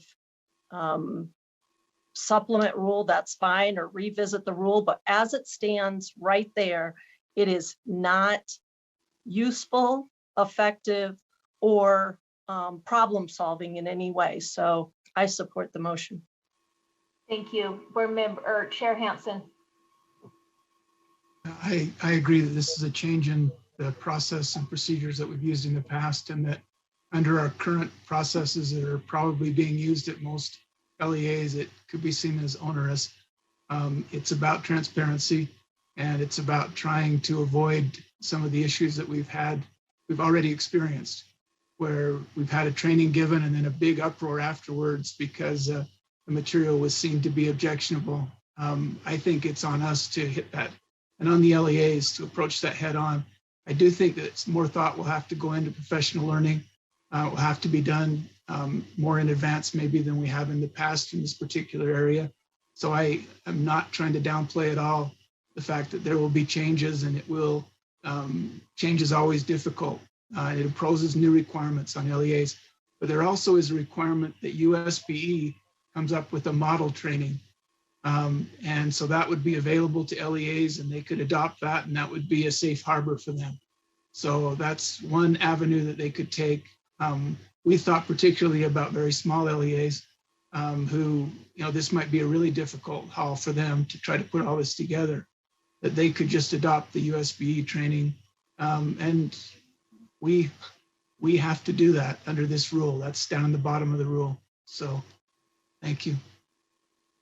Thank you. Board Member Lear, and then Board Member Booth. I hear what Member Straight says about this is expected of this rule and this body, but I also, in my heart, I'm a teacher, I'm an educator, I'm a trainer, and it's not doable. Not only is it not practically doable, but an LEA could present what it says it's going to use, and then there are always changes in the presentation. And is somebody going to get upset about that or file a complaint about that? How is it monitored?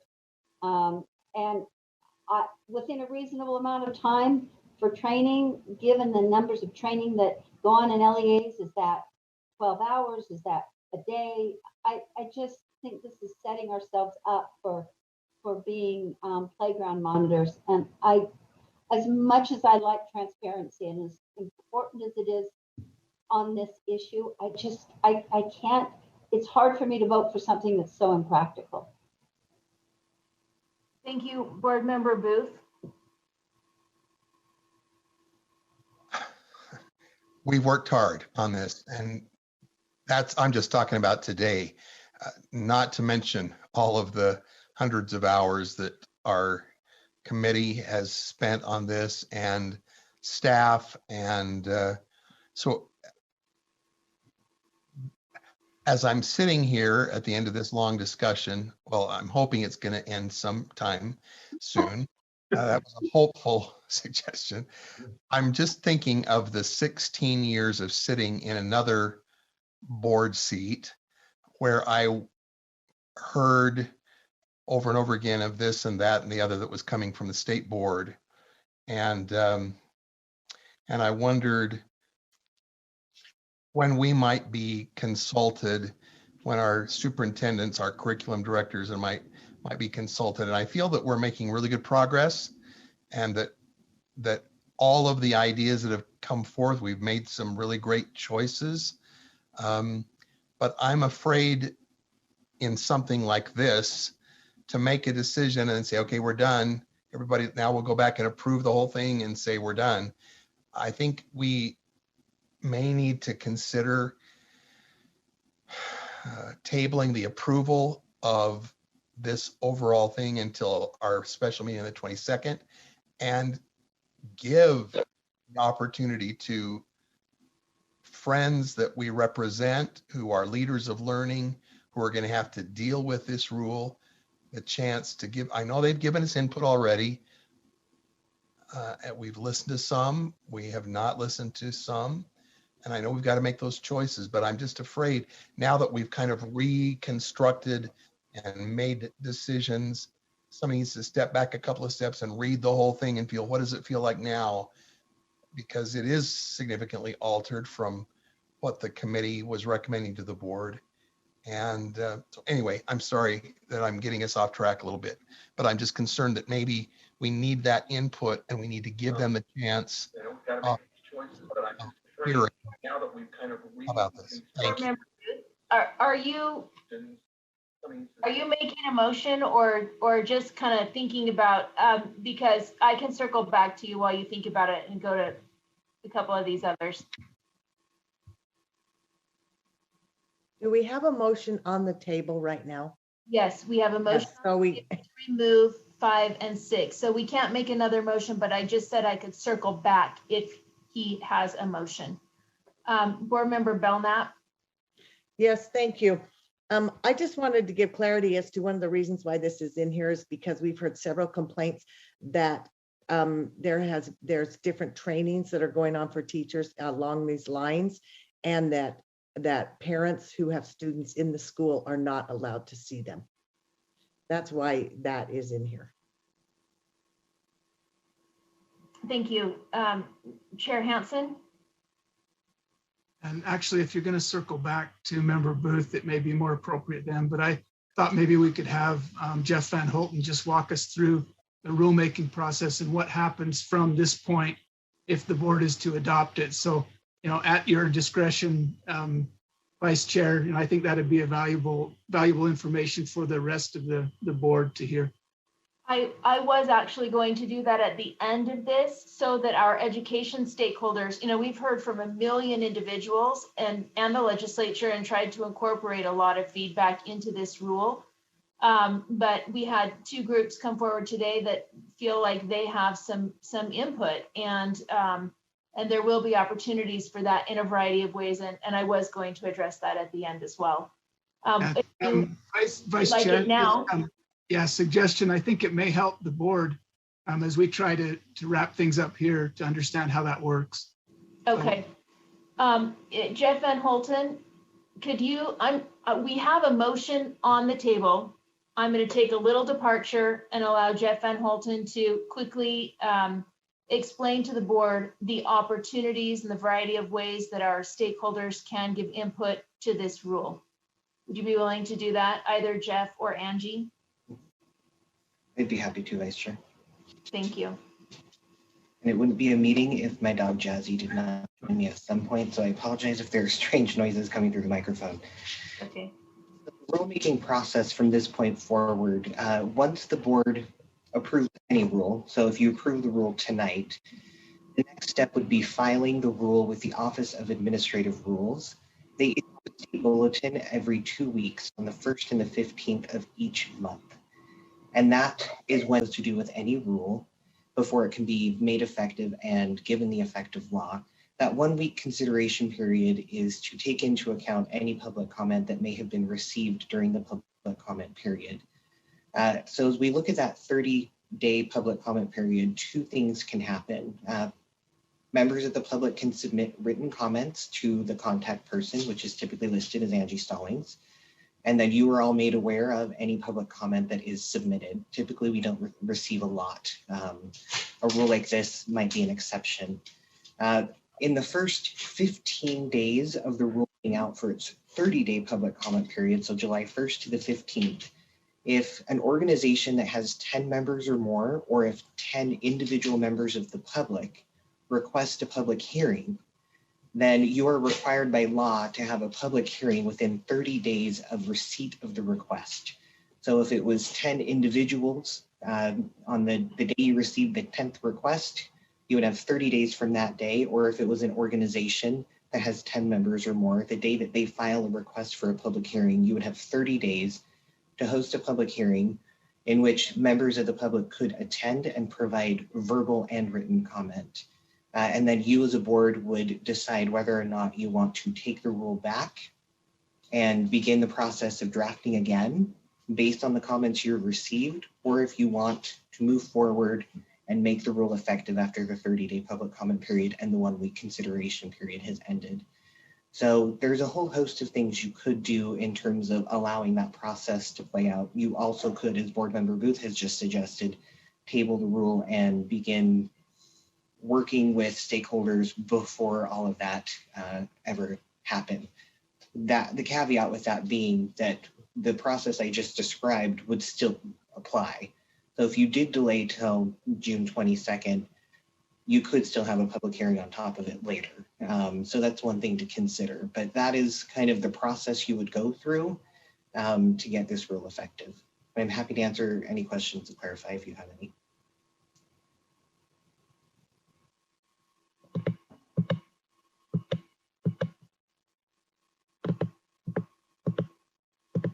I'm not seeing any hands.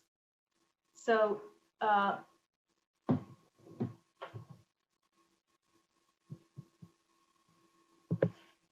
Lorraine, can I make an amendment? No, the chair cannot, this meeting cannot make an amendment. Okay, then we have a motion on the floor to delete the lines 5 and 6 from section, I think we're back up to section 3 of R277-328. Seeing no other hands, members, please vote.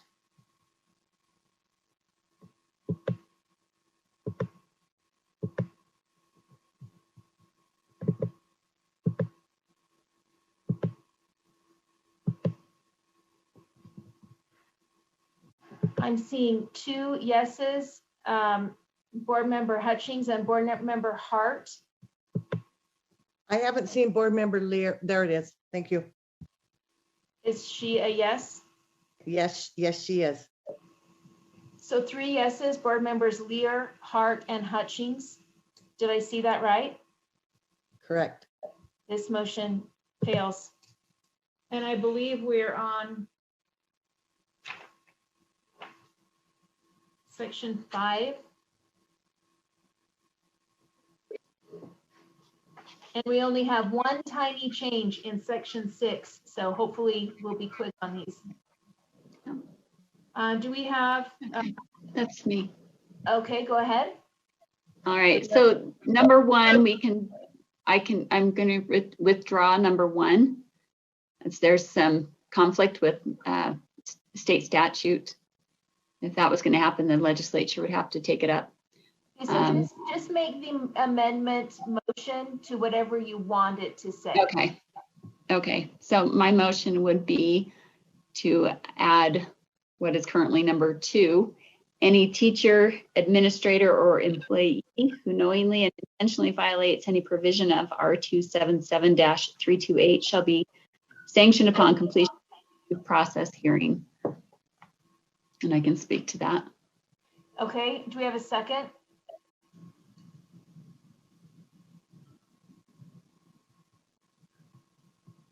I'll second it. I'm not in agreement with this, but I'm going to second it so she can speak to it. We can vote on it. So board Okay, member. Earl, second. Board member Klein, go ahead. Okay. So it's come to my attention this week. There is a national movement of teachers that feel like they should have the right to teach actual critical race theory principles. And they even have a form that a pledge that they can sign saying that they will teach it regardless of any laws passed to ban it.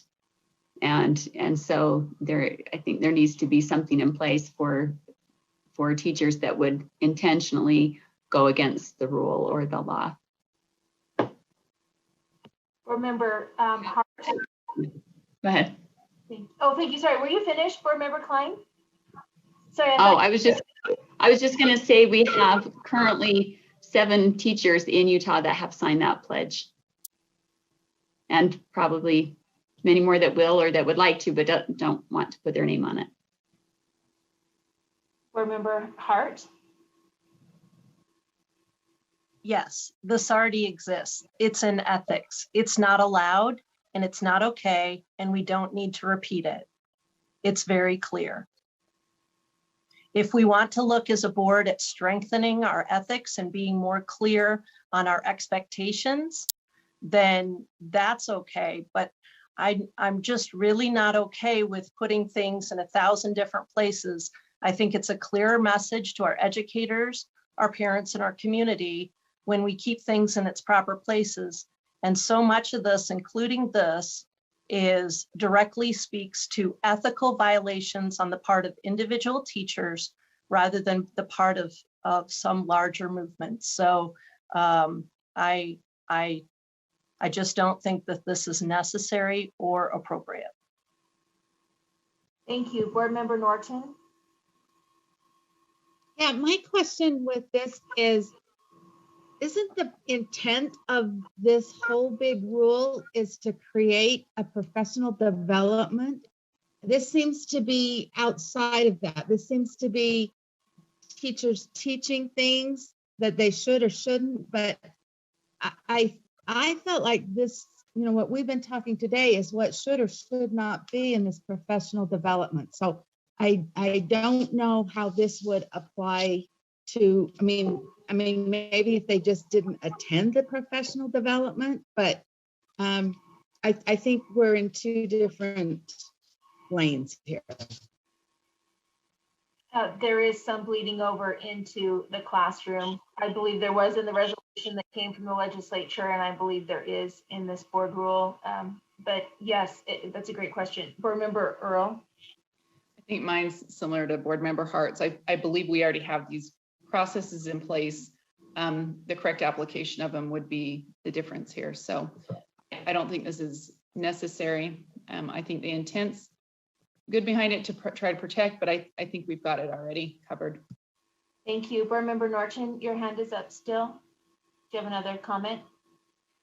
We have a motion before the board, seeing no other hands, to add any teacher, administrator, or employee who knowingly and intentionally violates any provision of R277-328 shall be sanctioned upon completion of a due process hearing in section 5 of R277-328. Board members, please vote.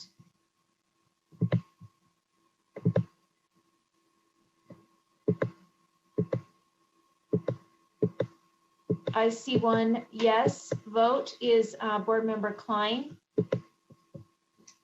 And we are on to Section 6.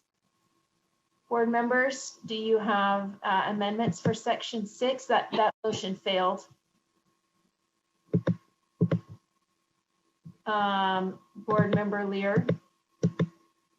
Yes, this is the only amendment, aside from getting the same hundreds of emails that you did, many of which did not even address things that were in the rule. This is a question I had from two different people, one an attorney, one not, in two different school districts, who didn't understand what, or needed clarification about what this meant on line 127. A specific approach, promote a specific approach over another. One of them thought it might be a pedagogical approach. Was someone couldn't use the Socratic method or wanted to use the Socratic method or couldn't lecture about this or was supposed to have a discussion. And I contacted member Hanson, Chair Hanson, asked him what was the committee thinking, and he and I suggested, is it a pedagogical approach or is it something ideological? And he said, no, we were thinking that you couldn't promote one ideology over another. So I said, why don't we just say that? And I suppose ideology has some baggage, but so do half the words in here. But so I thought we should say what we mean. And so that's the reason. I'm sorry, I already spoke to my proposed amendment. Sorry, Chair Dave. Okay, do we have a second? I'll second that. Board member Straight. Old rules, Thank you. old habits die hard. Sorry.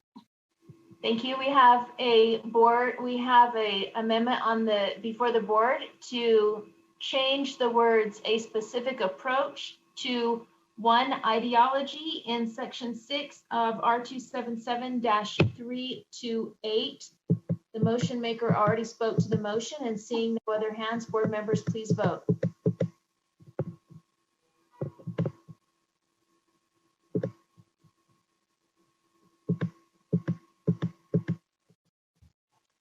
It appears the voting is unanimous. Vice Chair Belknap, am I seeing that correctly? That is correct. Well, now we need to go back to the main motion that was on the table. I have a motion. Oh, yes, please, board member Hart. Yes. You need an amendment, I think, or. I meant some, yeah, I want, yes, I'm trying to get to it very quickly. I think it's back in 3. Okay. No surprise to anyone.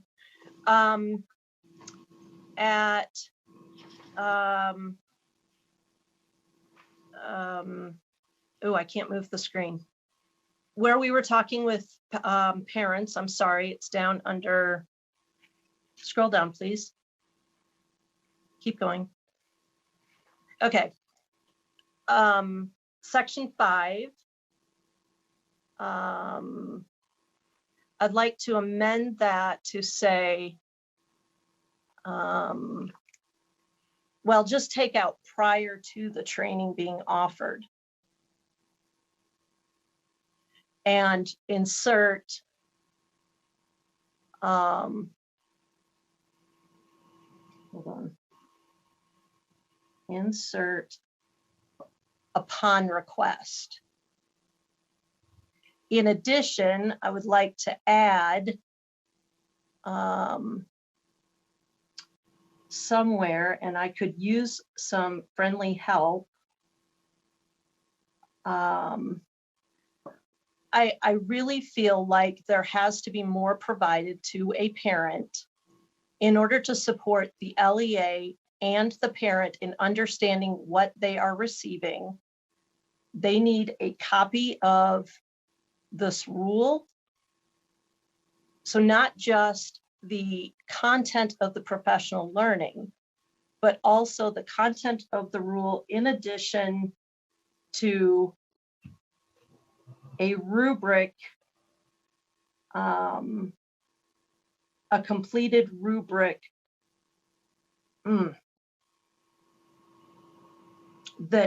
so I want if we're going to do this all right now, and we're going to have this, then we need the USBE to provide a rubric of everything that's expected in this training according to this rule.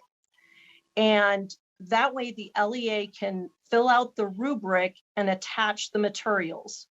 So when a parent gets the materials, they get a copy of what the training is, you know, what the parameters were for the training, and then the materials, as well as the rubric that shows how those two are connected.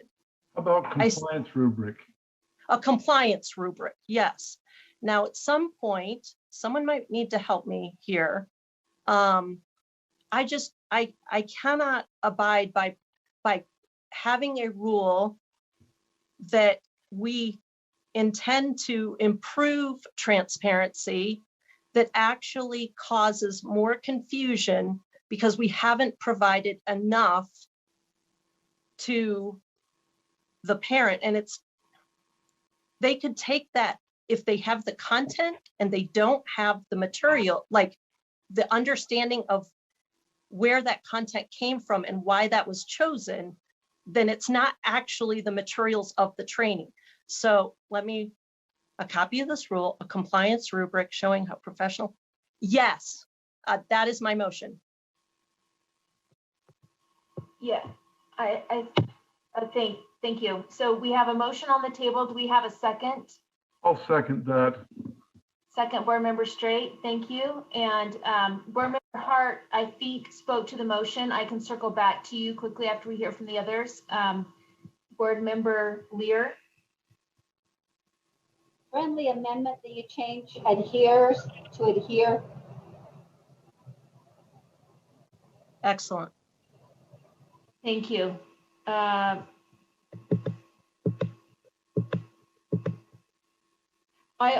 just a question also. Are we asking the LEA to create the? I think it's a great idea, by the way. I actually love the whole amendment, but are we asking the LEA to create the compliance rubric, or are we going to create a compliance rubric in the model training that we provide to the LEA? Well, see, I haven't had enough time to even flesh that out. It can be decided later since we're working on the training, and it could be either one. So I just wanted to know if you had thought about that, if we need to. Well, my thought is that we need to provide, this whole thing is such a landmine, and we have tried to clarify it, and we've done our hardest, but there is so much in here that part of the materials that I'm hoping that we agree that USBE is providing are very clear as part of the model. You should have, whenever you have an assignment, you should have a rubric that helps the learner, both the learner and the teacher, make sure that they're on the same page. So the USBA would create the rubric, but the LEA would use that rubric as they develop these trainings to make sure that they're in compliance. If USB, the office, wanted to do something with those, wanted to collect information, that's neither here nor there. So it's just following best practices in the development of professional development and going as far as we need to go to truly be transparent, rather than handing a bunch of slides over or book titles or plans that a trainer would have to group teachers up and have them do turn and talk with their small groups and report out. Those things are not going to make sense to a parent, and that's not going to be accomplishing what we set out to do. However, if we try to give them a more clear set of information, then perhaps they will be able to make more informed opinions. Okay, thank you. Chair Hansen. I really like this. I think, it's a very pragmatic approach. The only question I have for the maker of the motion is there any way we can do this prior to the training? Or I can see the problem coming up after we've already trained 100 teachers, and then we have a parent saying, hey, this doesn't make sense, you're not compliant with the rule, and then the cat's already out of the bag. So is there a way that can happen beforehand? I understand that's not our current practice, but I think that if that could be solved, then we've done our job for transparency and we've prevented future blowups, or at least tried to avoid them. And yes, I actually think that as I have sat throughout the day, originally I did not think that was even remotely possible, and that was very frustrating, because real PD we know is not sit and get, and people will sit there and they don't absorb that, they don't that doesn't end up in their practices. So but if we are sharing more of our planning documents, and then we are able to say to the parent, if you want to have more information about, what some of the conclusions were, then it's a more effective conversation between a parent and the educator, whether it's a district educator or a school educator. I do think, so the answer to your question is, I do think that these trainings will have to be done much differently. And yes, therefore it can be presented earlier. I just don't, I think we're operating out of a very antiquated notion of effective PD principles if we don't put on that rubric that or the notice to the parent, the sheet that goes with the parent that says, follow up after the training. I actually would personally invite any parent to my training that wanted to audit it. That's as transparent as I can get. But the way trainings work, you'd have to see the pre-work and the post-work. And I think this would offer you a mechanism to offer both to a parent and truly be transparent. So yes, but I think we should also ask a parent to follow back up with us to get any follow-up from the training. Any good PD has follow-up after it's concluded. Thank you. Board Member Earl, then Board Member Hutchings, then Board Member Straight. I'll Sorry, Chair. Can I just, oh yeah, go ahead. I just had a quick follow-up, and I just wondered, Molly, could a change be made to your motion to say that this could be provided prior? Right now it just says upon request. Is that? Upon request to me, if a parent asked me about my training on Monday, I could, and the training was on Friday, I could give her or him or who they the training right then. Would parents know when the training's scheduled? Well, see, that was one of my pragmatic problems with the whole thing. Are we now going to, do I need to publicize my PD calendar? Does this need to be on the district website? Is this, I mean, this is the kind of thing I've run into as a practitioner through this entire rule. I guess a parent's going to ask me to just at the beginning of the year say, whenever you do a training, I'm going to want information, and I'm going to need to remember that. I don't understand the mechanisms that we're going to use to follow through on some of these rules. If you can think through an amendment, if we don't get one from one of these other hands that says that this would be available either before or after the training, I'm going to let you think through that, Board Member Hart, and I'm going to take some other folks. I think I just did an order. I think it was Earl and then Hutchings and then Straight. I think that was it.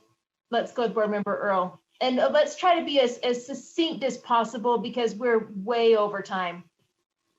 All I can say is this is the guidance document that I had attached originally, but it'll have to match the rule now. But this is exactly it. It was just a check mark. Did I this? Did I this? Did I this? Did I this? So that was the original direction I went prior to a rule, was simply, did I adhere to these things that came out of our resolution? And that's kind of what you're saying. It may be more complicated as a rubric, but that's in all simplicity. It didn't get attached here, but I'm sure anything like that could continue or easily be put together. I don't think it's complicated. But that's my comment.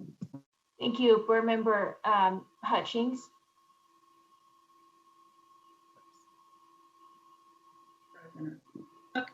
I just wanted to quickly say this is a much better amendment than that previous one that I made. Thank you. Board Member Straight. Well, that's very much appreciated. I think perhaps what we ought to think about is that we model the process just at our level. And, you know, we put together the rubric. We take it through the process of being approved by the full board. We take input on that. We produce the professional learning model, and they come as a package as well. And let's model how that's done. I would think that many may want to start with the model program. This is a unique space. As I've stated before, these processes are different than what we're used to, and we admitted that fully. So, and to the degree that we can model what we want that to look like, I think we'll have more success. And I don't know if there's anything to write in regards to that, or if just stating it is good enough. I think stating it at this point, several of us have stated kind of along the same lines, and I think that is the intent. If we need to come back and write it because we're not following our intent, we certainly can bring it back and do so. Board Member Booth. I would just like to comment that I am very, very grateful to be working with this board. This group of individuals are so committed to what we've got to do for these kids and for these educators. And even though it's painful at times, this is what we got to do. And I'm so grateful for your patience that we can get through this process. Thank you very much. Thank you, Board Member Booth. Board Member Hart, did you consider a possible wording addition? Oh, absolutely. For this, to help with Board Member Chair Hansen's request, could be provided before even. Yeah, like, did you have it exact? I was, you could say upon request, before or after, or before, okay. Before or after, upon, I don't. With no objection from the board, we'll add the words before or after the training. And Board Member Booth, your hand is still up. Seeing no other hands, we have a motion before us to delete the rules prior to, or to delete the words prior to the training being offered, and to add words before or after upon request, and include a copy of this rule and a compliance rubric showing how the professional learning and materials adhere to the requirements of this rule in section 3 of R277-328, where members. Never mind. Please vote.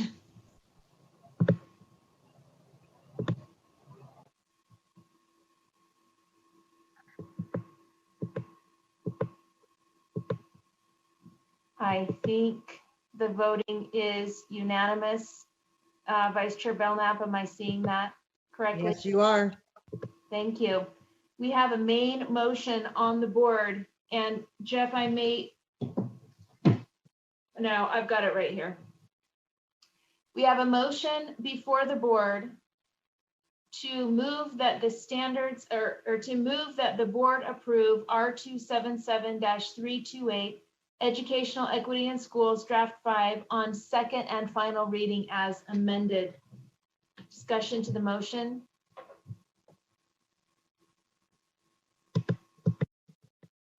Seeing none, board members, please vote.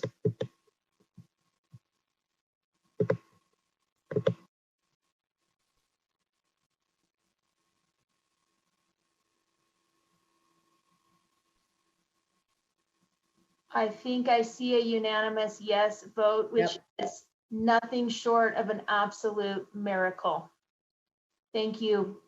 Thank you, board members, for your heavy lift today. Thank you for your respectful dialogue. And I'm going to just read the very last part of our portrait of a graduate. It says, as stated in our portrait of a graduate, we will show respect by acknowledging differences, looking for the good in everyone, and showing due regard for others' feelings, rights, cultures, and traditions. Our actions will demonstrate our belief that we are better when we are together. And I believe that sometimes it takes a little longer to come to some of these consensus, but I believe we are better when we are together. And I thank you. And Vice Chair Belknap, you're going to be taking the baton from here. How much time do you feel is appropriate for folks to grab some dinner and come back and eat it while we have executive session? 3.5 minutes. No, first of all, we're going to take a vote to go into executive session. We'll grab some food. It is 7:55. We'll come back at 8:10 because we can eat during our executive session. I'm looking for a motion that the board go into executive session for the purpose of discussing the character, professional competence, or physical or mental health of individuals and strategy on pending or reasonably imminent litigation. So moved. Okay, Board Member Cannon. Board Member Cannon, so moved. Second, Booth. Second, Board Member Booth. This is a roll call vote. We'll need to hear from each one of you. Board Member Booth. Yes. Board Member Cannon. Yes. Board Member Klein. Yes. Thank you. Vice Chair Davis. Yes. Board Member Earl. Yes. Board Member Hanson. Yes. Thank you. Board Member Hart. Sure. You and Board Member Hutchings. Yes. Board Member Lear. Yes. Board Member Moss. Yes. Board Member Norton. Yes. Board Member Straight. Absolutely. Board Member Belknap is a yes. So just follow the instructions on your computer.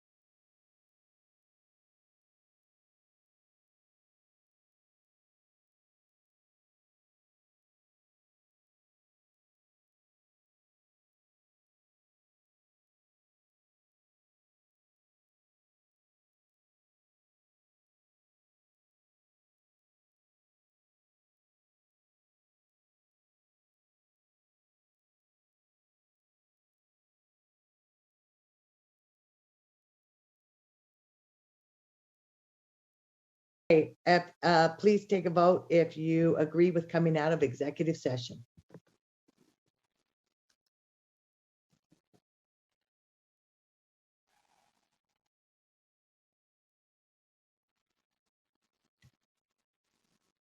Board Member Lear, you can just say yes if you want to. I can't find my button. All right, thank you so much. Okay, that's unanimous. Okay, so we are going to go to our UPAC information. So let's go to Board Member Norton. Hey, in case number 17-1444, I move that the board accept UPAC's recommendation. Do we have a second? Second. Second, Hart, Board Member Hart. In case number 17-1444, the motion is to approve UPAC's recommendation. All in, please vote.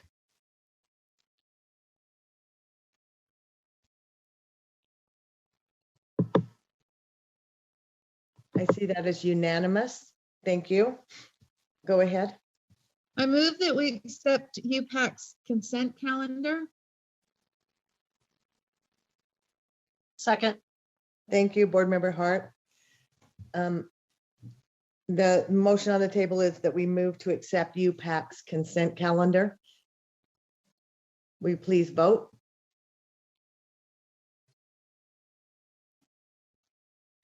That's unanimous, Sybil.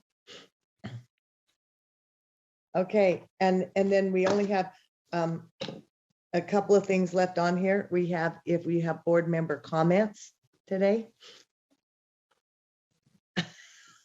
Molly, does anyone have a comment they'd like to make today? I think I appreciated board member Booth. He already made it during our other meeting about working together. And chair's prerogative, I'm not going to make any comments from a chair's seat today. All right. If there's nothing else on the agenda that we haven't missed, then we will consider this meeting adjourned. Thank you, everyone. Thanks, everyone. Good night. Thank you. Thank you to the chairs and the chairs of the committee. Thank you. Thank you. Go get that milkshake. Board Before Member Earl? hangry sets in.